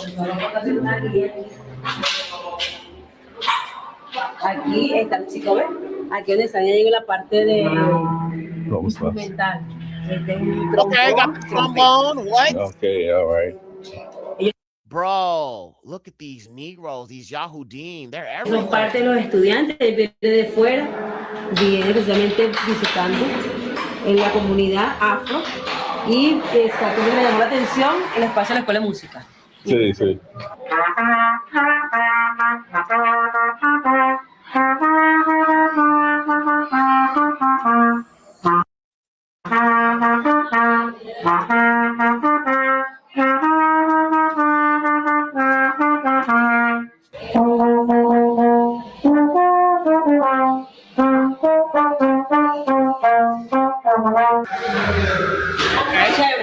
Chévere. ¿Qué te gusta? All right, let's look at some more. Aw, look at the little babies. Look at the little Yahudi babies. Aw, so adorable. Like I said, when you look at some of them, you can definitely tell that there has been some mixing that's taken place, for sure. You can definitely kind of see it with some of them, which is why some of them are more kind of like biracial looking. You can see that there has been some mixing. And unfortunately, whenever I look at mixed children, especially in like these places, I'm thinking either one of two things: assimilation or rape. And I hate that even has to be a thought in my mind. Like when I look at the Berbers, the white Berbers or the pale Berbers or some of those mixed Berbers that look black but got white features, I'm like, those are children of the colonizer. Those are a result of these white men coming into North Africa and raping those indigenous dark-skinned North African women, right? So sometimes when I look at that, it's just kind of sad because you realize that child didn't ask to be born here, but it's often a result of Spaniards and colonizers forcing themselves against, on a woman, you know what I mean? And that child being a result of that violation is just sad, bro. Really sad.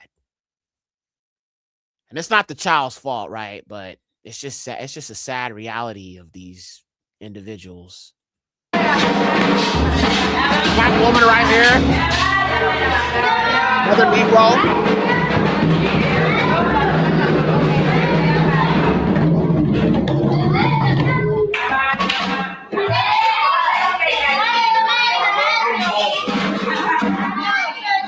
These guys are excited to play the percussion congo.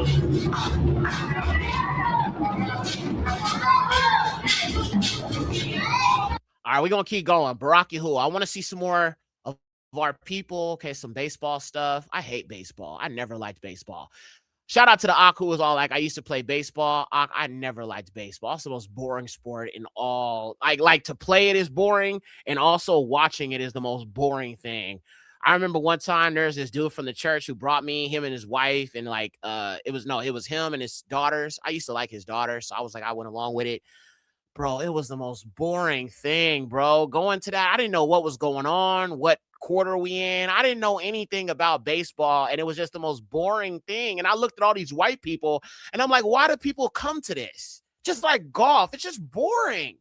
You know what I'm saying? There's no skill, there's no athletics tied into it. Yeah, I think baseball is boring as heck. Cool. This is some place here. Yes. Make sure you come visit.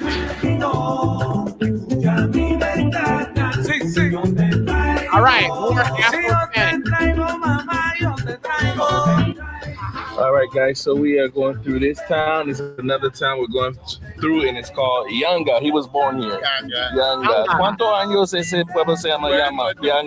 Tiene como 200 años. Se llama Yanga.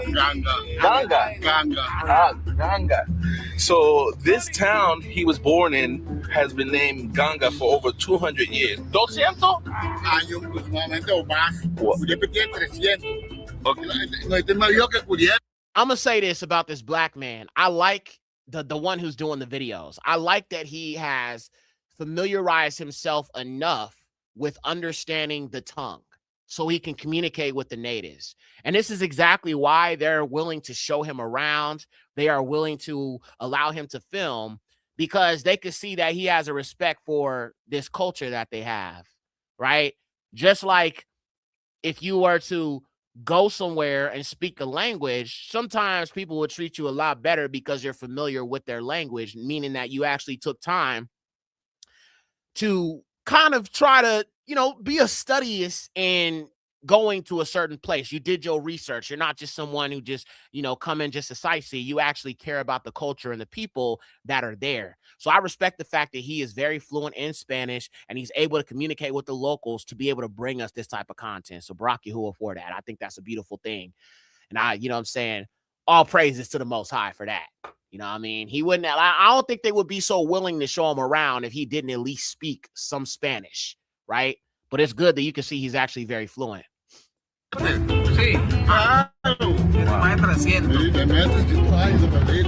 Ganga, which is obviously an African name. Ganga, salsa. All these different things. Yanga. And then it'll be used to post a link up with a. I'm starting more Afro Negros. Okay, we got an Afro Negro right here. She looked like somebody auntie. Definitely looked like one of my aunties or cousins or, something in the family for sure. Hizo mucho daño a lo que es la herencia africana, sobre todo en el dialecto. Más sin embargo, aquí quedaron rasgos, el patuá, el creol, que es el que se habla más que todo en las Antillas, pero que están más que todo centralizada en lo que es el Callao, en el estado Bolívar, la gente que trabaja el oro, en las minas. Y en Guiria de la Costa también hablan patuá, porque es la liga que hay entre las Antillas y ellos. Hay mucho comercio, we are 8 mucho hours movimiento. in, y'all.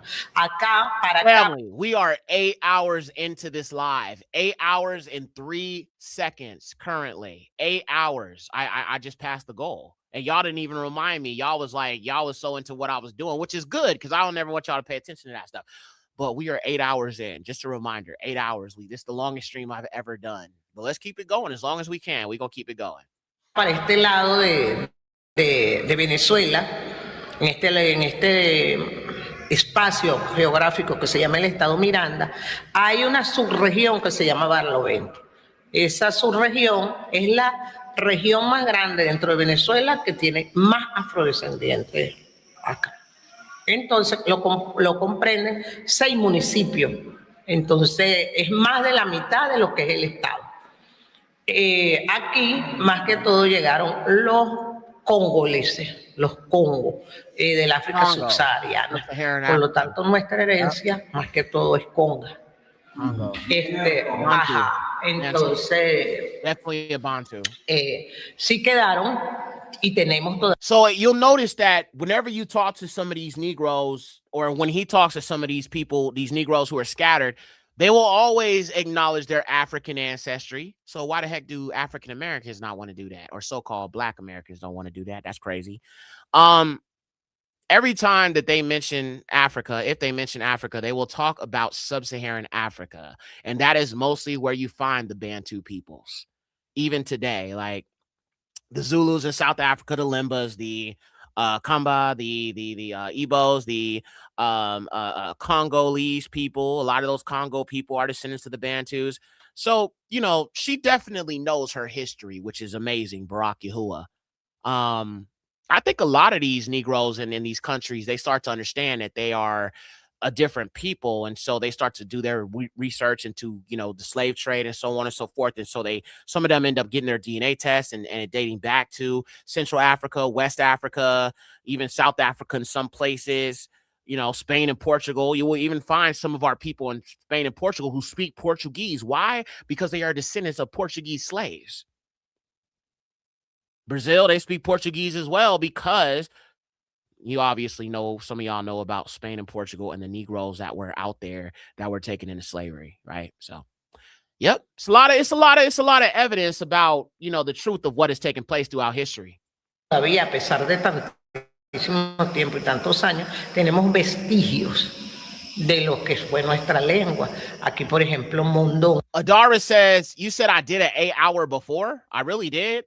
I don't think I've done an 8-hour before. I mean, at least not that I could recall. I think, no, the longest one I did was like 7 hours. It was, I've never done an 8-hour before. You best with the white man. Black people, you best with the white man. Of course, okay. Okay, let me just remind this individual, because they talking about we better off with the white man. How is that so? Because from what I can see currently at this moment, currently, this is what y'all got going on. White deaths exceed white births. You know why? Because judgment is coming on the heathen like boom, boom, boom. Judgment on the heathen like boom, boom, boom, boom.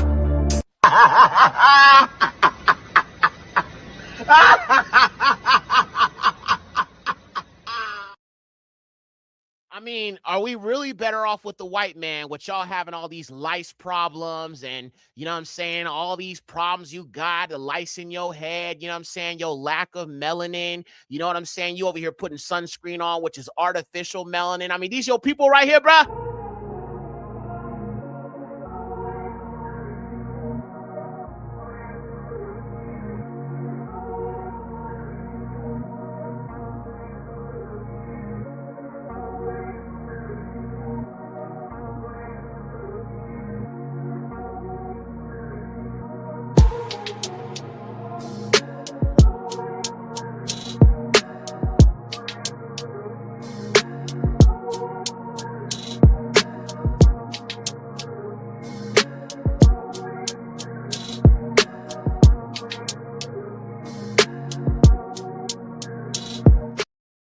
Them yo people right there, screw the white man.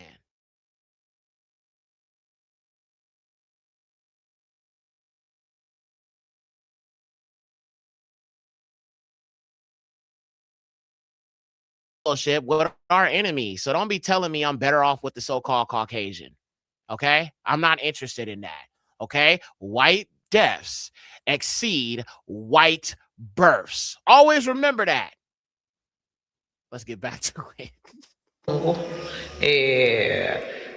Cafunga, chévere, que aunque la gente cree que chévere es americano, ganga, virongo, tanto con sitio de la toponimia como en nuestro hablar cotidiano, tenemos vestigios de nuestra lengua, pero más que todo es conga. Y en esto está la parte que llamamos luango, que es que hablamos casi todos los, ¿cómo te explico? Casi todos los afrodescendientes, hay algunas letras que nos cuesta pronunciarlas, ¿no? Pero es por nuestra misma fonética. Y entonces la gente dice que nosotros hablamos mal, pronunciamos mal. No, es que se habla así porque viene como hasta de genética, cuesta pronunciar, por ejemplo. All right, I'm going to try to see if we can find some more of these Afro Negroes in Venezuela. Oh, look at the little baby girl. Oh, she's so cute. Una característica Look at that que little es el baby. único pueblo fundado por negros libres en América, que se conozca. Okay. Y fue fundado, ajá. All right, moving on. Sí, yo conozco. 24. Ajá, 24. Look at that. You see the African outfits? So apparently in Venezuela, they have an event where they celebrate their African heritage. Now, let me ask you all something, family. Do you find it strange that so-called Negroes in America are the only ones who don't embrace their African heritage, but it seems like everybody else does, though? All of the other scattered Yahudim, they don't deny that they're from the continent. So don't y'all find it strange that there's a subgroup of Negroes who are trying to tell you that you're not African, but everywhere else where our people are scattered, they embrace that they're from Africa or have some African descent because they were scattered by the Most High? I just find that very interesting that everybody, all of our people here with the FBA thing, they want to delineate, but every other scattered Negro or Yahudi is embracing their African heritage. I just find that to be so strange. All right, so that was Venezuela. All right, let's see what else we got. That was pretty much it for the Venezuela. Okay, so let's see who else we got. So we have, okay. I'm going to give you two more options on top of the ones that we picked last time. So I gave you a couple. So I gave you Colombia. Then you have Chile. So Afro-Chileans. So the Afro people of Chile, Colombia, and then let's do, I could do Jamaica, but we know our people are out there because it's our people out there. I'm trying to go to places where it's not a lot of Black people talked about and mentioned. So we have Chile, we have Argentina, and we have Colombia. Which one y'all want? Chile, Argentina, or Colombia? Or Cuba? Here, let me do the number system. Let me do the number system so you won't get confused. So 1 is Chile, 2, Colombia, 3, Argentina, and then 4, Cuba. Which ones y'all want next? Whichever gets the most votes, we'll go with. Okay, so 3 for, I got a 3 for Argentina, 2 for Colombia. Okay, I see a lot of 2s here so far. Okay, I see 3s now. Okay. 2, 4. Okay. Let's see. Whatever has the most numbers, we'll go with. Okay, so if you choose one, please do not pick another number. Please. It's only going to confuse you. I'm trying to count these, y'all. So give me a second. I definitely probably should have did a poll. I just didn't feel like it. Okay. 1, 4. Yeah, I'll do a poll next time for sure, sis. I just don't like doing them sometimes because then I got to load up the screen and sometimes it'd be annoying. All right, so let's see. 1, 2, 3, 4, 6. Okay, I see most 4s. Okay, so we are going to do, that 4 was going to be Cuba. Okay, so we're going to do the Afro-Cubans now. Let me get that together here for you guys. Cuba. Okay. Sorry, I already had Colombia up. I thought that was going to win, low-key. Okay, Cuba. Okay, I don't see Cuba on here's playlist. Maybe there is one, but I just don't see it right now. So let's skip Cuba. We can find Cuba later. So Colombia, Argentina, and Argentina. Colombia, Chile, and Argentina. Which one? You know what? Screw it. I'm going to just pick a random one. And I'll do the poll next time. That way it'll be a little easier for us. All right, so we're going to do Chile. Bueno, el consejo que le doy a toda mi gente afrodescendientes y a los que todavía no conocen su historia. Investiguen, chicos. This is really sad. This is an advertisement for selling some slave. All right. It's venta de negros. Okay, a lot of these people are mixed. Okay, and I'm not really interested in mixed people. I'm sorry, I'm just being honest. I'm not really interested in people who are mixed.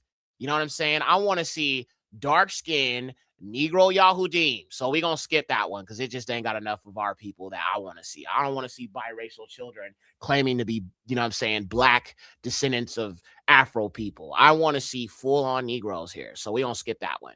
All right, so the next one that y'all wanted was the, let's see, two. Okay, so y'all wanted, that one was going to be, give me a second. Let's see. Okay. So y'all wanted Colombia. Okay, we'll do Colombia then. We'll do Colombia. All right, Barack Yahuwah. Let's do the Colombians next. All right, Colombia, all black city. Barack Yahuwah. Let's get it. This should be good. I don't want to see no mixed people, bro. I only want to see our people, bro. I don't want to see the mixed children. I'm not interested in that. All right, here we go.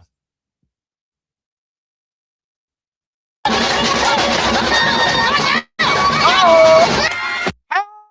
Hey, look at the daughters of Zion, boy. Bro, look at the daughters of Zion, cuz. All praises to the highest. Hold on, I gotta go back, bro. Man. Our people, man. Barack Yahuwah. Let me rewind this a little back a little bit. Hold on. All right, there we go.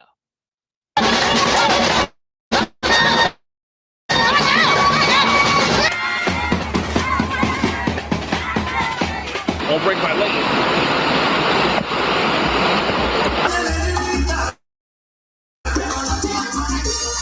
And apparently this is what.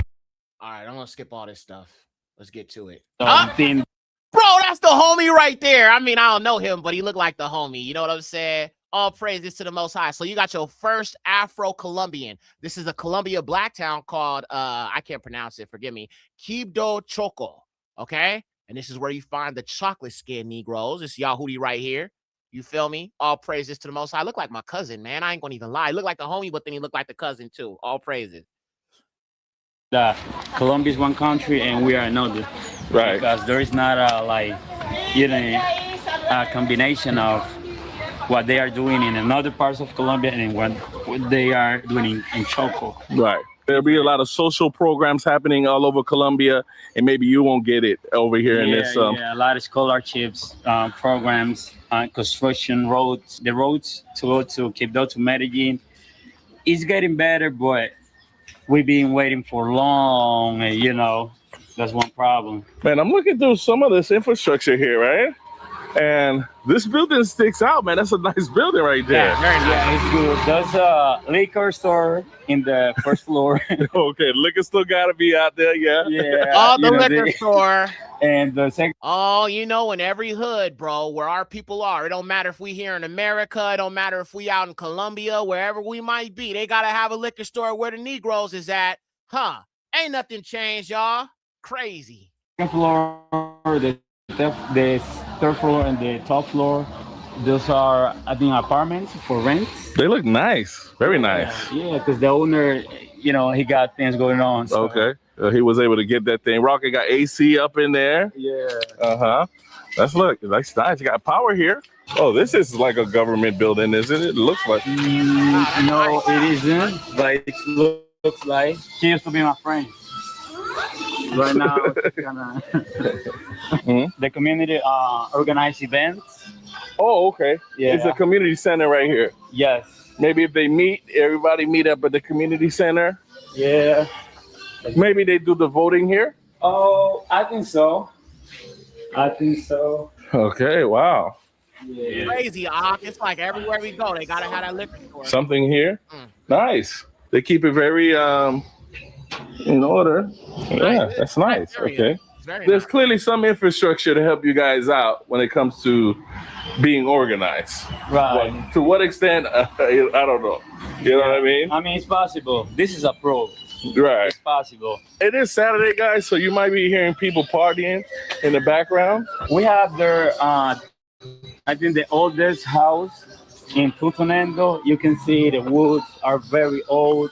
The form of the window. How old is this house? I think, not sure, but it's very, very old. Let's check it out real quick, guys. Used to be like. Can we go in or no? Ready? We can get in. Okay. All right. She's cooking something for the cats? Right. It smells so good. Yeah, it's so good. It's chicharrón. Oh, yeah? It's pork. They're going to frying pork. All right. Hey, you know, he got his little braids. He got the crisscross braids, the exhibit braids. You know what I'm saying? You know, Afrocentric hairstyles. All praises to the Most High. Barak Yahuwah. Yeah, so that's what she said she's gonna give us. Okay, let's see. That's very sweet. No, we don't need it. I'm gonna give her a tip though. Yeah, this wood is kind of brittle, guys. So, she getting it in, man, and it walks you right into the backyard. So, let me give this lady a good tip real quick, and then hook her up. All right, 1 second, guys. She wants us to get food. I gave her a tip, guys. I gave her a really good tip. All right. All right, gosh, I'm on. No. Okay, okay. I like chicharrón. ¿Dónde está el chicharrón? ¿Right there? Yeah. It's grande, baby. No, son dos, se pegaron. Ese es uno. Yeah. Ese era el del gatico pequeñito.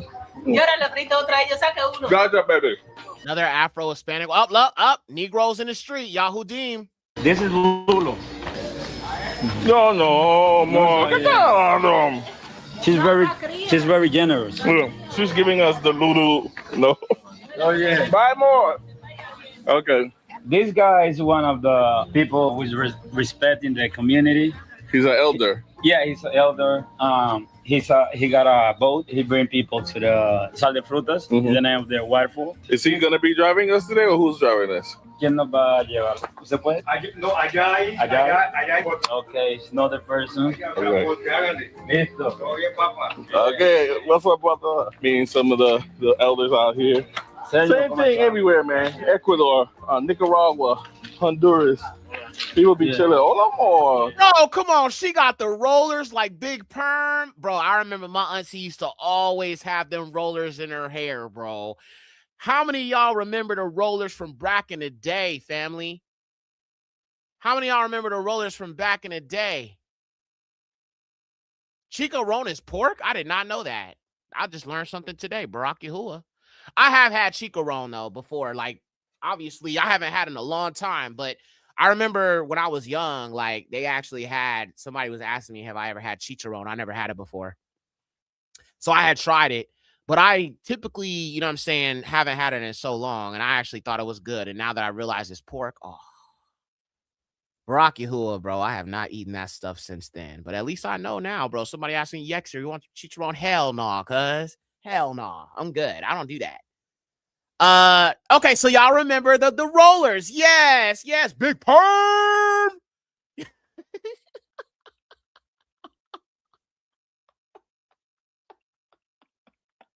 That's like the first thing that came to mind when I thought about those rollers, bro.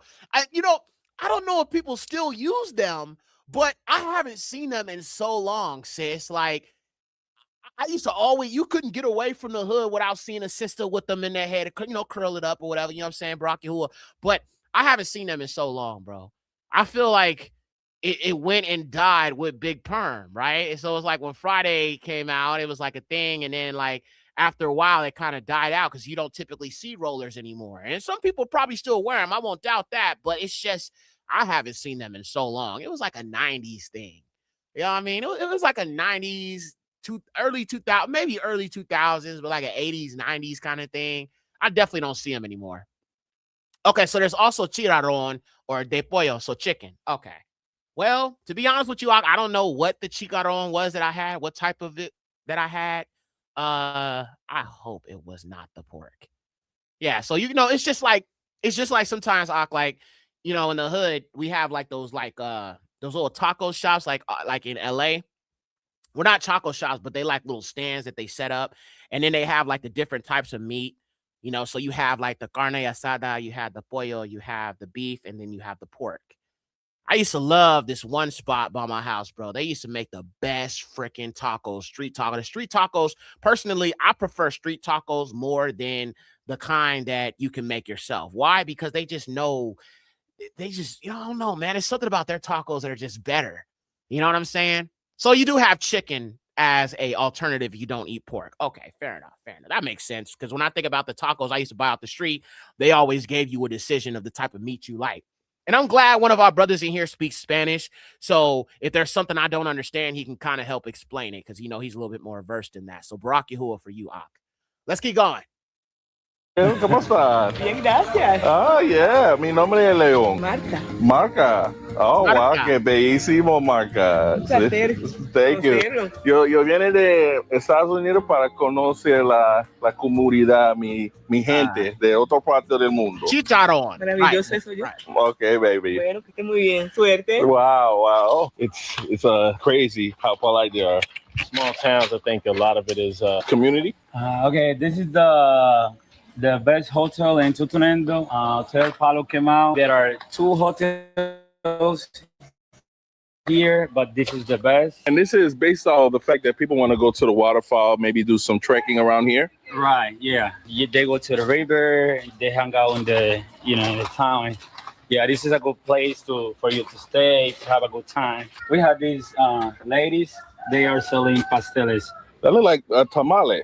Yeah, it does. Like a tamale. It does look like a tamale. When you look at it, it definitely looks like a tamale. And I'm not sure if this is like the Colombian version of it, but it absolutely looks like a tamale. And you got these 2 Afro Colombian women here selling this food. And I guess he's going to explain what it is.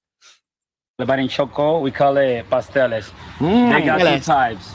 Wow. Chicken and pork. And so it's basically rice mixed up with the chicken and everything inside of it. Right. Tomato, onion, habichuela, everything. I cover with a plantain leaf. It gives to the rice, to the pastel, like a certain flavor. So it's delicious. Bueno, ¿cuánto cuestan? 12,000. Dame uno. ¿Qué tiene? Pollo y bro. ¿Cuál es más rica tú te gusta? Which one you like the best? Bro, do not eat that pork. No, why is she gonna suggest the pork? Oh, Father, help our people. Oh man, I mean, sheesh, bro. Sheesh. I was hoping by Bahasham Yahusha, bro, that she was not gonna eat the pork or she was gonna suggest it. Oh man, our people need Yahuwah, bro. They need him so much. This is so sad. I feel so bad. And she don't know, so it's not her fault, but I was just hoping that she would suggest chicken to this brother. Oh man, so sad. It's all good though. Oh, damn, man. Oh, entonces. She like the pork. Dame pollo.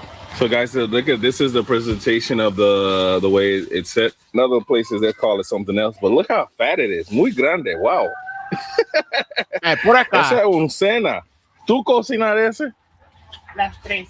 Okay, so the 3 ladies get together and prepare everything. So they have a kitchen here, and they prepare everything here. So let's look inside her kitchen. This is the stove right here. Wow. Okay. Now we get in there. All right, and that's what they cook everything. Okay. Ooh, que rico! And now you got some chicken. They got some big chicken legs over here. Yeah. Some interesting. Some good chicken. Butterflies out here. They're just chilling on the floor. Some of them look like some of them are smashed, and some of them are like, "Hey, what happened to my friend?" The elders say that a lot of butterflies are a sign of summer. All right, guys. So we are approaching what seems to be a dark area, and what's going on? I used to eat. This is a bar. I used to eat pork rinds before I knew the truth, but honestly, I never really been a fan of them. Like, I've never been a huge fan of pork in general before I knew Torah. My family was, but I wasn't. It's just something about it. So giving it up for me was not hard because I typically don't really like pork at all, like in general. Beef bacon or turkey bacon is a nice switch out. Honestly, bro, I think it tastes better, if I'm being honest with you. Pork chops, I used to eat them because my auntie used to make them. She used to make liver and onions, and that was nasty. I was like one thing I didn't eat. But she used to make pork chops. I ate them. You know, like I said, my family from the South, Mississippi, so we just ate a lot of that slave food, unfortunately. But yeah, crazy stuff, man. Right. It's just by the river. Right. It's very refreshing. People come here. I can see people come here tonight and just have music playing, and you can see the temperature. Oh, it dropped so quick coming out here. Wow. So you see here, you drink beers, whatever you want, while you see the river, the birds. It's just cool. This is very beautiful, man. I'm loving it. All right, we're going to fast forward. I want to see some more of these Negroes. Let's see. Okay, he's by the waterfall now. Can give you the best tour ever, all right? And like another world crossing this river right here, man. Okay, so we got more Negroes here. Right here. Yeah. ¿Tú estás buscando una color? Are you looking for a color? Buscando oro, el amarillo. Oro. Aquí estamos parqueando la minería. Okay. El oro, porque el oro es amarillo. Okay. Y las aguas es negra. Okay. Aquí salen las aguas ahora. Aquí estamos parqueando ya. Yeah, back. Big back. Okay. He's looking for little specks of gold. Yeah. Una cositica se ve chiquitico ahí. Shiny. Este es agua. Sí. Es negra. Y el oro es amarillo. So he's looking for the slightest goldest pero no lleva. Speck of gold. Oro always is up because it's more. All right, fast forward. A lot of these guys, not him because he runs this boat, a lot of these guys' livelihood is just solely on that, seeing as much gold as they can build. No. No, he's onto something. He got another 2 specks right there, guys. Wow, so he's really just his livelihood is okay. So you see this little dot right here. I don't know if you can see it really good right now. I'm trying to show it to you on screen, but this dot right here and this dot to find these little specks of gold and I guess make some money and sell it. Wow. Boy, oh boy, oh boy. Sometimes I think we don't understand having a job and the basic things that we do have here in America. I mean, and listen, I'm not at all defending how America treats us and what America does, but I'm going to be honest. Our people abroad have it a lot worse than we do here in regards to resources, in regards to jobs, in regards to opportunities. Like, I'm a Yahudi who was been under the curses, and I was somehow able to get into the industry. Even though I didn't know anything about Yahuwah, Yahusha, or anything. But I was allowed that opportunity. I was afforded that opportunity. And no, do I love America? No, I don't. I definitely don't. But I'm gonna be honest with you guys, man. And I'm gonna be real right now. All jokes aside. I would prefer having a basic life than living in America anymore. I'm serious. Like, I would rather go back to that. Like what he's doing or how it is in the continent, bro. I have no issue with that. I want that. Because I've lived this and this experience is overrated. America is overrated. Yes, they have more development here in America, fast internet, high-speed internet, things like that. You can go on Wi-Fi anywhere you want. You know what I'm saying? And, there's some things that's cool. But when I think about how our people lived prior to coming here and how it was Israelite time, I feel like a lot of our people who are scattered live as our people did before we were brought to America, so to speak. A lot of them are living in a very basic way, and it might be a lot of poverty and things of that nature. But sometimes all a person needs is family. a woman that loves them, children that love them, they be a good man. Sometimes that's all that matters, bro. For me, that's all that matters right now. I mean, listen, I'm not saying anything negative. I'm just saying that I would trade all this in just to have a basic life with me and my woman and just keep it basic and just live and just have each other. You know what I'm saying? That's enough for me. I done been here. I done this. I done lived this. And it's cool. And I'll probably miss some things about America. But in actuality, bro, going back to that basic way of living where it's just you and family and it's not all this other stuff you got to deal with, there's a peace that comes. There can be a peace that comes with a basic life. There is a peace. There is a shalom that can come with a basic life. Having your family, having your children, and just taking care of your family and just living, not in such a life or living a life that's so based and prominent on social media, internet access, being online, posting things. I know we've gotten so desensitized to that, but I'm embracing this mindset of not caring about all this stuff because when we go in the wilderness, the Most High don't want us asking about that, obsessing with that, talking about that. Well, what's this rapper doing? What's this person doing? What's that person doing? Like, we have to learn to. And I'm not saying while you're here, you shouldn't just try to do what you can while you're here. But when we go in the wilderness, I think that is very, very important mindset to adopt because our forefathers made that mistake in Egypt. Kemet. I'm gonna stop calling it Egypt because that's a colonizer term. All right, Matzraim or Kemet. We'll say Matzraim. When they left Matzraim, our ancestors in the wilderness, Yahuwah, he was angry with them because number one, those sojourners or those mixed multitude that were with us, they were provocateurs and they were enticing our people to complain against Yahuwah. But see, that was the problem. He freed us physically, but our mind was still there. Hold on, let me give that to you again. He freed us physically from Matzraim, but our mind was still there. And so what are the children of Lucifer doing right now? They're making sure that your mind is fully here so you won't be expecting your body to be freed. Whew. Wow. That's powerful. They're indoctrinating you to love America and the place of your captivity so they can keep your mind here enslaved so you will not be expecting your body to be freed. See, the only way the Most High can free us is liberation of our minds first, then liberation of our body. Liberation of your mind, which is why you're walking in Torah right now, which is why you are here for Shabbat right now, right?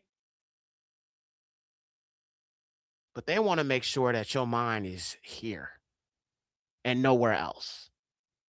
No type of expectancy of salvation. No type of judgment upon this nation or anything like that. Just you prospering here. There's no prosperity and punishment, or captivity. No prosperity and captivity. So in Matzraim, our people called out to Alua, right? So their minds were already liberated because they were calling and crying out to him, right? In captivity. And because of the groaning of his people, that's when the Most High slid for his people, right? But once their bodies were delivered, their mind was still in Matzraim. Do not be like our ancestors. Once we leave, don't talk about America. Don't mention it. Who cares about what's going on here? It doesn't matter. It doesn't. It does not matter, family. America's going to get her destruction.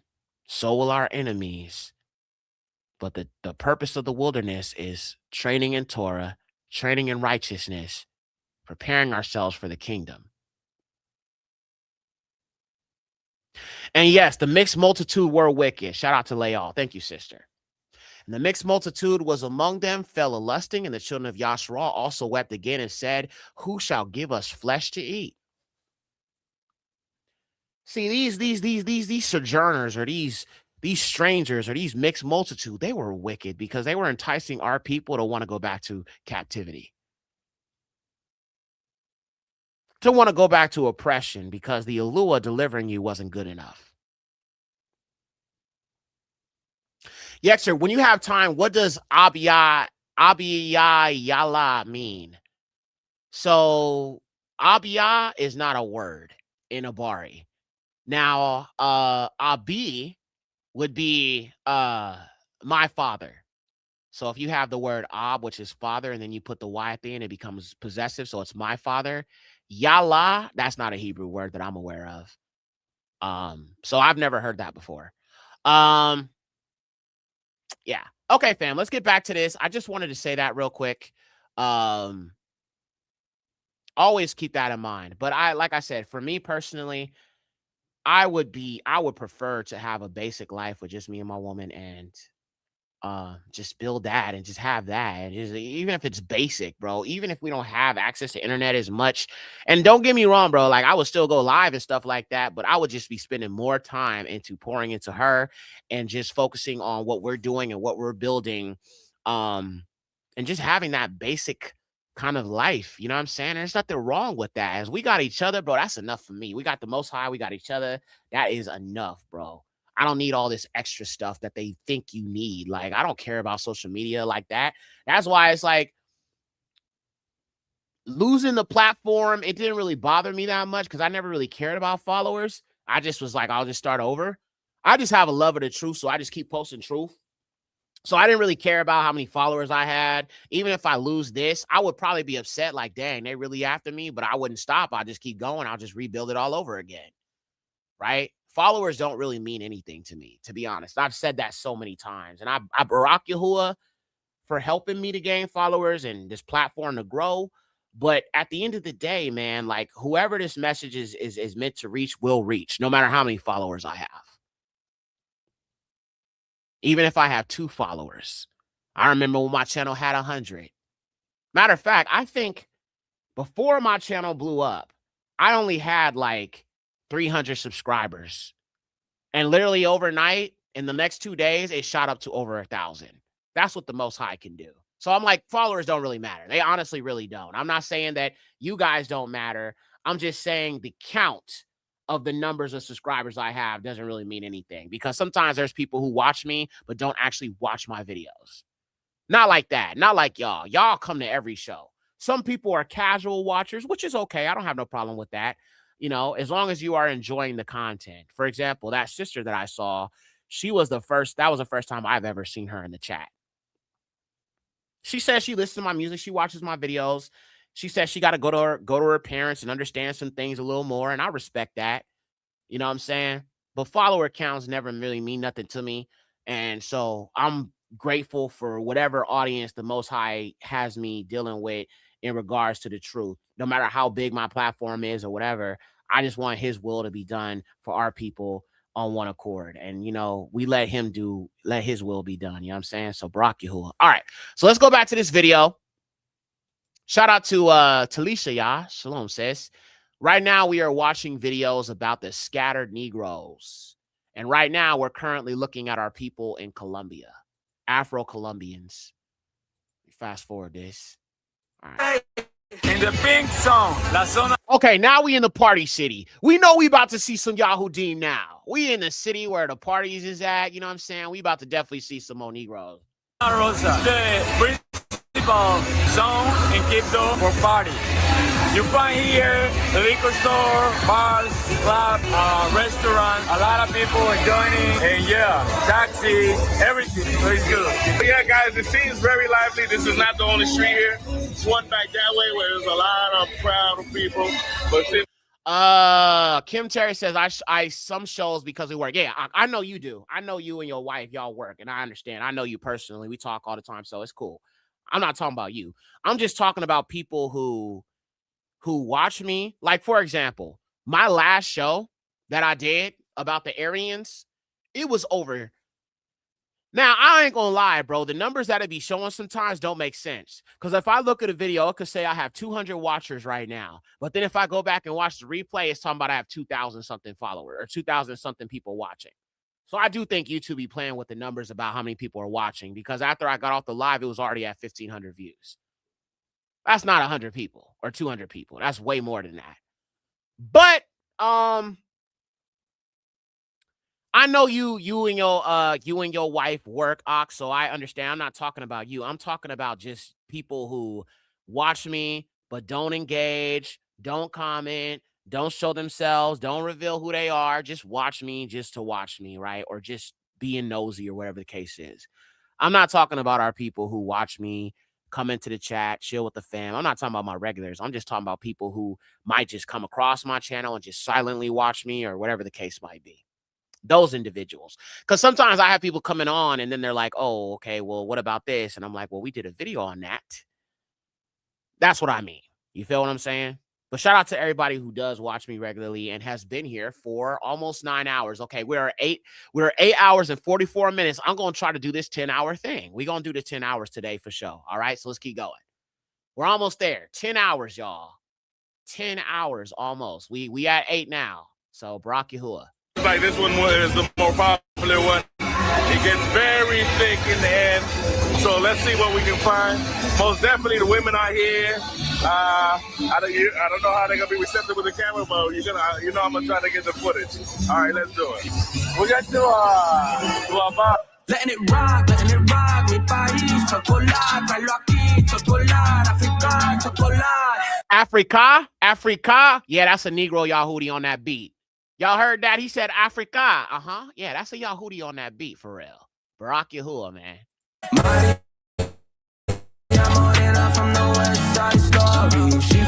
Hey. Hey. Hey.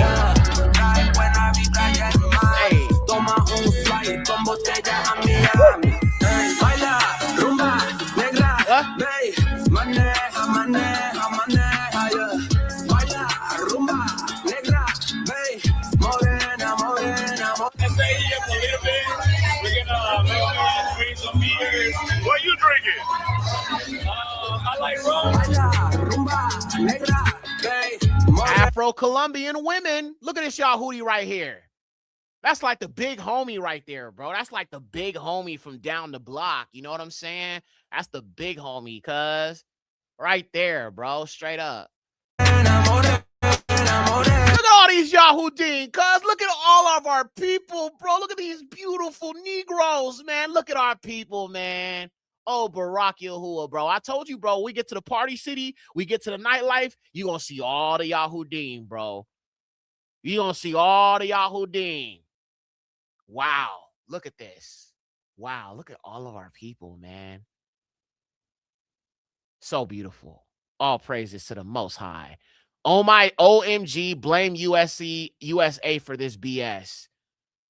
Oh, okay. You talking about the video title where I said stop blaming immigrants? Okay. So you must be new to the channel. Well, here, let me just remind you, the reason why y'all want to blame immigrants, because we know why you're blaming immigrants. And here, let me just remind you, white deaths exceed white births. Judgment on your people like boom, boom, boom. Judgment on the heathen like boom, boom, boom, boom.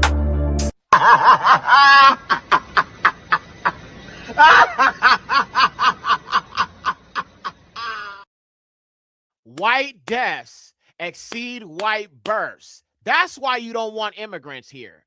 Because your people are going extinct. You know why? The Most High don't love you.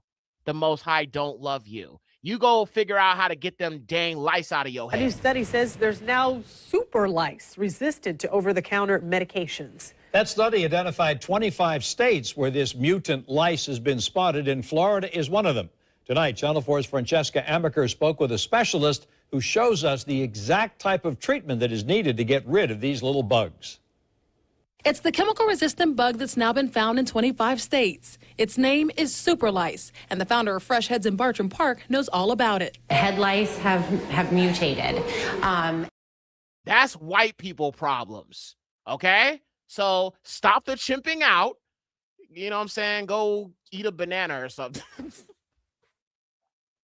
I had to do it, bro. I'm going from now on, bro. That's going to be what I'm going to do. I'm not going to even get crazy. I'm not going to get mad. I'm not going to do nothing. I'm just going to pull up the monkey. I'm going to remind you white deaths exceed white births. And then I'm going to say the song, Judgment on the Heathen, like boom, boom, boom. All right. I'm going to have it at the ready every time. Anytime we deal with these trolls, sometimes you got to use your creativity. And that's what I'm going to do, bro. So anywho, you are blocked. Do not come back to this chat. And even if you do, you ain't going to be able to comment. All right. So just get lost.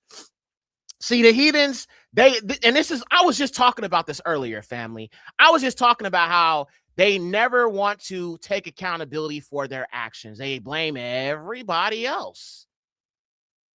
They have no accountability that they can take. Go eat a banana. Go eat a banana and go suck a freaking lemon. I ain't gotta be too perverse, but I can also be definitely more direct. Go suck a lemon and go eat a freaking banana. No diddy. All right? Okay. All right, fam. I'm sorry about that. You know, we got to deal with these people sometimes in a certain type of way. All right, here we go. Man.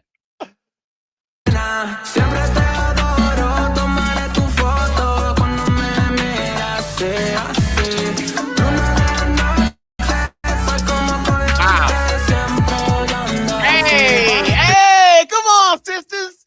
Come on, sisters.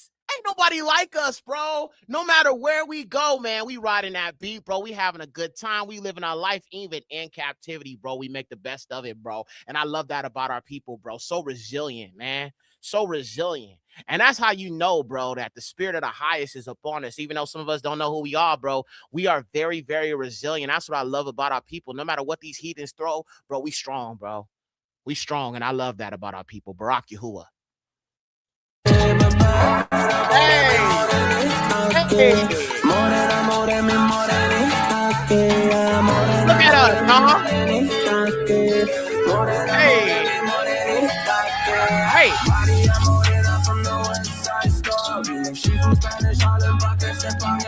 Hey, this song is so hard.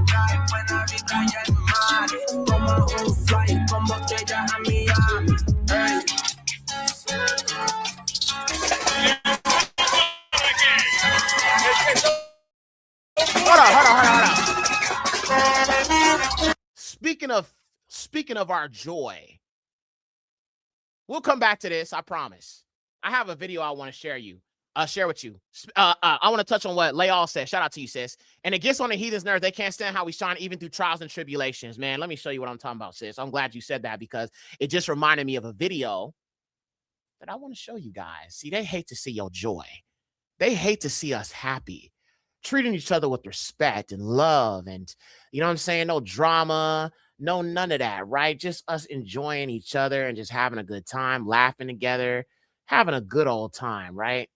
They hate to see us doing that. They hate to see us in shalom and peace, right? No drama, no guns going off, just us laughing, joking. They can't stand that. Our peace takes away their peace. Can you imagine that? Can you be so evil that us literally minding our own business, doing our own thing, somehow bothers these individuals because they don't want to see us happy in any way, shape, or form? To me, that is just demonic. That is just demonic. I don't know why, you know, our happiness, even though we don't really deal with y'all that much, we just mind our own business. It's just crazy to me how those simple things that we do seem to bother people because they'd rather see us mad, angry. And that's why I say a lot of times what they're doing is they're trying to get you upset. They're trying to generate a reaction from you. And we need not give them that. Okay? Sometimes it's okay. You know, sometimes I troll heathens. I ain't gonna lie. Sometimes I do. I ain't gonna lie, right? But at the same time, I'm not going to let them take my joy away either. And though sometimes I get frustrated with the stuff that they be doing and how they always trying to work against us in every single way, man. It's just like, why, bro? In every single way they try to work against us. But at the end of the day, man, at the end of the day, we are strong. We are beautiful. We are powerful. And we got the favor of the Most High upon us. when you are for the Most High, family, who can be against you? And honestly, if you have a problem with our happiness, all I gotta say is this. Loser. You're weird. You're weird. You're a loser. You're weird. You got a problem with my black happiness, homie. You a loser.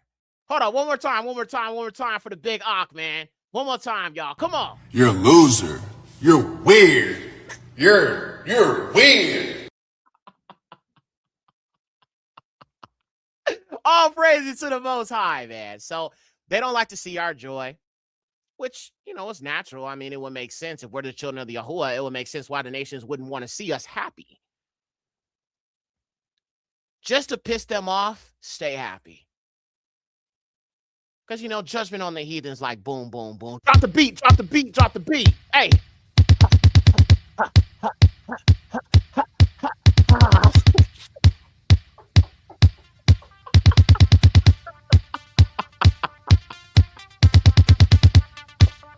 I had to do it, y'all.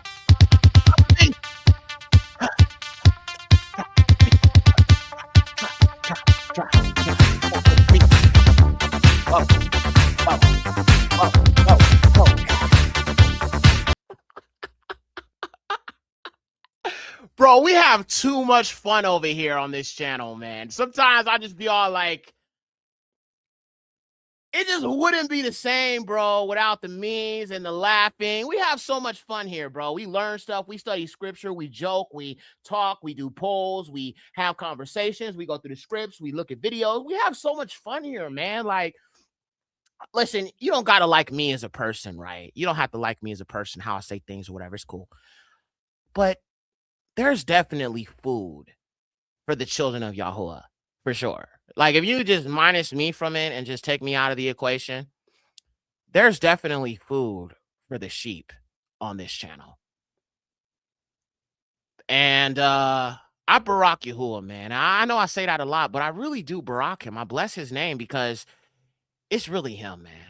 You know what I'm saying? And this is really family. And that's why when I don't want to bring up the past or nothing, but when if one of our people feel offended, bro, I have to at least be willing to hear what they have to say, be willing to address it, and do everything in my power to try to make them feel comfortable here. Our people. I ain't worried about everybody else. Our people.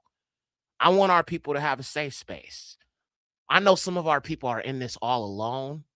They don't have nobody. Maybe their wife or their husband is not in the truth and they're trying to get them to see it. Shout out. And if you are married and you are or in a relationship or you're courting someone for marriage and that person follows the Yahuwah deserves all the praise for that. Because I have seen this truth break up so many households. People with children, babies, daughters, sons. But the significant other was not getting into it. Their husband, their wife, or whoever they're courting, whatever the case might be, might not have been on board with this because they were Christian. So if you have someone who serves Yahuwah with you, whether it's your wife or your husband, your child's father, whatever the case might be, your baby's mother, wherever the case might be, if you have somebody who serves Yahuwah and y'all are on one accord together, that is something to esteem Yahuwah for. I'm serious, because even my woman is kind of still understanding some things biblically. But what I love about her, though, is she's so receptive because she trusts me. Barak Yahuwah, she trusts me. She trusts me to know that I would not lead her off a cliff. She trusts me enough to know that I would not lie to her and lead her down a bad path. So if you have that, and I thank Yahuwah for her. I do. I love her so much. And I thank Yahuwah for her. That she's receptive and she, like I said, a lot of these traditions, she understands certain things about Torah because that's just her people's ways because she's Bantu. But understanding Yahusha, Yahuwah, covenant. Yeah, I mean, her traditions are in the Torah, but understanding the covenant, understanding Yahuwah, Yahusha, that's kind of what I'm still trying to help her see and understand. And she's so receptive to it, which is what I love. And that's why, you know, I Barack Yahuwah for her. So sometimes you might have somebody that you're courting or someone that you're dating, so to speak. And when I say courting, I say that for a reason, because courting means working up to marrying them, not just dating just to date. People don't become perpetual boyfriend and girlfriends in scripture. If you're getting to know somebody, you should have an intention to at least marry them. I'm just being honest. If you're entertaining if you are courting one of our sisters, you as a brother should have an intention to marry her. Sisters, if he's courting you, he better be making it clear his intention is to marry you at some point. And I know Negroes lie. I get it. Women lie too. I understand. But I'm just saying that should be the end goal. All right. For anybody that is courting somebody, talking to somebody, dating somebody. All right. So Barack Yahuwah, we're going to get back to it. All right. I'm sorry. I just, we got to have fun sometimes. All right. Let's get back to our people, man. Barack Yahuwah. All right. Continuing on here.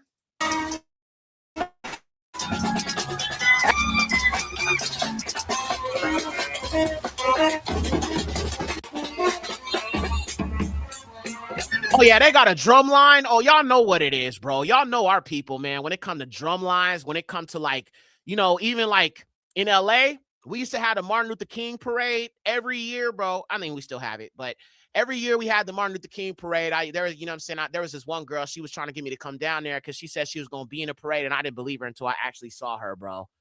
Those little sisters, Tommy, you had Tommy and the Hip Hop Clowns.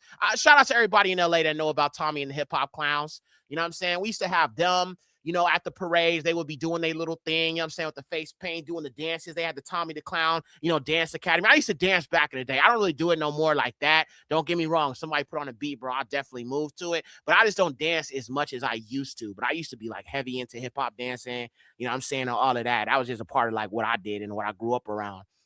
I did a little bit of crumping. I had a homeboy that did like a lot of crumping and stuff like that, but I just enjoy dancing. If I just you put a beat on, I'll definitely dance. You know what I'm saying? Barack Yahuwah. But yeah, our sisters used to be in a high school, you know what I'm saying? And they, you have the drum lines, you would dress up, put the little pom-poms on your hair, you know what I'm saying? All of that, you know what I'm saying? Just reminds me something. Tommy the Clown. Yeah, sis, Barack Yahuwah. You know what it is. All praises to the Most High. Yeah, that used to be the thing back in the day, man. You know what's crazy? Speaking of Tommy the Clown and crump dancing, you know how crazy it is that in that film with little tight eyes, and only my people in LA probably know what I'm talking about. Step Team. Yes, there it is. Yes, sis, Step Team. That's what it was. So with Tommy the Clown, when they first did that film, I don't know if y'all remember that film that came out called Rise, R-I-Z-E. Give me a 1 if y'all remember that. Now, this might only be applicable to my LA people. Some of y'all may not know about it, but shout out to everybody in Cali. Give me a 1 if you remember that film Rise, which was about the crumping and the dancing and all of that. Barack Yahuwah. Okay. Barack Yahuwah. Okay. So some of our people know. Okay, Barack Yahuwah. So what I find so interesting, family, is some of our people don't know what it is. Okay, that's what I'm saying. It's probably only, a LA thing. You feel me? Because we just know that culture, Barack Yahuwah. So look, that film Rise was kind of about this whole crumping kind of thing with the dancing and stuff like that. But I remember specifically in that movie, there's a scene where they are connecting the dances that we do in crumping to Africa. Let me see if I can pull that up real quick. Hopefully I don't get no copyright. And we'll still watch the Columbia thing, but I just want to prove something real quick. Hold on. I don't know if I'm going to find it, but I'm going to try to find it. Okay, let's see here. So Rise, it's called Rise, and there's a scene where they are literally showing that our people were doing African type dances. So when I hear our people turning around saying we're not from Africa, it's like a total, you know what I'm saying? A total psyop that totally goes against what our people was doing a long time ago and what we have always embraced, which is why I say it's definitely a psyop. So I'm going to go ahead and show y'all this. And this is going to probably bring back some memories for me because I'm going to see Watts, I'm going to see Inglewood, I'm going to see all the hood, you know what I'm saying? All of that. So let's get to it. Okay.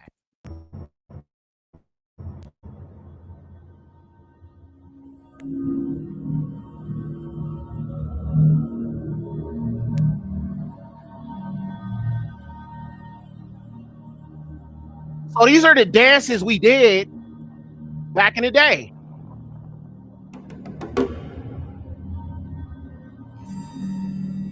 All the Yahudim, tight eyes right there, Barak Yahuwah.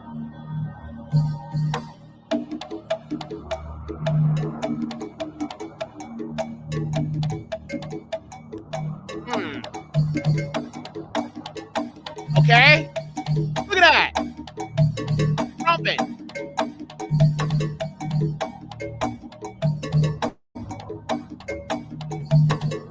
It's the same dances, y'all. It is the same dances. And this is what I'm saying. How are people saying, we're not from Africa? But then yet you got this film from way back in the day. And I think this film came out when I was like 15, 14. I was a teenager when this came out. But I remember it so succinctly. You know what I mean? And now our people fast forward to present day 2026 talking about we not from Africa. Let's delineate. This is a whole psyop, y'all. This FBA thing. And I got to keep calling it out because I can see it's a problem when it comes to unity amongst all Negroes scattered.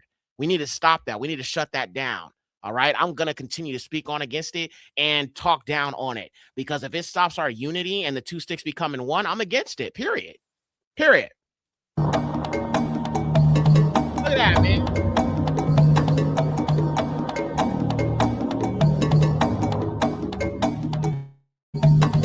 Face painting. Look at that.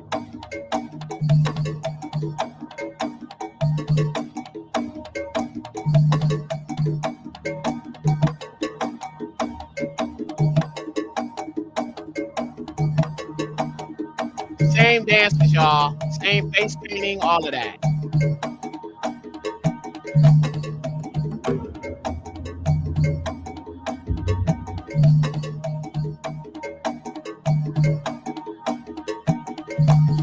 Wow, this brings back memories, y'all. Not gonna lie.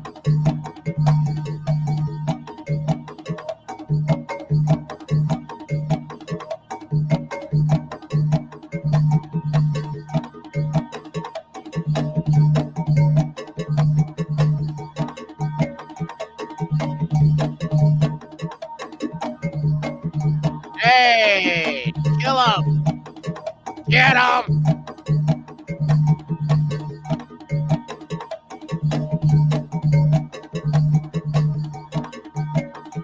Wow.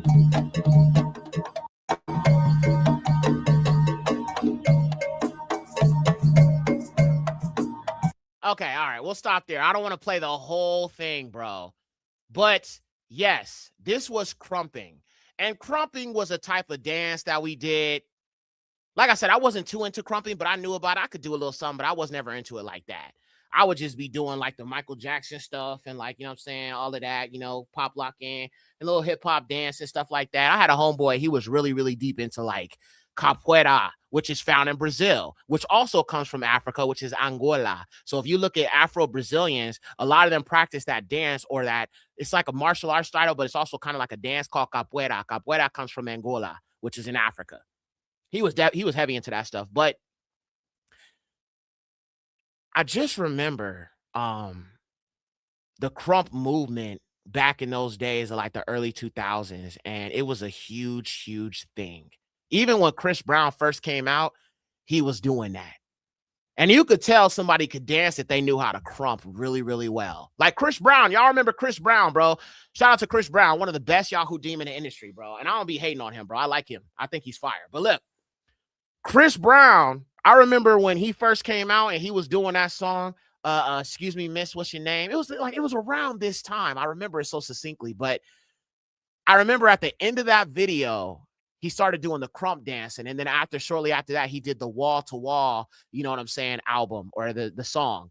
And I remember when he did that first performance at the Grammys, he was doing the crump dance with the two little boys. If y'all remember Chris Brown, bro, he had those two little Yahudim with him. Do y'all remember those dark-skinned children he used to have with the two little boys? And when he would do performances live, he would sometimes have those two little boys with him.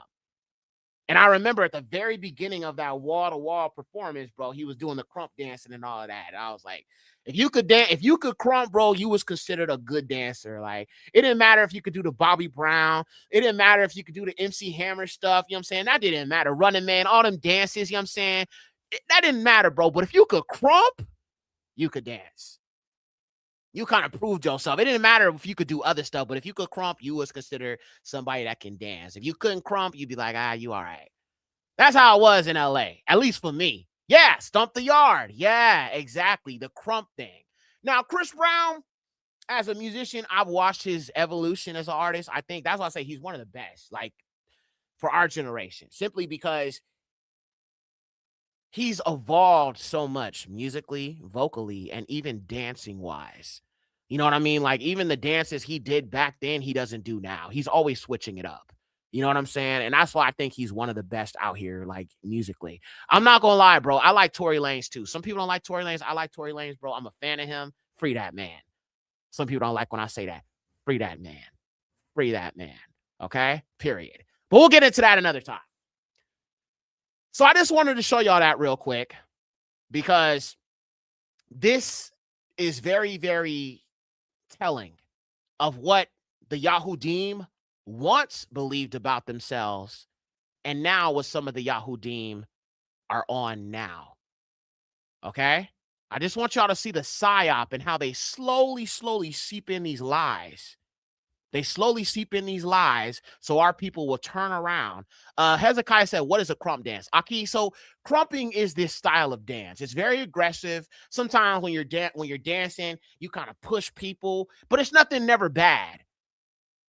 Yes, look, bro. Tory Lanez. Okay, y'all talking about Tory. I'm about to get into that. I rock with Tory Lanez, bro. I fully rock with him. Now, listen, with the whole Megan Thee Stallion thing, bro, that woman lied. Okay, let's just be honest. She lied. She lied, and she was like, "Oh, he did this and da-da-da." And listen, I'm not saying that when a black woman is going through grief, I'm not going to listen to her and I'm not going to hear the whole story. But she literally was lying. Okay, and she got found out to be lying when the hidden camera information came out. My issue with the Tory Lanez situation is when, and black sisters, do not get mad at me when I say this, but I'm just going to keep it real. This industry has no problem platforming a black woman if they can use her to bring down black men. Let me say that again. This industry has no problem platforming a black woman if they can use her to take down the black man. All right? Now, that's not every situation, but this one definitely was. None of it made sense. His DNA was not found on the gun. The witness said he saw a black man trying to stop two women from fighting. And he was a short black man. Yeah, Tory Lanez is kind of short. I get it. Whatever. You know what I'm saying? People make fun of his height, whatever. But he tried to save two black women from fighting each other. And not only that, he was trying to protect both of them so they wouldn't go to jail. And he almost died in prison. You know why? Because, listen, I'm going to be honest. The whole Tory Lanez situation, bro, I believe Rock Nation is fully behind it. I fully believe Rock Nation is behind it, which is why I'm saying there's some funny stuff going on. Megan Thee Stallion is signed to his label, Rock Nation. Soon as she did that, now she got all this snake symbolism in her videos. There's videos of her killing niggas, shooting niggas, you know what I'm saying, drinking blood, and all this weird demonic stuff. And that's why I be saying there is a problem in our sisters community. Now, not every sister, okay? I don't do that. I don't rationalize, generalize everybody, but there is a problem of feminism in our community for sure. And there is a war, you know what I'm saying, against black men in regards of wanting to see black men get incarcerated, against with no evidence, just because, this woman went on Gayle King and lied to the whole world and cried these fake tears. And I'm like I said, I'm not making fun of no black woman's grief, bro. I understand a black woman's grief. But what I'm saying is, because I understand a black woman's grief, I know when it's real. I was raised by my two aunties. I was raised by two black women. I know what a black woman's grief looks like, yeah? She didn't want to admit that she was sleeping with that boy behind her homegirl's back. And that doesn't make Tory Lanez better either, because why would you be cheating on your girl, who is Kelsey, with your best friend? So I don't support what he was doing either. I'm not going to justify that. I do like his music, though. I am a fan. I think he's one of the best. of these modern artists, and they need to free that man because we need some more music. Yes, I do listen to Tory Lanez. Okay, feel a way about me. It's all good, bro. But I just like his music. I just like his message. I just like his belief in the Most High. His dad was a praying man. I don't know if y'all ever seen his dad, bro, but his dad, a preacher man, and he speaks so. Bro, come on, you gotta know you an Israelite, man. I mean, his dad gotta know the way that man speak, the way that man talk about the Most High, the way, you know what I'm saying? And I'm not gonna lie, I prayed that this man will be free. I prayed to the Most High, Father, set him free. Father, set him free. Father, set him free. This is a Yahudi. This is one of our brothers. This is a man who's got thrown into the system, thrown into the belly of the beast. And some of these sisters are so evil, they're over here clapping and celebrating that there was obviously a hit put on him and he was stabbed, 12, 15 times? Almost died. Rock Nation is trying to kill this man. There was some funny stuff going on with the judge, with the Rock Nation, and see, Jay-Z, he got that money. He got that money where he can get money talks, bro. Money talks. I just find it interesting that they never brought up the fact that his gun was not found, his DNA was not found on the gun, but they were so quick to throw him under the bus and lock this man up, doing 10 years for what? When the witnesses said he wasn't shooting, a woman shot Meg, who was Kelsey. But sometimes our sisters don't understand that this system has no problem throwing a black man under the bus and making him be incarcerated. And look how her career just shot up after that. Even though her album isn't really doing that well and musically, people are starting to give her the side eye now because they're realizing when that footage came out and she's like, oh, is this going to be on the news? I don't want my image being ruined. I wonder why you would say something like that. Free Tory Lanez. All right. So maybe Tory didn't want to sell it. Bro, his songs, Tory Lanez songs talk about this. He talked about the devil. He actually has a song called The Most High, one of my favorite songs, Barak Yahuwah. And in the video, he's literally whooping the devil's behind.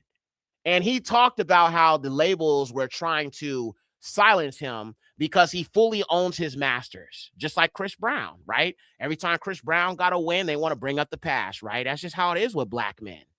They do us like that. We can't never overcome. We can't never do better. We can't never learn from our mistakes. If I go to prison or I go to jail and I pay my debt to society, I do 10, 15 years. I done did my 10, 15 years. I don't want to hear about what I did in the past no more. I've overcome that. But when it comes to black men, they just can't let this go. And real women know the truth. Yes, sister. Yes, you know what it is. Shout out to the sisters, man. Y'all know what it is. And we love our sisters, bro. But I do not like a lying woman who will lie on a black man to shut him down. Just because. That ain't right, man. That is not right. And like I said, I feel like some of the symbology in her videos, bro, is just wicked because it's depicting this Jezebel spirit. Just like, what's her name?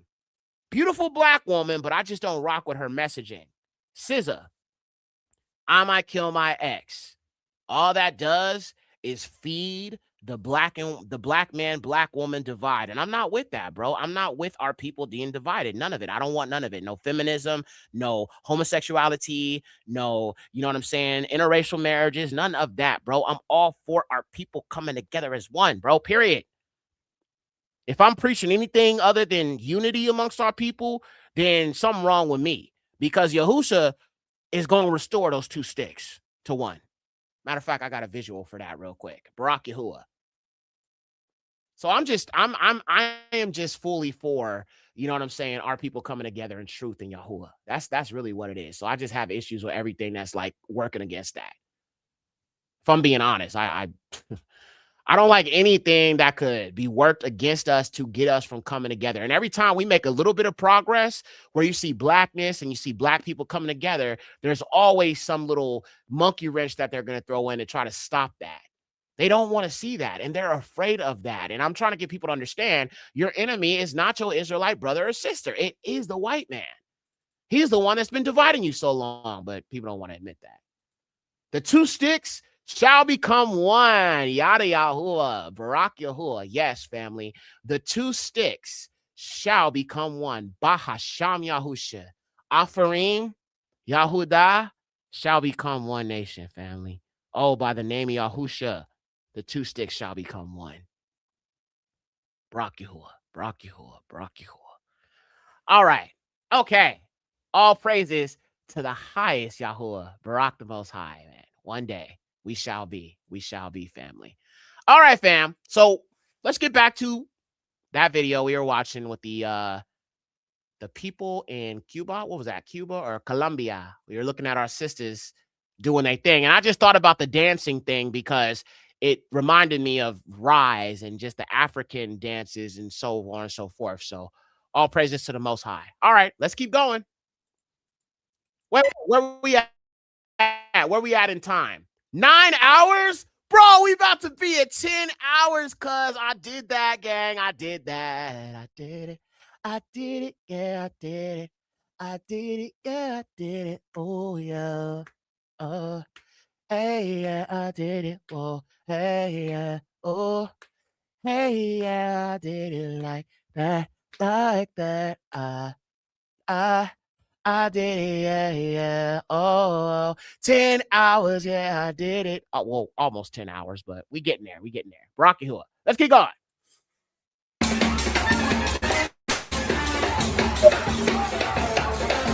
Woo! Hey. Hey, I feel like I'm there. Hey.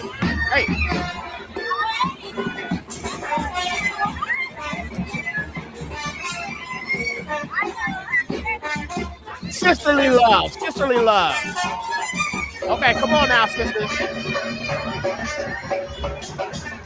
Hey, Barak Yahuwah, 70 years old. Barak Yahuwah, long time ago. I was in my 20s. The next month, Yahuwah willing, I will turn 70. Barak Yahuwah and Yahusha, sister. That is a blessing. Barak, the Most High Yahuwah. Barak Yahuwah, Yahusha. That's beautiful, sister. Barak, the Most High. Wow. Blessings in the name of Yahusha. Wow. Next month, all praises.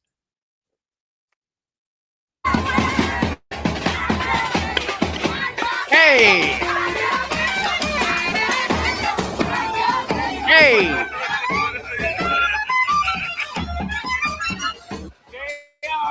Promoting a liquor brand.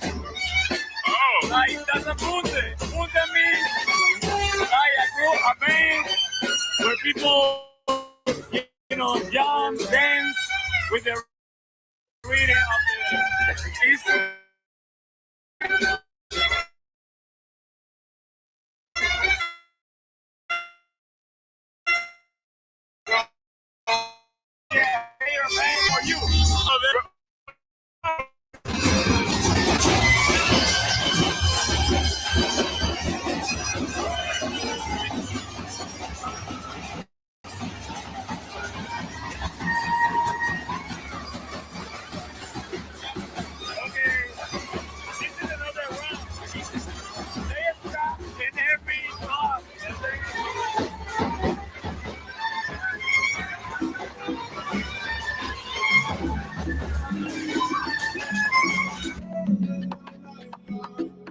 Hey. Baby, ya se acabó.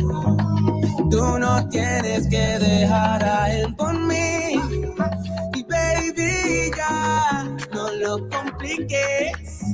Quiero disfrutarte una vez más aquí. Solo tú y yo esta noche. Ooh, okay, now I ain't gonna say ooh too much because I don't know if this got pork in it and I don't know if it do. So I'm not gonna say ooh because I don't want to be oohing over no pig ass. So I would just keep that to myself.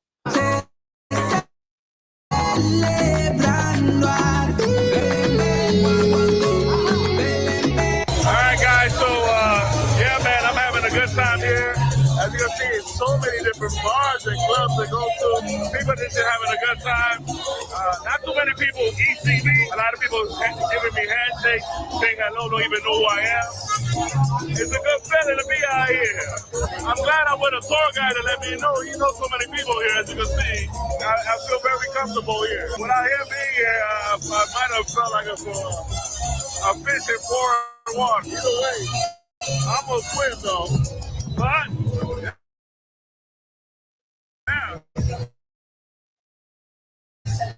Beautiful. Oh, That's pretty much it for Afro Colombia. I want to show y'all something else. Give me 1 second. Let me pull it up here. Wanted to show y'all this other thing that I have.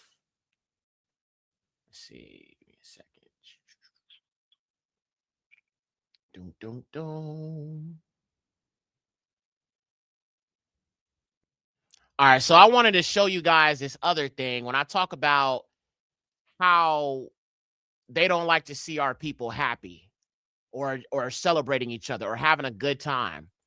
Well, right now, I would love to put a smile on your face and remind you that the joy of Yahuwah is your strength.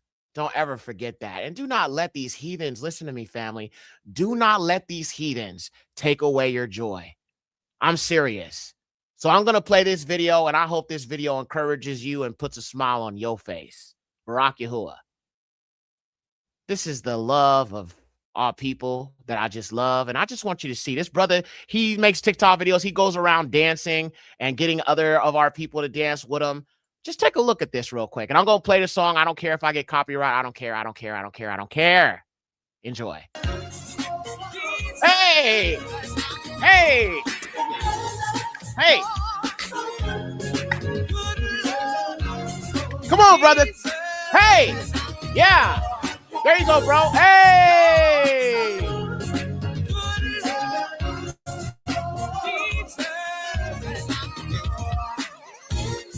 Going to a show tonight. Hey. Working hard, 9 to 5. Not talking about a movie, no. Look at a white boy. He trying to keep up with us. A show is live. Come on now, y'all.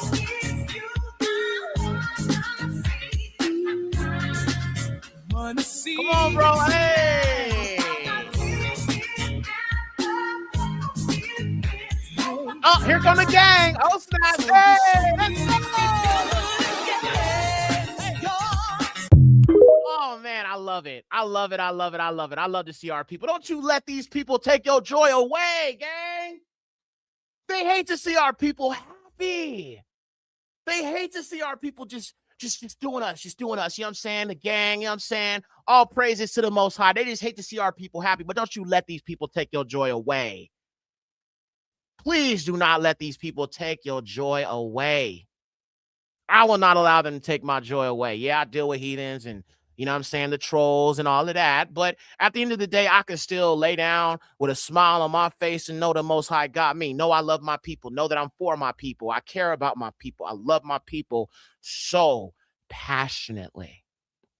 That's why I come on here so much. That's why I go live so much. That's why we doing a 10-hour stream, because I love you, family. I love you so much. Welcome back, Aki. Welcome back. Welcome back. Welcome back. It does feel good. It feels good, sis. I agree. It feels good to know that we're not just slaves. We're not just so-called Negroes, Bantu diasporans. But there is an Alua that loves us more than anybody else on this earth. We can say this in confidence. We are the children of the living Alua. Like, who can say that? I know heathens be claiming that, but that's not actually true. But we are. We are his image. We are his actual children. There's only one Alua, one real one that's actually living, that's eternal, that has always been here. And we are those people that he chose for himself. What can be better than that? What could be better than being children of the living Alua? Nothing. Nothing is better than that. Not wealth, not riches, not nothing. You know why that nothing's better than that? Because he can change our circumstances at the drop of a hat. He can have our enemies wiped out at the drop of a hat. He can restore us as a king or a queen back in our land at the drop of a hat. He overthrew nations for us. He called us by his name. He said, I loved you, Jacob. He gave his Torah to us. Sent his son for us, not nobody else. He sent him for us. Yahusha said he would give his life for the sheep because he loved us. What is better than that, family? Who is like our Alua? Right, Aki. Who is like the Alua? Yes, sister, Yahuwah makes poor, makes rich. He brings low, but he also lifts up.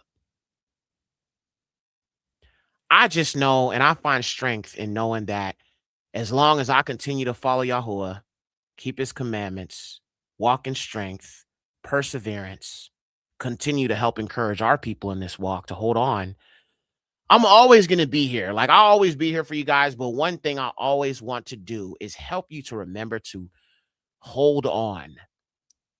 Always remember the promises he has. Yahuwah, his word does not return void. His word does not change. The truth of what he spoke shall be. And we have to always remember what these promises say. See, the heathens want to lay you out. They want to, you know what I'm saying, wear you out. They want to have you feeling like there's no hope and it ain't going to get better. And, you know, one thing they'll do is the scoffers, right? They'll be all like, okay, well, it's been 400 years and you guys are still here, right? And I'll factor in that. I could factor in that the 400 years was still true. Why? Because judgment began at that 400 years. And that 400 years at 2019, when that pandemic came, listen, that wasn't a coincidence at all. That was not a coincidence at all.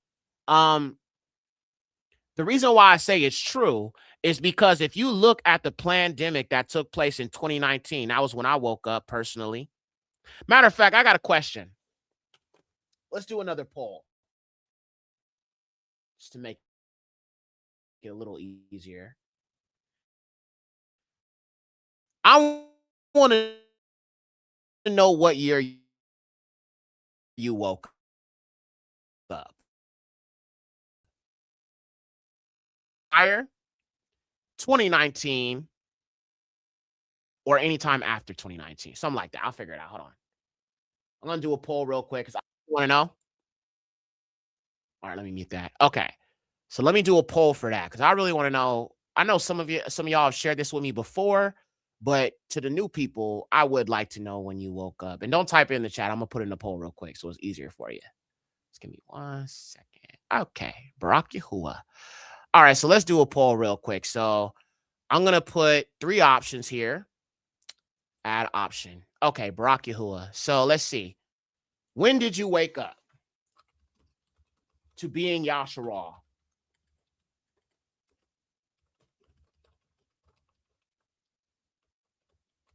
I'll put before 2012.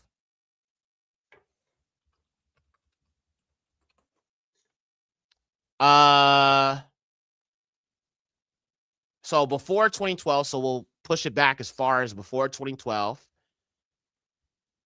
On 2019. Before or on 2019. Let's do it like that. Before or on 2019.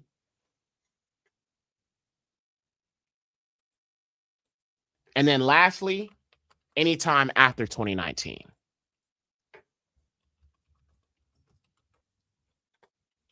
All right, hold on. I'm going to type it in the chat right now so you can vote, fam. That way we can get like a more, you know what I'm saying? All right.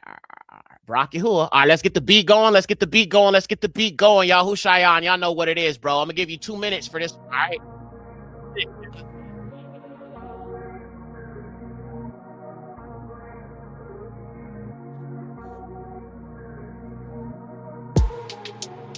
Hey. Hey.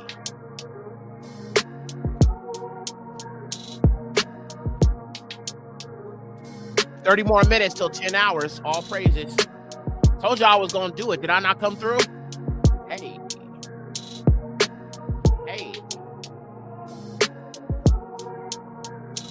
Yes, please lock in. Let me know, fam. I'm really interested to know when you woke up. Me, I woke up in 2019. Wow, a lot of people in 2019, Barack Yahuwah. Wait, did I not post a link? Okay, yeah, I did. Okay. I had to make sure. Okay, where we at? 1 minute. Hey. Wow, some people said 2009. Wow, Barack Yahuwah, man. All right, 56 seconds. Come on, y'all. Lock in if you haven't. Hey. All my life. I love it, young Yahudi. What about double Y's? All right, 40 seconds, y'all. 39 if you haven't locked in. 37 seconds. Let's go. Hey. 30 seconds.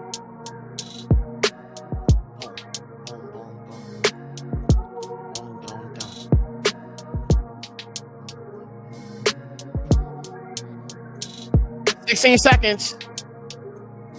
Hey. All right, 9 seconds. 6 seconds. 3, 2, 1. All right. Barack Yahuwah. Okay. All praises to the Most High Yahuwah. Let's look at what we got here. Hang on, y'all.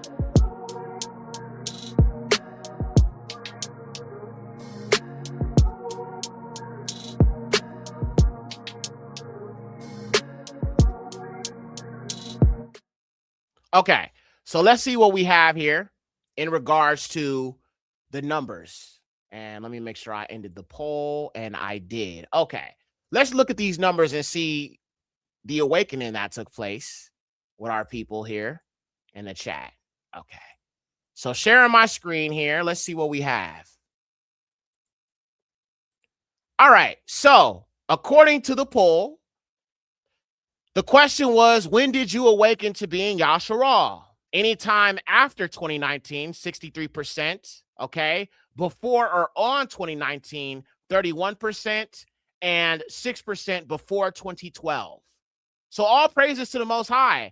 A lot of people woke up after 2019. I woke up literally, like I said, I can literally go on the Truth Unedited video where I woke up to the truth about this. So October would be my awakening. And I woke up in 2019, which is like literally right around towards that end of the 400-year prophecy. Now, let me say this, bro. I think the reason why, when you look at the scriptures, and there's so many conflicting accounts of age and how old the earth is and why they keep on trying to put in your mind that the earth is 50, 100,000 million years old and all this goofy stuff, is to throw off your timeline, especially when it comes to our deliverance. Now, I'm going to say this. The reason why I believe the 400 years prophecy is true is because the pandemic that took place, family, that was like the great devastation to their economy. Look how much America's economy suffered in 2019. 2019, then it led up to the pandemic that would have like really went off the following year after that. But look at the damage that this did to their economy. And see, a lot of these MAGA people, they voted for Trump thinking they're going to restore it back to prior to the pandemic when the economy was good. And ever since then, the economy's only gotten worse. I fully believe that that was something the Most High did. But unfortunately, it led to the greater persecution. And so now what are they doing? They're blaming us. It's funny how we're the problem, but not everybody that was behind this whole pandemic thing that they was doing. Like, I'm just saying, I mean, what do we have to do with that? They was trying to get us to take it first. No. So according to this, a good chunk of our people have awakened up at different times, according to, you know, what they have shared here. But the beauty of it all is that Yahuwah is still waking our people. He is still doing that. I am seeing more of our Israelite brothers and sisters on TikTok speaking on this truth that I've never seen before. And honestly, maybe I miss things because I don't really be on TikTok like that. So if you send me messages on TikTok, I promise I'm not ignoring you. I just don't be on that app like that. I don't like it. Don't get me wrong. There's good stuff on there, but I just don't like the app at all. I just don't. You know what I'm saying? I used to go on there and find such deep stuff, but now they done changed the algorithm. So I don't know. It's just not nothing really interesting on there. I mean, I find, you know, like I found that prophecy video from that brother who was talking about what's going to take place and all of that. That was like a beautiful thing. But outside of that, I don't really find a lot of use on TikTok, to be honest with you. But I still, you know, watch our people when I go on there and stuff like that. I'm just not a big fan of it. All right. So we're going to get back to the rest of the video about the Colombians, the Afro-Colombians. And I think this video is almost done. Okay, yeah, we'll finish this up and then we'll go to the next country. Taking a little fake. Bro, I mean, y'all know how we used to slow dance up in a club like this with the girl, you know what I'm saying? They slow the beat down, you know what I'm saying? They do the little slow dance. A little slow dance. You in a club. I used to be in a club, bro. You know what I'm saying? You slow dance with the woman. You know what I'm saying? You got your hands around her hips, you know, feeling all that. Y'all know what it is. I ain't trying to be worldly, but y'all, I'm a man, bro. Come on, man. I shouldn't have to explain. Y'all brothers know what it is. Come on now. The slow dance, man. The slow dance. That's how it was in the club. And it's like this a whole nother country, but I just think back on those days when I used to be into that kind of stuff. You feel me? Slow dance.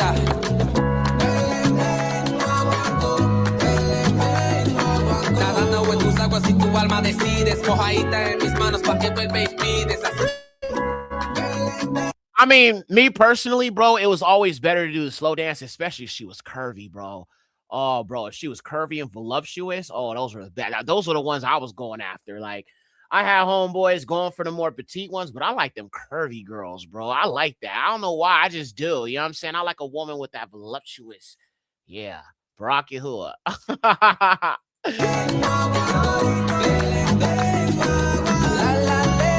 Why your voice like that?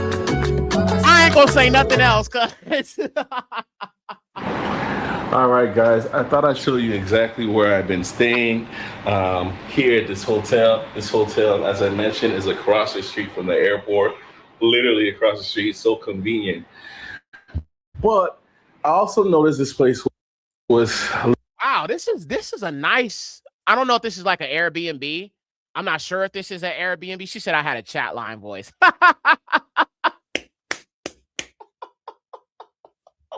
Yummy.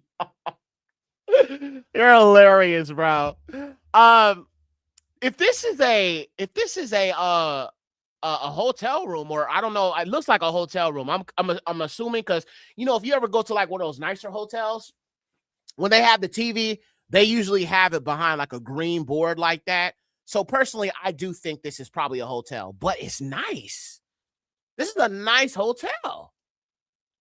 And this is in Colombia. You know, Colombia with the Negroes in Colombia, but this is a really nice hotel, family. Like, do y'all agree? Like, look how nice this is. Not saying that I don't think Colombia has nice hotels, but yeah, this is very, very, very nice. Wow. Okay, yeah, hotel. Okay, I must have missed that part, sis. But yeah, it's very, very, very, very, very nice. Very roomy. A little bit special. Not only is it a hotel, but it's connected to a mall. I feel like it's all one infrastructure, but this place has shown to be a very important place for everybody in the city. During my stay here, I've been seeing people come here to celebrate birthday parties, have important lunches. I'm actually outside of the restaurant here on the top floor, 5th floor. And I just met some expats this past days me being here, and I want to interview them. They're in the restaurant, so let's go check them out real quick. But this is the some Negroes restaurant here. There are no other bigger buildings than this. African Colombians mixed with an indigenous group of people, and they like live together, and they have inherited an area that has the most biodiversity in like all the world. Really? This area right here? Yes, this area, this state of Choco. And it's like, that's interesting to say when you talk about unemployment.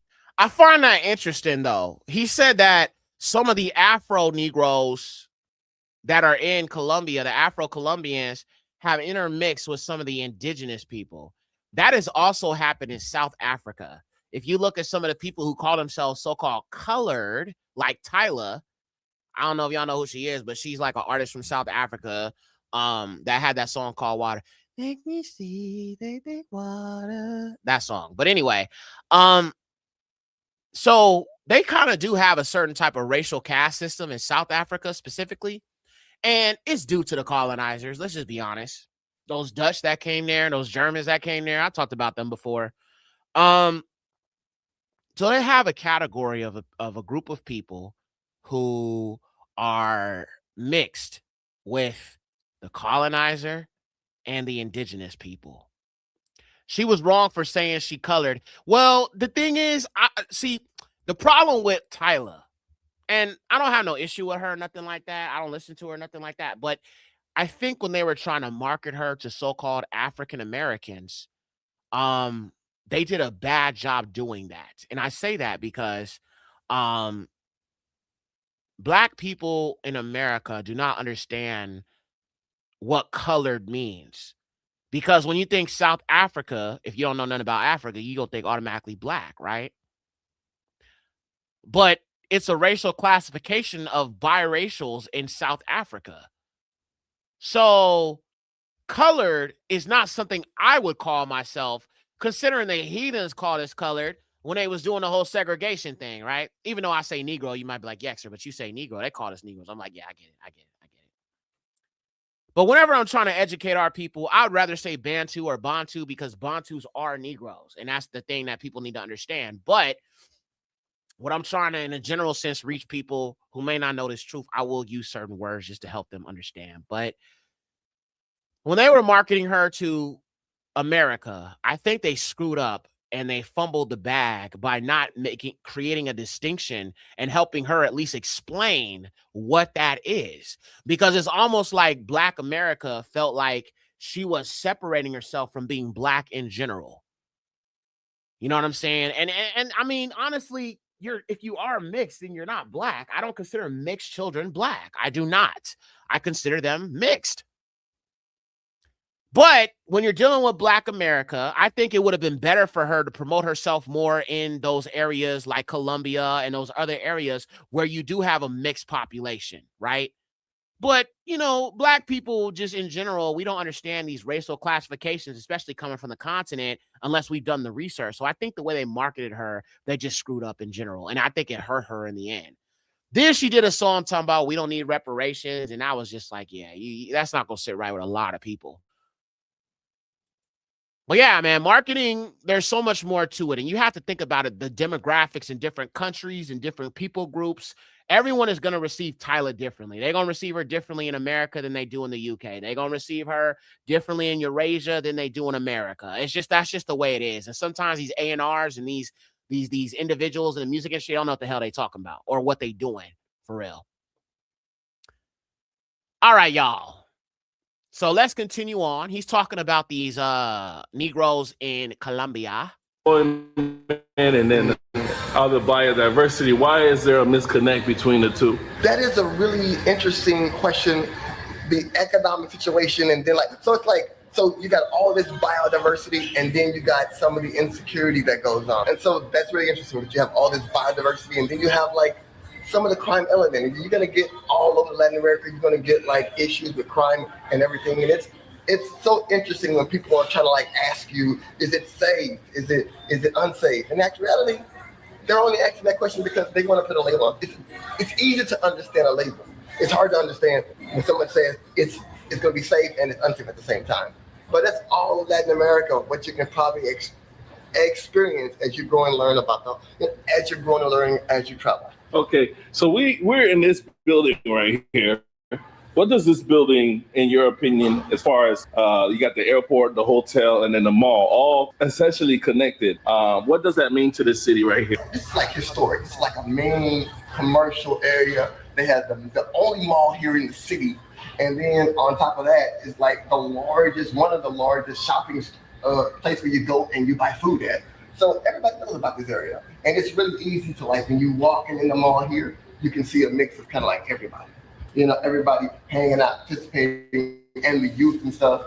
And I think that's really, really cool. And then, of course, the airport, the only airport is like right across the street, because this is not a huge city. Do you feel like you're on a different side of Colombia, or how do you feel about being here? I absolutely feel. So this is Choco, which is like that, the west side of Colombia. You can probably say like 98% of the population like looks like me, you know? And so... How does that feel for... It's crazy being American, and in the United States, there's only 1 in every 8 person looks like me. And so to be here where probably 9 in every 10. Yeah. You hanged out last night, you were telling me you kind of felt like you were in Africa or something like that? It's a culture shift. And then when I'm walking around and being in the city, it does look like Africa. And it feels, you got that African vibe. Every day I get up and I walk out the house. A year. I'm able to speak it now. And all right, so we're gonna continue on to the next country. All right, I think that's pretty much it for Afro-Colombia. Actually, you know what? There's another video. He did like a part 2. He looked at it. I think he went to another city in Colombia with the Negroes there. So let's see here. The Black Islanders of San Andres, Colombia. All right, we're gonna go there next. We're gonna go to that next country. All right, so still in Colombia, but we're gonna go to people. Yeah, man. Well, tell people all over the world to... Okay. Let me mute this real quick. All right. All right, so we're going to look at this next video. It's another part of Afro-Colombia, and we're almost at the 10-hour mark. I think I'm going to kill this at 10 hours. All right, y'all? Okay, so the next one is going to be another part of Colombia. Wow, look at that beach. This is beautiful, y'all. I haven't been to a beach in so long. And when I think of like Venice Beach or Santa Monica Beach, bro, that's nasty. The water's all dirty and nasty. But like here, you could literally look through the water. You know what I'm saying? Out there in Venice Beach and Santa Monica, y'all know how nasty it is. All my people in LA, y'all know it's nasty over there, bro. You know what I'm saying? But this, beautiful. Wow. Wow, wow, wow. It's like paradise, man. All praises to the Most High. Let me mute this. Because we don't have union. We don't unite. What is your name? My name is Margarita Martinez Pumer. San Andres. Welcome. My name is Maxi. You know. Bro, look at this, y'all hootie, cuz this is a straight up Negro, man. Wow, look at the beard, y'all hootie beard. Bro, this is a whole Negro right here, man. Oh, I love it. This is what I'm saying. I want to see our people. Wow. Barak Yahuwah, man. Wow. All praises to the Most High. We really are scattered, family. I would like to invite you, people from the world. Will be the deep water redfish, like Eloy. Eloy snapper, Redeye snapper, right there. Mandilos. Right, rising. My activity that I do for getting my bread every day is being a tourist guide. But this is San Andres. San Andres. Are you Colombian? Yes, I'm Colombian. I'm from right here. I'm citizen. Nice. I'm not Colombia. I'm from San Andres Island. Colombians speak Spanish. We all don't speak Spanish. This is the blowing hole. The blowing hole. Yeah, in Spanish we call it hoyo soplador. Right here is a geyser that blow water and wind. Another mural. See, our people love to paint. Our people are so expressive. Just like we looked at all the way in Mexico, you had the Afro, what was the word they used? Negro Mexicano. So in Mexico, you had the Negroes who painted images of our people. And even here, right? The culture is the same no matter where you go, where the Negroes are. We love to create. So here in Colombia, you also have a mural of a Negro girl right here.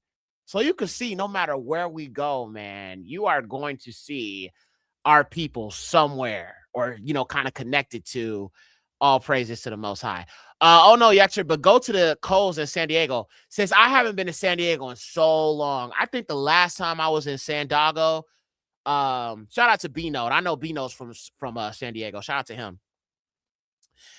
I know they had a 619 area code, and then they used to have the 858. Do they still got the 858 out there, B-Note? I know that used to be an area code. I know they had the 619, the 6 to the 1 to the 9, but they also had the 858. I had a homie out there.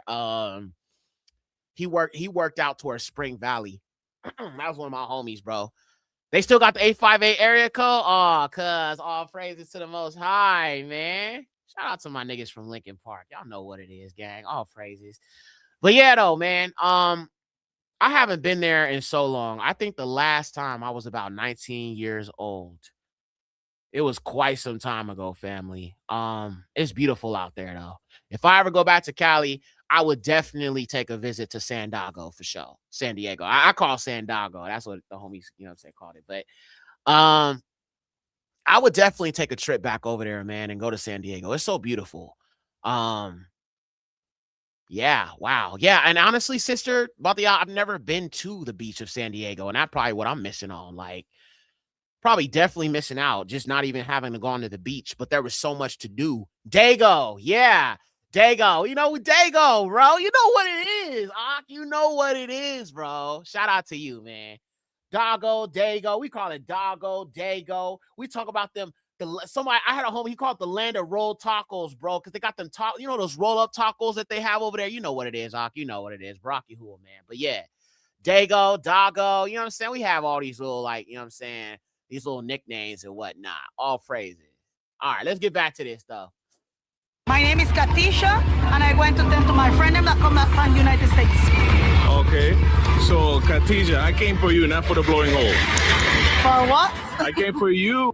The Rizaland people, an Afro-Caribbean community that was born in San Andres, Colombia, who speak English Creole. If you were to tell me about these people years ago, I might not believe you. But since I spent so much time in Latin America, I've come to hear about them. So I made a trip to San Andres, the island in Colombia, to learn more about their identity. Definitely cleaner. Absolutely. What's going on, guys? I'm back here in San Andres, and we're in one of these off-cart 12x4 situations here, and we're heading to go take a full tour of the island. Supposedly, you can see the whole island with. All right, let's fast forward. Beach, they'll still go to the beach even if it's raining.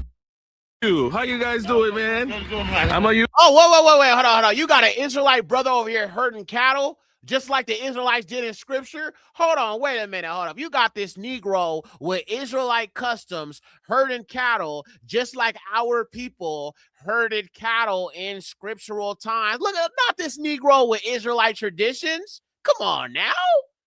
Barak Yahuwah, man. Barak Yahuwah, man. All praises to the highest Yahuwah. We got an Ak over here smiling. Okay, that's Uncle. We're going to come up with a name for him. That's Uncle Ron right there, okay? Uncle Ron. Shout out to Uncle Ron. Say hi, Uncle Ron. Barak Yahuwah. Over there, out there, herding cattle. You see what I'm saying? All praises to the Most High. All praises. Barak Yahuwah. Yexer, have you watched Check in Effect? I don't know what that is, Ak. I don't think I've ever heard of that. What is it? Sounds familiar, but I'm not sure what it is. Barak, y'all, that's Uncle Ron right there. Yeah, that's Uncle Ron. We gonna all our family scattered. We gonna come up with a name for every single one of them. Yo, this is so fun, bro. And we got 3 minutes to 10-hour stream. I'm gonna try to keep going. I'm still good. I got energy. I'm good. I'm having fun with y'all. We can keep this thing going. All right, Uncle Ron. Barak Yahuwah. All right, let's keep going, y'all. Let's keep going. Barak Yahuwah. Let's keep going. YouTuber, and I wanted to learn about the people of this island. Yeah. So this is your cattle. Yes. Every day you walk them. Every day I bring them down here to feed. Oh, nice. And they provide food or milk for the island. Food, yeah, sir. Oh, nice, man. Nice. Nice to meet you. Oh, yeah. Okay. Okay, I know who you're talking about now, Aki. You're asking about Check Shekin Effect or Shazekin Effect. He's a black man who goes around to these different countries and comes across our people. Listen, I promise you guys, we're doing 10 hours today. I'm not going to go too much longer. All right. I promise. I don't want to make it too long. I know some of y'all, tomorrow's Sunday. So I don't know. Anybody going to the plantation tomorrow? Anybody going to the plantation tomorrow? Who's going to the plantation tomorrow? Give me a one if you're going to the plantation tomorrow. And when I say plantation, I'm talking about work. That's what we call it, at least. Nobody going to the plantation. And nobody going to the plantation, bro. We keep this going. You feel me? Nobody?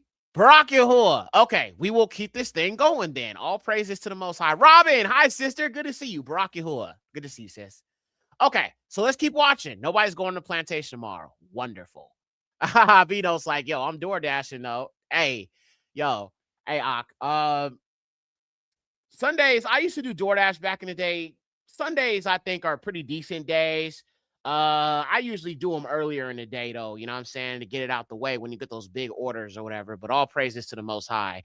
Batia Baya, she's working tomorrow. Oh, sis. Okay, well, look, you've been here the whole show. So if you do drop out because it's getting late, you know what I'm saying, all praises. But I know right now you were 3 hours behind me. So it's 11:20 here, 10:09. So you at 8. It's 8:20 where you're at. So all praises to the Most High. I guess you know, we'll be here for a little bit longer, but not too much longer.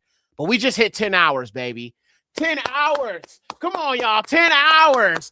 All praises, all praises, all praises, all praises, all praises, all praises, all praises, all praises, all praises to Yahuwah. Yeah, hey, to Yahuwah. Yeah, ay, to Yahuwah, yeah, ay, to Yahuwah, yeah, ay, yeah. 10 hours, bro. We did that. We did that, gang. Be proud of yourself. And y'all stuck around. And listen, I know some people was like, okay, I'm going to come back. I'll come back. You know what I'm saying? But 10 hours, man. That's the first time I've ever done this on this channel. And it just so happened to be on Shabbat. So Barak Yahuwah started on Shabbat, and we're going all the way through. You know what I'm saying? We did that. All praises to the Most High, fam. So let's keep it going. Let's keep it going. Why stop now, right? What neighborhood is this? Hello, how are you? Hello. What's the name of this neighborhood? I don't know. This is the owner is right here. You can speak to her. Okay, this is a restaurant? This is a restaurant. Okay, cool. Hello, owner. Oh, she's busy right now. She's giving a chair. Okay. I understand. You give 20,000. They give me 20,000. So we have to give 16,000. And this is what. So if I want biscuit and you have to give it back the 20. You give back the 20. If she give the 5,000 and the biscuit, you give the biscuit and the 20. You see, when I hear that, how you're talking, I'm thinking you're from Jamaica, you're from Bahamas, or you're from some other island more closer to the United States. Yeah. But this is San Andres. Hold on, my Aki said, just made it to work, but still tuning in. Hey, all praises to the Most High. Aki, you've been with us all the whole show mostly, so thank you. And to everybody, Yummy said, I fell asleep around the 3 hour mark, but sis, you came back, so all praises. Like, and I know some people had to slide in and out, you know what I'm saying, for whatever reason, but we appreciate y'all coming back and making yourself known, letting us know you still with us, you know. So if I ever do another long stream like this, if you have to slip out and slip back in, no Diddy, that's totally fine. I appreciate that. I'm just glad y'all here with me, man, and I'm glad y'all making yourself known, and we having a good time together, you know what I'm saying? So Barak Yahuwah, Yahusha, for every one of you guys, man, that was here with us, chilling with us, you know what I'm saying? I'm thankful for all of you guys, and I love y'all, man, for real. I love you guys. Are you Colombian? Yes, I'm Colombian. I'm from right here. I'm citizen. Nice. I'm not Colombian. I'm from San Andres Island. Colombians speak Spanish. We all speak Spanish. Well, that's what I came to learn. I wanted to know about the... I am not Colombian. Hey, this nigga said, he's like, nigga, I done took 2 naps, bro. This nigga. I feel you, Ak. You know what I'm saying? I mean, 10 hours is a long time, bro. It's just crazy how I'm able to keep this energy all the way through. And y'all can usually tell when I get sleepy, my voice get all deep and I just be like, I'll be like, yeah, guys, you know what I'm saying? Gotta get up out of here, man. You know what I'm saying? Like, you know what I'm saying? I'm getting sleepy, you know what I'm saying? You know what I'm saying? Like, you know what I'm saying? Y'all know how I talk, bro, but it's like my voice start changing and my voice start dragging. People say I sound drunk when I'm sleepy. Bro, people said I sound drunk when I'm sleepy, and it's funny because it's actually true, bro. That's hilarious. All right, fam, let's keep this thing going, man. Colombian. No, I'm San Andres. So is that Rising? I am San San Andres Island, not Colombian. Okay. Colombian is from Bogota, Cartagena, those places. Okay. There is Colombian. Okay. I speak perfect English with you. Colombian don't speak English, so Spanish. My name is Leon. What is your name? Beautiful. My name is Lydia Fabiola Brandsteel. Love your name, Lydia. What food you have here? Batia, you from Pasadena? I know this one dude who used to live in Eagle Rock. Eagle Rock is very, very close to Pasadena and Glendale and all of that. And it's like really a hop and a skip right to Pasadena if you in Eagle Rock. Eagle Rock is very, very close to Pasadena. So he lived in Eagle Rock. And for a short time, I was actually living in Glendale for a little bit. Been to Pasadena a few times. It's nice. It's very, very nice out there. I went to, I was in Altadena for a little bit, kind of passed through there. And I've also been to like other parts of Pasadena. I remember like downtown, they have like a mall. I don't remember everything about Pasadena specifically, but I just remember one time I was passing through Eagle Rock and I ended up going through Glendale and we went and I drove through Pasadena and it's so nice over there. You know what I'm saying? All praises to the Most High, Barak Yahuwah. I did not know you were from Pasadena. All praises to the Most High, Yada Yahuwah. I want to eat some rising food. But you want to eat it right now? Because She's not ready. I have cones ready, but I have to wait. I'm here to learn about your culture. So what Okay, you have? I can offer you cones, fried potato salad. Let me get some conch. Okay. That's why I love me some conch. I want to see how you guys make it here. Okay. No problem. All right. Okay. I'll fry potato and make salad for you. You know, I was asking a lot of people. I mean, do y'all hear how this woman is talking? This is what I mean when I talk about that basic life.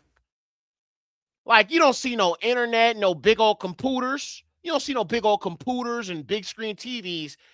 And she's so nurturing, just like a mother. Like, hey, I'll cook for you. I'll make food for you. I would feel so comfortable eating her food. And I don't eat everybody's food, bro. Don't get me wrong, especially if you ain't black. I don't want what you making. Sorry.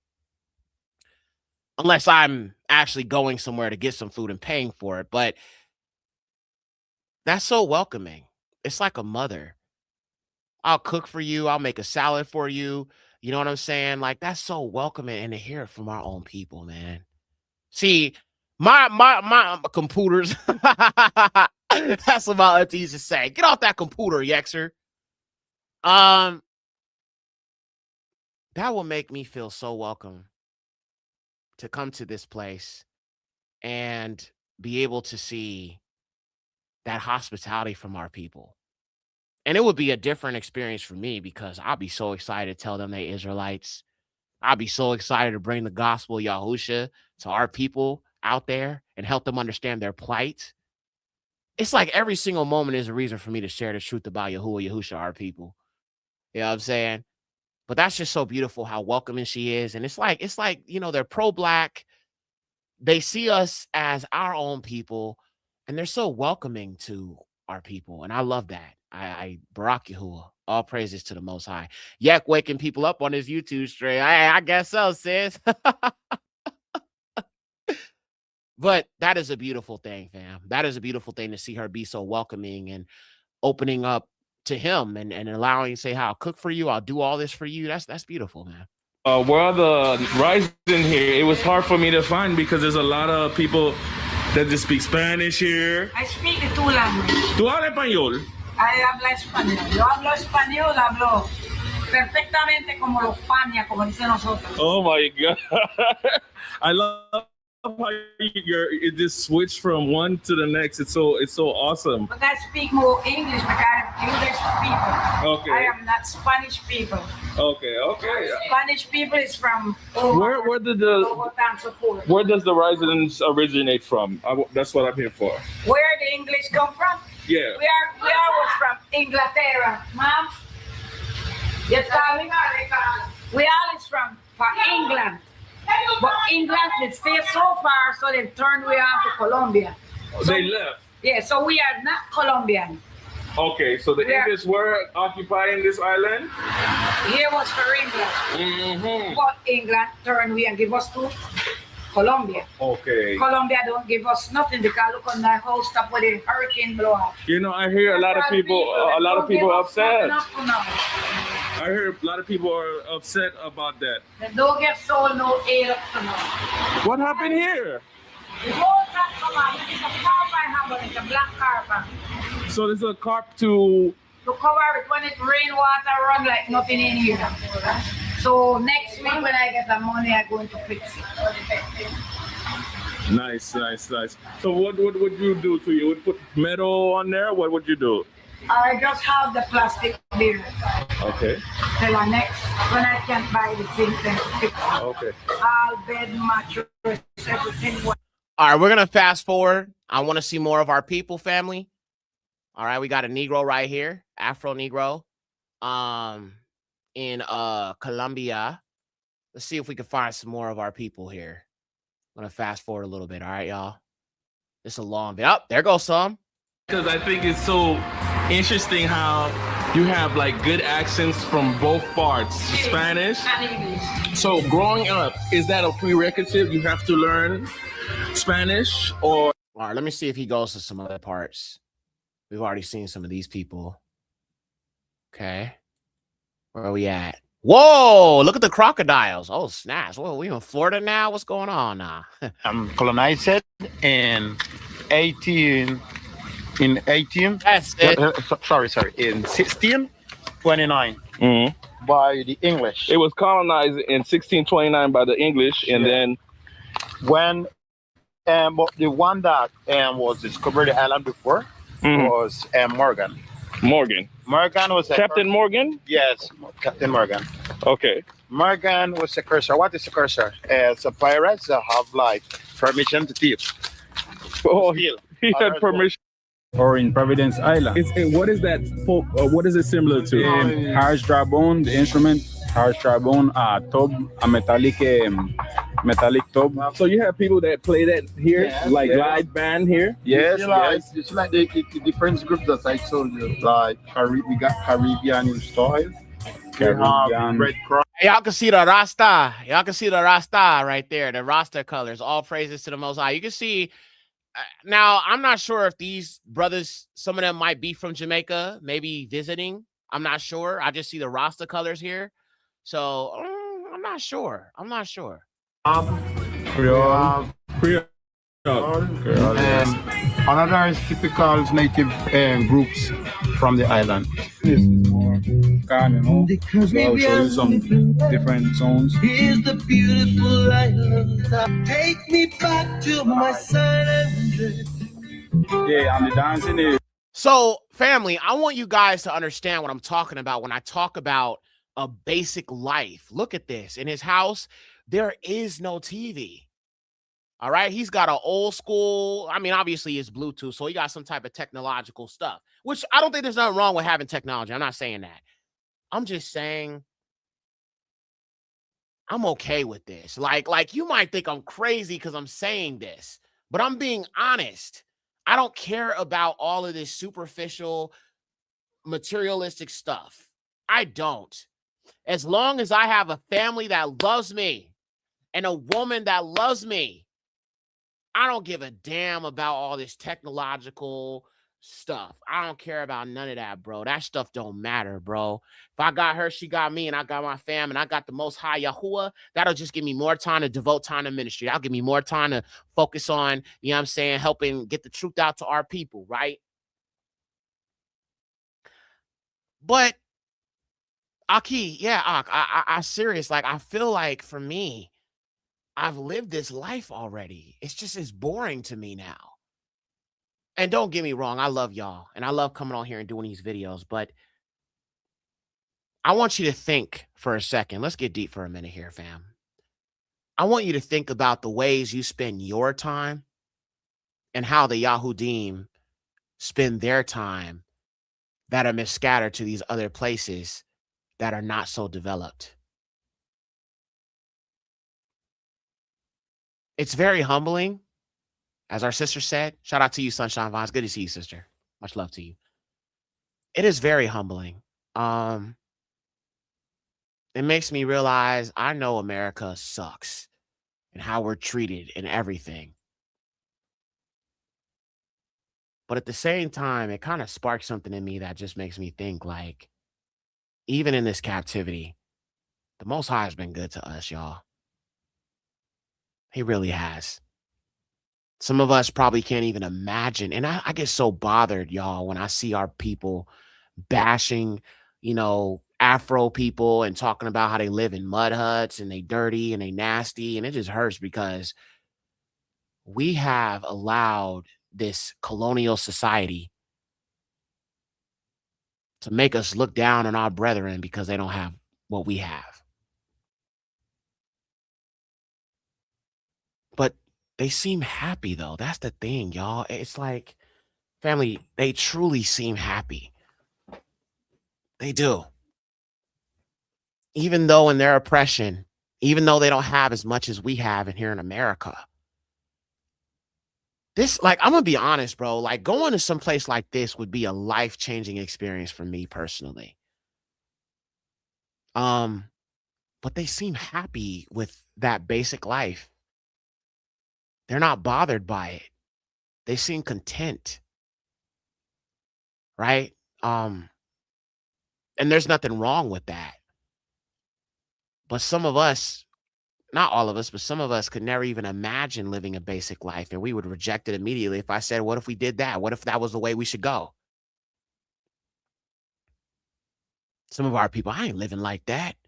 Why would I want to live like that? But there's nothing wrong with living like that because remember, family, our ancestors did. They weren't the richest people. I mean, don't get me wrong. King Solomon, King Dawood were very, very rich. But if you think about like Abraham, Sarah, those earlier patriarchs, Isaac, Jacob, they didn't have all these things. So when I think about the ancient path and I think about returning to Yahuwah in truth and how it will be in the kingdom, see, all this stuff that we have, it's just like we've been taught to love it. We've been taught to make it a part of our daily lives. But it doesn't have to be. It doesn't. Not even for me. Even though I love doing this for you guys and coming on here, and I'll never stop doing that as long as we're here. I'll be here until the regathering for sure. All praises to the Most High. But just watching this is very humbling for me. I'm happy to see our people. I'm happy to see how beautiful our people are living and how they're content with what they have and they're not, so full of themselves.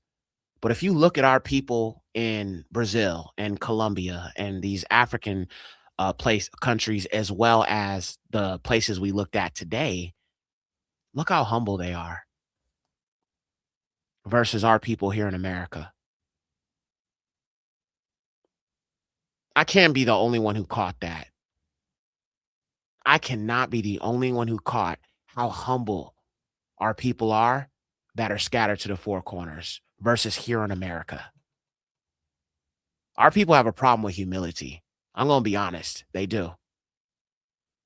But that's not their fault. It's really this colonial society and the way they have us thinking. I'm saying that America truly, family, has poisoned our mind. Yes, sister. Yes, exactly. No division. They walk up and hug each other. Family, I want to see. That's what, when I talk about basic life, where there's no division, no political like y'all have to understand America, though it has it's much more developed. Through it being much more developed as a country, there's much more evil that has been able to be promoted to our people because it's more developed. Some of our people on the continent and these less developed third world countries, they can't even wrap their minds around that type of evil because they've never consumed that type of propaganda. They don't know anything about it. So when a black woman in Africa, for example, talks about feminism, she's not talking about Western feminism. She's not talking about Western feminism and being above the man and being equal to the man and want to do what the man does. No, that's not African women's way of thinking. It doesn't work like that. When they talk about feminism, they talk more so about women being respected and treated respectfully. It's not ever ascending above a man. Listen, I'm going to be honest with you. Most sisters in Africa do not believe in that. They believe in the man being what he's supposed to be. And they want to operate in their femininity. They want to operate in being a feminine woman and let the man be the man. They don't believe, trust me, I know, bro. They don't believe in going above a man and doing all this Western stuff. So their feminism is different than Western feminism. Western feminism is moved by liberalism, which come from white people. To fight the patriarchy, that's something that's not existent in places like Africa. That's not existent in places like Brazil, the Honduras, Afro, Guatemala and all that. These are all things that they do not embrace. That's what Western ideals put into our minds.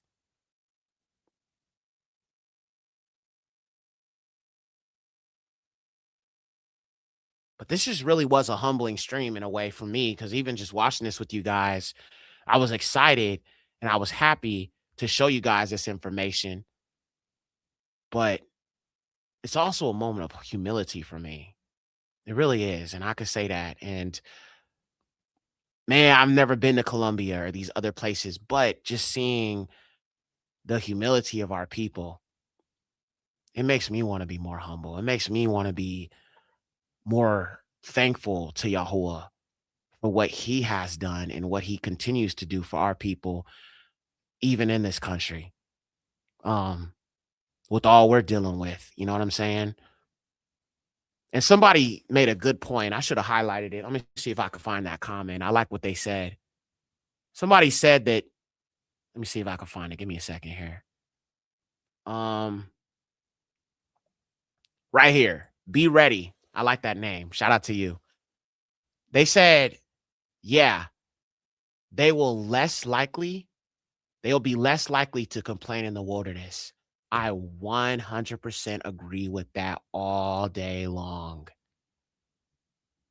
I think when it comes to the wilderness, if I'm going to be honest with you all, family, I believe the so-called African Americans are going to be the biggest chunk of the Israelites who will be cut off. We are too privileged.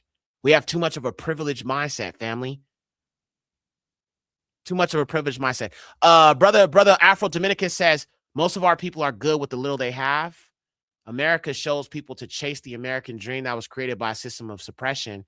In most cases, is the American prison. Very well said, Ak, and I agree with you. And that just brings me to a place of humility, because I appreciate that about our people. I appreciate their humility. I appreciate making the best with what we have. There's nothing wrong, y'all, with being minimalistic. Sometimes I can be minimalistic. Sometimes I don't need the best. I don't need the greatest. I just need something. Whatever the Most High provides, I'll take it. I'm grateful to him for it. I think that there's a lesson that our people can learn from the humility of our people scattered abroad. I think there's a powerful lesson that we can learn about humility and being grateful for what we do have. And I'm not saying you're not. I'm not saying that. I try to be as grateful as I am for what I do have. But this American dream has made us very, very, very colonial minded and privilege minded. We're so used to, I want it, I can have it, I want it now, it's mine. I bought it. It's mine. I own it. It belongs to me. When I want it, I'm going to have it right now. Some of them don't even have that. Some of our scattered brothers and sisters do not have that, family. They don't have that luxury. But even in that, there's unity. There's no division. There's love amongst other Negroes. There's no division. There's no anti-blackness. At least from what I can see. Yes, sister. I totally agree with you. That's why our people claim this homeland is theirs. They're way too comfortable here. It's a privileged mindset. And the problem is that a person cannot go into these third world countries with this way of thinking that we have in Western society. You're going to have to break that down. You're going to have to, if you ever were to go to these places, one of our sisters says she plans on moving to Africa. Listen, sister, if you do, discard everything that you have thought or everything that you've learned here about how you deal with people, like in general. Just like, I want it now and I want this. Like, I saw this black woman, one of our sisters in Ghana. She was in Ghana and she was doing a video and she was complaining because she ain't got no damn snacks. And I'm all like, you got no dang snacks? You crying about some dang snacks? What? So it's like we complain about such stupid things, like things that don't matter. Some dang snacks. Like, come on, man, here's some dang snacks. Like, you cry about some dang snacks? That's crazy. You know what I'm saying? But nonetheless, that is what America has done to our minds. And I just want our brothers and sisters to just take a time to just kind of recognize that the American dream that we have been sold is a lie. And everything is money, money, money, and this and that. And you know what I'm saying? Oh, have this, work hard. And it's all a lie, right? But at the same time, it's made us think like the slave master who has, because think about it like this. We have been trained to think like we are privileged, even though we are not.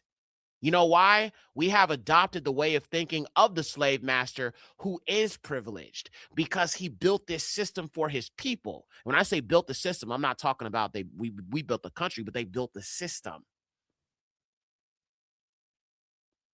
So in assimilation, forced black assimilation, that's what FBA is, forced black assimilation. We have adopted the ideals of the individuals who built this system because they have privilege, thinking we're privileged. And so when we go to these other places, we carry on this colonial mindset, a lack of humility.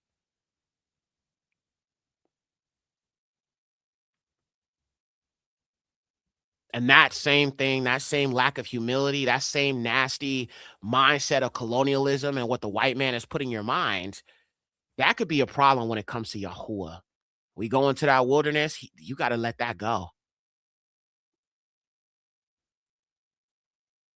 Sometimes for our people, some things just ain't never good enough for us. And we shouldn't think like that. We shouldn't. So that's just something I want to challenge you guys to remember. We're not in the wilderness yet.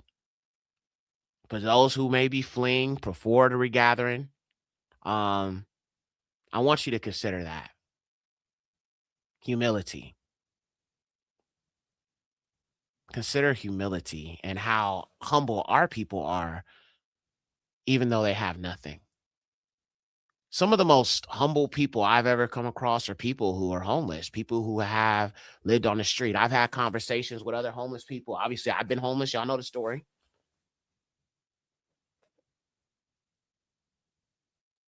But this really, really, really helps me to look within myself and understand, even though I hate America with my whole heart, even in this captivity, the Most High has been very, very good to us, y'all. He has been very, very good to us in this captivity. That's something I cannot deny. All right, let's keep going.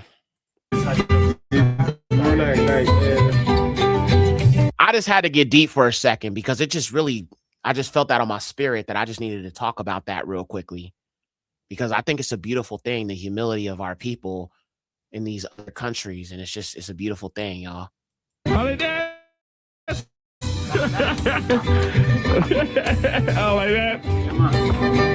Like rock we hear all different type of songs all around the Caribbean and all around the world. We talk 3 languages, so we can understand very well the Spanish music and also the English music and the Caribbean music. Caribbean, yeah, Rasta. Hey. Yeah. Em Colômbia, nosotros decimos costeña. Costeña. Ay, Costa de la costa. sim, We're speaking Portuguese right now. Why are you learning Portuguese? You see, by always we surrounded by people that come from all parts of the world.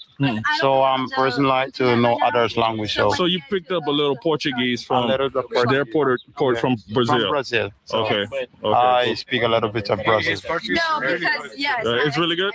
Yeah, we can understand perfectly. You see what happened? You see, by we have 3 languages. Our tongue permits us to adapt to others' language too. Exactly. Are you from United States? No, I'm from St. Andrews. I'm native from the island. Right. I mean, I'm like, obviously, you know, I mean, I'm just like, why is he around these whiteys? You know what I'm saying? I'm just like, why, bro? Why? Okay, we're going to skip past this because them people, I'm not here for it. Two, come on. My bar? Yeah. All right. It's hot cola from Rasta Cola. I'm with you all the way, yummy. I'm like, no, why are you here? Right? Yeah, that one I'm here. Okay, that's cool. Business. What's up, brother? All right. So, you know, what I wanted to show is that there are people who speak like you that are living in a Colombian territory. In Bogotá, Medellín, and Cartagena. San Andres is Colombian territory too? Yeah. Okay, come on. All right. Wow, I like this. My business, it named Seawind. Wow, family, I love the colors, Barack Yahuwah. So you can see in Colombia, there is definitely a Rastafarian kind of like, you know, Jamaican kind of feel to it. Obviously, there's the Colombian pride, but then you have some of that Jamaican kind of flavor to it. And obviously, you know, they can familiarize themselves with our people that come to visit these countries. So, wow, I love this, y'all. Look at this. Not a TV in sight, no big screen TV, but family, this is the basic life. A Black woman owning her own business. Homie, I support this. This is beautiful. Wow. I love it. I love it. Barack Yahuwah, man. All praises to the Most High. Seawind. Okay. Seawind. All right. Lisa del Mar. And I work here. What I drink, what I sell is typical drinks. Okay. Like crazy coconut, pine juice, lemonade and coconut. We sell. And she kind of does have the island Caribbean accent a little bit. You know what I'm saying? All praises. Rocky Yahuwah. And strawberry too. This is like your screen. Okay. Had to fix it because the video was kind of flipping out on me there. All right, we back. Barack Yahuwah. He was going to Nicaragua, so he get to affect this part of the side of the island that is Punta Sur. Is this salt part? But this place looks relatively unshaken, or it was broke down, or it was brought down. This whole thing, the government give we this part of the. Oh, so they helped out slowly. Yeah. Because I know people are still waiting for government assistance. No, I fight and I get it. Oh, you don't play? Yeah, I don't play. She's like, yo, I fight and I get it, man. I love our people, yo. Barack Yahuwah, man. I love that. She's like, oh, I'm going to get that. I ain't going to miss that. Okay. He came from behind. Yeah. And shoved the Nebera through the side. And then mash up this. I just put this deals there. Okay. To start work. How long you had the business running? Well, I have this business about 10 years. This is your business? It's my business. This is you're an employee or you're the boss, lady? No, I am the boss. This is mine. That is for my sister. Okay, wait. What you mean, your sister? This is my sister, and the one that dropped from the Hurricane Iota is my cousin. Where's your sister? My sister? Yeah. Is not here. Okay. She is building something up there to work with typical drinks. Okay, let me get a drink because I you know. You want a crazy coconut? What would you drink? Rising? How you say it? Crazy coconut. Crazy coconut? Yeah. What? I'm not really a coconut guy, but I drink it if that's something that you would drink. Okay, but you drink. What would you normally drink? I drink pine juice or crazy or strawberry. Let me see the pine. Okay. Let me try the pine. All right. You know what? I love this right here. Wow. Well, did the hurricane change this or? Whoa, look at them blue waves. Wow. And this is what I'm talking about when I talk about a basic life. Right? Simple living, beautiful area, right? Working, making money, helping the people, dealing with your people, helping your people out. And then just basic, right? No television, no phones, not everybody. You don't see a whole bunch of people walking around staring at their phones all day. Wow. To me, like I said, some people might think I'm crazy. And shout out to some of y'all. Y'all was like, bro, you're not crazy to think that.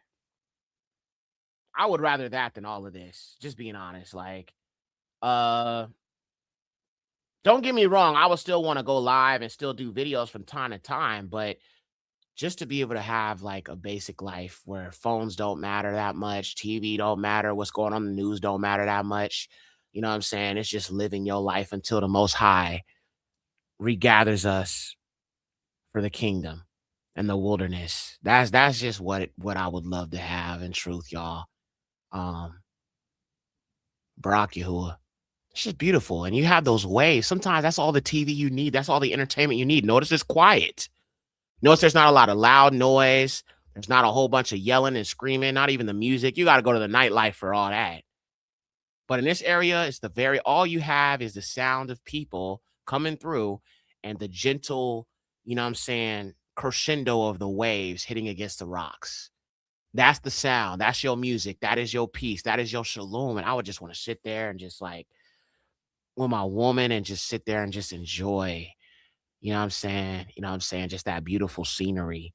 You know, Barak, you know, sirens, right? No cops coming. Exactly, Ak. I mean, sometimes y'all be hearing me. Y'all know I'm in the hood, bro. Y'all be hearing sirens, bro, when I'm live all the time, gang. It's like that in the hood, bro, for real.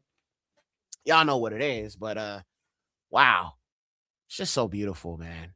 So beautiful. I feel like sometimes the basic things in life that we take for granted is not appreciated enough.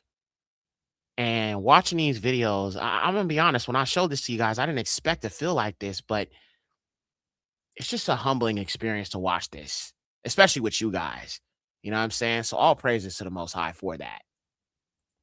It's the same way it's always look right here with the waves and everything. It's all the time look this way. Yes. Stillness. Wow. Look how easy she does this. A gentle stillness. That's what I would call it, sis. That was the perfect word I would use to describe it. It's like a gentle stillness, right? Sometimes that gentle stillness is really, truly kind of where I find some shalom without all the hustle and bustle of life and paying bills and living and paying rent and getting this ready and getting that ready. It's just the gentle stillness of the waves and the shalom that follows. Sometimes that's really all a person really needs. Sometimes these businessmen, they go out to these other countries, not because they want to spend a whole lot of money, but just to get away from work and just relax and enjoy themselves. Sometimes that's what a businessman needs, right? It's just that time of calming and chilling and just kind of relaxing. All praises.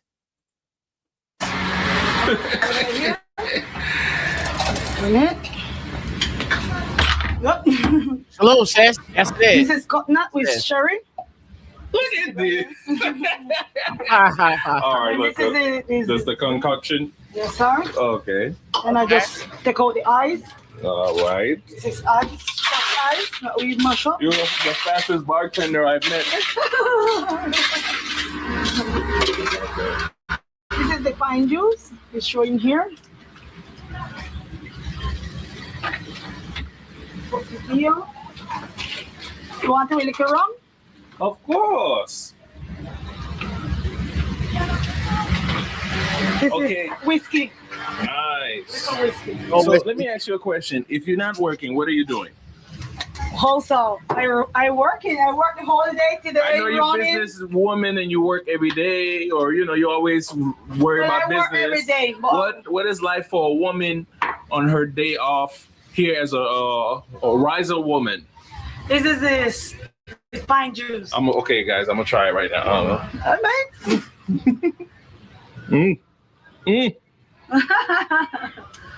This is good. Oh my gosh. What I do in my rest time, Guys, this is good. Make sure you come and get it. It tastes good. I go to see my children then, and I pass a good time. I make my fast food home. I live in. You have other business or? No, only this one. Okay. Yes, sir. So you live over there? I live Radar Road. By San Luis. San Luis. Radar Road. I heard there's like a lot of Morizon. How you pronounce it? I'm saying it wrong. Morizar, Hosa. Riza or how's it? Rizal. Rizal. More Rizal. There's more Rizal over there in that area. Yes, sir. Let's see Rizal. All right. In the hill part have more Rizal. When in the Zona Rosa, I don't see too many Rizal. Pure Panya. Pure Panya. Spice. Spice. But in San Luis. All right, moving on. One more time. We need to unite because I feel like a lot of. You hear this black man? Hold up, y'all listen to this black man speak. All right, let's play that again. He said we need to unite. And now what I've been saying, Barack Yahuwah. Super dope. Oh, I'm not trying to get wet. And I got wet. All right, guys. So we're in St. Louis. I just confirmed it with the teller over there. So this is supposed to be another well-known Rizal area, and I thought I just give you how the community looks. Perhaps we can find somebody we can interview on our way walking through the neighborhood. Someone cool. I see some gentlemen hanging out there around the corner. Maybe I can talk to them about life, living here. All right. So Royal, I'm gonna be honest, bro. I'm gonna be so honest right now about this. Some people ain't gonna like what I'm about to say. I have seen too much of people making these plans and people getting ripped off. I love our people, but let's just be honest. There are too many examples of our people being cheated out of their money, being set up, you know what I'm saying? And all of that. So personally, I don't trust that. Like, and I'm not trying to write off our people. Like, some of us don't have good intentions, but I have seen too much scamming when it comes to our people dealing with our people to try to go to the continent and make it work. Some of our people just don't love our people the way that they should. And some of them are just trying to take advantage of our people. And I don't like that. So I have seen some people make an effort to do this, but every time from what I've seen, our people come out with the crappy end of the stick every single time from what I've seen. And that's not good. Yeah, it's not good. I don't like seeing that. I had a sister come on my channel. It was a while ago. I think it was like last year sometime, not 2025, but 2024.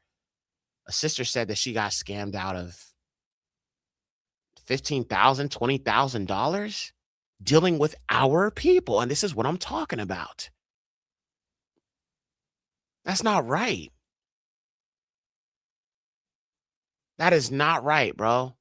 That our people are dealing with that. And I'm not against if people want to do that, but I just think that there's too much of a risk associated with that because unfortunately, some of our people in this truth, they don't have good intentions.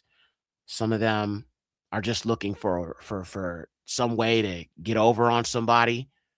her retirement, man. And that grieves my heart, bro, because my mother, you know what I'm saying, she, it reminds me of my mother like that I think of somebody like my mother's age, you know what I'm saying, that's on a fixed income.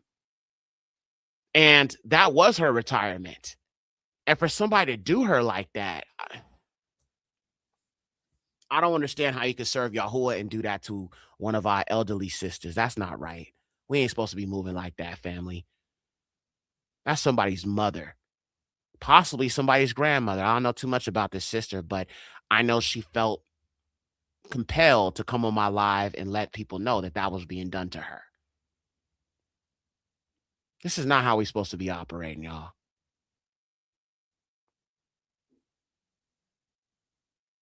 It's heartbreaking.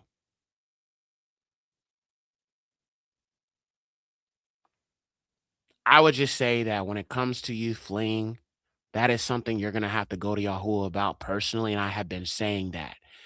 Everybody's situation is different, fam. Okay? Everybody's situation is different. No, sister, you're not making any trouble. I understand what you meant in suggesting that. And you were just trying to offer a solution. It's just that I've seen too many examples of this being done to our people, and I don't like it. So, no, nothing against you, sister. You're good. I appreciate you suggesting that. Just trying to help our people out. Um, but yeah, everybody's situation is different. These are all things you're gonna have to go to Yahuwah about. The thing is, a lot of us, we know each other. Um, but everybody is in a different circumstance. Some of us have children. Some of you have children. Some of you don't. Some of y'all have a husband or somebody you're courting and y'all got to plan things together. So everyone's situation is different, has to be treated as such. But I would always say the first thing to do is take it to Yahuwah and see what he wants you to do. He may not want you to flee right now. He may not want you to leave right now. He might have a purpose for you still being here right now, even though you're fed up with Babylon, which I do understand in truth, because I'm fed up too. Always pray about these things and let the Most High guide you in it. Pray that he will put the right people in your life to help facilitate that, if that's what you feel led to do. But just be careful and understand that Yahuwah said he's going to remove the rebels from amongst us. So I want y'all to understand that there is still going to be a purging out of certain wicked Israelites. There will be a purging out of some of our people who will be cut off because of their wickedness. And if there's going to be a purging off of Israelites, that just tells you right there, not everybody who calls on his name, not everyone who claims to be an Israelite, not everyone who says they follow Torah are operating in his Ruach HaKodesh, especially when it comes to how we treat our own people. And I don't want no other sister to go through what that woman went through. Just because the desperation of Babylon and just what's going on and you just wanting to leave and just escape this place. Plan for it, but definitely pray to Yahuwah.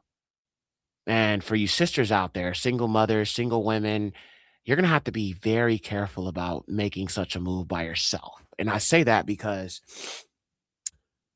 there was a story I read of a woman who was supposed to meet with a brother in the continent. And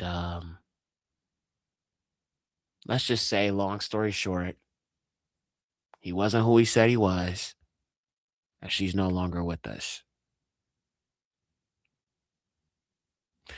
It's more dangerous for a woman to travel alone than it is a man. And if you're talking about going to another continent that you never been to before, as a woman, a single woman, possibly with babies, I would not be able to recommend that. I don't think it's a good idea if I'm being honest. Now, if you have maybe an older son, maybe your son's a little bit more older. If you got little children, I definitely don't recommend it. Let's say your son's 18, 19 years old. He's a grown man, right?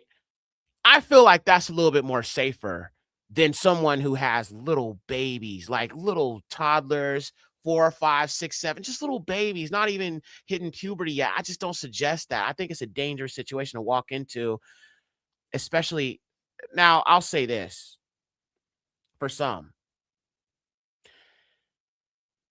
If it's something you're considering, the best thing to do is familiarize yourself with the continent and some of our people out there. To those of y'all who are on Facebook, I would suggest joining some of these Bantu groups. Find some Bantu brothers. That's the thing. That's the thing that's beautiful, because on social media, there's so many Israelites who are in this Bantu awakening that know what it is, that are following the laws, following the laws, following Torah, so on and so forth. Find a Bantu that you can communicate with, be in fellowship with, that knows Yahuwah Yahusha. Also, I think I can make a suggestion to you. Reach out to Pastor Page, D.W. Page's father. He has a ministry in Africa, and he can probably maybe kind of set you up with some things. I'm going to be doing some work with him as well to help get the truth out to our people on the continent and here, obviously. Operation Liberation is still going. As you know, people been asking me about that. I'm still working on some things here, but reach out to some of our people here in the truth. There are some people on this channel who are from Africa, like Mathoth Yahoo. He's from Africa. There's so many people. I can't think of them at the top of my head, but you have a few people who watch this channel who are from the continent. Reach out to Mathoth Yahoo. Good brother. There's nothing wrong with that. If you got questions and you just want to know some things, I would not have no issue with that. Yanata, she's also one of our sisters who comes on this channel quite frequently. She's one of my day ones as well. Her family's from Nigeria, so she knows some things about the continent. That'll be somebody you can connect with. To our people in the Discord. Somebody said Covenant Awakenings. The name sounds familiar, but I'm not quite sure who that is. You know what? Let me see. Let me just look it up real quick right now, right? Covenant Awakenings. Let's see.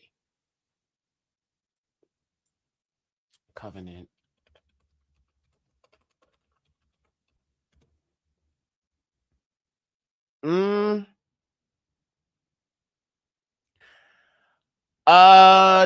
Oh yeah. This is Ak from Teo Ministries channel. Okay, yeah, I know him.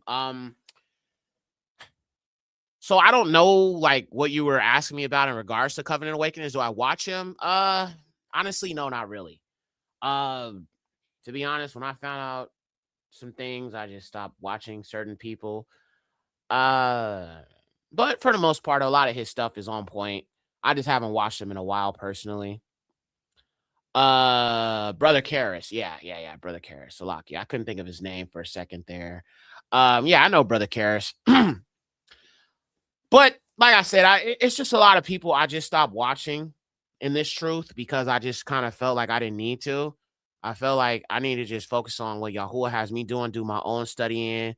I just stopped watching people. And don't get me wrong, I still watch some of our people, but I study more than I watch other people. That's kind of where the Most High led me in regards to this, is just not to so much watch people, because sometimes we can be dependent on sometimes we can be a little bit too dependent on teachers and not allow the Ruach to teach us, the Ruach Hakadash to teach us ourselves. That's why I say the Ruach is my teacher. So I have personally felt led to not do that. Okay, I'm going to say this, y'all. I'm going to just say this right now because this needs to be known. I don't trust this person that just got mentioned. I don't trust them. All right? This person. I don't trust them. Okay? You know why? Because they were the one who was accused of stealing from our people and setting them up and, robbing them of a large amount of money. I can't confirm anything, but I did see a video where he went into detail about this person. Okay? And there was a lawsuit that they were involved in because of that. So no, I cannot support him. I cannot support his channel. I cannot support what he's on. Y'all notice I don't go on his shows no more. I am not there. I'm not present because I don't trust him. You know what? I'm going to bring it out. You know what? No, actually, here comes another one. Trump for the win. Okay. Well, if that's how you feel, that's totally fine. But I'm here to remind you, since you're here, that, a lot of people don't know this. So I'm going to just kind of bring it out for you to understand the truth. All right. Sometimes we were glad when you show up because we can definitely show some proof here. But I just want to remind you, Mrs. Trump supporter, that white deaths exceed white births. And judgment is coming on Babylon, Donald Trump, and all white people like boom, boom, boom. Let's go. Judgment on the heathen like boom, boom, boom, boom.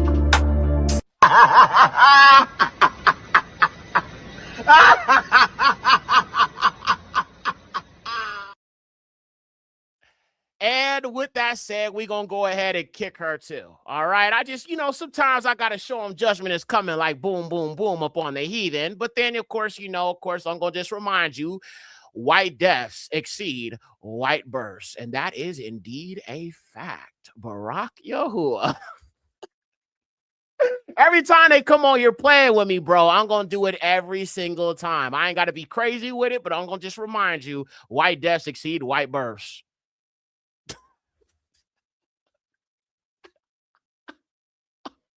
Somebody said she probably married to her German Shepherd Aki. I would not put that past them, folks. Y'all know what it is. All praises to the Most High. All right, she's gone and she done. All right. Sometimes I'm not gonna lie, y'all. Some of these titles be bait. You know what I'm saying? Some of these titles be bait because I know that them heathens, and I don't be saying it to bait them to come here because I don't want them here. But sometimes this, it's just I know that them people are gonna show up at some point. You feel me? So listen, y'all, getting back to the business we discussing, fam. So listen, be careful. All right. I don't trust everybody in this truth. I don't trust everybody who calls on the name of Yahuwah and Yahusha. I know, right? They got triggered by that thumbnail, Aki. You know what it is. But every time, dog, it's hilarious. Every time. Rock Yahuwah. They felt triggered by it. They felt triggered. You gonna cry? You gonna cry? You gonna cry? Well, go ahead and cry because that ain't got nothing, not a darn thing to do with me. Ain't got shit to do with me. Hey, that ain't got shit to do with me. That ain't got shit to do with me. Hey, that ain't got shit to do with me.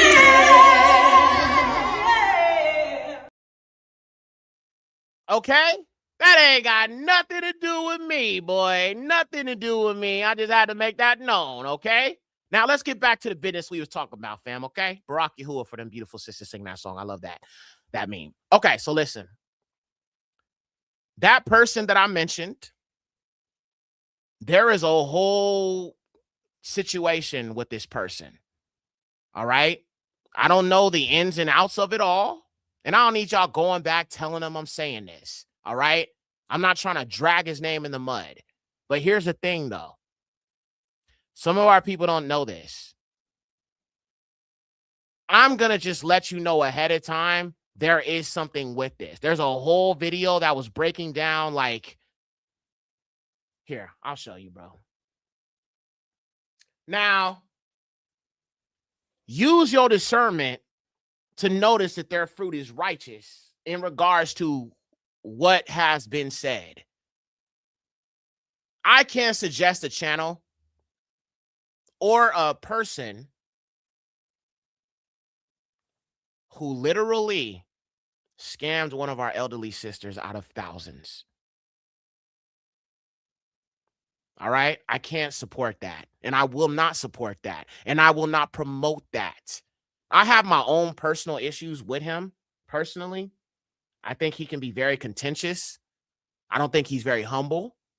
I think he's full of himself about a lot of things, got a lot of pride, no humility, refuses to hear when we're trying to have a conversation, doesn't like to listen, thinks he's right about everything. And I know I'm not right about everything. Damn it, I've been wrong before, and I'll keep saying it again. And that's why I re-uploaded that grafted in video. And that's why I came out and corrected the fallen seed and the Esau and the Horites when I talked about the grafting in, nigga, because I've been wrong. I've been wrong. I've been wrong. I've been wrong. I've been wrong. And that's all right, Brock. I'm learning still. But if there is something that has happened to our people, especially our elderly women, I can't get behind that. Now, like I said, I don't know the ins and outs of this, so I can't speak on what went down and what took place. All I can say is whatever this person, you know what I'm saying, was involved in, there is evidence of this. All right? So let me see here. Actually, how many of you guys know O'Shea Duke Jackson? How many of y'all know who that brother is? O'Shea Duke Jackson. Let me know if you know who that man is.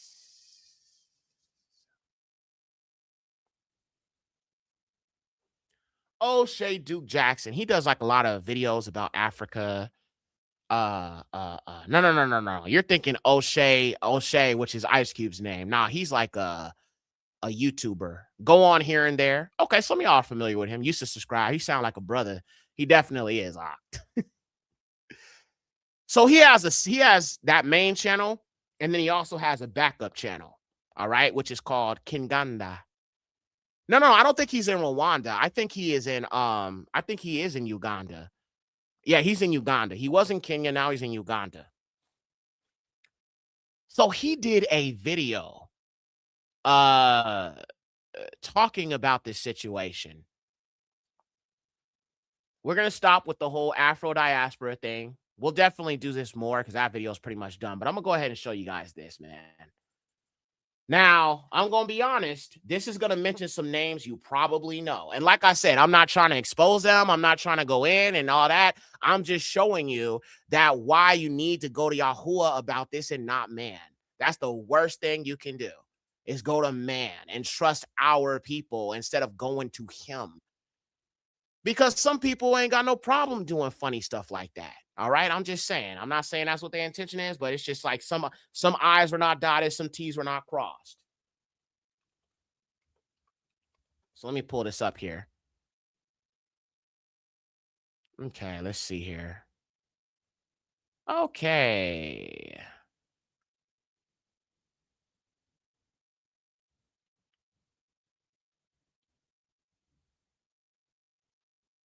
Okay, right here, bro. I think this is this it?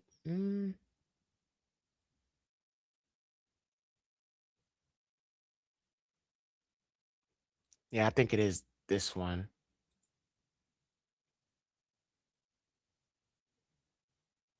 Is this it?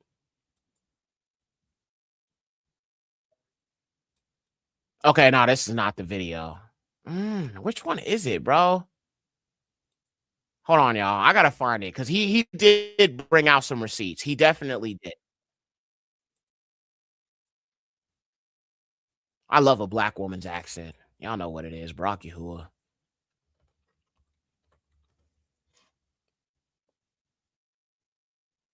Okay, let's see here. Okay, I think it is this one actually. 2 months ago. No, that's not the video. Did he delete it? Maybe he did. I hope not. Hold on, y'all. I'm trying to find it.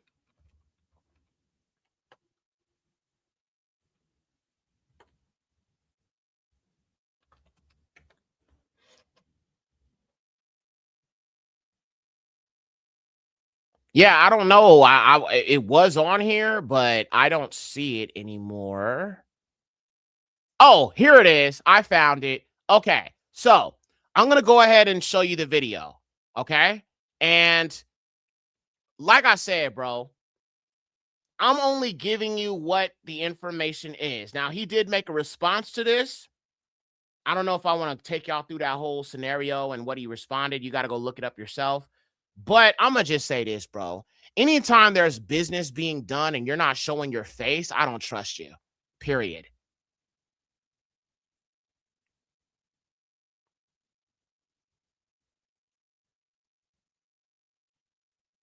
Okay, so you said him and his twin didn't have anything to do with it? Okay. Fair enough. Here's the problem, though, sis. This same group or these same people that were attached to this whole situation, him and his brother were both promoting it on their page. So they were part of it. They were definitely part of it. They may not want to acknowledge that, but they were promoting this same group of people on their page. As a matter of fact, I'm going to show you that first. They were promoting it. They were promoting this. So, I mean, I wouldn't say that he wasn't involved. He definitely was, because they were promoting this thing. They were promoting the group that is supposed to help people with this. And that's what I'm saying. It's something that's just off about this. And I don't know the ins and outs of all that, but I'm just saying something is off here. So let's see. The Dry Bones Project. That's what it was called. So look, let me show you this video real quick so you can see for yourself. And like I said, Layal, if I'm wrong, you know what I'm saying? I'll accept that, and you know what I'm saying? But I do know he was promoting these people on his page. So I'm going to show you that first.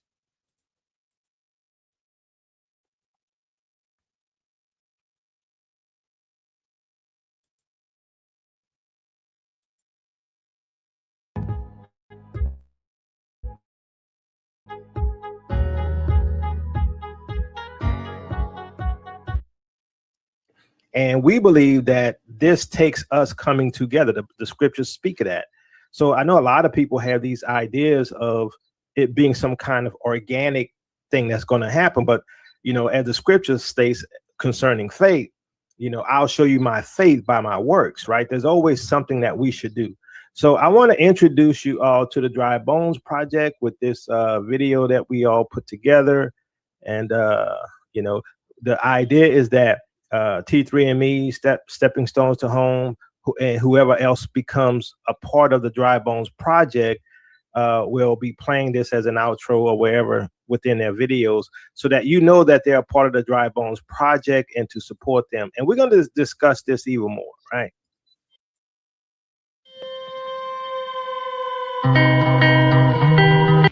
Okay, now, do y'all remember this outro in all his videos? Give me a one if you, I don't know if y'all watch him anymore. I don't. But if y'all still watch him, have y'all noticed that this outro is not in his videos no more? Did y'all know that?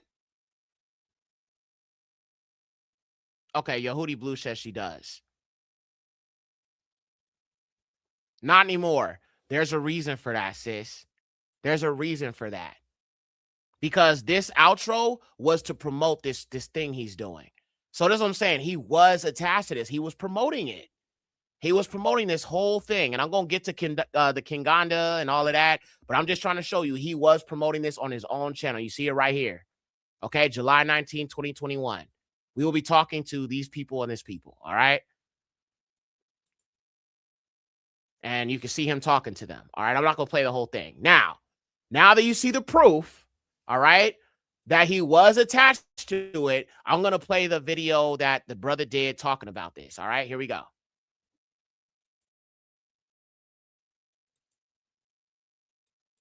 In today's episode of Scamgate, we're going to be dealing with an alleged scammer, a husband of... Okay, let me stop there. Let me read this comment. Now, if it's been figured out and canceled and fixed, then cool. Somebody said the whole situation was remedied and they was vindicated in court. Okay. All right. Fair enough then. So if everything's been straightened out, okay, who was vindicated though? I'm trying to understand who was vindicated in court. Was it the victim or was it the people or the perpetrator.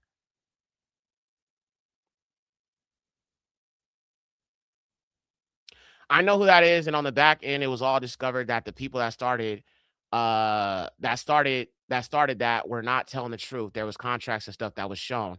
Yeah, I saw his response video. I did. But here's the problem, though. Here's the problem.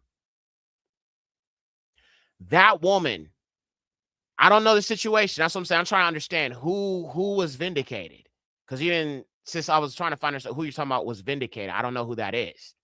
Like, who was actually vindicated.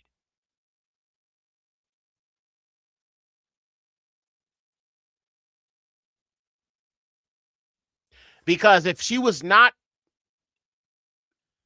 okay, they were vindicated. Okay, fair enough. So the problem, though, is there's a woman who is out thousands and thousands of dollars. All right. Now, if you're saying they're vindicated and there's no wrongdoing, I'm trying to understand why this woman would make this claim. All right. If that's, you know what I'm saying? I mean, if she was vindicated and, that's what the situation took place. So my question is, if that's true and you had this hanging over your head, why would you not fully address the whole situation in full? Now, he addressed it on his live, and I'm not going to take away from that. But what I'm saying is, if that took place, you need to denounce and renounce that you were attached to these people, and you didn't do that. You didn't even apologize. She got her money back? Okay. All right, fair enough. Okay. I know that woman came in, but she was not. Okay. All right. Fair enough. Fair enough. Okay. It ruled in T3. Okay. All right. Well, now that I understand that information, then I'll leave that alone. I won't even speak on it no more. I won't speak on it because, like I said, I don't know the full details. I just know We Woke Now did a whole video breaking this thing down. It wasn't just King Gonda. It was also We Woke Now. And I'm not even a big fan of him, to be honest with you. I don't like him that much. But I was interested to see what he was presenting there. And a lot of the other stuff is like failed prophecies he made. He said that we're going to be, released and the gathering is going to take place at this time, and it didn't happen. He's definitely somebody I wouldn't trust when it comes to prophecy because he just keeps moving the goalposts. That's why I don't set dates. I don't set dates, bro. He was still mad. I mean, rightfully so. I'd be mad too. Trusting our people and you're going to rip off an elderly woman at $20,000? That ain't right.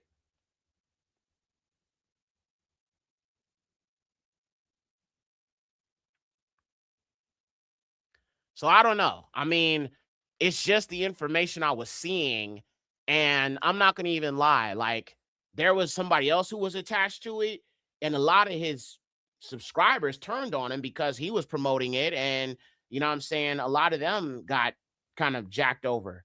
So there was a whole collective. But here's the thing. When you're dealing with our people, the scriptures teach you to treat people fairly, treat people nice. That's why sometimes I don't like to collaborate with other people because I don't know what your intentions are. I don't know what you're on. I don't know how you feel about this. I don't know if you have much respect for my, practice and my business and how I do things. And I don't want you giving me a bad name and roping me into something else that you got going on.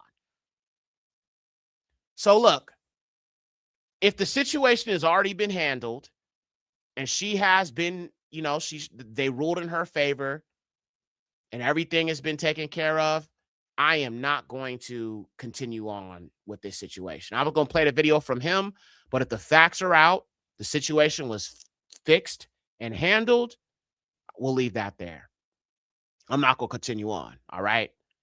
But regardless, it's that and some other things about him that I just don't really rock with. Yeah, I mean,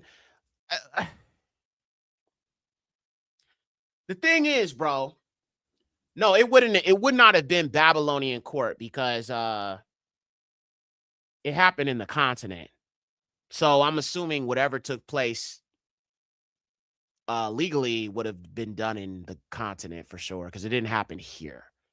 It happened in the continent. So I'm sure whatever situation went down, it took place out there.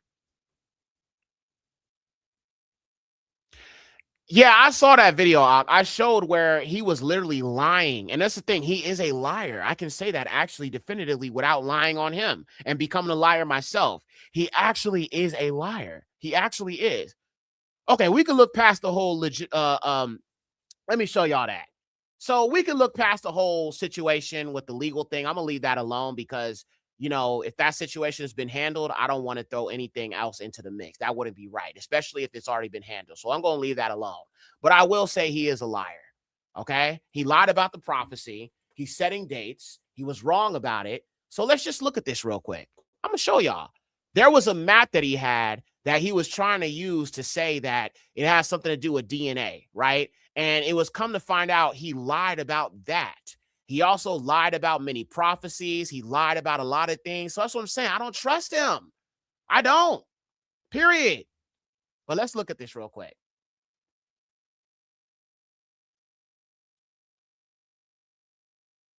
All right. Made that map, dude. Don't F with me, dude. I didn't make the map. Dude, I'm trying to be respectful here. Can we like? All right, we're gonna fast forward. I don't care. Like he's over here making claims that dude is bipolar. I don't know about all that, bro. But he came with some receipts. So right here, they were caught changing a DNA map. Let's look at that real quick. That's the first thing he lied about. Look, even if that shows Jay, that's not what it was. You think I went and made that map, dude? Don't F with me, dude. I didn't.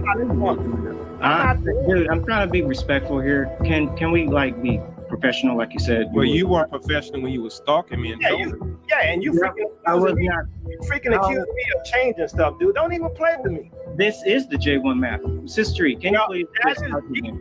That is G. When I pulled this is it. This is it. A year ago. The link is right here. I don't care what you right here. I'm telling you what I got. Look, the videos a year ago, it was G. Okay. No, it wasn't because this. All right. How about this? How about this? We'll see how old this is. Just continue. Let the guy do his presentation. Do your damn presentation. You go. Like I don't know why y'all. Like, come on. Because you bullshitting. That's why. Because you bullshitting. That's why. Because you bullshitting. That's why. Let's stop letting these. Okay, so they were caught lying about a map. All right. They said that it has something to do with haplogroup G, but when they went to go look it up, it actually was talking about haplogroup J. So they added a G to the map and claimed it to be something that it wasn't. That was the first lie. All right. Now, I'm going to, like I said, bro, I'm not showing y'all this so y'all can go and say that, oh, Yex was talking about you. Don't do that, bro. Like, I'm not going to hide what I said, but I'm going to let you know that there's some things about this dude that's off. All right.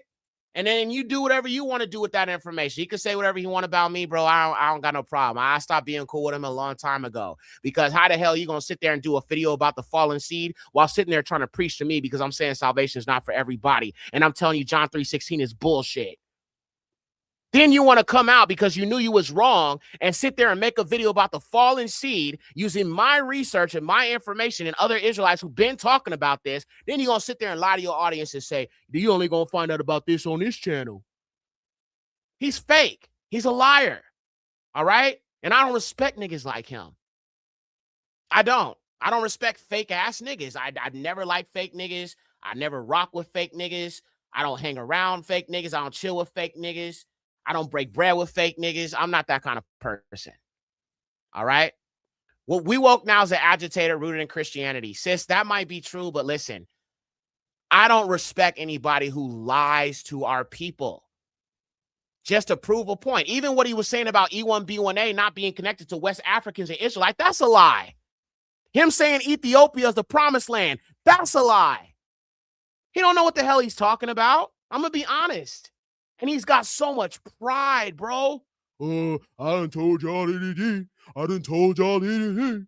Y'all don't want to listen to me, though. I ain't in their family. I'm in your family. I'm in your family.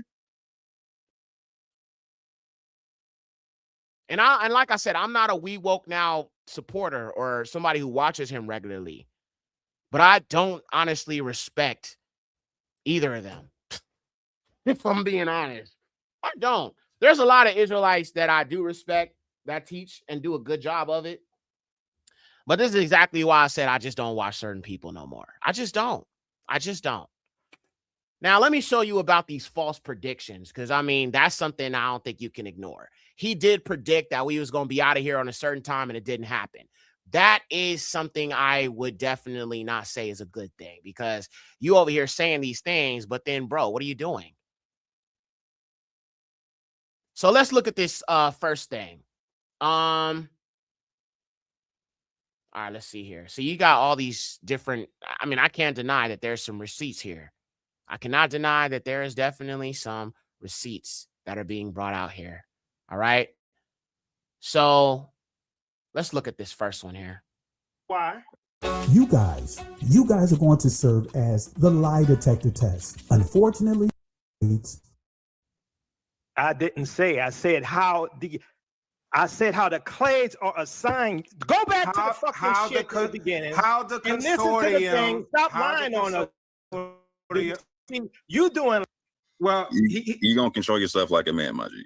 And the other by shifting blame onto others for triggering such behavior. Look, how the consortium makes a decision. That's what was said. Now you're up here twisting things because you're feeling a little funny because you asked a silly question. You asked a silly question. You feel a certain way. You shouldn't have asked that question because it was disrespectful. You know it was. Hey, check this out. I don't feel. You know it. You do. Now let's get going. This discussion took place 4 years ago on September 20th, 2020 on Sister E's channel. During this discussion. Okay. All right. Look, if you want to watch the whole video, go ahead. All right. I'm just not going to go through that whole thing. I just don't want to watch it. I'm not interested in that. It was Yakoba that sent me to your channel. All praises to the Most High. I mean, I used to be cool with him, bro. And I don't hate him or anything like that. When I see disingenuousness, like even, you know what I'm saying, the fact that his brother never disagrees with him and agrees with everything he says, that's fake nigga shit. I don't rock with that. I don't like that, bro. If something is wrong and you're wrong about something, be man enough to admit it. Be man enough to admit you changed that map. Be man to admit you lied. Be man to admit you don't know certain things. It's okay, bro. A real man will be real about his. And that's cool. I'm glad y'all found out about me, and it's jacked up. It happened like that. But here's the thing. When I had a falling out with him, and the thing is, it really wasn't that bad. It's just his condescending attitude is what I can't rock with. I don't know how old this brother is, but he's too old to be acting the way he does sometimes. Especially when people genuinely have questions they're asking him, and he has like this condescending attitude. That's not how you're supposed to be. Right? That sister had a question earlier, right? And I invited her to come on, and I was willing to listen to her and hear what she had to say. And I understand for me, I have to be humble, bro, because sometimes, I mean, you know, you could feel like you know so much, but the thing is, I don't. And I'm glad that the Most High has allowed me to see, or has allowed you guys to see, I've been wrong about stuff. That's why I say, don't trust what I'm saying. Read the word for yourself and seek Yahuwah.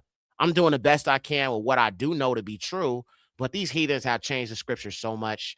I mean, think about it. Think about it like this.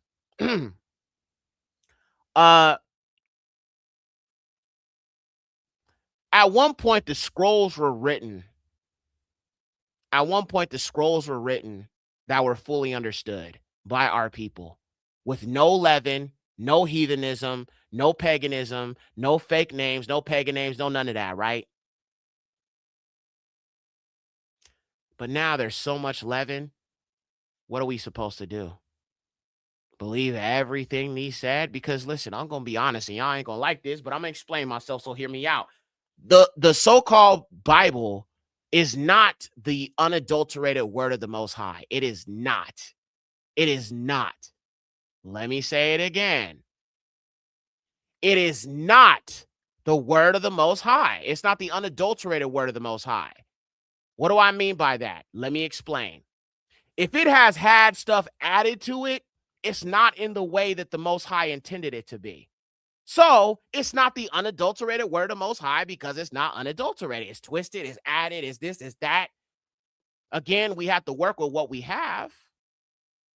We have to work with what the scriptures say, and there's some truth there, but you definitely got to have the Ruach to see through a lot of it. So if it's been changed and manipulated, it's not the unadulterated word of Yahuwah. It is a watered down version of Yahuwah. And that is part of the problem. When it got into the hands of the heathens, they took the scrolls and they messed them up and changed them and did all of this. And that's why I hate them so much. Because it's like, these people have this power to change our scriptures, bro. We just trying to serve the Most High. And now we trying to put things together, and then there's a virgin birth. People don't agree about that. They don't agree about Yahuwah being Yahusha. They don't agree about, just so many different things, bro. So here's another thing I don't like. When a person is trying to sit here and tell me the version of the Bible we have right now is completely perfect, because he seems to believe that. And that's kind of where the problem began with me and him. Because I questioned him. I said, you believe that the Bible is the unadulterated word of Yahuwah, or we were talking about the renewed covenant. And he's all like, he couldn't even give me a yes or no question. Well, I think it's hard to answer yes or no. And I'm like, bro, what are you doing? Just answer the question, my nigga. Why you always got to go all up in the cosmos with your answers instead of just answering a simple yes or no question? Then he was being condescending. Oh, so you sound like these camps, man. So what you saying, that you don't believe the Bible no more? Y'all know how he is, bro. And you're a grown-ass man, cuz. You shouldn't be acting like that at your age. You came on my page questioning some shit that I posted. And you told me, oh, teachers are held to a higher standard, as if I don't know that, my nigga. That's why I had to go and prove everything I was saying, which I've done, and you failed to do that. You still don't even understand grafting in is not applicable to heathens. You still don't even know that, my nigga. Somebody said I sound like Yogi Bear. Nigga, you tripping. He's more than the average bear, boo-boo. Nah. Why y'all be doing this, cuz? Y'all always be like, I be serious about something. They all make me laugh. I can never be serious or have a serious conversation with y'all niggas, man. Y'all always making me laugh. Y'all always making me forget what the heck I'm talking about.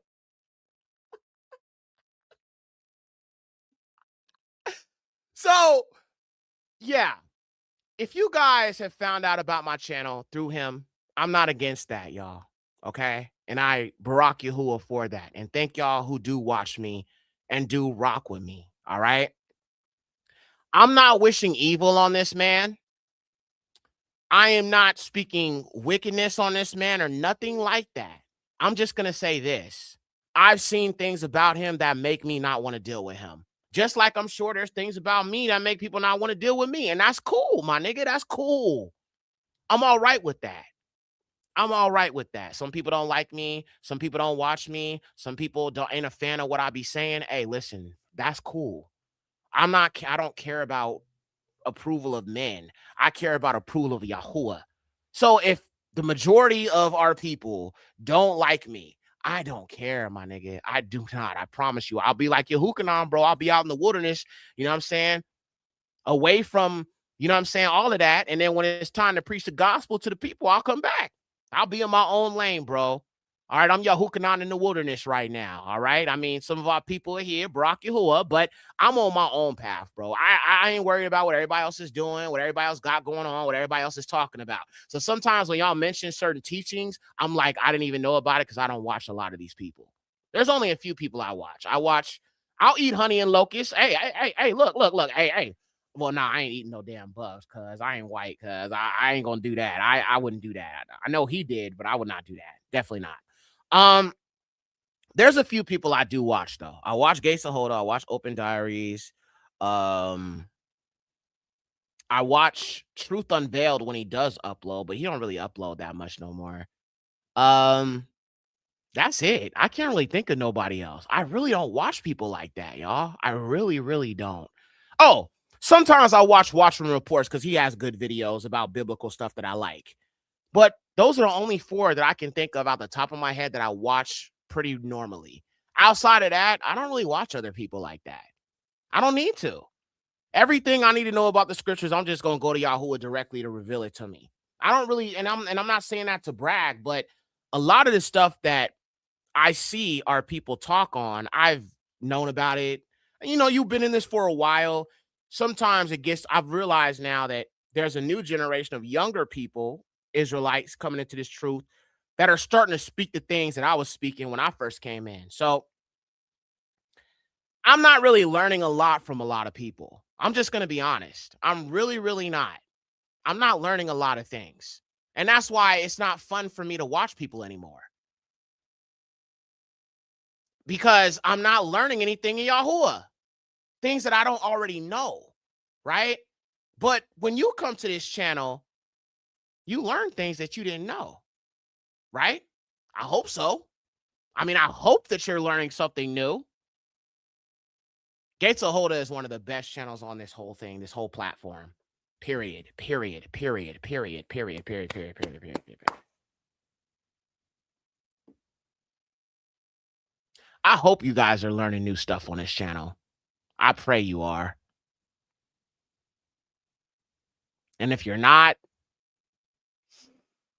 that's kind of disappointing, but understandable. Are you talking about Truth Unveiled 777? Yes. Yeram Yahoo or Chris. Yeah, that brother. And listen, I'm going to be honest. Some of the things he said, I didn't like what he said either. He was over here talking about jacking off and that not being a sin. And I'm not saying it is, but it just seems like he was kind of like justifying that in a way, like jacking off. And I'm sorry, I shouldn't have said it like that, but yeah, like, I mean, that just seemed like what he was trying to get at, and you know what I'm saying? And I was just kind of like, it was kind of weird. And then I don't know. And some of his teachings kind of seem a little weird, like he's trying to charge people to learn Abari and things like that. I mean, if you want to, you know, like $150 to get a bunch of documents about Abarith, and I just thought that was kind of weird. Like, why are you like trying to charge people to, you know what I'm saying, no Abari or Abarith or whatever? I mean, you barely upload, so it's not like there's a lot of things taking your time up, so that's kind of strange. You know, that's kind of crazy. Yeah, it was just kind of weird when he said that, and like some of the other things, and I was just like, oh, no. This is definitely kind of strange. So listen, y'all, I'm just saying this to say, I don't want y'all to, you know, and I'm bringing this out, and the reason why I brought this whole situation up is because somebody else brought him up, and I just had to make it clear, all right, that I don't really rock with that brother, man, and there's nothing against him. If he reached out and he wanted to talk and have a conversation, I'd be cool with that. I wouldn't turn that down. I'd be willing to, but at this point, bro, I'm just gonna focus on what I'm doing. He can focus on what he's doing. That's just how it has to be right now. The Most High is dealing with us all in personal ways. And I'm not, like I said, I'm not a fan of We Woke Now either. And I definitely think something's off about him because he seems to be so concerned about pushing this fake Hebrew and this Yahweh and Yahweh Shai and trying to disprove the name Yahuwah. So, you know, I have a problem with him just as much as I have a problem with Darak, Ibar. I have a problem with him because he's trying to come for the name Yahuwah too. I don't respect that. I don't respect any Negro who claims to be in the truth, and then we collectively waking up to the true name, and now you want to try to fight that because you don't know the damn name, because you don't know no damn Hebrew. I'm just saying, what's going on here? Y'all will still say, I hear him say Christ. I hear him say God. I hear him say all these pagan ass names, but I'll never hear him say Yahuwah. He say Yah from time to time. He say Messiah from time to time. But what good is any of that, bro, if you still saying these pagan names, bro? And the reason why a lot of artists are doing this is because they want mainstream success. Let's be honest. The only reason you're still saying these pagan names is because the world says these pagan names. That's why. And I'm not even hating. I'm not even hating, bro. I like their music, bro. I do. I like their music. I would just feel like they would be so much more powerful if y'all said the name Yahuwah, Yahusha, bro. What are y'all so afraid of? Like, I mean, I'm trying to understand here. See, the thing about me is I understand this too, because I stopped following DeRock when he started pushing the new moon, and I questioned him about it, and he literally blocked me. Anywho, I understand for me as an artist, I put myself into a box by saying these names, Yahuwah, Yahusha. But that's the thing. I ain't got nothing more than Yahuwah, Yahusha. Outside of that, I don't really got nothing else. So I'm okay being in this box. I'm okay with being in this box of Yahuwah, Yahusha. You know why? Because I devoted my life to live for Yahuwah, Yahusha. So I don't care if people don't know me because I use names they don't know, or I do songs in Hebrew and you don't know what the hell I'm saying. It don't matter. The production is going to be fire. So you may not know what the hell I'm saying, but man, you know that beat is hard though. Do I make bad beats? Come on now. Y'all know I don't, bro. I produce everything I make. Every song I've done it. Every song. Wrote it, produced it, engineered it, everyone. So my mind is behind every single album, song, single, whatever artist I work with, whatever voice you hear, I'm behind the beat every time. There's not one beat I've ever bought or borrowed or used at all. I don't do that. I make them all because I want to be the mind behind everything. I want to be that Negro who's just, he does this, he does that, he does this, he does that. He yaxer. That's how it has to be for me. I don't, and people send me beats and I'll be like, bro, please don't send me beats. I don't want them. I don't want beats. I don't want beats. I don't need beats. I don't. Barak Yahuwah. So I understand using the name Yahuwah, Yahusha, because the world does not know Yahuwah, Yahusha. You might say Christ or God because you want more mainstream success, or you want more Christians who might be looking at the Torah, you know what I'm saying, whole Torah movement or whatever, and might want to try to reach more people, which in a sense, I don't think that's bad. But if those people are listening to your music because you're saying these pagan names, you're sending the wrong message though. For real.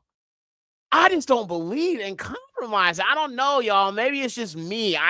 I'm never going back. What was the point of waking up if I'm still doing the same ish I was doing before I knew the truth? Yes, my old songs say God, Lord, JC, all of that. And that's why I never play them, because I hate that paganism I was in. Even though I didn't know, that's really what I genuinely thought was the truth. I don't like going back and listening to it because I just don't. Even my old videos on my old YouTube channel, I don't go back and listen to it. I don't even like playing it on here because I was saying those pagan names.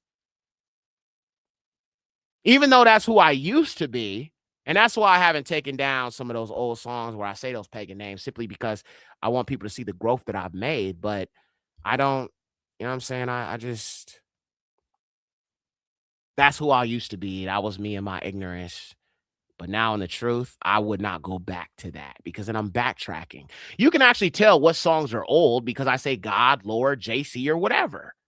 Just like Red Pill Drill remix. Even repping God, I get my bread still. Hey, say that you a woman, you a man still. Hey, right? That's old song, you know what I'm saying? You know the song's old because I'm saying the pagan names. That's one thing you can know about me. You know the song's old if I'm saying something pagan or saying some pagan name or whatever the case might be. But I would never go back, bro. I don't believe in that. Everybody's got their own path they walk, and I guess me included. And I can't really worry too much about what other people are doing. Yeah, I'm kind of disappointed that a lot of our people are scared to stand on the true names. Even though they make really good music, it's kind of sad that they're not willing to. And, you know, I guess Yahuwah got to deal with them in his own time. But I just know I'm not going back to no pagan name. That will never be what I do. I will never attach my name to paganism or the LORD or the GOD or the JC. I'm just not interested in none of that paganism. I've come too far in Yahuwah for me to go back. Not doing it. Is it okay to say Yeshua and Yahweh? Nope. Because them is not the names. If it's not the name of the Most High Yahuwah, I don't want it. Yahweh is actually a pagan god. That is actually a fake deity. That is not Yahuwah, and it's actually a deity of Canaan.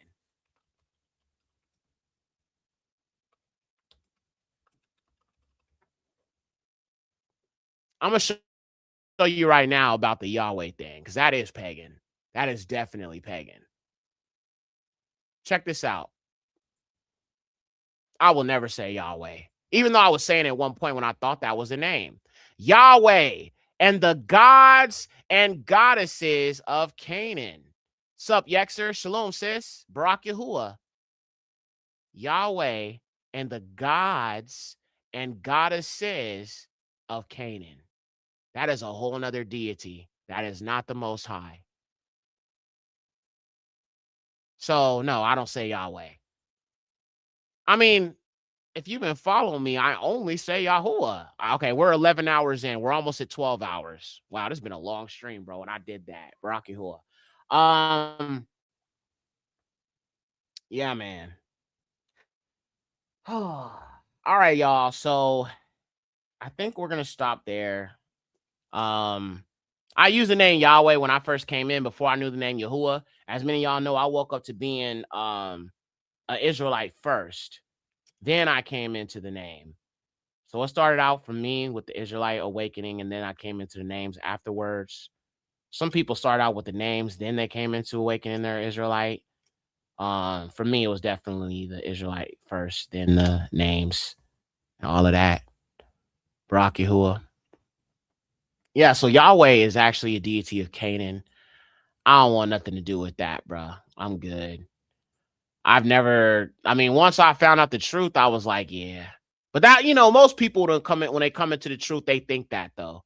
Like most people who come into the truth, they literally think that that's actually what his name is. You know what I'm saying? So I can understand, why a person would think that. You know what I mean? When you're first coming into this. Oh man, my song is playing. Okay, you know what? I don't care if YouTube bings me. I'm playing this damn song right now because my freaking song is on. All right. And I'm going to play this song on live. And I don't even care if I get dinged. I don't care if I get a copyright. I am playing one of my favorite songs, damn it. Y'all know this song, bro. Y'all know the Queen Lauryn Hill, man. Stop playing. Hey!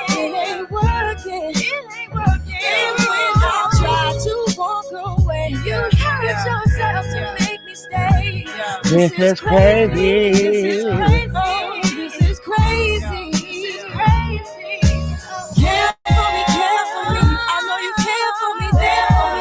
Okay, Barak Yahuwah, man. Barak Yahuwah. I love Lauryn Hill, man. Love her, bro. Like I said, bro, I will stand on it. She made one of the greatest albums ever and literally dipped. I'm still not getting over that, man. Like, and listen, I know she made like an acoustic album, after that whole thing. But the problem with that though is I feel like she didn't put much effort into it when it comes to, what she did with that first album, Barak Yahuwah. Yeah, I love Lauryn Hill, bro. One of the best. Oh, man, this song too. Sorry, I got a bunch of songs on right now that are kind of playing in the background. So when I jump off of here, I got some tunes to jam out to, bro. I love this song too, bro. All right, I'm going to show y'all the next one, bro. These are some songs I have kind of, on the playlist and stuff that I like to enjoy. Special. Oh, excuse me. I'm sorry. The hot chocolate. Bro. Hot chocolate. Yes.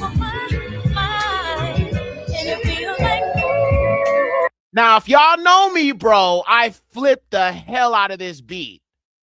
If y'all know me, y'all know I did a whole remix of this beat. Shout out to the fam who knows about your boy. I did a whole flip on this track, man. And y'all know about it, man. If y'all been following this channel, bro, y'all know I flipped this thing. I flipped it, bro. I did a whole circus act with this beat, bro. I mean, really more so the melody. I just added my own drums. I just took the drum. I took the melody, flipped it. That. Then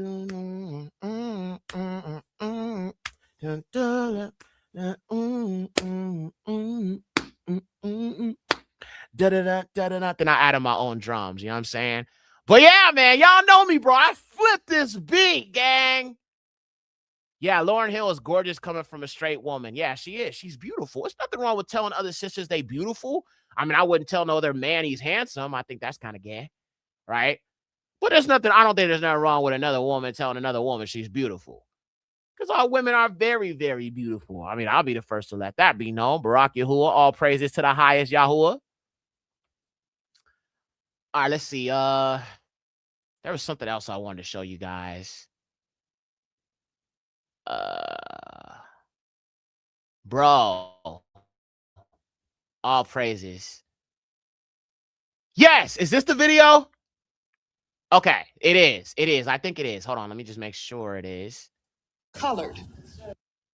Is this it? I don't know if this is it. Hold on, y'all. I'm trying to make sure, see if it is. Okay, no, that's not it. Oh man, hold on. I gotta show y'all this, bro. This is such an amazing photo. And that's why I said, bro, this fight that took place, my nigga, this is the fall of Esau, bro. Look how he got that nigga right in the mouth, like pop, nigga, bink. That boy said, bink, bink, bink, bink, bink, bink, bink.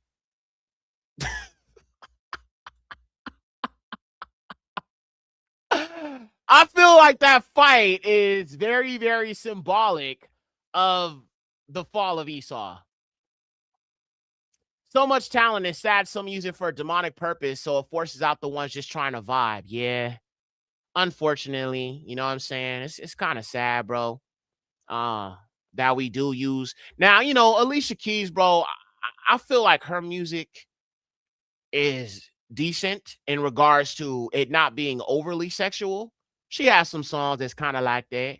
Hold on, wait. Uh-oh, this song is playing too? Hold on, bro. I don't know if y'all know this, bro. I mean, I'm an 80s baby.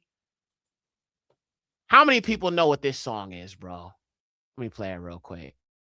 What song is this? Open up and let the funk flow in from this nigga named Jay and his newfound. What song is this? Hey. On the Solo Creek what? G. It's the BRAT. Putting a dip in your hip from right to left. It's that ghetto ass bitch. What song is that? So functified. So functified. Da. Hey, all praises to the Most High. Yes, functified. Yeah. These are all the songs, like, you know what I'm saying? I grew up, my dad used to play these songs, and oh, snaps. Hold on. I gotta play this too, bro. Okay, we talking about Yahudim right now. Okay. What y'all think about this one? What song is this? You better know this. Y'all. It's going down, fade to Black Street. The homies got at me, collab creations. Bump like agony, no doubt. I put it down, never slouch. Whoa. As long as my credit can vouch, a dog couldn't catch me. Say, tell me who could stop with Drake making. Fast forward. She's got class and style, street knowledge by the time. Hey, baby, never act wild, very low key on the profile. Hey, catching feelings is a no. Let me tell you how it goes. Verbs the word, spins the verb. Lovers hit curves so freak what you heard. Hey, yeah, that's the song. No diggity. All praises. You see, y'all, look, I'm not gonna lie, bro. It's some songs from my childhood that I still listen to this day because I'm a man who just loves good music, bro. I'm just a man who loves good music. All right. What y'all know about this right here? Man? Who this right here? Who, bro? Prince was one of, like, when I talk about somebody who's a true artist. Now, some people think Michael Jackson and Prince was neck and neck. I think they're both very eccentric in their own ways, but Prince off top was way better than Michael Jackson, simply because that boy can play multiple instruments anybody who's a multi-instrument, like that's what I'm saying. D'Angelo, bro, when he died, bro, I was jacked up behind that because he really influenced me. There's a lot of producers and artists and multi-instrumentalists that I grew up listening to, especially in the church, considering that it was so many people in the church who could play like multiple instruments and things like that. You know what I'm saying? I've definitely played a couple different things, but I was not like on that level where I could play everything. You feel what I'm saying? But I could play a few things, and you know, just growing up in that environment and just kind of the musicality side of my family and stuff like that, it was always something that I just loved. Is just like in general the music. Okay, all right, I'm about to give y'all a classic one. Some of our boomers, oh, they gonna know this. Some of y'all youngsters, y'all may not know about this, bro. This grown folk music right here. Y'all know about this. Who that right there? Hey. So suddenly, I woke up one morning. Hey. With you on my mind. Yes, No sister. matter what I did, Rock Yahuwah. Yes, yes. I couldn't stop thinking about you. What an instant. Oh, come on, Patty. Come on with it. Of yesterday.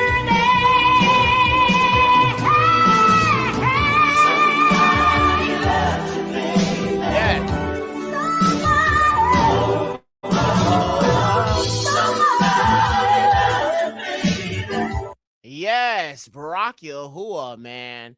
Somebody loves you, baby. All praises. Love it.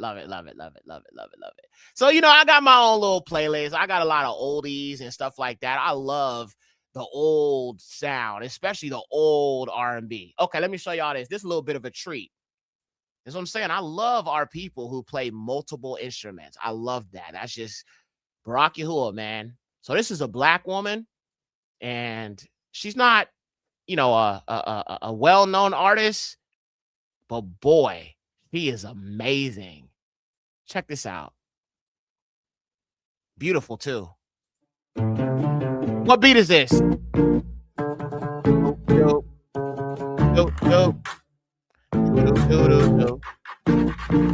Hey.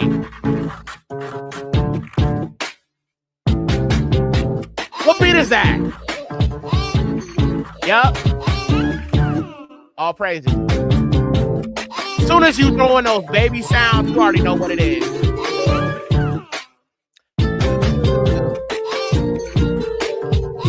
Bro, she's amazing. Tell me if you're that somebody. Are you that somebody?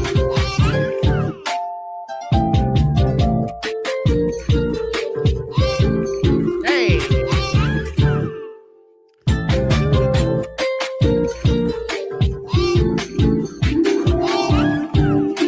Bro, she's fire. She is fire, bro. Heavenly. Yeah. Heavenly. All praises to the Most High Yahuwah. I love that. All praises to the Most High. It's a lot of artists and musicians and a lot of different people that I just be listening to. Okay, this is one of my favorite Tory Lanez songs. I like all his stuff, to be honest. I don't really like the whole heavy, like, you know what I'm saying? Some of like the super heavy auto-tune rapping he does where he sounds kind of robotic, but I like when he does the R&B stuff. And I like when he doesn't put so much auto-tune on his rapping. But this is one of the songs, one of the first songs I heard by him. And I was like, yeah, this dude's fire, bro. This one right here. The club on Saturday and Sunday. I used to pull up every week, you should have seen her. The way she did it, nobody could do it cleaner. I seen her in a suit for my birthday. And I can tell you the reason these niggas thirsty. Okay, all right. I don't want to show too much. But yeah, you know what I'm saying? I love Tory Lanez, bro. Tory Lanez to me, bro, is just, I just rock with him. I just like his stuff, bro. And I can't say that about every industry artist, bro. And I don't really listen to a lot of people, but yeah, I love his sound, bro. His sound is fire. Barack Yahuwah. Let's see who else. Okay, let me see what else I got on this timeline. Because I wanted to show y'all something else. I'm trying to find it. I'm just showing y'all random stuff at this point. Wow. Barack Yahuwah. Okay, let's see here.